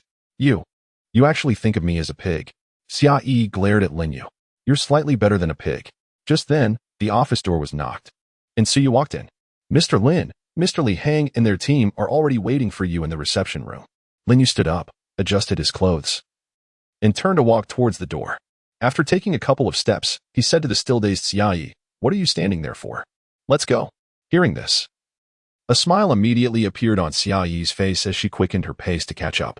It seems Lin's speculation was correct. Lin Yu initially wanted her to take the position of director of the e-commerce department, but because of her lack of experience and no impressive results, he kept honing her skills. Does he really like me? But he's only 18. I'm not interested in someone that young. If he were a bit older, it wouldn't be unacceptable. If I directly refuse him, will it hurt his feelings? What if he doesn't let me work in the e-commerce department because of this? Should I pretend to agree and find a suitable time to clarify everything? It's so difficult. While lost in thought, Xiaoyi suddenly bumped into a solid chest. She looked up to see Lin Yu standing in front of her. Unbeknownst to them, they had already arrived at the reception room. At this moment, the two were almost pressed together, and seeing Lin Yu's handsome face and hearing his breathing, Xiaoyi's face suddenly flushed. "Feeling unwell?" "No, not at all. That's good." Chapter 63. Meeting. Glancing at the somewhat strange Xiaoyi, Lin Yu gently shook his head. To be honest, he had thought from the beginning that Xiaoyi was a capable person. Perhaps she had some shortcomings in certain areas. But after some time of honing and guidance from the experts behind her, she would definitely become an outstanding talent. The fact proved that his judgment was indeed correct. Xiaoyi's performance in the Mocha Bike project exceeded his expectations. If things continued as they were, the returns from Mocha Bike would be astonishing. Therefore, he ended the bet early, believing that since the timing was right, there was no need to waste unnecessary time. Although Mocha Bike was a project with great potential and explosive power, the e-commerce platform was his main focus. He had reserved nearly 4 months of time to build and integrate the team. However, now that issue had been resolved. Li Heng and the others were not just a mature team, they also had rich experience in building e-commerce platforms. There was no need for any adjustment period. For such professionals, building a platform was the simplest part, and if things went smoothly, it could be done in just a few days. Adding in some miscellaneous tasks. A month would definitely be enough. If all tests could pass smoothly, Huanyu's online mall might even go live before November 1st. Lin Yu naturally hoped the online mall could launch as early as possible.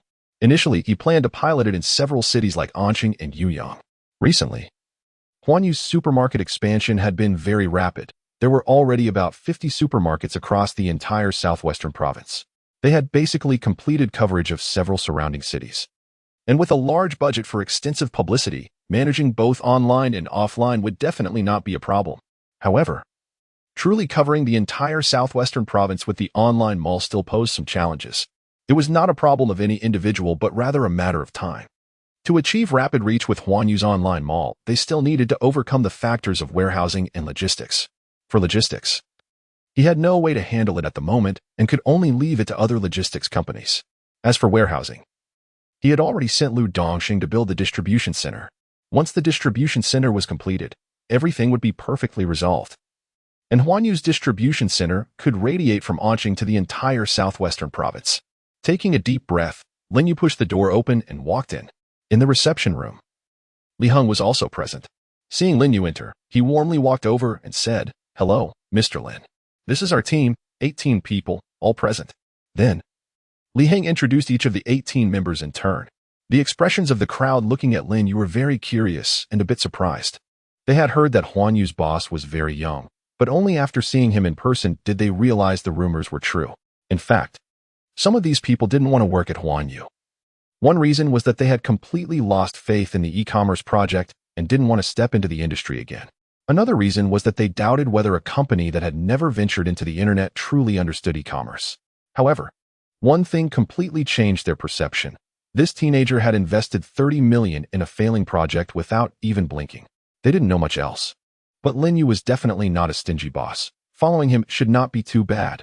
After the introductions, Lin Yu also learned about the team's situation, including Li Heng. There were a total of 18 people. They jokingly referred to their team as the 18 Bronze Men. Among these 18, 7 were students of Professor Zhang Qiyuan. The rest were either classmates or friends. The core figure of the team was not Li Heng, the part-time player, but a doctor named Oh Zikuan. Oh Zikuan was in his early 30s and was also a student of Zhang Qiyuan. The idea of creating an e-commerce platform was first proposed by Oh Zikuan. And after his persuasion, the current team was formed. In terms of both technology and ability, Oh Zikuan was considerably stronger than Li Heng. Perhaps it was because Li Heng did not treat the e-commerce project as his main career. He lacked the daring spirit and couldn't let go of his identity as a teacher. Additionally, there was another doctor in the team named Zhang Quan.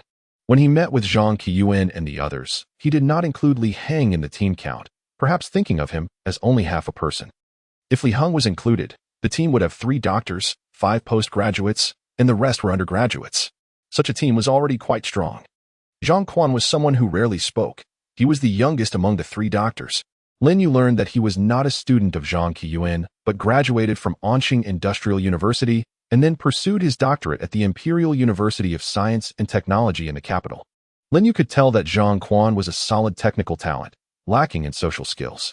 Therefore, although his technical skills were on par with Oh Zikuan's, the person who called the shots in the team was still Oh Zikuan. Lin Yu had no doubts about the team's capabilities. After chatting about some basic situations, he presented his conditions to everyone. Oh Zikuan, as the technical leader of the e-commerce department, would have a monthly salary of 15,000, and Zhang Quan, as the deputy leader, would receive 12,000. This was just the base salary, with bonuses calculated separately. Li Heng's salary would be calculated separately since he could not be considered a Huanyu employee. For the others, the base salary for postgraduates would be 6,000, and for undergraduates, 4,000, with bonuses calculated separately. This kind of treatment might not compare to technicians in super first-tier cities like Beijing and Shanghai, but it was already quite good in Anqing, especially since 80% of these people were recent graduates, except for Oh Zikuan, who had some experience. Even Dr. Zhang Quan had just come out of campus. Most of the others were quite satisfied with Lin Yu's conditions. But Lin Yu noticed that Ozikuan's brows furrowed slightly, and his expression wasn't very good. He immediately understood the thoughts in his mind. From the establishment of the team by Izukin with the intention of venturing into e-commerce, Lin Yu could see that this person's ambition was not small. He wanted to be a leader of one of the top e-commerce platforms in the country in the future, rather than just working for someone else and earning merely over 10,000 yuan a month as a technical team leader. The ambition was great, but the capability was lacking. Chapter 64, Confrontation regarding Uzukin's performance. Lin Yu did not say much. If Uzukin truly had the ability, Lin Yu wouldn't dare make promises about other things. But it would be quite simple for him to help Izukin easily surpass 10 billion in assets, of course. This was all based on the premise that he had no ulterior motives. However, since it was their first meeting, Lin Yu certainly wouldn't say such things. What the future would look like would depend on Izukin's own performance. After a few exchanges, Lin Yu pointed to the side and said, "Let me introduce you. This is Xia, the director of the e-commerce department at Huanyu. From now on, she will be fully responsible for all matters concerning the e-commerce department." Upon hearing this, everyone was momentarily stunned. They initially thought that the beautiful woman following Lin Yu was his assistant, and they never expected her to be their superior. So young. Could she really handle it? However, when they saw Lin Yu, who was only in his teens, this thought was somewhat dispelled. Lin Yu was probably the youngest group chairman in the country. By the way, Lin Yu smiled and said, the motorbike project was entirely followed up by Director Xia. Don't underestimate her youth. Her experience and ability are quite strong. Xia did not appreciate Lin Yu's flattering words on her behalf and even felt it was unnecessary. She did not engage in any polite conversation with him and directly said, "I'm very pleased to meet everyone. And I look forward to working with you all in the future. I don't like to beat around the bush when it comes to work. Today is September 16th. And I don't care what other matters you have. Finish your personal affairs before September 19th, and then report to Huanyu. I've already understood your situations. The experience in building e-commerce platforms is quite rich. I want to elaborate on anything else, but by November 1st, I want to see the basic structure of the Huanyu online mall formed." Upon hearing this, Uzukin slightly frowned and said in a deep voice, "Director Xia may not fully understand the e-commerce platform. If it's just about building the platform, I could get it done in 3 days. But," he paused for a moment, looking directly at Xia, "the online mall is not just as simple as building a platform. As far as I know, the Huanyu e-commerce department is currently just a shell, without discussing the office space, computers, and other supplies. The most critical factor supporting the operation of the platform is the server. To do a good job with the online mall, a server that can support hundreds of thousands of people online simultaneously is essential. Just ordering this will take at least a month. Furthermore, what kind of server to use, whether it's a single or clustered server, has not yet been decided. Is a month's time too rushed?"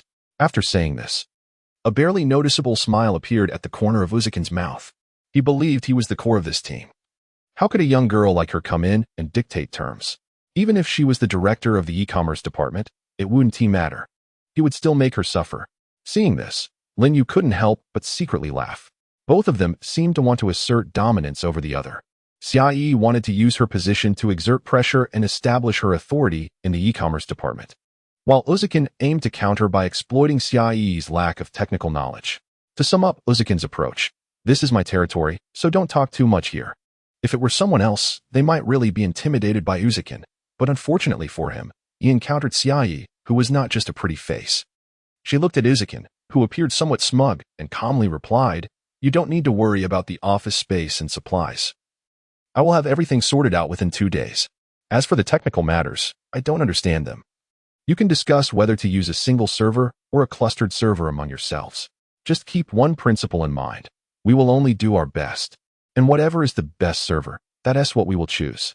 Huanyu is lacking in everything right now, but the one thing we don't lack is money. I will fully support your funding. But let me make it clear, if we support you like this and you still can't meet your goals within a month, then I will have to ask all of you to pack up and leave." Upon hearing this, Uzukin's brows furrowed tightly. He did not expect Xia to have such significant authority. If she could indeed do what she said, a month's time would definitely be enough. Ultimately, Xia was one step ahead in their confrontation. As an outsider who was so young, she needed to assert herself to make these people listen. And it seemed that Uzukin had lost today, but he likely wouldn't accept defeat easily.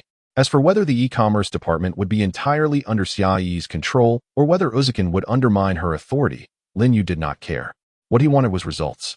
As long as they could get the e-commerce department running well, that was enough. For the time being, the e-commerce department would be managed by Xiaoyi. Lin Yu was a bit uneasy about fully handing over everything to her, so he decided to keep a close watch for a while longer. After Uzukin and his team left, Xiaoyi followed Lin Yu into the office and said, "Now that I'm in charge of the e-commerce department, what about the motorbike project? Who do you plan to send? I need to hand over with him." Lin Yu sat in his swivel chair, expressionless, and said, "Change to someone else? There really isn't much to pay attention to with the motorbike project. Just have Lu Yang and the others report to you daily. Do you really think you can't handle even this little bit?" "Of course not." Xiaoyi lifted her chin and huffed. "I wouldn't want anyone else to take over." This was her true feeling. The motorbike project was the first project she took on after joining Huanyu. From initial rejection, she gradually accepted it, and now she felt proud of the project she had worked on. The series of changes she experienced felt like a complete transformation for her. If she had to let it go midway, Xiaoyi would truly be reluctant. Even if it meant managing the eagerly awaited e-commerce department, she still wouldn't want to. Lin Yu smiled and said, "Since that's the case, then you'll have to work hard. The motorbike project won't last too long." Upon hearing this, Xiaoyi was slightly taken aback. She felt that Lin Yu's words had a deeper meaning. Logically, the development potential of the motorbike project should be long-term. But his statement about it not lasting too long made her wonder whether Huanyu would not expend too much effort on the motorbike project or if he planned to replace her after the motorbike went live in a while. Xiaoyi found Lin Yu's attitude very annoying. He clearly had something to say but was unwilling to clarify it, leaving her guessing, which really frustrated her. Chapter 65, Headquarters Construction Plan. Knock, knock, knock. At this moment, Xiaoyi pushed the door open and walked in, saying to Lin Yu, "President Lin, everyone has arrived. Shall we start the meeting now? Since everyone is here, let's begin." Xiaoyi raised her eyebrows. She had already guessed that this meeting might be related to the e-commerce department. As she and Lin Yu entered the conference room, all eyes were on them. This was Xiaoyi's first time participating in such a high-level meeting at Huanyu, and despite her experience with various challenges, she suddenly felt a bit nervous. Zhao Jintao, Lu Dongxing, Qin Zhenglong, Chen Huaiji, and the Human Resources Director Fang Yueming, along with other senior executives, were all present. After Lin Yu sat down and looked at everyone in the conference room, a smile appeared on his face. "Today, I called everyone here to discuss a few things. First, the e-commerce department of Huanyu has officially been established, with Ms. Xiaoyi appointed as the director of the e-commerce department. Let's welcome her." Applause. The conference room erupted in applause, and no one looked surprised. The establishment of the e-commerce department had long been rumored within Huanyu, and it was also expected that Xiaoyi would become the director. If Lin Yu had not intended this, he would have dismissed her long ago. Xiaoyi stood up and smiled, saying, "Thank you for Mr. Lin's trust and everyone's support. I promise to make Huanyu's e-commerce department a leader in the industry." Lin Yu said, "No more flattery. Everyone is watching your performance. The second thing is, I am promoting Mr. Zhao to executive vice president of Huanyu Group." Hearing this, Zhao Jintao was momentarily stunned, not expecting Lin Yu to make such a sudden decision. Previously, Lin Yu had only given him the title of vice president. Although it was just a matter of wording, the implications were vastly different. The executive vice president is the real operational executive responsible for implementing the company's various business strategies and overall operational management. In contrast, the previous vice president was merely an honorary position, ranking high but without substantial meaning. Now, he truly belonged to the second-in-command of Huanyu Group. Seeing Zhao Jintao's silence, Lin Yu joked, "What's wrong, Mr. Zhao? Do you think this position is not good?" No. Zhao Jintao shook his head repeatedly. "It's great. I'm very satisfied. It's just a bit sudden. Thank you for your trust, Mr. Lin." Chen Huaiji laughed. "What's so sudden about it? Everyone sees your contributions to Huanyu. This position can only be filled by you." Qin Zhenglong also chuckled. "Congratulations on your promotion, Mr. Zhao. You must treat us tonight. Otherwise, we old buddies won't be happy." Zhao Jintao smiled wryly and said, "Of course. I'll treat everyone to dinner at Jingu tonight."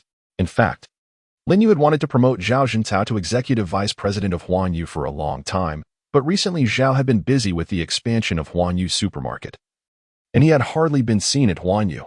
Today, he took the opportunity to announce it along with the e-commerce department. Then he added, "There's one more thing. When I asked Mr. Liu to build the distribution center, I also had someone design another blueprint, which will be our future group headquarters. Upon hearing this, Chen Huaiji said, Mr. Lin, I think the Huanyu building is already sufficient for us. There's no need to build another headquarters, right? Lin Yu did not answer this question, but nodded at Lu Dongsheng. Lu Dongsheng smiled and displayed a simulated design on the projector. This blueprint was entirely designed based on Lin Yu's opinions, and apart from Lu Dongsheng, no one else knew about it. When the simulated image appeared before everyone's eyes, they were all stunned. Gasped the conference room filled with sounds of people catching their breath. Zhao Jintao stared at the projected image in disbelief and hoarsely said, Mr. Lin, isn't this a bit too extravagant? At first, when Lin Yu mentioned building the group's headquarters, they all thought he felt the Huanyu building was insufficiently impressive and wanted to build a more grandiose building. But now, it was clear he was not just looking to build a building. This was clearly a technical park, with 60,000 square meters of land. There was hardly any empty space, with buildings densely packed together. Chen Huaiji swallowed hard, feeling a dull pain in his molars. Mr. Lin, how much would it cost to build this? Lin Yu chuckled and replied, Initially, I planned to invest 1 billion. Based on current prices, building all of this would probably cost around 7 to 8 billion. Everyone was speechless. 7 to 8 billion. Are you crazy, or are we still asleep? If Huanyu had so much money, the first thing to do would be to expand outward. Now that an e-commerce department has been established, which is also a money-burning venture, why build a headquarters? Seeing everyone's expressions, Lin Yu smiled and said, I know what you're all thinking. Do you really think I'm the kind of person who aims too high? Right now, I'm only building the main building and the data center. The rest can come slowly. Chen Huaiji frowned and said, Mr. Lin, if the headquarters is built, what will happen to the Huanyu building? I plan to leave the Huanyu building for the e-commerce department, using it as their future office building. At this remark, the room erupted in surprise. The entire building will be used as the e-commerce department's office. Even Xia Yi was stunned. Lin Yu had such high expectations for Huanyu's e-commerce department. If the e-commerce department could really use this building as their office, how large would the future scale be? In an instant, Xia Yi felt immense pressure. After the shock, Zhao Jintao and the others also breathed a sigh of relief. They were worried that Lin Yu, being young and impulsive, might recklessly invest everything into building the headquarters. If they built according to the blueprint, Huanyu wouldn't be able to do anything else for years.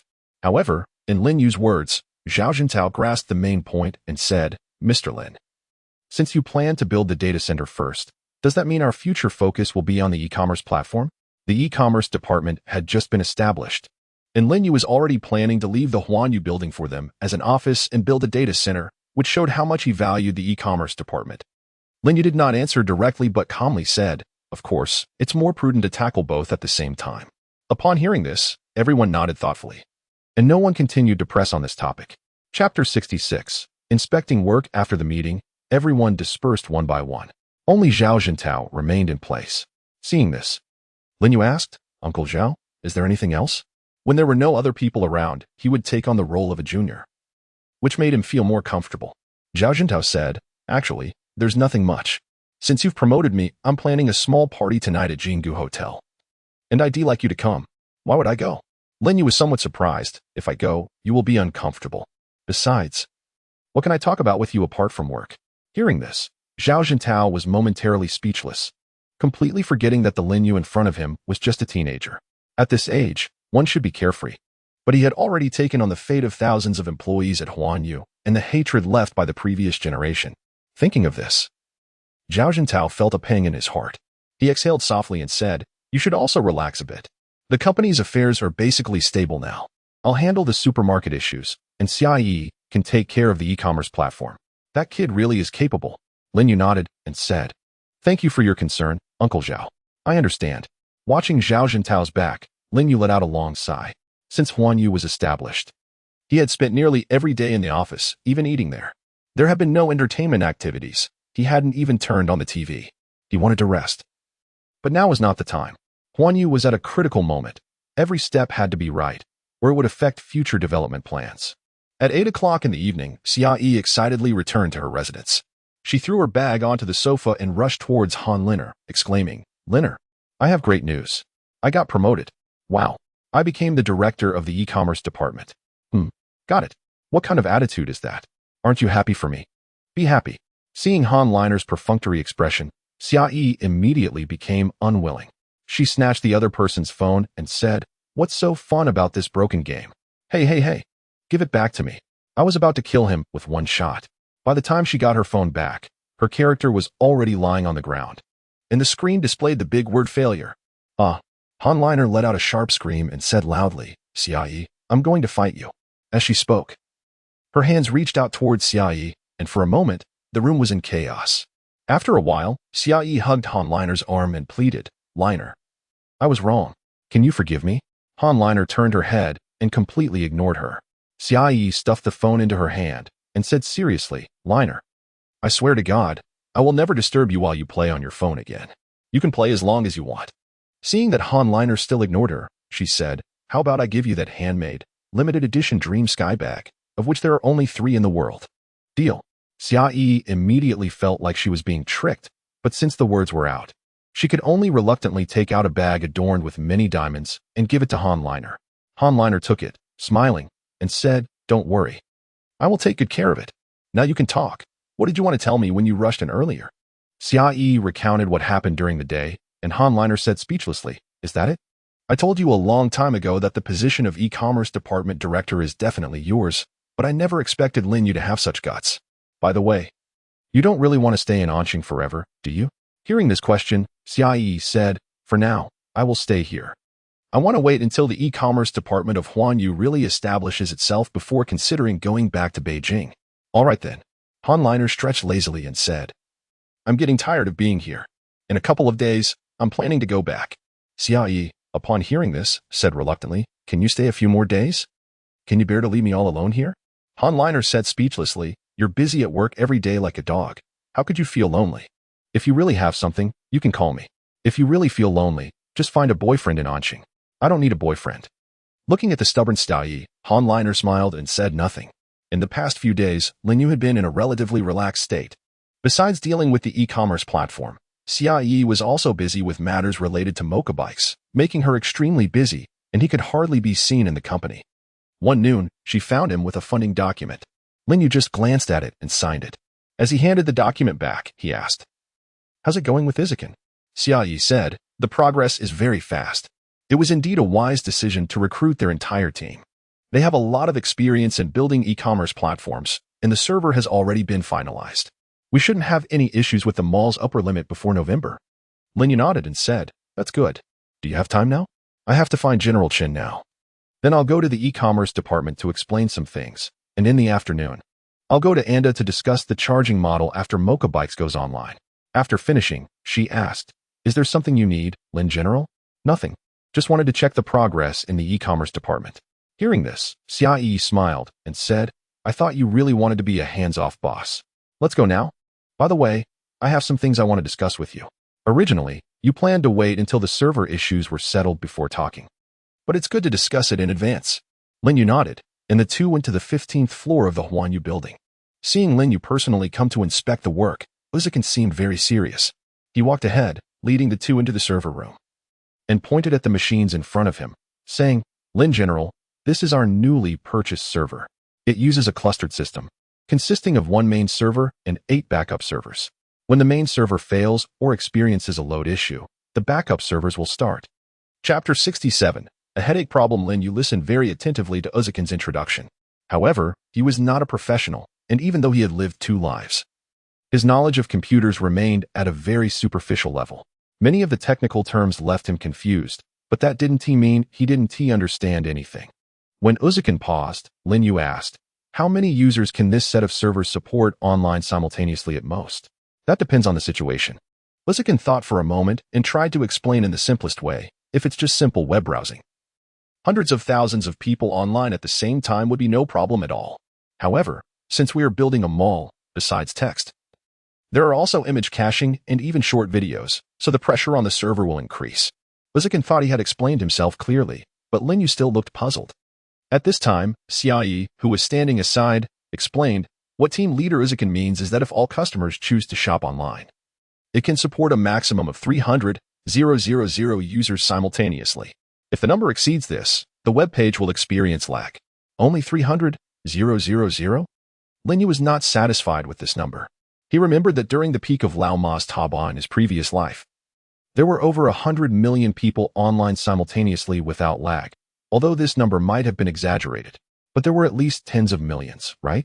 That was already a very exaggerated number. Huanyu had also spent a lot of money on the e-commerce platform, and he had even given the e-commerce department the greatest financial authority. How could Uzican only manage to support 300,000 users online at the same time? This was completely different from his expectations. Seeing Lin Yu's expression, Xia immediately understood his thoughts and said helplessly, "Do you think 300,000 is a small number? At this stage, let alone 300,000, we don't even have 30,000 users online at the same time, and we are talking about simultaneous users, not cumulative visits. I think you still don't understand the key point here. Based on our current server configuration, accumulating over 2 million visits per day won't affect the website at all. With 2 million customer visits, do you think we can achieve that now?"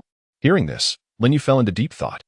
2 million daily visits was indeed a very big task, and he only planned to promote the mall within the southwest province at the beginning. If that was the case, having 300,000 simultaneous users would already be enough. He nodded lightly and said, "Then let's go with that for now.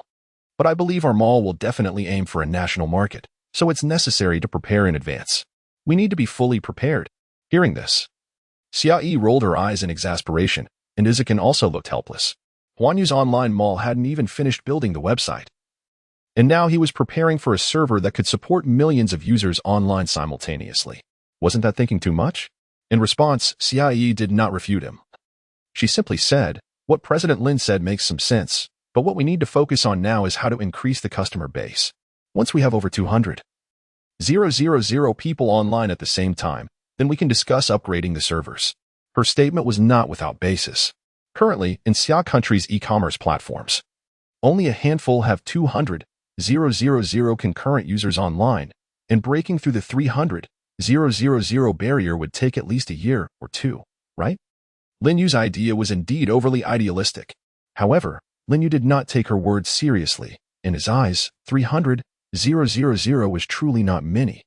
As long as Huanyu's online mall could establish a foothold in the southwest province and expand nationwide, he was confident that they could reach 300,000 concurrent users within a few months.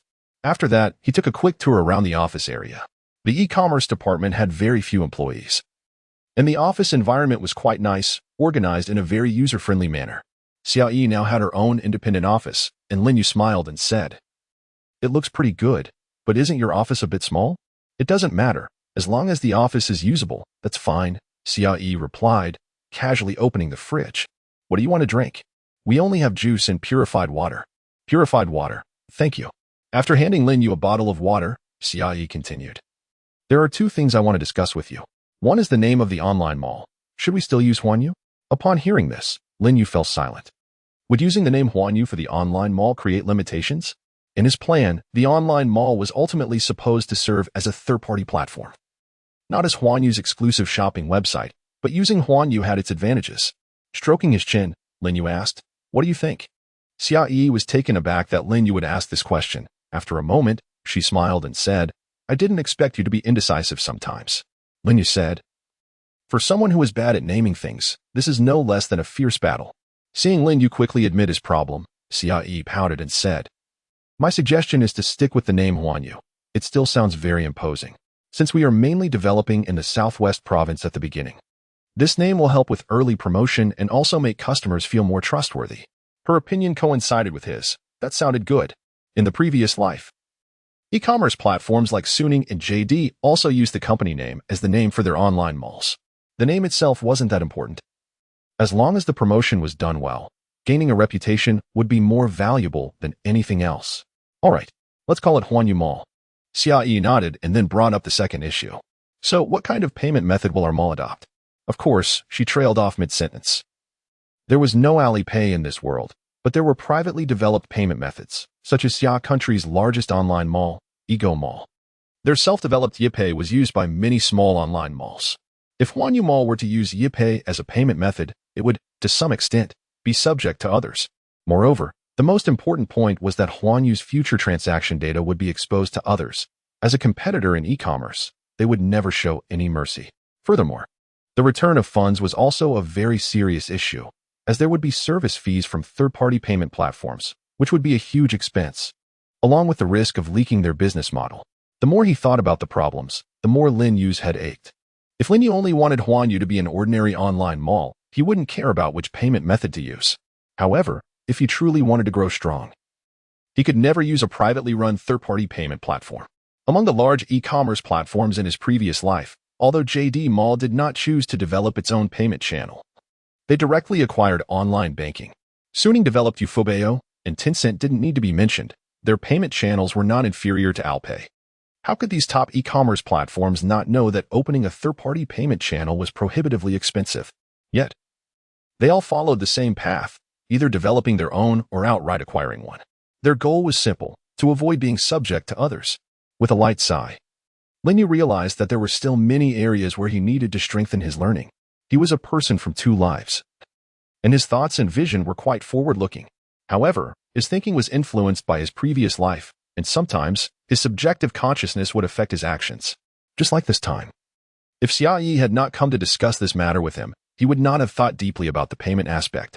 For the payment method, let's temporarily choose an official third-party payment platform. Of course, this is just a transitional phase. Once our platform grows larger, we will start developing our own payment platform. After hearing this response, Xia said, if that's the case, isn't our payment method too singular? It is indeed a bit singular. But we can choose cash on delivery as a payment method. Lin Yu stroked his chin and fell into thought. Currently, there aren't many online payment methods. Slowly, everyone will get used to it. As soon as he finished speaking, Xia said, cash on delivery is indeed a very good payment method. But there's a very troublesome point, the logistics issue. If you outsource to other logistics companies, the cycle for us to recover the money for sold goods will be quite long. Rather than that, it would be better to set up our own logistics company. Hearing this, Lin Yu began to feel a headache again. He was still thinking too idealistically. In his imagination, opening an online mall shouldn't be too complicated. As long as you were willing to spend money, with a flood of advertisements, you would attract a large number of customers. However, he had never thought that just because of the unavoidable and most common payment method issue in the mall, he would have to face the problem of developing a payment platform. Additionally, due to cash payments, he would need to establish his own logistics company. These difficult problems seemed to be interconnected. If one couldn't be solved, the others would also be affected. In fact, logistics could be completely outsourced to other companies.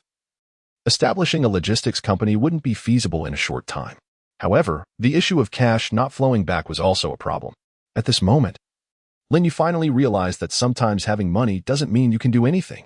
Seeing Lin Yu's troubled expression, Xia asked, if we want to establish our own payment platform, the additional expenses will be much higher, and building a logistics team will require a lot of funds. Why don't we choose an existing payment platform? Lin Yu shook his head and said, I absolutely will not consider existing third-party payment platforms. I never feel at ease using someone else's stuff. We'll take it slow, step by step. Upon hearing Lin Yu refute her suggestion, Xia not only did not insist, but instead, a glimmer of light appeared in her eyes. When she thought about this issue, she wanted to know Lin Yu's answer. Fortunately, Lin Yu did not disappoint her. From his response, Xia already knew his thoughts. If he only wanted to create an ordinary e-commerce platform, he wouldn't be worried about these issues at all. Therefore, Lin Yu's ambitions were indeed very large. From the very beginning, he aimed for the national market. At this moment, Lizikin, who had been following the two, was also experiencing a storm of thoughts. He was not an outsider. In some respects, he even understood more than Lin Yu. Therefore, he was very clear about what a third-party payment platform meant. However, after a brief shock, Lizikin felt more confusion and doubt. Could he really do it? Up until now, the Huanyu online mall had only taken on a simple form, and they were already thinking about something so far out of reach. To put it nicely, it was called being prepared for the rainy day. To put it harshly, it was called arrogance. Lin Yu's behavior now was like someone who loved to buy lottery tickets, already thinking about how to spend 5 million before the lottery results were even out. However, Lizikin also recalled that not long ago, Lin Yu was just a poor kid from a fallen family. In such a short time, he had tightly grasped the entire retail industry of Anqing. With a fortune of tens of billions, an investment of 30 million was made without even batting an eye. If Lin Yu was really determined to pull off something big, there might indeed be a glimmer of hope. After frowning and thinking for a while, Lin Yu finally spoke. Let me go back and think this over. Suddenly facing so many issues has really made my mind a bit chaotic. The most important work right now is still the online mall. You must seize the time. If there are difficulties, come to me immediately. Xia and Lizikin said in unison. Understood. We guarantee to complete the task within the specified time. Lin Yu let out a long breath and said, then let's leave it at that for today. I'll head back first. After saying that, he turned and left the e-commerce department. Back in the office, Lin Yu leaned back on the sofa and fell into deep thought. If he wanted to develop his own uniform platform and also build a logistics team, even with his current fortune of nearly 10 billion, it felt a bit daunting. It seemed that his headquarters construction plan would have to be postponed a bit. Huanyu now only had the supermarket operating normally, and the net profit from dozens of stores across the entire Southwest province was about 40 million per month, totaling 500 million a year. This was only under the condition that Huanyu had just established a foothold in several major cities in the Southwest province. If time went on a bit longer, the profits might increase a bit more. At that time, CIE firmly opposed developing in small cities, but in terms of short-term gains, the profitability of small cities even surpassed that of large cities. Now he just hoped that the motorbike could go online as soon as possible. Lin Yu had very high expectations for this project. According to his vision, the motorbike could bring substantial returns to Huanyu in a very short time. Chapter 69. The auction. In the following period, Lin Yu found himself relatively free. The establishment of the third-party payment platform and logistics team needed long-term planning, and the distribution center was progressing steadily under Lu Dongshan's management, while Huanyu's supermarket continued to expand. After being promoted to executive vice president, Zhao Jintao seemed even busier, managing various company affairs. He took charge of the situation at Huanyu's branches across the country, only coming to Lin Yu for major decisions. For half a month, Lin Yu felt like he had become a bystander. In mid-October, Zhao Jintao returned from Luoqing to Huanyu. Luoqing was a third-tier city in the Southwest province, located at the junction of the province. Although it was not large, it was a transportation hub, and its economy was developing rapidly. Huanyu planned to open a branch here, and Zhao Jintao personally went to inspect it. As soon as he returned, he sought out Lin Yu. President Lin, the situation in Luoqing seems rather grim. What do you mean? Zhao Jintao said. Luoqing is a relatively small city in the Southwest province, but its economy has developed quite rapidly in the past 2 years. A few years ago, 2 large supermarkets had already entered the market, and there are also several local supermarkets in Luoqing. The market is already saturated. Going in now would be like taking food from a tiger's mouth. This will be a tough battle. Even though Anqing was surrounded by competitors and the situation was even more severe than in Luoqing, Huanyu had invested 30 billion in order to cripple the major supermarkets in Anqing. Now, Lin Yu didn't have a second consumer cashback card to allow him to squander freely. The e-commerce platform was a bottomless pit. The third-party payment platform urgently needed development, and the logistics team had yet to be established. Not to mention his planned new Huanyu headquarters, so the situation that had occurred in Anqing could not possibly be repeated in Luoqing so soon. This was not beyond Lin Yu's expectations. After hearing Zhao Jintao's words, Lin Yu said solemnly, "It's okay. We at Huanyu have never been afraid of tough battles. We still have a chance now. If we delay any longer, there will be no chance left. Just go ahead and do it. I'm not afraid of tough battles. I just feel that the construction of the new store and the subsequent investment will require a significant amount of money. The cycle for Luoqing to truly become profitable is too long." Zhao Jintao sighed slightly. "Right now, we need to finish the online mall soon. And there are too many places that require funding. It feels a bit not worth it." Hearing this, Lin Yu smiled and said, "Even if Huanyu is poor, we still have this little money. How about this? I'll give you 60 million. Can Luoqing handle it?"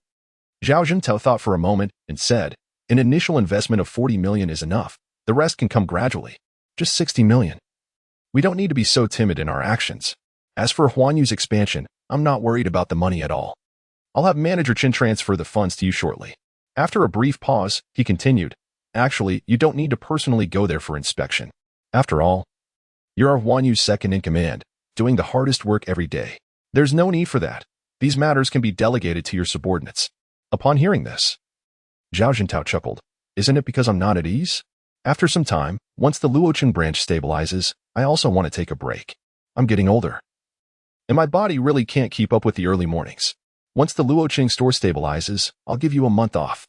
The company will cover your expenses for a nice trip," Lin Yu said. "That sounds great. I haven't been able to take my family on a trip for a long time." After discussing the important matters, Zhao Jintao prepared to leave. Suya knocked and walked in. After greeting Zhao Jintao, she turned to Lin Yu and said, "President Lin, the official side of Anqing has sent us an invitation." "An official invitation?" Lin Yu frowned. Why would the official send him an invitation? Was something about to happen? He had only interacted with Huanyu a little, and he had no other connections. Why were they suddenly looking for him? Seeing Lin Yu's confusion, Suya explained. The person delivering the invitation said that the official side of Anqing, along with the Southwest Provincial Radio and Television station, the Anqing Daily, and several large media outlets, has organized a charity auction, and they hope you can attend. President Lin. A charity auction? And it's organized by the official side? In Lin Yu's impression, the official rarely hosted this type of auction. Generally, it was organized by organizations like the Red Cross. Zhao Jintao said, this situation does occur. The charity institutions in Anqing are not large enough, and the charity institutions in our country are managed by official civil affairs agencies. The fact that the official side of Anqing is taking the lead indicates that it might be quite a significant event. He then asked, did they mention what the theme was? The official seldom takes the initiative to host charity auctions. Unless something significant has happened, they typically wouldn't step in. Suya nodded and said, it's because of the continuous heavy rain since autumn. Many places, including the northern province of Hebei, have experienced extremely severe flooding disasters, with hundreds of thousands of households submerged. That's why the government has organized this auction. Lin Yu is also aware of the recent continuous heavy rain, and Anqing has been affected as well. The incessant gloomy weather has left Lin Yu somewhat unsettled. Such natural disasters, which cannot be influenced by human effort, leave no other option but to provide rescue as best as possible. After a moment of silence, Lin Yu asked, are we going? The official invitation was sent directly to Huanyu, which made the intention very clear. They wanted you to contribute money. Deep down, Lin Yu was willing to contribute his share, but he had significant doubts about whether the money he donated would actually be used to help the flood victims. Throughout history, such layered exploitation has been common. If you really spend a lot of money at the charity auction, and it ended up not reaching the disaster victims, who would want to be taken advantage of like that? If this charity auction were not led by the government, Lin Yu would have rejected it without a second thought. However, since it was organized by a civil affairs agency, it was still up for discussion. Zhao Jintao seemed to sense Lin Yu's thoughts and confidently said, we should go. This time we absolutely cannot be absent. I understand your concerns. Don't worry. This event is led by the Civil Affairs Agency and is for the disaster situation in Hebei. There are definitely big shots paying attention, and even if some people want to have ulterior motives, the consequences would be too severe. Chapter 70. Do I have no rights? Hearing this, Lin Yu nodded. In recent years, the summer country has been tightening its grip on officials' integrity, and under such scrutiny, there shouldn't be many willing to take risks. Zhao Jintao continued. Think of it this way. This charity auction has big shots watching. If we don't step up now, it won't look good. We not only need to go but also need to make a strong appearance. Lin Yu nodded. He understood Zhao Jintao's meaning. The charity auction would not only have officials but also numerous media outlets covering it, making it a good opportunity for Huanyu to gain recognition.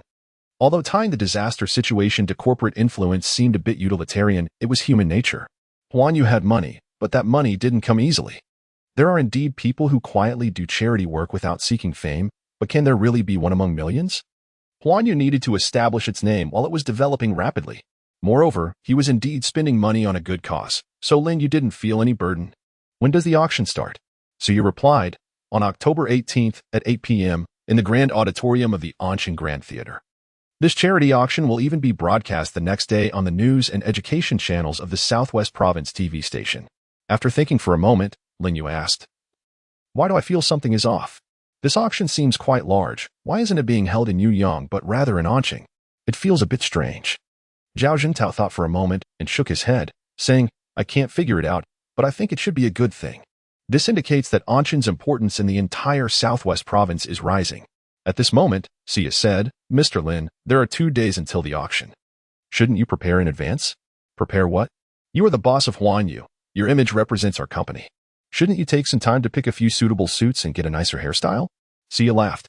Lin Yu was slightly taken aback.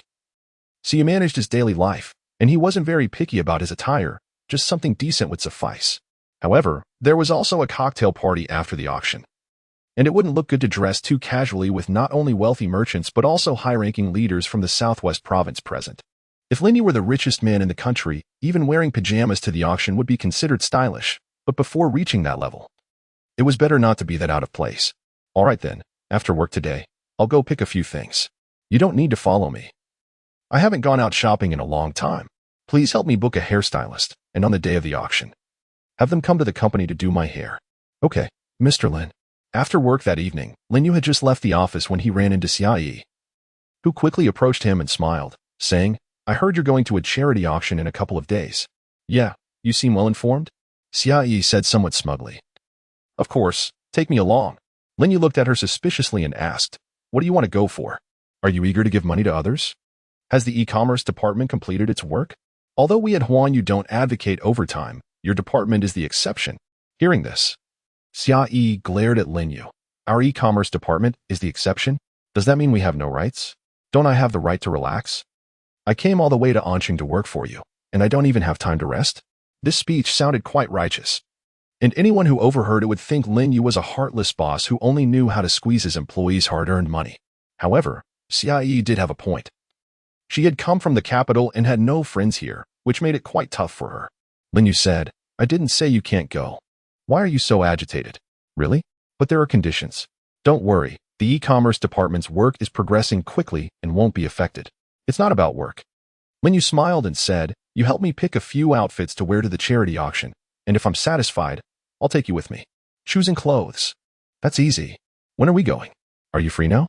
Seeing Xiao's excited expression, Lin Yu inexplicably felt a sense of foreboding. As it turned out, Lin Yu's intuition was correct. Near the Huanyu building was Anqing's famous shopping paradise, where almost all major branded clothing could be found. Once they entered, Xia was like a fish thrown into the sea. After an hour, Lin Yu hadn't bought a single piece of clothing, while she ended up with a pile of random items, some of which Lin Yu had never even seen before. The dignified boss of Huanyu, a billionaire, had been reduced to a lackey carrying things. Xiao's reasoning left Lin Yu speechless. It was after work hours, and they weren't in a superior-subordinate relationship. Wasn't it normal for a guy to help a girl carry things? Did Lin Yu lack even this bit of gentlemanly demeanor? Women truly are born shopping maniacs.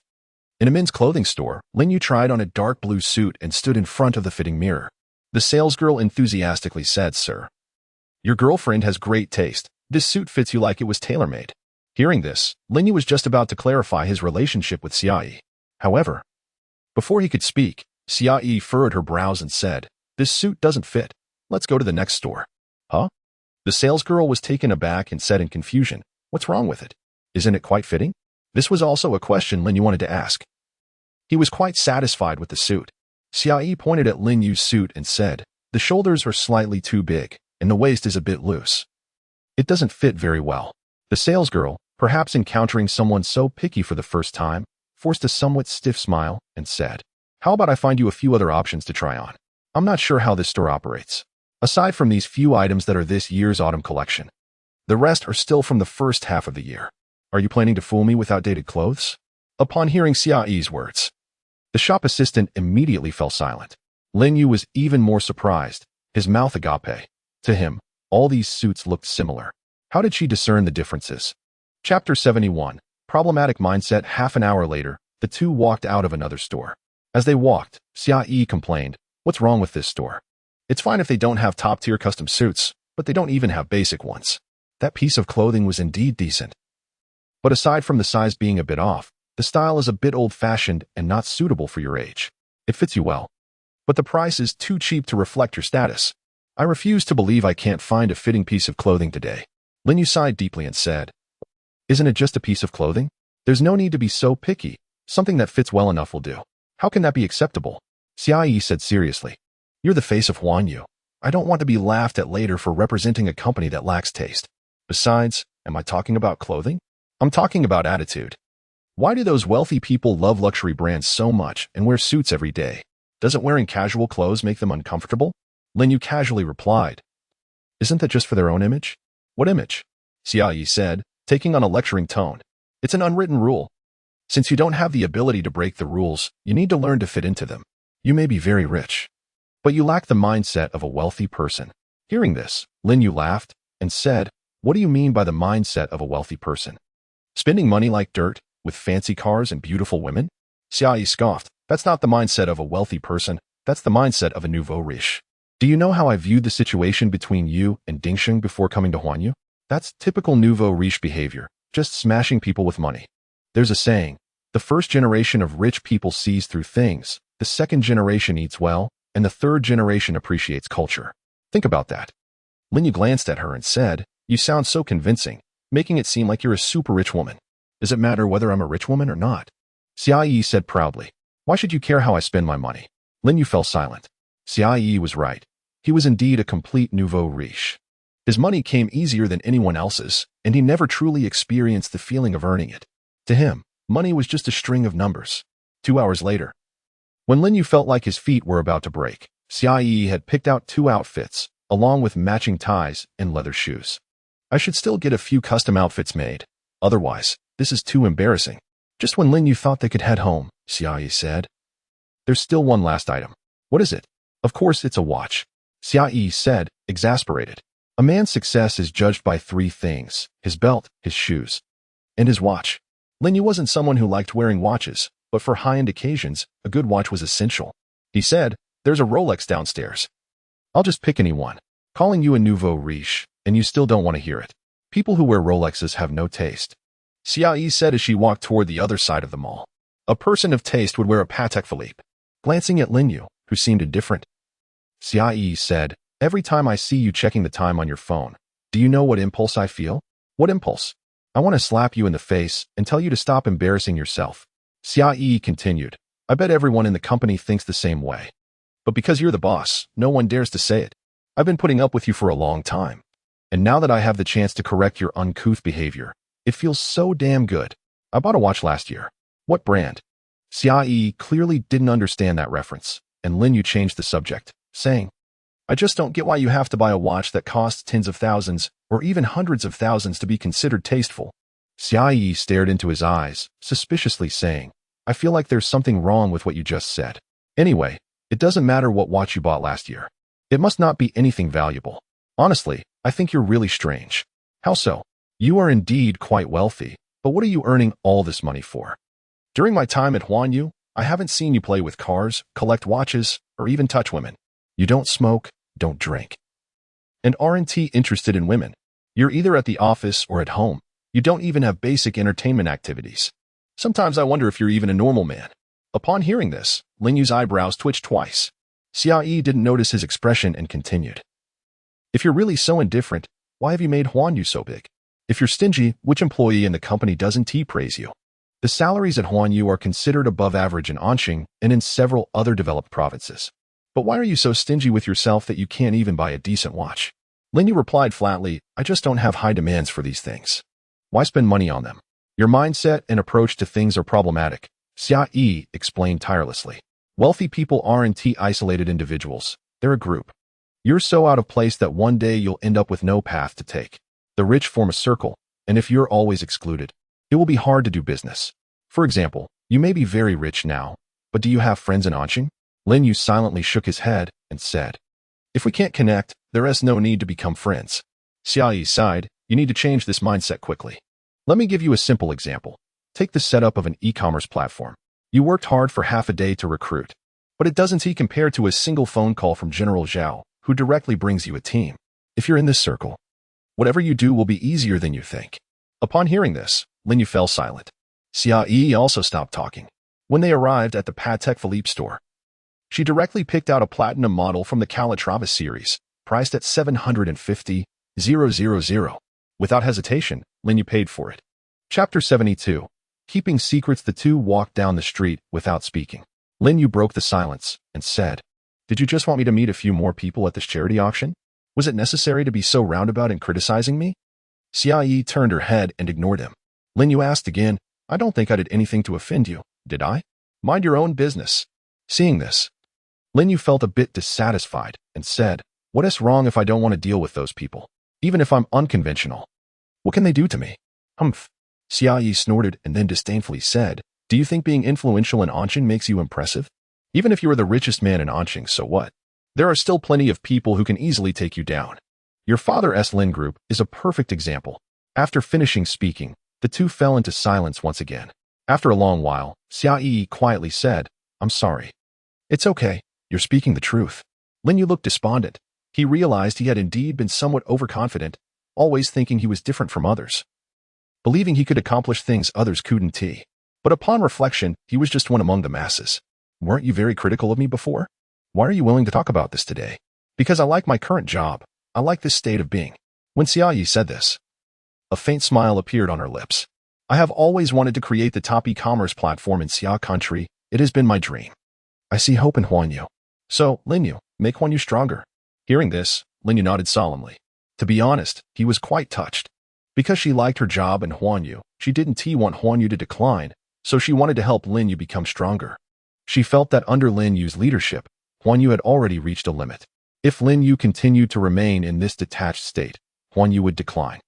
To make further breakthroughs, integrating into the circle was essential. However, Lin Yu felt a bit confused inside. Did success really require entering this circle? After thinking seriously, he realized that those big shots from his last life indeed seemed to have their own circles, such as the Huaxia Alumni Association, the Taishan Industrial Research Institute, the Huaxia Entrepreneurs Club, and the Jiangnan Club founded by Old Ma. There was even a legendary conference that even Old Ma had to work hard to get into.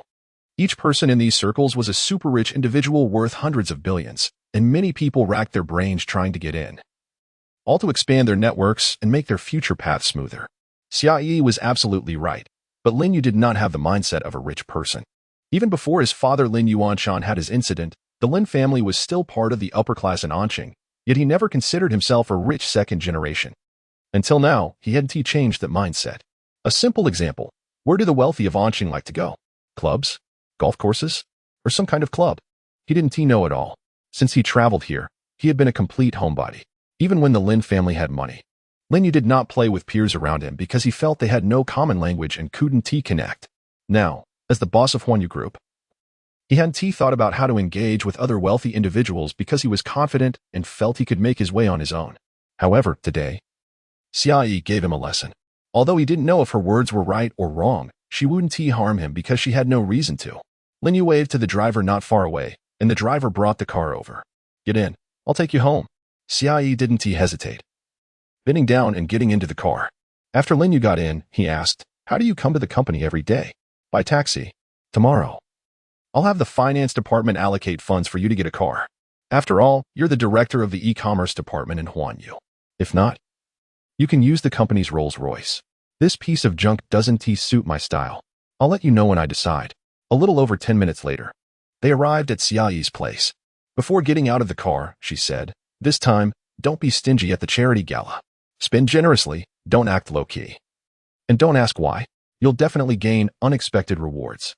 Lin Yu smiled and said, got it. Back in her room, Xiaoyi threw herself onto the bed. After a whole day of being busy, and after work having to accompany Lin Yu, the homebody, to shop, worrying about his future path, Xiaoyi suddenly realized how much she resembled the mother. If it weren't for the e-commerce department, I wouldn't bother with you. Now exhausted to the point that she didn't even want to move her fingers, Xiaoyi just wanted to sleep beautifully. Ding, ding, ding. At that moment, her phone rang. She picked it up and impatiently said, hello, what do you want? It's so late. On the other end of the line came her father Xia Zhangwo's surprised voice. How are you talking to your dad? You haven't even called me in so long. Do you think after going to Huanyu, you can spread your wings and I can't manage you? Xiaoyi weakly replied. There have been too many things in the e-commerce department recently. I just got home. Where would I have time to call you?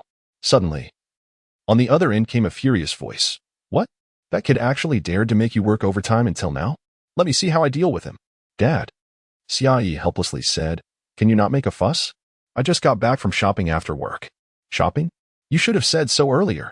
Xia Zhangwo laughed on the other end. Don't work so hard. If you get too tired, your mom will start nagging me again. How is everything going in the e-commerce department? Xiaoyi replied, pretty smoothly. Our Huanyu Mall is expected to launch at the end of October. Besides the e-commerce platform, I've done another big thing, and you'll definitely be surprised. What is it? I can't tell you that. It's a trade secret. But you'll know soon. All right. I want to say more. I'm going to rest now. Love you, Dad. Looking at the hung-up phone, Xia Zhangwo revealed a helpless smile. He murmured, she is actually keeping me in suspense? What haven't I seen? You think you can surprise me? Since you're so confident, I'll just wait and see. Chapter 73, The Circle, October 18th, 7 p.m. The Charity Night for Disaster Areas. Co-hosted by the Anqing Civil Affairs Bureau, Southwest Province Broadcasting and Television Station, Southwest Daily Mail, and Anqing Daily, was held at the Anqing Grand Theater. Outside the Anqing Grand Theater, a long red carpet stretched from the entrance to the main auditorium inside. At the entrance, various vehicles, both luxurious and understated. Parked beside the red carpet, as elegantly dressed upper-class individuals stepped onto the carpet. The auction had not officially started yet, so everyone was not in a hurry to go inside, and were chatting in a hall within the theater. These people gathered in groups, forming many small circles, chatting and laughing. Mr. He, long time no see. By the way, your company doesn't have a branch in Anqing. Why are you here today? Can I show some love for the people in disaster areas? Of course. I misspoke. After the auction, I'll treat you, Mr. He, to a drink as an apology. You're being too serious. I can drink, but let us skip the apology. I saw a lot of unfamiliar faces just now. Many of the companies represented are not local to Anqing. It feels a bit strange. You're still a landlord in Anqing, yet you don't know? These companies are here with ulterior motives. Don't you know there's a big event happening in Anqing soon? Are you talking about the Huanyu Group's new district project in cooperation with the Anqing government? Exactly. This is a big piece of fat meat. All real estate developers and building material suppliers in Southwest Province are keeping an eye on it. I thought so. That's why so many people are here today. Meanwhile, on the other side, several young men and women stood together, clearly a group of rich second-generation individuals. Jingjing, you're here too? The auction won't start for a while. Do you want to try out my newly bought sports car? Let us skip it for today. My old man is here too. If he doesn't see me, he'll start nagging again. We'll do it another day. Recently, a shooting club opened in Anqing, and I went to experience it. It felt really great. When is everyone free to go play together? A shooting club? Are there real guns and bullets? Of course. They are real guns. I heard it wasn't easy to set up. The owner put in a lot of effort to get it established. You have no idea how exciting it is to play there. How about tomorrow? I want to go try it out tomorrow. I want to go too. Just as everyone was happily chatting, a black Rolls-Royce smoothly parked by the red carpet. Anqing isn't without Rolls-Royces, but there are only a few. So this car immediately attracted everyone's attention. A Rolls-Royce? Which big shot from Anqing has arrived? I'm not sure. I know most of the Rolls-Royces in Anqing, but I really haven't seen this license plate before. This car is really nice. My company's annual net profit wouldn't even buy one of theirs. Mr. Nyo, that's a bit excessive. Your last business deal had a net profit of over 5 million, and now you're here pretending to be poor? That's not fair. Ha ha ha, Mr. Zhang. Your news is quite sharp. It's not easy to fool you. Although everyone was speculating about the owner's identity, they didn't act overly surprised. Everyone here is wealthy. If they wanted to buy one, they could just bite the bullet and do it. However, if your status and identity don't reach that level, if you buy a Rolls-Royce, people will just say you're trying to look rich. Nonetheless, everyone's attention was still quite high, as this was the first Rolls-Royce to appear at today's auction. And such top-tier luxury cars are not something just anyone can afford. The identity and status of the newcomer must be significant. Under everyone's gaze, Lin Yu stepped out of the car, and the originally lively atmosphere suddenly stagnated. It's Lin Yu from Huanyu, the one who came and took down Mingi and several other supermarkets? He is young, but his methods are ruthless. Haha, Mingi brought this on himself. He is a wide-eyed wolf. How many people in Anqing are willing to associate with him? If it were any other industry, he wouldn't dare to act like this. He would have been taken down long ago. That is not entirely fair. Huanyu's financial strength is still quite robust, and their expansion has been aggressive recently. In just over 2 months, they've opened branches all over the entire Southwest Province. Don't be fooled by Lin Yu's young age. His capabilities are outstanding. What capability does he have? Isn't it because his predecessors laid the foundation for him? Zhao Jintao and Chun Huaiji are both exceptional elites. That makes sense. Lin Yu didn't hear their discussions at all. Even if he did, he wouldn't care. After getting out of the car, he carefully looked around and found that there was no one he knew. The people standing in the hall, as Xiaoyi said, all had their own little circles. Young people have their own circles, and older individuals have theirs. Everyone gathered together, with more than 7 or 8 people in some groups, and at least 3 or 5 in others. There wasn't anyone like him who was alone. Lin Yu stood there for a moment without anyone coming up to greet him. However, there was a middle-aged man who arrived a little later. And as soon as he came up, someone greeted him, and he quickly blended into a circle and started chatting with people. Before long, several people burst into laughter. After standing for a while, a thought popped into Lin Yu's mind. This is what is called a circle. Previously, Xiaoyi said he was excluded from Anqing's circle, and now it seems she was absolutely right. He stood there for 5 minutes, and didn't even have one person come up to greet him. If Xiaoyi hadn't been standing in front of him, it would have been even more awkward. How are you feeling? Do you feel particularly uncomfortable all over? Hearing Xia Yi's words, a bitter smile appeared on Lin Yu's face. It really was like that. These people didn't come up to him. Partly because they had no connection with Lin Yu, and another important reason was that Lin Yu was too young. Many of them had children older than him. After a lifetime of hard work, he realized that he couldn't even compare to a teenager. This was really too painful. Of course, there was another very important reason. Ever since Lin Yu took down the entire retail industry in Anqing, rumors have spread that the owner of Huanyu is very arrogant and domineering. Such a personality is generally very unpopular in the business world. Chapter 74. Versatile and charming. At this moment, Zhao Jintao's car also arrived. He is quite a well-known figure in Anqing and had many interactions with these people during his time at the Lin Group. However, today, no one was willing to take the initiative to talk to him. Zhao Jintao, being an experienced person, naturally knew why, but he didn't mind. Seeing Lin Yu standing there all alone, he quickly walked over. Lin Yu took the lead and asked, "Have you finished handling the company matters?" "Yes. Everything that needed to be addressed has been taken care of. I told you long ago to let the people below handle it. While being hands-on is good, one person's energy is limited. I've been considering that." Then he continued, "Lin, shall we go in first?"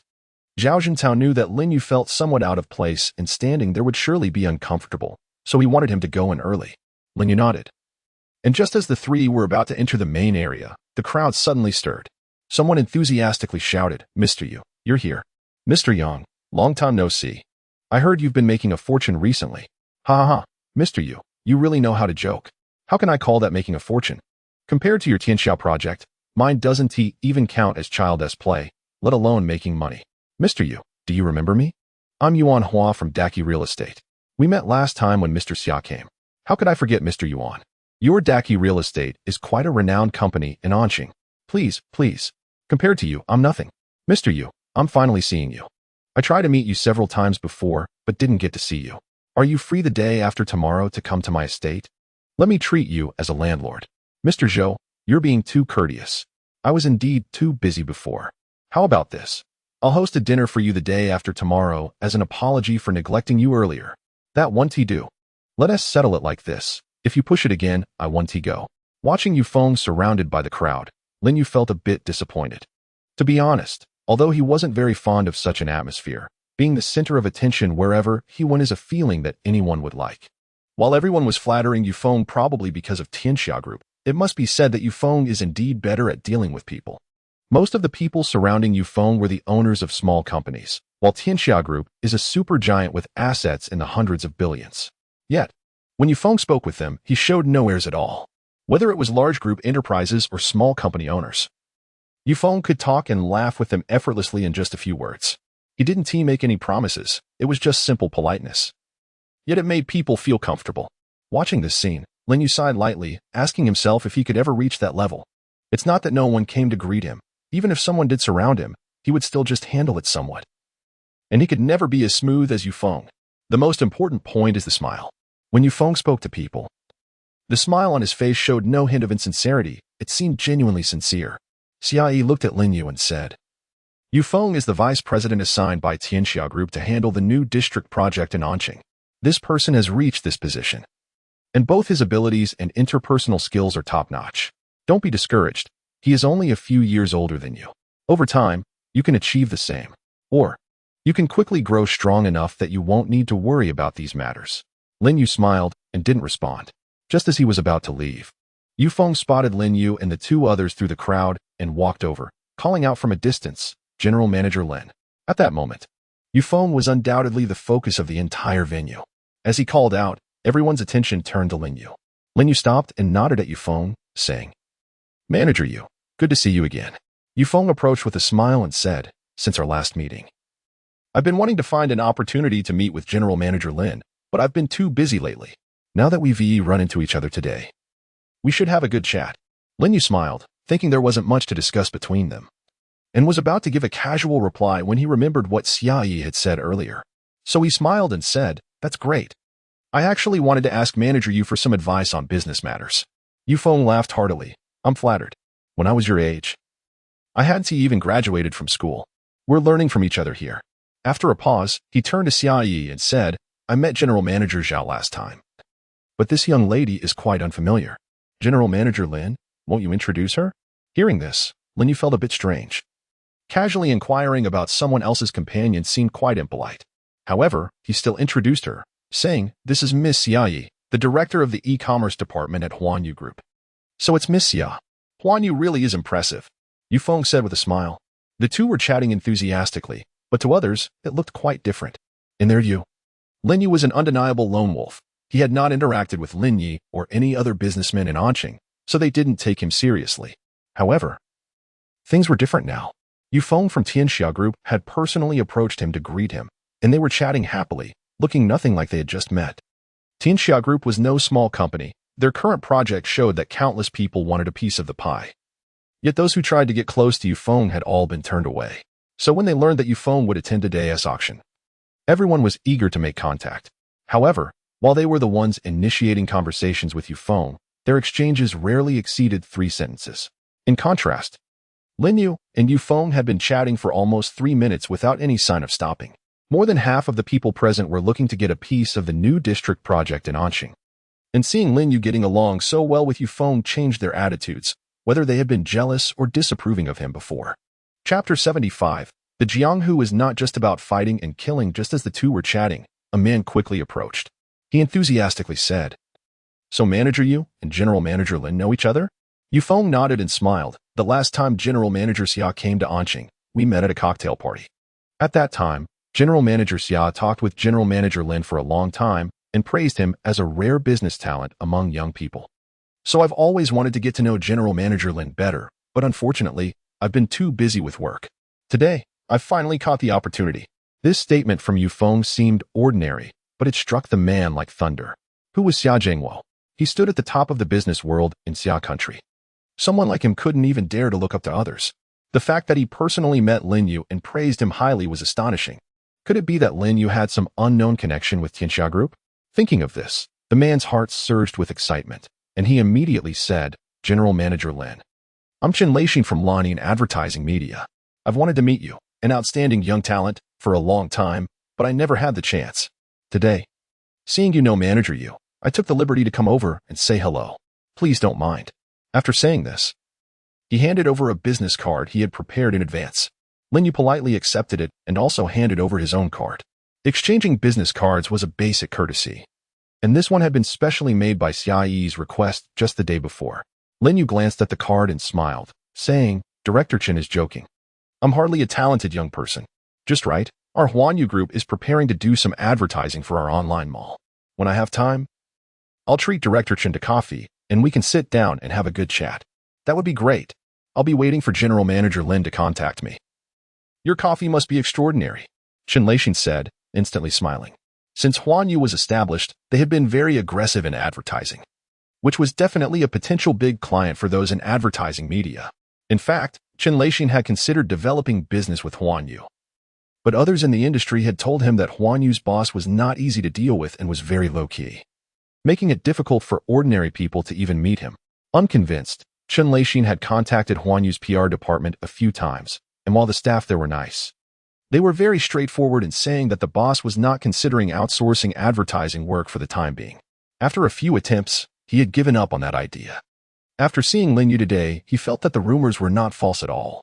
Lin Yu was indeed very young, and he exuded an air of being unapproachable.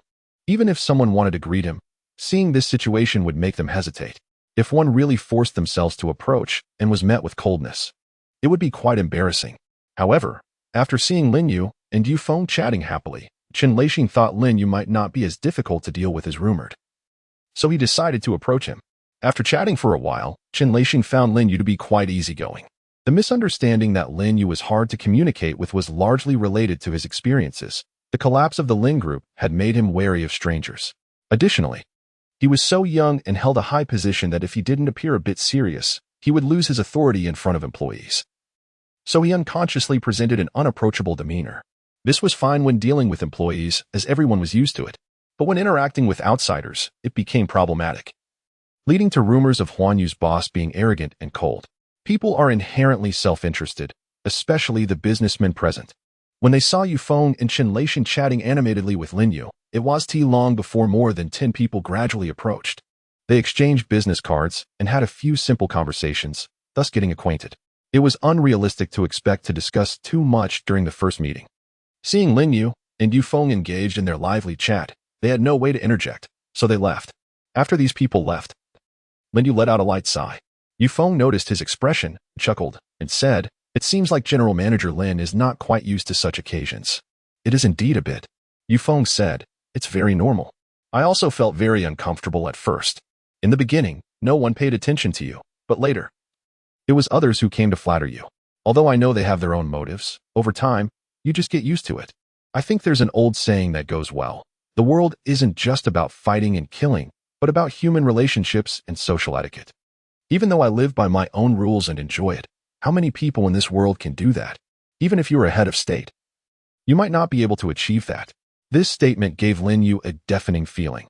Indeed, if even a head of state cannot do it, how could a small businessman like him manage it? After understanding this point, Lin Yu felt a lot better. He sincerely said, "I've learned a lot. Thank you." It's worth mentioning that today was only the second time Yufeng met Lin Yu. The last time, they didn't even exchange words. But today, he seemed quite familiar with Lin Yu. He is a shrewd businessman and wouldn't act this way for no reason. Therefore, Yufeng's behavior today was clearly to help Lin Yu establish his presence, allowing him to expand his connections here. Lin Yu naturally thought of this. But as for Yufeng's reasons for doing so, he couldn't guess at the moment. It might be due to the last meeting with Xia Zhengguo. Or perhaps he saw potential in Huanyu. Regardless of the reason, Lin Yu owed Yufeng a favor today. As for Lin Yu's gratitude, Yufeng was not surprised. If Lin Yu couldn't see through this, he wouldn't have any future interactions with him. He smiled and said, "What thanks? I'm very optimistic about your Huanyu, and I look forward to deeper cooperation between us." Lin Yu confidently replied, "Absolutely. Our Huanyu will definitely not stop at the Southwest province in the future." After saying this, the two exchanged a smile, which was sincere and devoid of the previous awkwardness. Chapter 76. Start Yufeng's appearance elevated Lin Yu's situation dramatically. Although he still couldn't fully integrate in a short time, others wouldn't exclude him as they did before. For Lin Yu, who was not familiar with social etiquette, this was a huge improvement. The auction was about to start, and Yufeng said, "Shall we go in together?" "Okay." Lin Yu walked in alongside Yufeng. As soon as they entered, two receptionists dressed in cheongsams approached them. However, someone was faster than them.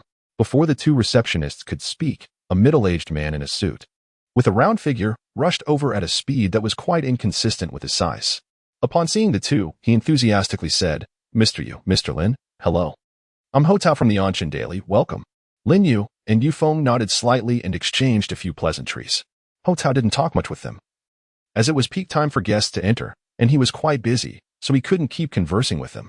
At this moment, a group of people arrived from behind, and Hotao immediately instructed the two receptionists, "You take Mr. Yu to table 4 and Mr. Lin to table 5.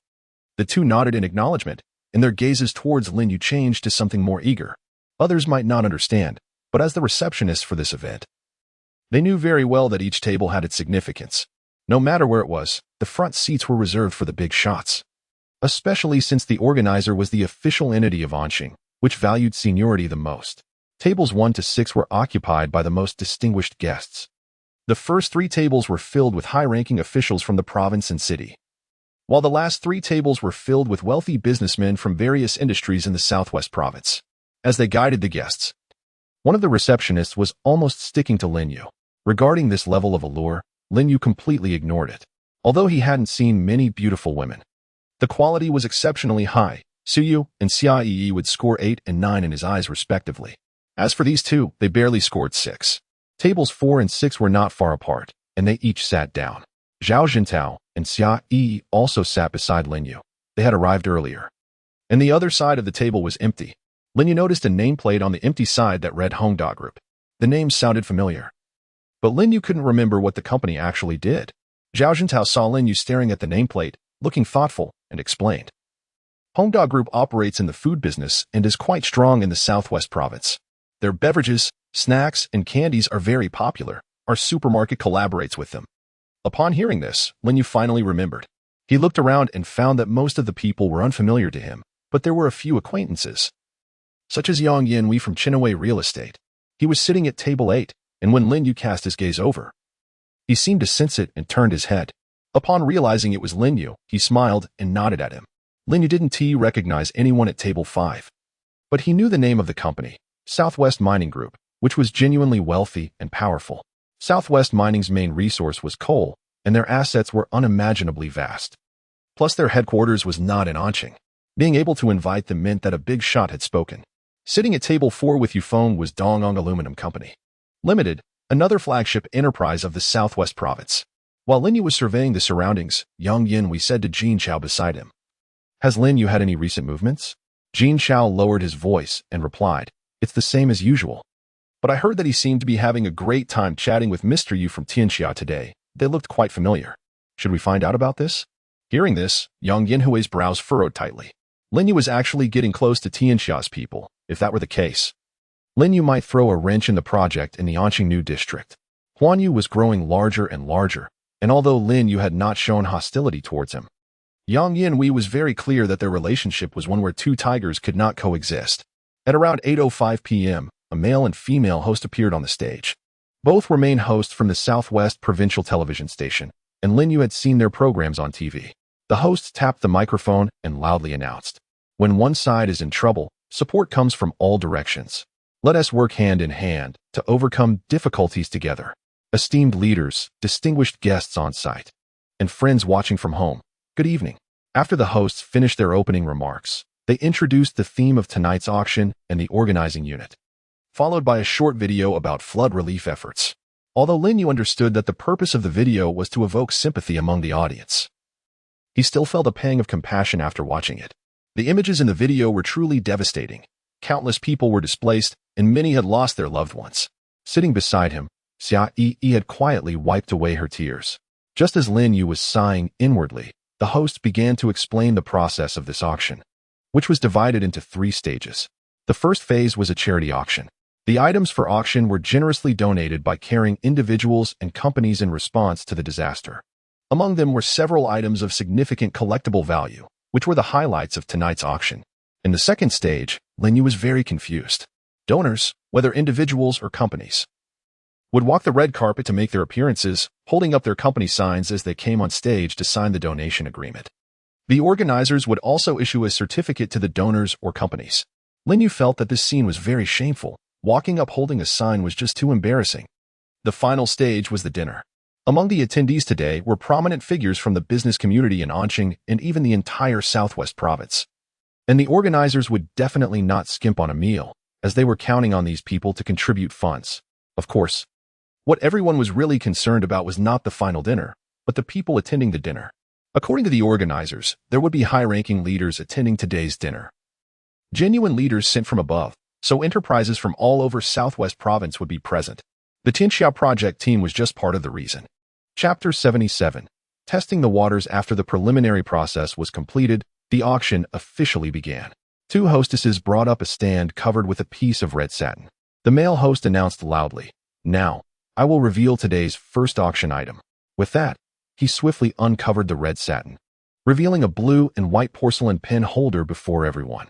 The first auction item was donated by Mr. Zhang Yuehai, a highly respected entrepreneur and collector from China, who hoped that his donated collection could contribute in some small way to the disaster relief efforts. This item was called the blue and white bat pattern pen holder. It was cylindrical in shape, with the mouth and base being of similar diameter and the bottom slightly recessed. The blue and white glaze had a grayish tint. The outer wall of the pen holder was painted with a peach tree, bearing 9 large longevity peaches on its branches, with mountains and rocks painted below, bamboo patterns. And near the bottom, patterns of river cliffs and sea waves, while 5 bats were depicted in the space above, with flowing clouds drifting in the sky. This auspicious pattern symbolizes longevity and good fortune.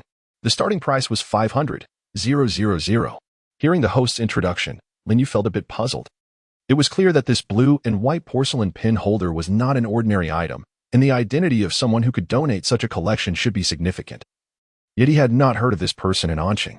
Zhao Jintao explained from the side, "This Zhang Yuehai is in the foreign trade business, and his company is based in Shanghai. He is originally from Anqing, and after making his fortune outside in earlier years, he settled in Shanghai. I heard he returned once recently and donated to a school in the mountainous area." Upon hearing this, Lin Yu nodded. He wasn't particularly interested in such porcelain and smiled at Zhao Jintao beside him, saying, "Mr. Zhao, are you interested in this? If you like it, I'll bid on it for you to take home as decoration." Zhao Jintao chuckled and replied, I'll pass on the porcelain. I prefer calligraphy and paintings. Lin Yu knew he was politely declining but didn't say anything further. He glanced at the number plate in his hand, number 9. Unsure if it was randomly assigned by the organizers or intentionally given. At this point, someone had already started bidding. Number 18, Mr. Guo from Highway Media bids 550,000. Is there anyone else willing to bid? All right. Number 32 has raised their paddle. Mr. Fong from Yuanshan Construction bids 600,000. Is there anyone willing to bid higher? Mr. Guo raised his bid again, 650,000. 650,000. Is there anyone else? Seeing the companies in the room continuously raise their paddles, Zhao Jintao said, Lin, are we really not going to bid? Not in a hurry. Xia also said, there's no need to rush. The main event is still to come.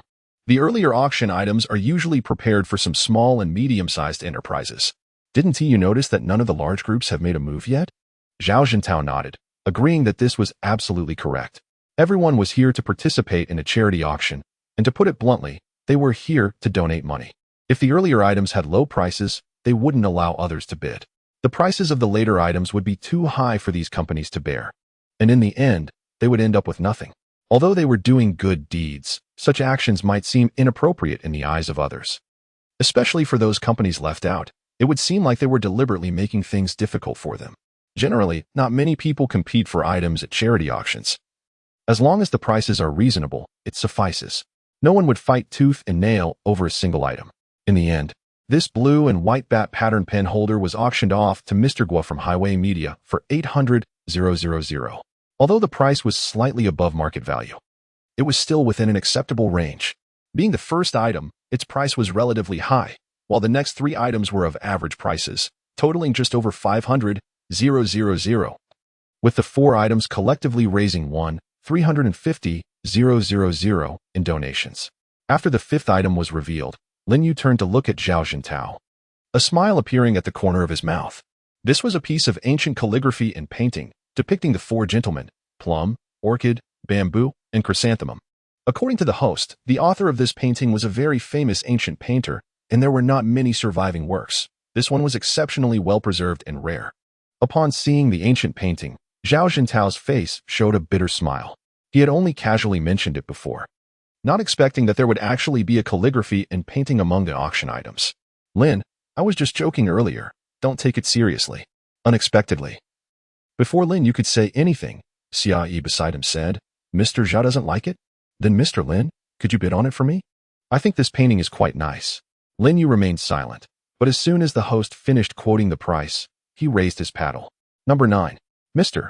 Lin from Huanyu Group bids 1,000,000. Is there a higher bid? Number 11. Mr. Hao from Hadong Agricultural Group bids 100,000. Is there a higher bid? Mr. Lin bid again, 150,000. 150,000. Is there a higher price? Number 16. Mr. Young from Chenaway Real Estate raised his paddle. Mr. Young bids 300,000. Seeing everyone continuously raising their paddles, the host's voice rose an octave, while Lin Yu turned to glance at Yang Yanhui beside him. What was he trying to do appearing now? Yang Yanhui didn't even look at Lin Yu, sitting calmly in his seat, watching the host on stage. Jin Xiao quietly said from the side, Boss, are we being rash? It's not wise to create conflict with Huanyu right now. It's fine. I've never been clear about Lin Yu's attitude towards me, so I'll take this opportunity at the auction to test the waters, Yang Yanhui said, gently sipping from his cup. Meanwhile, Lin Yu raised his paddle again, calmly stating, 100,000. The moment his words fell, Yang Yanhui raised his paddle, 500,000. Seeing this situation, everyone present was momentarily stunned. 100,000 was already the limit for this item. Bidding higher wouldn't make much sense. Although everyone was here to donate money, there was no need to deliberately inflate the price. The stance of these two was clearly a matter of pride. A CEO from Baoqing saw this scene and asked a nearby man, Mr. Zhang, you're from Anqing. Can you tell me what's going on with these two? The man named Mr. Zhang smiled and said, that's a long story. Mr. Lin from Huanyu previously overturned the largest retail enterprise in Anqing, the Dingsheng Group, whose CEO, Min He, is actually a subordinate of Mr. Yang from Chenwei. I heard that before the two sides clashed, Mr. Yang had tried to mediate. But the outcome wasn't ideal. Perhaps that's how this grudge was formed. The Baoqing CEO nodded, feeling enlightened. The others also seemed eager to watch the show. However, the host would care about all that. He was more than happy to have someone bid, excitedly shouting into the microphone, Mr. Yang from Chenwei bids 1,500,000. 1,500,000. Is there anyone else willing to bid? Chapter 78.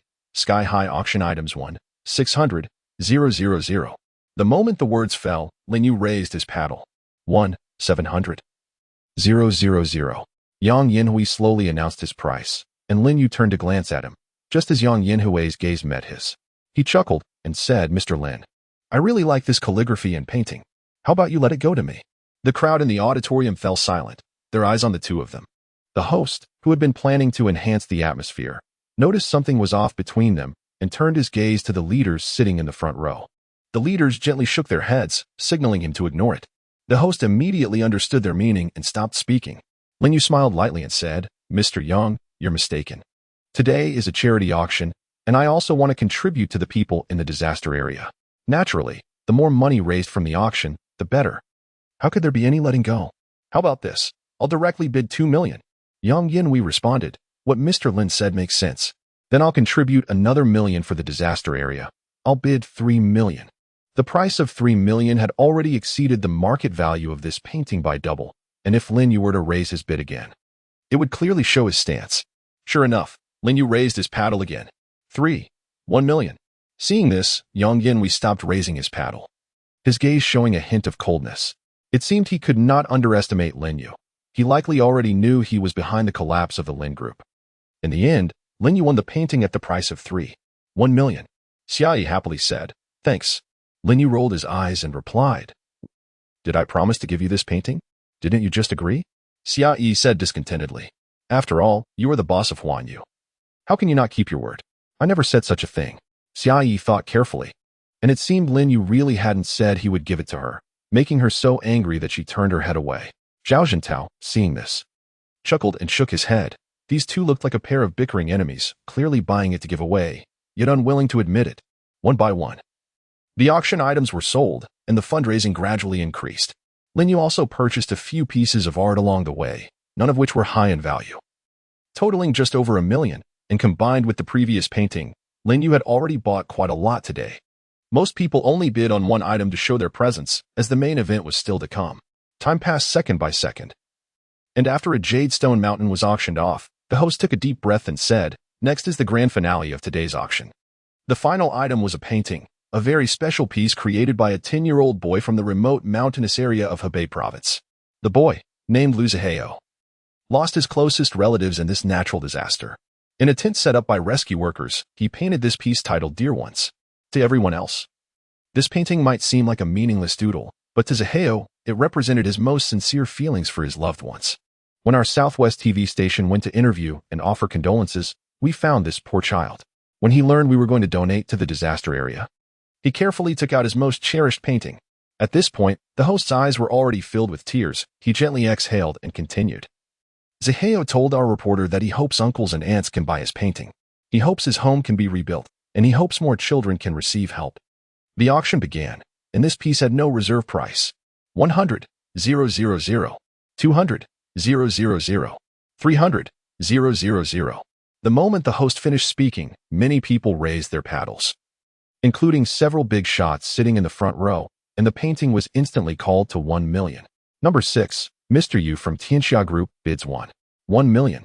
Number 4, Mr. Niu from Southwest Mining Group bids 5 million. Number 5, Mr. Zheng from Dongong Aluminum Group bids 6 million. The three companies that had not bid until now also started to participate. For these big players, the auction items were secondary. The price was unimportant. What mattered was the significance this item could bring them. No matter how good the item was, it was still just a dead object. They weren't short on money, so winning it didn't hold much meaning. However, this painting was completely different. In the eyes of ordinary people, it might be worthless, but for them, the benefits this painting could bring were immense. Such a piece being designated as the grand finale item was something ordinary people couldn't possibly secure. So the decision makers had to be big figures. Everyone knew that there were big shots attending this auction. Therefore, winning this painting was definitely a good move. Even if it ended up being the highest price of the night, no one would be surprised. After all, it was meant to impress the higher-ups. And it was also an excellent publicity strategy. The news of a 10-year-old disaster area boy's doodle selling for an astronomical price would definitely be widely promoted by the media. Originally, this auction would be broadcast on television.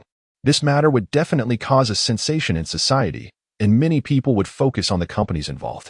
Even if it was just for publicity, it would be extremely worthwhile. At this moment, Lin Yu also began to feel excited, but before he could place a bid, Xiaoyi snatched the paddle and loudly announced, 8 million. Sitting in front, Yufeng glanced at Xiaoyi and raised his paddle, 3 million. Now only Tianxia Group and Huanyu Group were left in the bidding war, as Southwest Mining and Dongung Aluminum had sent representatives who couldn't make decisions. If the price was too high, they wouldn't be able to make a call. Another point was that both of these resource-linked companies were state-owned monopolies. It would be good to win it, but if they didn't, it was no big deal since other companies would donate later. So there was no need to spend excess money. 4 million. 6 million. 6 million. Oh my god. Mr. Lin from Huanyu raised the bid by 2 million in one go. This price had already broken the auction record for the night. A 10-year-old child's painting had actually sold for 6 million. This echoed the old saying, natural disasters are ruthless, but humanity is compassionate. Huanyu Group truly deserved to be the leader in the retail industry in our Southwest province, and Mr. Lin was indeed a role model for the younger generation. Chapter 79. Who will the flower fall to? Lin Yu gladly accepted the host's praise. Yufeng also sat there with a smile, waiting for the host to finish speaking. It was clear to everyone that this was merely a moment of commercial flattery, and there was no need for him to interrupt the host's words. After the host finished his praise, he casually said, 6 million. 6 million. What did I just hear? Mr. Yu from Tianxia bid again. Tianxia truly deserved to be one of the top 3 conglomerates in Xia country. Today, I finally witnessed what it means to take responsibility, the saying the greater the ability. The greater the responsibility was vividly embodied in Tianxia Group. I must say, the host's skill level is very high. His flattery made Lin Yu and Yufeng feel quite comfortable. The bidding war between the two continued for 5 or 6 minutes, and the price finally rose to 9 million. This price could truly be called astronomical. The high-value ancient painting Lin Yu had just bought was only 3 million. Not to mention it was created by a famous artist and was an antique. Yet now, a 10-year-old child's doodle had fetched a price of 9 million. The host's voice trembled a bit. Even the top auctioneers in the country couldn't achieve such prices, and he was just a TV program host. At this moment, the crowd looked on with interest. After tonight, Tianxia and Huanyu would inevitably become synonymous with charitable enterprises and conscientious businesses. The price of 9 million was already very high. Although Yufeng held significant power in Tianxia Group, this was close to his limit. Yufeng chuckled and said, Mr. Lin, we've reached this point. There's no point in continuing to compete. I'll bid 9 million, and if you go up by even a dime, I concede. Hearing this, Lin Yu immediately understood his intention. At this stage, it didn't matter whether he could acquire the artwork or not, whether it was for show or to promote his company. Both objectives were achieved. Yufeng's bid of 9 million was also clever. He wanted to bid 10 million. The difference between 1 million and 10 million was enormous. Once the price of this graffiti broke 10 million, it would likely be reported extensively not just by the media in Southwest Province, but possibly by the entire media in Xia country. The crowd understood Yufeng's intention, and complex expressions appeared on their faces. 10 million. Despite their flashy attire and luxury cars, 80 of them couldn't produce 10 million in cash. Of course, they were also curious whether Lin Yu would actually bid 10 million. The host was so excited that his legs were trembling. He swallowed hard, forced himself to calm down, and raised the microphone, saying, Next is the exciting moment. Will Mr. Lin raise his paddle? At that moment, a leader sitting in the audience suddenly stood up and said with a smile, Mr. Lin, this Mr. Yu is challenging you. You can't let him underestimate you. Does Huanyu care about a mere 100,000? Lin Yu was originally prepared to raise his paddle. 10 million might be a lot for others, but to Lin Yu, it was just a drop in the bucket. However, after hearing the leader's words, he understood some hidden meanings. After all, Tianxia was not a local enterprise in Southwest Province, although they had close cooperation with Anqing. If the top prize of this auction was taken by an out-of-province company, it might make the leaders of Southwest Province lose face, despite the auction being a success. Thinking of this, a faint smile appeared on Lin Yu's face. He didn't raise his paddle but said with a smile, since everyone is looking forward to it. Huanyu will bid 10 million to acquire this painting. Thank you, Mr. Yu, for your concession. Hearing this, Yufeng laughed heartily. Not at all. I truly couldn't hold on any longer. Mr. Lin is indeed more skilled. Seeing that Yufeng no longer made any bids, the scene erupted into warm applause. The host shouted hoarsely, 10 million. Mr. Lin from Huanyu has bid 10 million to acquire this piece. Let's thank Mr. Lin. Thank you, Huanyu. At this moment, Huanyu has shown us what social responsibility and the responsibilities of a conscientious company look like. I've decided that from now on, I will encourage all my relatives and friends to shop at Huanyu. Mr. Lin, you must give me a super discount card. Lin Yu laughed. Discounts are impossible. Huanyu will never give teacher Zhao a discount. Having a celebrity like you shop here is like endorsing Huanyu. How could I take your money? The host was not an unknown figure. Otherwise, he wouldn't be hosting such a grand auction. Saying he was a second-tier star wouldn't be an exaggeration. He was working hard tonight to promote Huanyu, and Lin Yu felt it was appropriate to engage with him. Hearing Lin Yu's words, the host burst into laughter. It's a pity that Mr. Lin isn't hosting.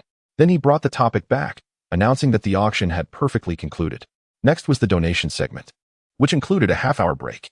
Lin Yu was already feeling a bit restless. As soon as the host's words fell, he stood up and headed toward the restroom backstage, with Zhao Jintao following him. At this moment, Yufeng approached and said to Xia Yi, Miss, I did pretty well today, didn't I? Who told you to act on your own? Xia Yi huffed, looking proud. I have the ability to help Lin Yu grow Huanyu. You and my dad are just adding unnecessary complications. A wry smile appeared on Yufeng's face as he said, It's not that we acted on our own. Qianxiao really does owe Lin Yu a favor. Isn't this just a good opportunity to repay it? He then recounted the last meeting between Xia Zhangwo and Lin Yu. In fact, he hadn't yet figured out how to repay this favor. Today, he just happened to witness such a scene. It was a simple act for him. But for Lin Yu, it was like sending charcoal in the snow. Why not take advantage of such a good opportunity? Xia Yi pouted, since it's done. Let's not reveal my identity for now. Understood. At this moment, Yufeng saw Lin Yu and Zhao Jintao returning from a distance. He stood up and pretended to just come over. Once Lin Yu walked in, he said, Mr. Lin, Huanyu truly stole the show at today's auction. Lin Yu replied with annoyance, Mr. Yu, that's not fair. Didn't Tianxia also steal the show? To be honest, we at Huanyu are really wronged. After all, we spent 10 million, while Mr. Yu got away with nothing. How about this? We'll each pay half of that 10 million. Mr. Lin is truly joking. Yufeng burst out laughing. This is your goodwill. How could I take advantage of it? Chapter 80.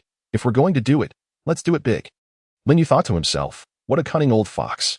After a moment, Yufeng quietly asked, Mr. Lin, how does Huanyu plan to approach the donation later? Commercial secret. Yufeng chuckled, all right. You don't say, and I won't ask. But you should be cautious. Don't let it get too big, or it'll put others in a difficult position. Lin Yu replied, you don't need to worry about that, Mr. Yu. It seems you plan to make a big move tonight. Hearing this, Yufeng raised an eyebrow and then chuckled, but this is also a good thing for Huanyu, so I won't say more. After a pause, he added, I heard your online mall is doing quite well. Do you need investment? Qianxiao would like to get involved. Before Lin Yu could respond, Xia Yi interjected, sorry, Mr. Yu. We at Huanyu don't want to collaborate with outsiders for now. What are you interrupting for when I'm talking to Mr. Yu? Lin Yu glared at Xia Yi. Before Xia Yi could react, Lin Yu turned to Yufeng and said, sorry, Mr. Yu, we at Huanyu don't want to collaborate with outsiders for now. Yufeng looked at the two with a mix of amusement and contemplation. The dynamic between them seemed a bit strange. After exchanging a few pleasantries, Yufeng returned to his table, and the donation segment was about to start. Before long, the host announced with the microphone, Zhou Qinghe, personal donation of 250,000. Chen Min, personal donation of 300,000. Ho Jun, personal donation of 250,000. Representing Yongchang Technology, donates 400,000. Lannian Advertising Media donates 1 million. Yuta Fertilizer Company Limited donates 1 million. Tianhe Network donates 2 million. Chenhui Group donates 3 million. Southwest Mining Group donates 15 million. Dongyang Aluminum Company Limited donates 15 million. Tianxia Group Onqing Branch donates 15 million. A series of names were read out, and no one heard the name of Huanyu. Everyone's hearts were filled with anticipation about how much Huanyu would donate to the European stock market. At this moment, the host paused for a moment before continuing to read. Huanyu Group. Suddenly, all eyes were focused on Lin Yu. Huanyu Group, Mr. Lin personally donated 10 million. The company donated another 10 million, and additionally, Huanyu Supermarket will prepare 10 million worth of supplies to send to the disaster area. Let's give the warmest applause to thank Mr. Lin for his kindness. Clap, clap. The auditorium immediately erupted with thunderous applause. Everyone's expressions revealed shock. No matter how much they had looked down on Lin Yu or how dissatisfied they were with him before, at this moment, they all admired him greatly. A total donation of 20 million and 10 million worth of supplies, plus the 13 million spent during the auction earlier, amounts to a whopping 43 million. Is Southwest Mining rich? Is Huanyu Group rich? Of course, but they only donated 15 million. Yet this newly established company, Huanyu, has donated more than the combined total of the three of them. Everyone was puzzled. If Lin Yu wanted to show off and promote his company, that was fine. 10 million is definitely enough. With the previous auction, they already had over 20 million, which was enough to overshadow the others. Now, with an additional 20 million in cash and supplies, did they have a money printing factory at home, with money that they couldn't spend? Yufeng looked at Lin Yu in astonishment. His previous reminder was just to let him donate 1 million or so. After all, he had already spent so much. He thought maybe 10 million would be the limit. He never expected Lin Yu to throw out 30 million at once. This is charity, not business. There's no concept of getting a return. Now, it's not that you can't take out the money all at once. You will have to pay it out later. If Lin Yu tries to default, then Yufeng could only say that not even the king himself could save him. In the auditorium, people were discussing among themselves. Some said Lin Yu was just putting on a show for attention, while others said he was foolishly wasting tens of millions. However, more people felt a hint of respect for him, thinking he had guts and was generous. Regardless of whether he was showing off or being kind, at least he dared to take out this money. Such a person is definitely a great partner for cooperation. At this moment, Xiaoyi said angrily, "Why didn't you discuss with me before donating so much? Being generous isn't done this way. Wouldn't it be better to spend this money on the e-commerce platform? It's about to launch. What about the promotions? What about the third-party payment platform? What about our team of 5 or 6? Didn't you say you wanted me to spend more money?" Lin Yu casually waved his hand, instantly leaving Xiaoyi speechless. "I did want you to spend more money." But during the previous auction, Lin Yu impatiently waved his hand and said, "Since we came here with the intention of spending money, then let's just spend a little more. What's the point of being stingy and donating 1 or 2 million? Besides, we're doing good deeds. Good people get good rewards, don't you understand?" Xiaoyi couldn't argue with Lin Yu and turned to look away. Meanwhile, the organizers backstage were overjoyed, as tonight's auction could be described as explosive. 101 million. When a leader from the Civil Affairs Bureau heard this figure, he immediately laughed out loud. This auction was originally planned to raise 60 million, which would have already been considered a success. A few years ago, a charity auction held in Yunyang only raised over 40 million. Today's situation was simply beyond the organizers' expectations. Although it does relate to the economic development of the past few years, the emergence of Huanyu was indeed a pleasant surprise, and the contributions from Huanyu Group, Southwest Mining Group, and Dongyang Aluminum Company Limited were also significant. The combined donations from the 4 companies reached 90 million. Breaking the 100 million mark for donations was a tremendous achievement for the organizers. The second-in-command from the Civil Affairs Bureau directly stepped down from the stage, thanking each table in turn. When he reached Lin Yu's table, he was even more excited and said, "Thank you, Mr. Lin, for your support of our Civil Affairs Bureau. And thank you to Huanyu for its support to the disaster-stricken people. I believe that both the officials of Anqing and the disaster victims of Hebei will forever remember the name Huanyu." Lin Yu quickly shook the leader's hand, politely saying, "You flatter me, leader. This is what Huanyu should do. As the saying goes, what is taken from the people should be used for the people. We must never forget our roots in business. Besides, I am also a resident of Xia country. When our fellow countrymen are in trouble, how can we stand by and do nothing? Good, good, good." Hearing this, the leader beamed with joy, shaking Lin Yu's hand vigorously. Chapter 81. You didn't waste your money in vain. The banquet segment had no new ideas. Only after the big leaders arrived did the atmosphere heat up. This time, the top leader from Southwest Province attended the banquet, and Lin Yu felt a bit disappointed that the rumored high-ranking officials did not show up. However, he thought about it and felt it was quite normal. After all, it was just a small charity auction, and it was unlikely that high-ranking officials would personally attend. Having the top leader from the province show up was already a significant gesture. Did they really think these people had nothing better to do? Upon hearing the results of the day, The top leader was very pleased and expressed gratitude on behalf of the disaster-stricken people to the donating companies and individuals. When he heard that Huanyu had raised over 40 million in total, he personally approached Lin Yu to shake his hand. Although they exchanged pleasantries, for Lin Yu and Huanyu's names to catch the attention of such a high-ranking official was already quite remarkable. Among the accompanying officials, Lin Yu also saw the mayor of Anqing, Zhou Yunbin. He took the opportunity to approach Lin Yu and said, "Don't rush to leave after the banquet." Although Lin Yu didn't understand Zhou Yunbin's meaning, he still waited for him after the banquet. Shortly after, Zhou Yunbin's secretary approached Lin Yu. "Mr. Lin, the leader wants to speak with you upstairs." "Okay." Lin Yu nodded in agreement and said to Xia Yi and Zhao Zhentao beside him, "You take Zhao's car back first. I have something to take care of." Xia Yi, however, was somewhat reluctant and said, "Can I go with you?" Lin Yu glanced at the secretary, who said nothing, and nodded, saying, "Then let's go." The two followed the secretary to a small reception room upstairs. As soon as Lin Yu entered, Zhou Yunbin smiled and said, Come, sit down. Today, you really stole the spotlight. Before I even arrived, I had already heard that Mr. Lin from Huanyu spent lavishly at today's charity auction, making quite an impression." Lin Yu and the others sat down as instructed, saying, "Mayor Zhou, you flatter me. I'm just doing my small part. It's nothing to boast about." Zhou Yunbin shook his head and laughed, saying, "Let's not talk about those empty words here. Your donation this time was absolutely brilliant. Originally, the top leader of the province wouldn't pay attention to such charity auctions, but since the Anqing and Tianxia new district projects are about to start, the top leader came to inspect and just happened to encounter the auction. Upon hearing that this auction raised over 100 million in funds, he immediately became interested. Just now, while chatting, he even specifically inquired about your situation. You are now someone who has caught the eye of the top leader." Hearing this, Xia Yi muttered softly, "What use is it to catch their eye? It won't put food on the table." Although the voice was low, Zhou Yun heard it clearly.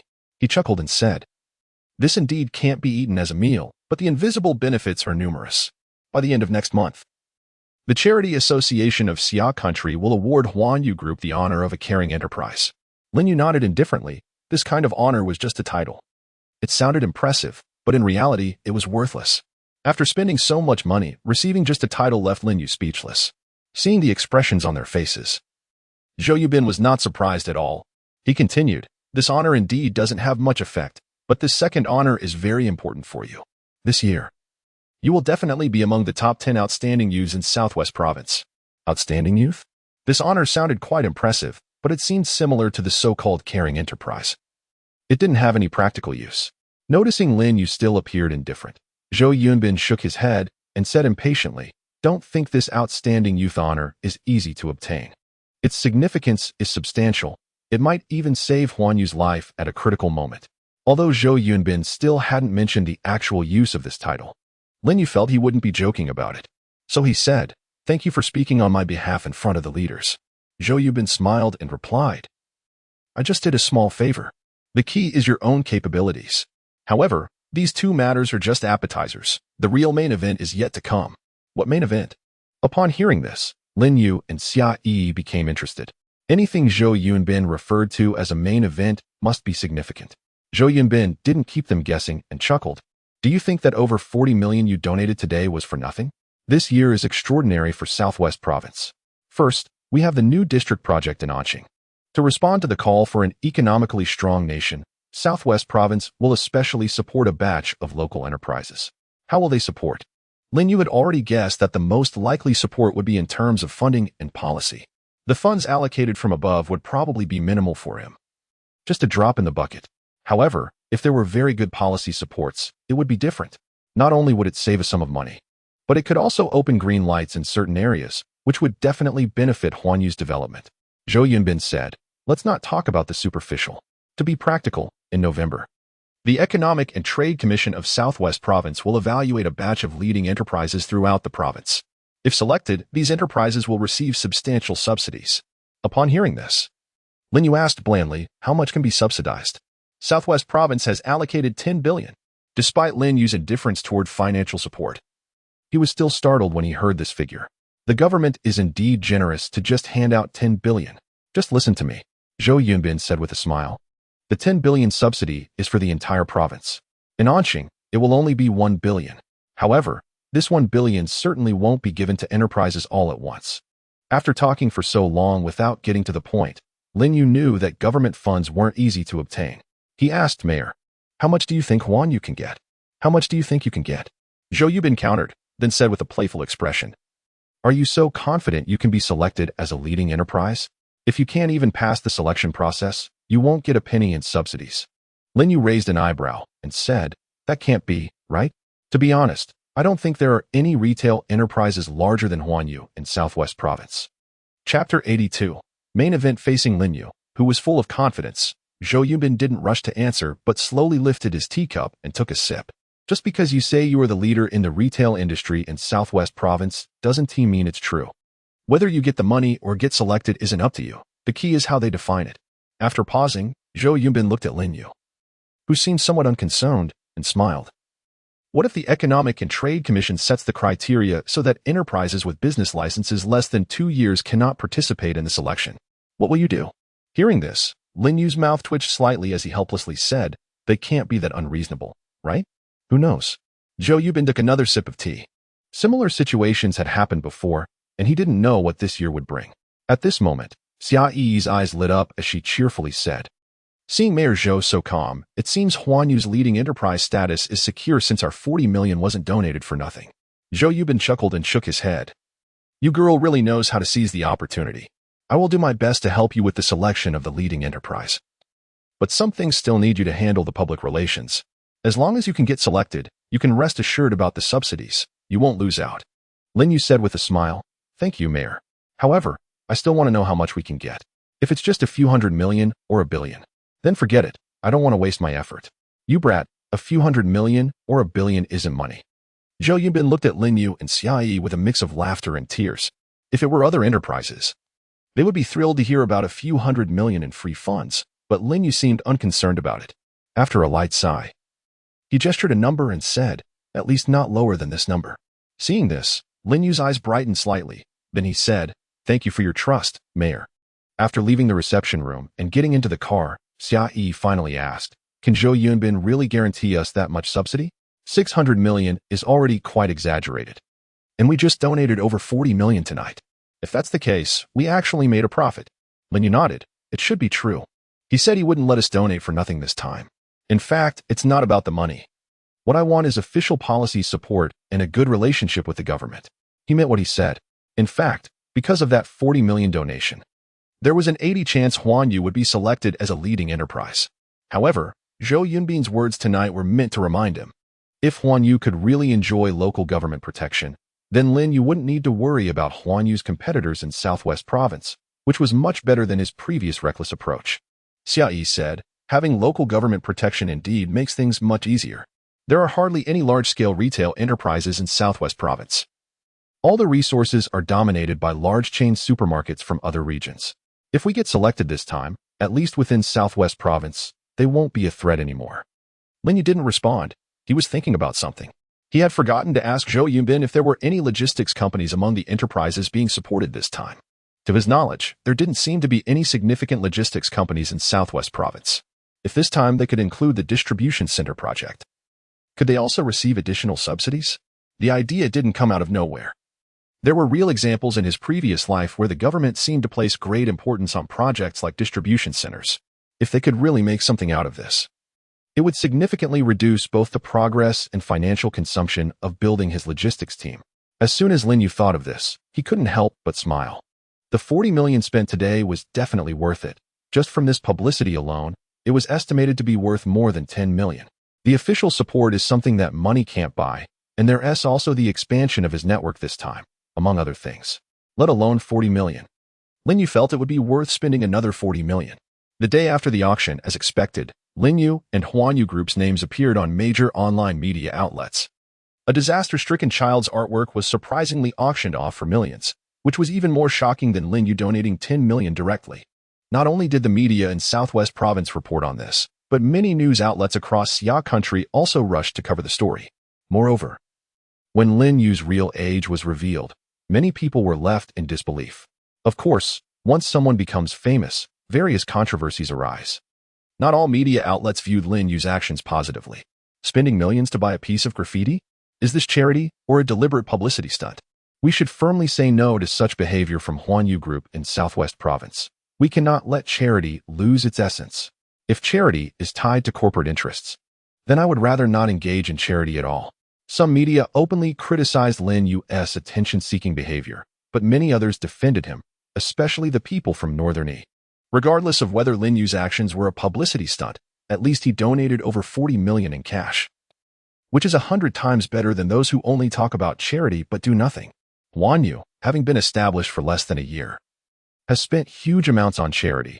Regardless of how it's perceived, we, the people of Northern E, are grateful for the help from Huanyu and Lin Yu.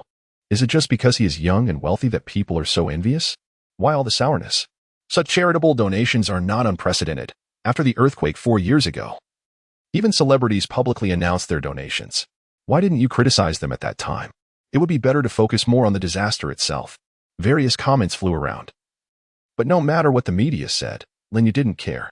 Anyway, the donation goal had been achieved. He did a good deed and gained a reputation. And he felt no remorse. Whether you call it a publicity stunt or showboating, it doesn't matter. Lin Yu even thought that the more noise the media made, the better. It was a rare opportunity for free advertising for Huanyu. From the current trend, the vast majority of people supported Huanyu and stood by Lin Yu. Even if it was somewhat self-serving, charity is charity, and Lin Yu's money could indeed help many people.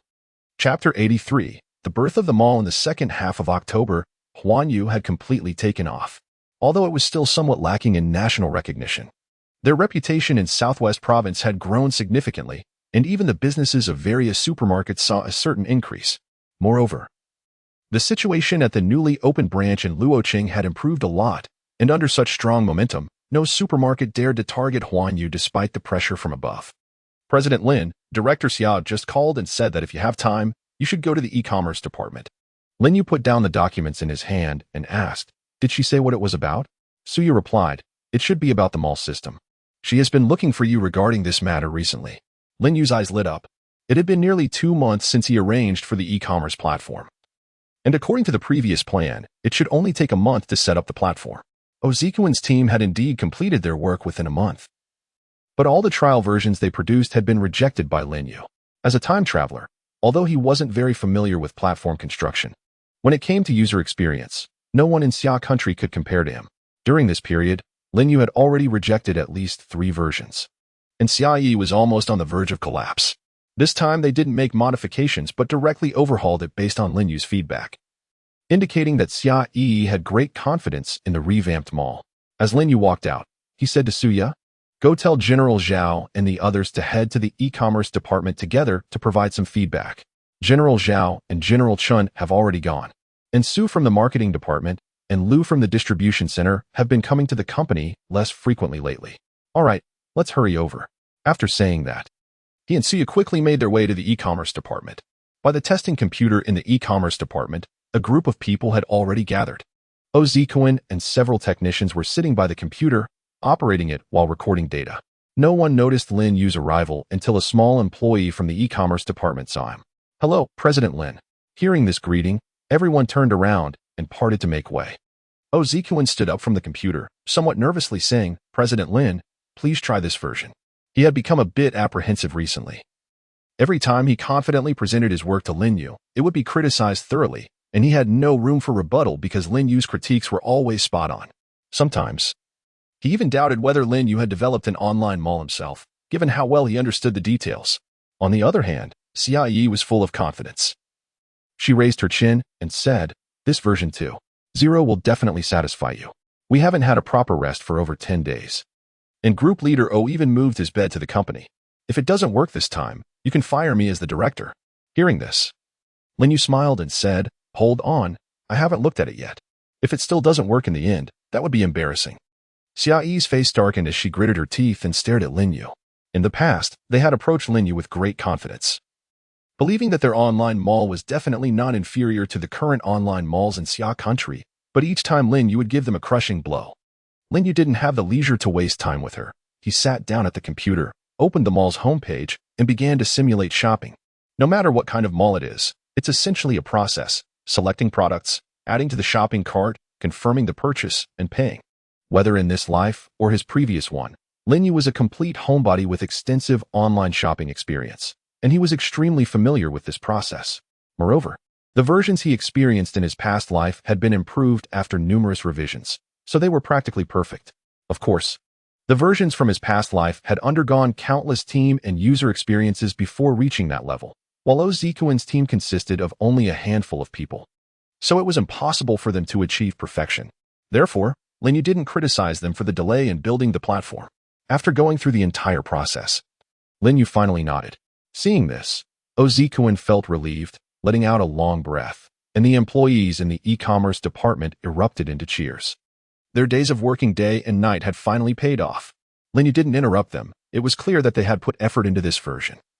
They had corrected all the feedback he provided last time, and the user experience had improved significantly. Once the cheers subsided, Lin Yu said, "Good job. You've basically met my requirements." Basically, hearing these two words, Xiaoyi immediately became unwilling and said, "What do you mean by that? If it's good, it's good. If it's bad, it's bad. Just point out the errors. There's no need to hide them." Seeing that Xiaoyi looked a bit angry, Tycoon gently nudged her from behind. As the head of the technical team in the e-commerce department, he understood Xiaoyi's feelings at this moment very well. They had invested too much effort into this mall, constantly improving it under immense pressure, which had pushed their mental state to the brink of collapse. Previously, both he and Xiaoyi thought, how hard could it be to build an online mall? But it wasn't until they met Lin Yu that they realized how foolish their previous thoughts were. A true online mall is not just about being able to shop on it. There is a lot of knowledge involved. This time, in order to meet Lin Yu's requirements and to complete the goal in the shortest time, he really moved a simple bed into the office and was working late into the night, often until 1 or 2 o'clock in the morning. If this still couldn't satisfy Lin Yu's demands, he even felt an urge to resign. Looking at Xiaoyi, who resembled a fighting chicken, Lin Yu smiled and said, "Why are you so agitated? Can you let me finish speaking?" This version was indeed done very well, but there were still a few minor shortcomings that needed improvement. What are the shortcomings? Lin Yu pointed at the computer screen and said, "This interface is a bit too chaotic. Try to keep it simpler. Think about it. When customers enter, the first thing they see is the products, not our background. If it's too flashy, it might turn customers off."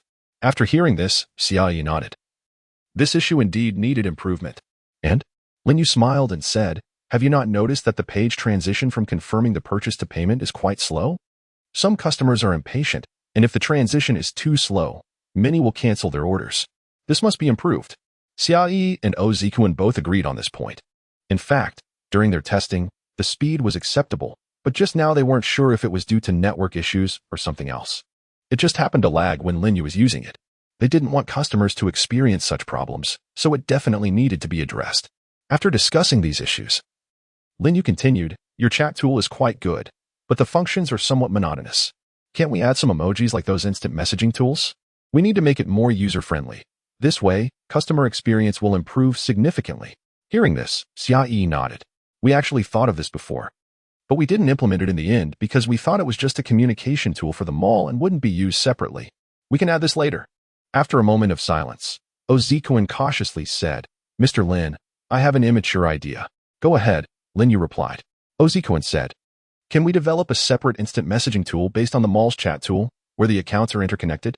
This way, we can not only increase customer stickiness but also capture a share of the instant messaging market." Lin Yu understood his idea, which was equivalent to combining the previous generation's Tencent and Ali. Lin Yu had thought about this, if they could really pull it off. Then Huanyu could genuinely dominate both the online mall and instant messaging industries. This was not just a wild fantasy for Lin Yu. In this world, instant messaging had not been monopolized by any particular company. There were 5 companies fiercely competing in the instant messaging software market. The chat software on Lin Yu's phone was named the same as Xiaoma's Weixin from the previous life, but it had no connection to Xiaoma. Several companies were evenly matched, which gave Lin Yu the idea of finding a loophole. Lin Yu said, "Your idea is good, but it's too early to enter the instant messaging industry now. We can first improve the chat tool in the mall, which will lay a good foundation for our instant messaging in the future." Hearing this, Tycoon's eyes brightened. "Does Mr. Lin mean we will eventually develop instant messaging?" "Yes, I have thought about this before, but for now, let's take it step by step," Lin Yu nodded. Tycoon didn't expect that his casual idea would be taken seriously by Lin Yu. Then Lin Yu asked, "How long will it take to resolve these issues at the fastest?" The mall's page can be completed today. The page transitions will probably take a day and a half. And the emojis will take a bit longer since they need to be designed from scratch, he replied. We can put the emojis on hold. Lin Yu directly interrupted him. You can work on that later. Focus on getting the mall up first. Okay, we aim to have it ready by midnight tomorrow. All right, after you finish, let me know. We're not in a hurry to go live. My opinion alone cannot represent all customers. We should first conduct extensive internal testing at Huanyu, for example, order processing, etc. The online mall is a big project, and it's impossible to get it right in one go. After a pause, Lin Yu added, after internal testing is complete, we will first promote it in Anqing and gather customer feedback. Once everything is ready, we can then launch a broader promotion across the entire Southwest province. After hearing Lin Yu's plan, Xia frowned and said, if we follow this process, the timeline for launching the mall will be too long. First, we do internal testing. Then testing in Anqing, and finally promote it across the province. This entire process will take at least 3 to 4 months, not counting the time spent fixing the website. It's already late December. If we do it this way, the mall will officially launch after the new year. I initially wanted it to go live before the new year to take advantage of the Spring Festival for promotion. However, we wasted a full month because we didn't meet Lin Yu's requirements, and the issues with third-party payment platforms and outsourced logistics took a long time. I'm already very anxious.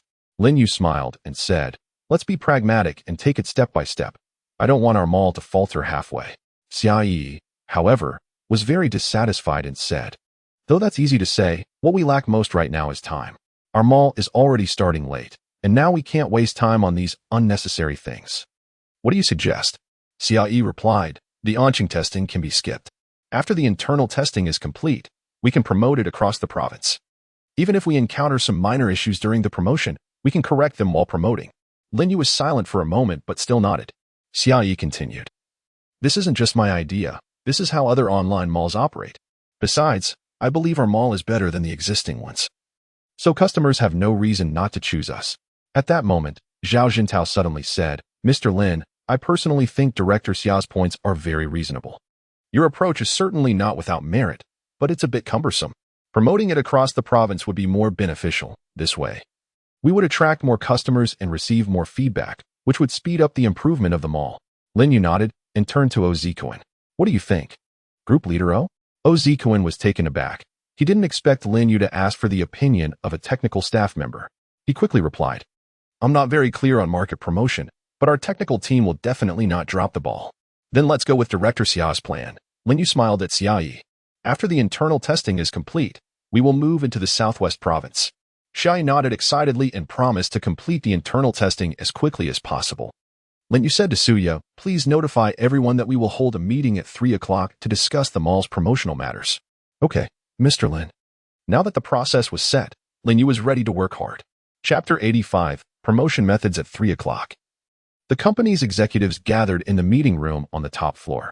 Lin Yu shared his promotional ideas with everyone. He intended to use a brainwashing-style promotion in the Southwest province. Although this method required a lot of funding, the results were surprisingly good. Moreover, in his previous life, those slightly more impressive online malls and enterprises all spent a fortune on advertising. If you want to develop quietly and rely on the word of mouth of old customers for promotion, this business philosophy is simply not suitable for today's society. Sometimes, having a good product is not as effective as having good promotion. Lin Yu admired 2 companies the most. One was a health product company called Brain Gold, and the other was an e-commerce platform called Pinduoduo. The former slogan, "No gifts for the holidays this year," was simply unforgettable for anyone who heard it. Originally just an ordinary health product company, it became a sales legend. This is the result of effective marketing.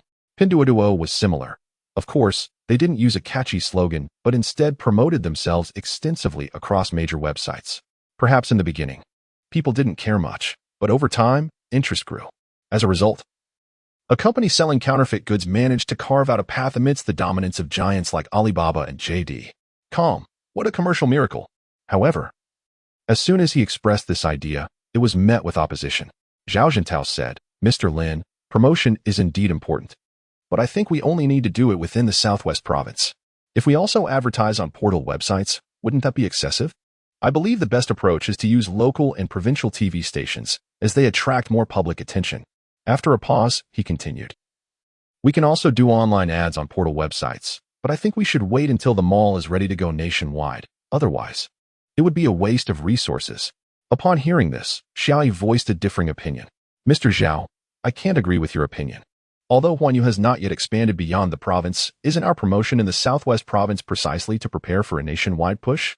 I think doing some online promotion in the early stages is perfectly reasonable. It can help the people nationwide learn about Huanyu sooner.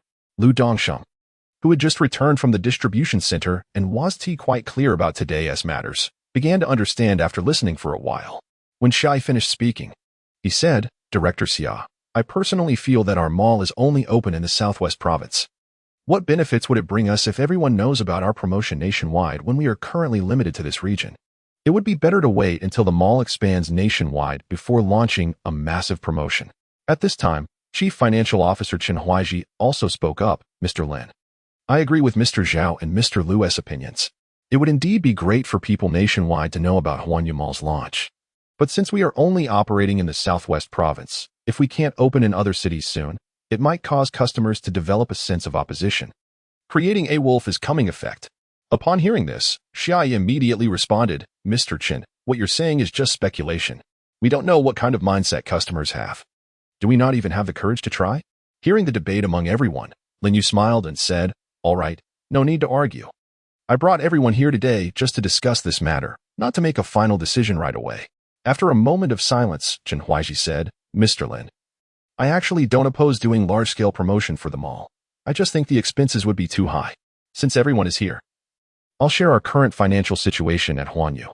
As of today, Huanyu Supermarket has made a profit of 400 million, but our expenditures have already reached 4 billion. Upon hearing this, everyone present fell silent, fully aware of where that money had gone. Lin Yu, sitting at the front, smiled and said, Mr. Chun, we can't count the accounts before the closure of Dingxing as part of the company's profit and loss. That was my personal matter and shouldn't be mixed together. Chen Huaiji replied, even so, we still have a 300 million loss. Although Mr. Lin hasn't commented on it, I feel quite uneasy about it. As he said this, he stopped speaking. Everyone felt that their financial manager at Huanyu was living quite comfortably, but every month, seeing the deficit on the financial statement made him feel very uncomfortable. He wanted to help Lin Yu revive the Lin family business, but the hole kept getting bigger. Originally, Lin Yu had many places he wanted to spend money on. Now, hearing that he wanted to promote nationwide, Chen Huaiji felt a headache coming on. Clap, clap. Lin Yu clapped his hands and said loudly, everyone, don't be so downcast. Although Huanyu is currently operating at a loss, I believe that within the next year, we will be able to earn back all the money we lost. I thought about it. What everyone said makes sense. Doing nationwide promotion does seem a bit wasteful. So let's focus on establishing Huanyu Mall in the Southwest province first. After a pause, he continued, let us do this. Since we are promoting, let us go big. We'll invest 50 million so that everyone in the Southwest province knows about Huanyu Mall. 50 million. Hearing this figure, everyone present was stunned, especially Chen Huaiji, who stared at Lin Yu in disbelief. You plan to spend 50 million just for the Southwest province? How much were you planning to spend for nationwide promotion before? Chen Huaiji quickly dismissed his thoughts. Otherwise, he felt like his heart would give out. Lin Yu clearly didn't understand the financial strain, although he had a lot of money. It wasn't meant to be spent this way. Seeing everyone's expressions, Lin Yu sighed slightly and said, why does everyone look like this? This 50 million is the advertising investment for the next year. It's just over 4 million a month, which isn't too much, right? Haha. Shai rolled her eyes and looked at Lin Yu speechlessly. You're planning to spend 50 million just for the Southwest province. When it's time to go nationwide, won't it be 500 million? In an instant, Shai felt a tremendous pressure descend upon her. Lin Yu had invested such a large amount of money in the e-commerce department, giving her immense trust. If the mall's performance turned out unsatisfactory, she wouldn't even have the face to stay here, let alone anyone else saying anything. Thinking of this, Shai sighed deeply. This was the path she chose, and she had to walk it even if it meant kneeling down. Chapter 86. Bicycle deployment in December. Anqing was already cold and windy. Shai stood on the street of Anqing wearing a thick white down jacket. The flaws in Huanyu's online mall had been fixed, internal testing was about to conclude, and promotion would soon begin in the Southwest province to gather more feedback. The marketing department would handle the promotion, and the data organization would be managed by Oziquan's technical team. However, she didn't take this as a reason to slack off. as Mocha bicycles were officially deployed in Anqing. This project, which carried Lin Yu's and her immense expectations, was meeting the citizens of Anqing for the first time. So she naturally wanted to see it for herself. Near Anqing University, several workers in blue uniforms were busy unloading bicycles from a train and neatly placing them next to the bus and subway stations. Seeing such a novel scene, passers-by and those waiting for their rides all cast curious glances, speculating about the purpose of the neatly arranged blue bikes. Shared bikes? Mocha bikes? What are these? I don't know. It seems like they are for riding. Obviously. Are bikes not for riding? Are they for pushing? Let me see. It looks like you can use them by scanning a code, and it's only 1 yuan for half an hour. That's great. If we have this, I could save a lot of time commuting. You're right. It really makes commuting much more convenient. For the people of this world, shared bikes are undoubtedly a fresh concept. Everyone's views and thoughts on something that can greatly facilitate travel are quite simple. Many people have already started taking photos with their phones, and some even sat on the not yet unlocked bikes to take selfies, proudly posting them on their social media to show off their new toy to friends. At this moment, Lin Yu, having heard the news, also arrived on the streets nearing university. He looked at the stomping Xia and said irritably, "What's so interesting about the bike launch? If you mess up at this crucial moment and delay them all matters, I'll deduct your bonus this month." Humph. Xia scoffed dismissively, looking as if she didn't care about his few bucks. She stood next to the bike, took a photo, and sent it out. Then recorded a voice message on her phone. Dad, look at the new project I've launched, surprise or not." After taking the photo, she pulled Lin Yu over to stand beside her and handed her phone to Suya. "Help me take a picture with Lin. Today is a memorable day." Looking at the delighted Xia, Lin Yu said speechlessly, "It's just the launch of Mocha bikes. Is it really that big of a deal?" Of course. Xia posted the photo to her friend circle and said, "This is the first project I've genuinely followed up on. Seeing these little blue bikes filling all the streets of Anqing gives me a great sense of achievement. Don't you feel that way?" "I'm okay," Lin Yu replied. Boring. While they were talking, Lu Yong and Pan Yun walked over from a distance. "President Lin, President Xia." Seeing Lu Yong's hesitating look, Xia asked, "What's wrong?" Lu Yong said, "Well, there is one last thing I want to confirm with you. Our Mocha bikes will officially start operating tomorrow." "About the bike charging model. Are we going with a monthly card or a paper ride model? Should we charge by the month or according to the riding time? What kind of idiotic question is this?" No one without 30 years of brain damage could say such a thing. Lin Yu silently mocked in his heart but remained quiet, wanting to see how Xia would respond. Hearing this, Xia was momentarily speechless, clearly not expecting Lu Yong and Pan Yun to come so seriously to discuss this matter. After a light sigh, she said, "Did you really need to come all the way to discuss this with me? Naturally, we should do both." "Do both? Then we." Lu Yong and Pan Yun were momentarily stunned, the latter showing a hint of worry on his face. But before he could voice his concerns, Xia interrupted him. She said matter-of-factly, "We're not dealing with a fixed customer base. Different customers require different payment methods to cater to everyone's preferences. However, when it comes to different payment methods, the deposits we collect will need to be divided into 2 types." Lu Yong asked, "How do we divide them?" "For customers paying by riding time, we'll charge a deposit of 99 yuan, while for monthly card customers, we'll charge a deposit of 299 yuan. Upon hearing Xia's words, Pan Yun immediately said, "Is President Xia trying to encourage more people to choose the paper ride option so we can start profiting quickly?" Hearing this, Xia rolled her eyes. Looking at the two in front of her, she felt filled with disdain. Did these two drain all their luck in life to come up with such an idea and bump into Lin Yu? If anyone else were here, they wouldn't believe this project could make money. At this point, the two hadn't even figured out the profit model for the bikes. Xia took a deep breath and said, "For those paying by riding time, it's 50 cents per half hour. If the riding time exceeds 20 hours in a day, it'll be charged at a daily rate of 20 yuan. For customers paying the 299 deposit, we'll directly give them 3 months of the monthly card. After the 3 months, we'll charge them 40 cents per hour." After listening to her, Lu Yong furrowed his brows and thought for a while before saying, "No, President Xia, it seems to me that we're losing money. 3 months of free riding is like giving out welfare." Pan Yun quickly followed up, "Yeah, consumers aren't stupid. They will definitely choose the 299 deposit. And if that happens, we won't have any income for 3 months. That would put too much pressure on us." Seeing their expressions, Xia said, exasperated, "Are you both really that thick-headed? At 50 cents for half an hour, how long will it take us to recoup our costs?" And how long until we can truly profit? If things go well, a year. A year. CIE was about to explode. A year. So many things can happen in a year. I can assure you that within 3 months, other shared bikes will appear all over the city. Where do you get the confidence to think you can recoup your costs in a year? Chapter 87. Are you a pig? Hearing this, both of them fell silent.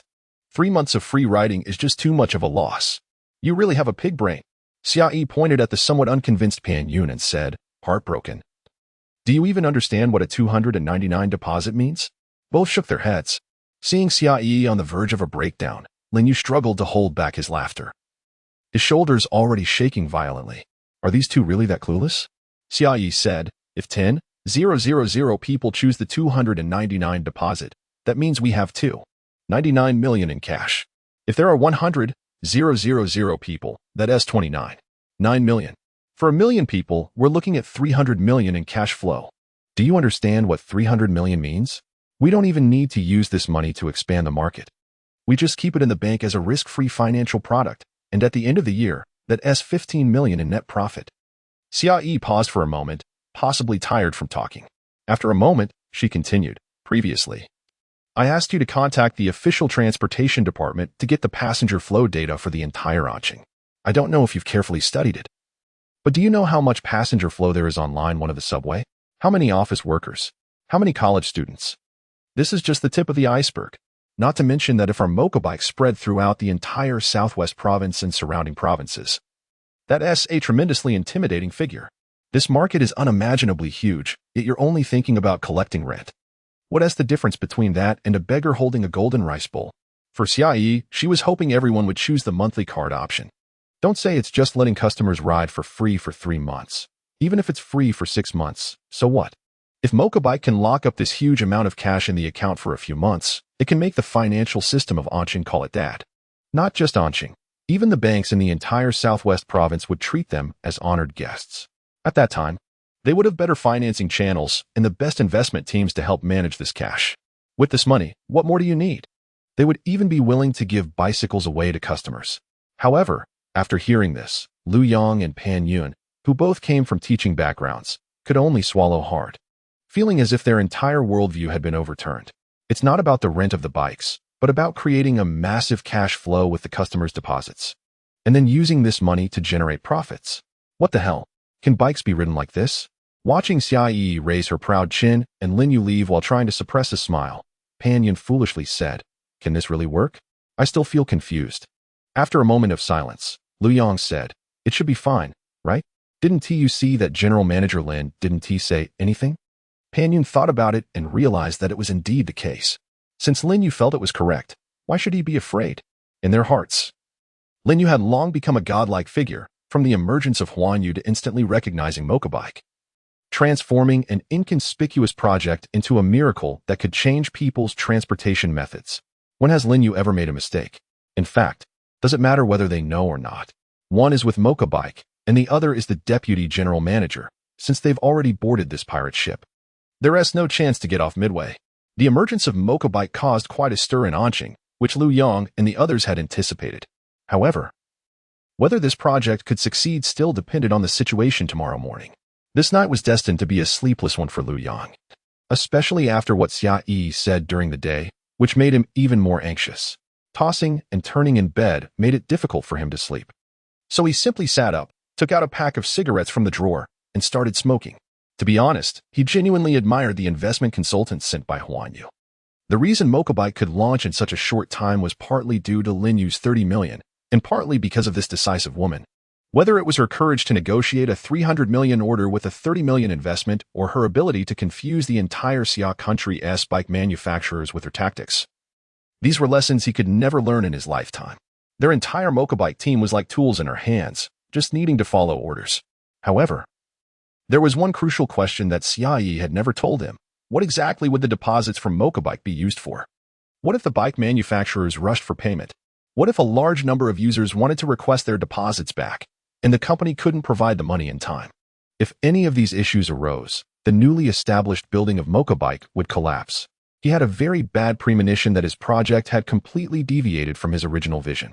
Although Mokabike seemed to have limitless potential now, he felt like he was walking on the edge of a cliff. Although the scenery ahead was magnificent, a small misstep could lead to a bottomless abyss. Taking a deep drag from his cigarette, Liu Yang extinguished the butt in the already full ashtray and said with determination, "Let it be an abyss. Life must be lived wildly at least once." He walked to the window and pulled the curtains open with a swish. At that moment, the sky was still dark. Winter nights always felt so long. However, the street cleaners and breakfast stalls were already out. On the street, taxis were gradually increasing in number. As it was time for their shift change, Liu Yang took out his phone and glanced at the time. It was 6:30 in the morning. Half an hour away from the morning rush hour for the subway and buses in Anqing. Today was the first day Mokobike was officially in use and launched on major software markets. Since the early hours of yesterday, they had been delivering Mokobikes to various high-traffic parking spots, and whether this project would succeed depended on this morning's rush hour. Liu Yang watched the gradually appearing vehicle lights outside the window, clenched his fists tightly, and for the first time, as a staunch materialist, he sincerely prayed in his heart. "Please, God, bless Mokobike to have no problems." Chapter 88. What are they after? At exactly 7 in the morning, Wang Chao appeared on time by a breakfast stall on the street. Wang Chao was a reporter currently working for the Anqing Financial Evening News. Just hearing the name of this newspaper, 90% of people would think it was a small, insignificant publication. In fact, it was indeed like that. In today's society, the rapid development of the internet has made traditional newspapers gradually fade from people's vision, making life difficult for newspaper companies, especially for small ones without much fame. However, this does not affect reporters in the finance sector. The audience they serve is not ordinary people, but rather investment institutions and financial platforms. Regardless of how fast online media develops and how vast the information flow is, in-depth investigations into the industry chain always require professional personnel. As usual, he ordered 10 thin-skinned wontons and a golden, crispy beef pie. After enjoying a delicious meal, Wang Chao began his energetic day. Thinking about the new task his boss had assigned him, which was to write an analysis of Huanyu Group's operating status. Huanyu Group could be said to be the new darling of Anqing, or rather, the entire southwest province. A donation of 40 million had completely pushed it to the peak of public discussion. Although some time had passed, the heat was still considerable. Especially after hearing that Huanyu was about to enter the e-commerce industry, which generated even more momentum. As Wang Chao pondered how to complete his task, he quickly arrived at the subway station entrance, but noticed that the entrance of Line 1 looked a bit different today. He saw rows of sky blue bicycles neatly lined up on the curb not far from the subway station, and from time to time, people came out of the subway station, took out their phones, and began to scan the bicycles. Beep, beep, beep. After hearing 3 beeps, the lock on the bicycle clicked open, and the person who successfully unlocked it rode away. Wang Chao was instantly amazed by this novel scene.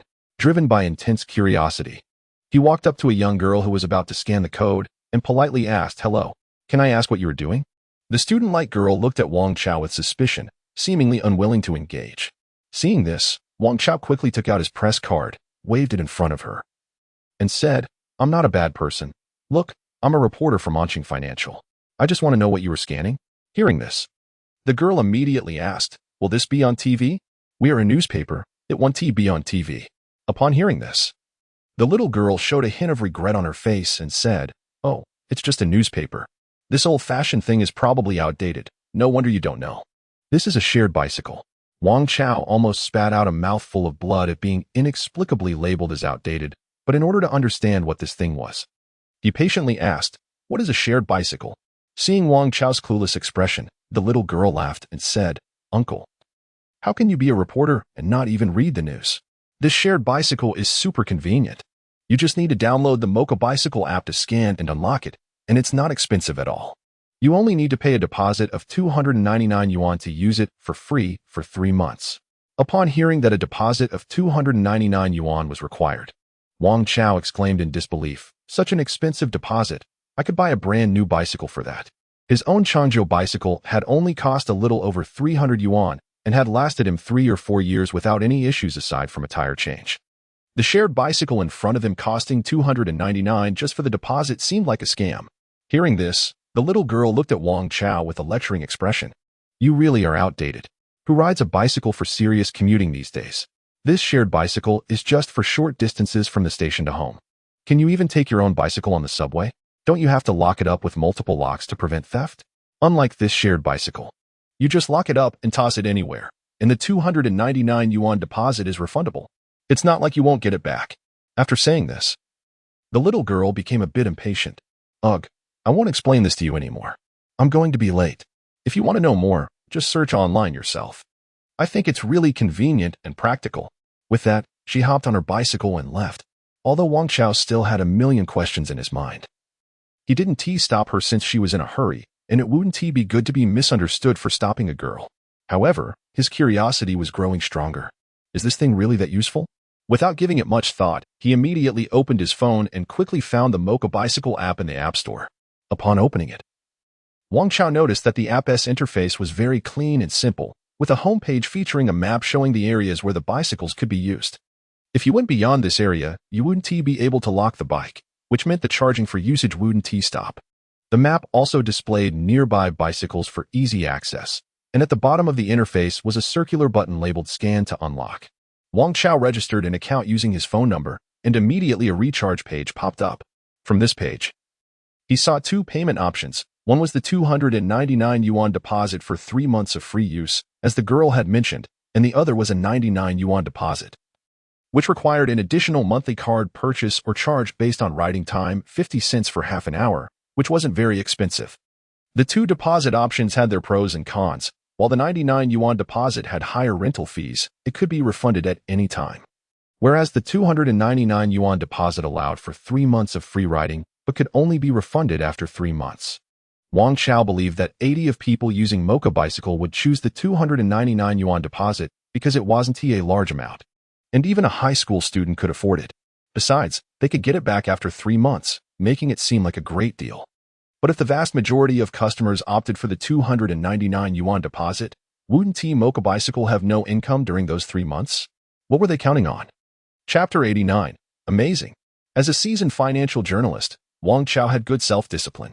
Therefore, when he saw the shared bicycles, his first thought was not about convenience, but rather considering the issue from a business perspective. Even if Mocha Bicycle wanted to gain more customers quickly, a 3-month blank period would be unbearable for a new company. After thinking for a long time, he still couldn't figure out the key point. He then shook his head and prepared to take the subway to work. When he arrived at the bustling subway station, he noticed something. The continuous flow of people passed by the row of shared bicycles. Not everyone scanned to ride, but they all cast curious glances at the suddenly appeared shared bicycles. Undoubtedly, these people were potential customers for the shared bicycles. After observing for another 2 or 3 days, when they realized how much this convenient little thing could shorten their commuting time, at least 70 of them would likely become users of Mocha Bicycle. At that moment, a set of data flashed through Wang Chao's mind like electricity. He had previously conducted an analysis on the operational situation of the Anqing line, where the daily peak passenger flow had reached a terrifying million. Conservatively estimating, if 80 of them became users of Mocha Bicycle, the next second, Wang Chao's heart began to race violently. At that moment, he had figured out Mocha Bicycle's business model, and his heart was suddenly filled with excitement. Amazing! This project was simply brilliant. There must be someone highly skilled managing it, and this shared bicycle was definitely a significant news story. Without further thought, he rushed towards the subway station. After getting off the subway, Wang Chao, as expected, saw Mocha Bicycle outside. He had already chosen the 299 yuan deposit while on the subway, and after scanning to unlock, he quickly rode to the newspaper office. Without even knocking, Wang Chao barged into the editor-in-chief's office. The bespectacled editor-in-chief hurriedly shoved his phone into a drawer, looking displeased at Wang Chao. However, before he could express his anger, Wang Chao excitedly said, "Editor-in-chief. Big news. Huge news." Wang Chao's interruption caused the editor-in-chief to choke on his words, and after a moment of stunned silence, he coughed a couple of times and said, "What are you so flustered about? Calm down first. What kind of news is making you this excited?" "Shared bicycles." Wang Chao's eyes widened, showing no intention of calming down. "Editor-in-chief, it's shared bicycles. I already have an excellent news report, although I've only drafted a rough outline. I know exactly how to write it. I want to apply for tomorrow's front page headline. I guarantee with my life that this will be a groundbreaking news story." Editor-in-chief Wang Hui stared at the overly excited Wang Chao in confusion and adjusted his glasses, saying doubtfully, "Shared bicycles? I think I saw something about that in my social media feed yesterday, but what does that have to do with our financial news?" He didn't understand why Wang Chao, a very mature financial journalist, would lose his composure over something like shared bicycles, which from any angle seemed to belong to the realm of social news. It had nothing to do with financial news at all. Even if this project had significant potential and was worth reporting, it should wait until the shared bicycles secured more funding. What if I've already written and sent out the report, but that bike company goes downhill in just a couple of days? Wouldn't that be very awkward? Moreover, this kind of thing has really happened to me. After all, with such an impressive idea, if the operators don't manage it well, it could also fail. After hearing the editor-in-chief's words, Wang Chao nodded heavily and confidently said, "Not only that, but it has a very significant relationship. This motorbike is not as simple as it appears. It's not an exaggeration to say that this motorbike will definitely grow into a company with a market value of hundreds of billions." After pausing for a moment, Wang Chao took a deep breath and said, "I can say with certainty that the concept of shared bikes will lead a trend in the business world of Xia country." Wang Chao got his wish and secured the front page headline in tomorrow's newspaper. However, he never expected that he was still slow not by 1 or 2 steps, but by more than 10. On the very day the motorbike was officially put into use, the new news of Anqing TV reported this news, with the headline "The Last Mile of Urban Commuting." Then, Anqing's online media and self-media rushed to report on the little blue bikes that appeared in the city streets within a day. The news stated, "Today, many blue bicycles suddenly appeared in the streets and alleys of Anqing, bringing great convenience to the people, especially for office workers who take buses and subways." The emergence of shared bikes has significantly shortened their commuting time. Although whether shared bikes can truly bring convenience to the city still needs the test of time, the current situation is quite optimistic. Xia Yi put down her phone. Although today's news was very positive, whether the mocha bike could succeed still depended on today's data. Dingling. The moment the phone rang, she answered the call. "Hello? What's up?" "What do you mean, what's up?" On the other end, Han Linner's voice came through, and Xia Yi impatiently said, "Gotta go. I'm busy." Han Linner immediately got angry and said, "How could you, Xia Yi, be so heartless? I traveled all the way from the capital to Anqing to accompany you, and you ungrateful person." Xia Yi was confused and asked, "What are you talking about? Where did I get a romantic interest? You posted on social media yesterday. Who was that handsome guy standing next to you?" Hearing this, Xia Yi covered her forehead and said, "That's Lin Yu. The mocha bike was officially launched yesterday, and I just took a photo to commemorate it." "Can you stop making assumptions?" "Really?" "Absolutely." After a moment of silence on the other end, she said, "Can you introduce Lin Yu to me?" "Get lost. I'm not in the mood." In the distant capital, Han Linner threw the already hung-up phone onto the bed and said unhappily, "Still claiming you're not heartless? You're such a scumbag.